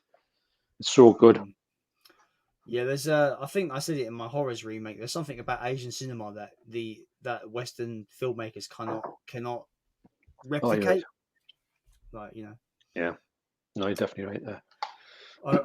I really think we should wrap this up properly now because Oh, I do. you need to get up at some point and and take the son Yeah. out or whatever you're If I doing. wasn't taking him out, well, because it's not the fact that because we're going to go shopping as well afterwards. I think that was the whole thing. Because otherwise, I would just stay in the bed. But it's got to be. Plus, we've got to watch Godzilla tomorrow as well because we're going to buy it. Um, Since my son's not bought it for us. are you gonna do a video on that, or are you just gonna I don't know in because passing? there's a lot. I don't know whether to have a dedicated video to it because there's a lot out there. Would it Mm. just get lost in the sea? But I definitely speak about it at length in me what I watched video. Oh yeah, So there's yeah. that. I keep thinking of like, oh, what video do you have to make? And then I realize, oh yeah, got to do that. Oh yeah, I got to do that. Oh, I got to make that one as well. And I just keep getting bombarded by all these videos I've got to make. Yeah, I was going to do what I watched, what films I watched in March Mm. tomorrow in the afternoon to release on Monday morning. But I think that's probably going to push me schedule back to releasing it probably Wednesday now. See, I might do it on the Monday. it's funny because I've got two videos that I made like a month ago that I had scheduled for this Thursday and next Thursday, but I've pushed them back even further because I've got my Godzilla Criterion video coming out Monday, and I've got my Mm. Disney Blu-ray pickups video on Thursday. So now I'm probably gonna have to push them back even further because now you've reminded me I've got to do my what I watched in March video. So I've got to make sure I got room for that to come out early on this month. Ugh, Yeah, I do try to get me what I've done, so what I've fun. watched, or what I've bought as early in the month as I can. That puts them there, and then I can just crack on with other stuff. I usually have a few in the can, but I've got nothing there in the moment. Everything's out. Got Yeah. nothing stashed away. Right, just gonna wrap this up quickly. Okay. Lynn says bought out of print rec released from CX with a voucher I had before lockdown. I took it home and realised it had a printed sleeve. It pissed me off so much I can't even sell it now. Yeah, I know it's a fucking well pissed thing. But quick secret message. Secret message? What am I talking about? Little secret thing. If you order from CX's website, they are not allowed to send you printed cover copies. Ah, So that's a little trick for you. There. that's all right. I never knew that, mind. Yeah, they don't send out printed cover copies for online purchases. Interesting. The Rec one didn't even have a sticker at the start. That sucks. I love Rec though. Rec is such a good found footage zombie film. Oh yeah, brilliant. I didn't like the sequel that much though. It got into I too haven't. much like ritual bollocks. Oh, sorry, did I spoil it for you? No, I've got it, but I haven't watched it. I will eventually. Yeah, I didn't go much on the sequel too that much. I've not seen any of the other sequels either. No, I've heard they get really stupid.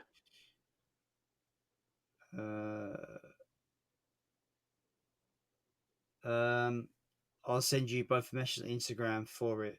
It's unreal. Is he talking to us? I think so. Right, I need to rush. I need to hurry up this up because it's getting stupid. Which Luke says, I bet you're still surprised I'm still here in the stream, John, mate. No, I haven't got any comments. Sorry, messages off Leon at this minute. Yes, I am. I appreciate you doing this because to stay up is phenomenal, really, for somebody just to say, right, I'm going to stick with you. And to be honest, we're just talking. we're not giving anything that's like, or stick around. You're going to see something you've never seen before. That type of thing. There's nothing like that. It's just us having a chit chat about things, going all over the place and talking about. We didn't know what we're going to talk about before. We didn't even talk about it, did we, really? We just sort of did it. That's the beauty of it. I like where it's organic. It's good. Well, that's it. I think when you stage something or set it up, it comes across really badly false, and it sticks out a mile. And I do think along with as well, if anyone's here thinking about a channel, would say this all the time, if you do it, just be real on the channel. Don't try to be something you're not, because you can't keep it up. You'll just so just be yourself, and you'll get to where you're going, however fast that is. It's the best advice you can give it, and just enjoy it because it's fun. If it wasn't fun, nobody would do it. Yeah, I forgot. I totally forgot that Wreck was re-released by Arrow, wasn't it? Yeah. I need to get that at some point. I totally forgot about it. Lovely slipcover. I probably won't be able to get that now, though, right? I'm guessing it might have gone up a little bit. Then again, some of them nice covers that I'm talking about from Arrow, I went on looking for them, thinking I bet they're stupid money, and some of them you can get for like next to out, which is odd. On eBay, of course. If you ordered them from Arrow's website, you probably would never get a cover on it, I don't think, anyway. Because I bought Versus and Pitch Black immediately because they had slip covers. Plus, I love both those films. Love the Saw movies. Definitely looking forward to Spiral now for sure. Are you guys looking forward to it? Yeah. The trailer didn't convince me of Chris Rock at all. Personally. I don't know what I'm expecting from it, but I do think that it's going to be all right. I think all the films are good, actually. I recorded my what I watched video today, and it's just rendering now. I watched too many, and taking the films up and down can be such an undertaking. Yeah, that's kind of I don't watch nowhere near as much as you, Leon. But when I did my first video for what I watched in February, I just put pictures up of the films I watched rather than pulling them off the shelf. Couldn't be bothered. So that's how I do it. I mean, I could imagine Leon having a really hard time getting the stuff down to show, but I don't think I watched that many on this month, not as many as usual do. But I do know that it's I've enjoyed what I've watched. I've had a really good not normal month for watching. It's been quite a very eclectic bunch. Really enjoyed it. Just seeing stuff I wouldn't normally ever got, and this is all to do with YouTube as well. Getting stuff off the movie hater. He gave us all that stuff, and I went into it and I thought, "This is brilliant." This, and I walked past it loads in the shop, never got it. But I'm so glad that he's got into it. I would buy more of his stuff now. Ozu, Yaziro Ozu. I'm terrible at pronunciations, as you can guess. Yeah, I saw you showed two of those films off. I think on some of your pickups videos, Tokyo Story and the green tea one. Green tea over rice. Yeah, something like that. That was they look lovely. The Tokyo Story looks beautiful. It's meant to be a really good film. So I can't wait to see it. Yeah, they sound like they sound very, just by their titles alone, they sound very typical critic films, like they're just like highly praised films. Japanese sort of life. What happens in the life that they're in? Because just a little just the thing could be just about two kids getting bullied, or one of them, but the whole film's very watchable, and that's the main part of the story. Just kids getting bullied. What, Tokyo Story? No, this is one of the first ones. They're silent as well. Some of them are, yeah. Oh. I think the first 5 and the ones I've watched in chronological order are silent. But there's a weird option you can play on that. You can play the film with no sound at all. Now that's odd. I like watching a silent film, but I could never watch a silent film with nothing in the background. That's weird. No music, no nothing. Right. we got to end this now. It's officially 8 hours. 8 hour stream, John. Wow. Congratulations. That's a full day's work. Leon says, anyway, guys, absolutely need to get some sleep. It's been 8 hours. It has indeed, sir. Thanks so much for joining. It My has, camera's even losing fucking focus. It can't keep up. It's dying on me. The camera's going to bed. It's out of focus, isn't it? It is, isn't it? Oh no. Oh well. Yeah. So, and we'll go and get some sleep. We'll go and get some sleep, guys. Right. It's been brilliant watching 8 hours. Thanks, Luke. Okay. I never thought anyone would watch me for 8 hours. Yeah. Thank you everyone for tuning in for this 8 hour mega stream. It's been wonderful. John, thank you for jumping on. It's been a blast. I've enjoyed it. I really have. I know I can't walk now, but I have enjoyed it. As always, be sure to subscribe to Mondo CHELLOVECK Movies. And the same for Jason, although you probably would be. If you're on my stream or any part of me watching my channel watching this, go to Jason. Yeah, honestly, it's hard to do that, isn't it? Yeah, it's really awkward. Oh, yeah. It is, yeah. Subscribe to John. And yeah, it's been great. As always, I've been Jason. And I am going to get some serious sleep. So, John, thanks again. It's been awesome. No Everyone, problem. thanks for... There's still 6 people. People, go to sleep. I know. Go to bed. Go to bed, people. It's fine. Not? It's too late in the morning. Anyway, thanks for tuning in, everybody. This will be talked amongst the Blue Tube community as a legend. They're gonna be like, this will get mentioned quite a bit. Did you hear about the 8 hour stream? Anyway, it's been great, guys. Have a great weekend, and we will see you later. See you later. See you now. Thank you. Bye.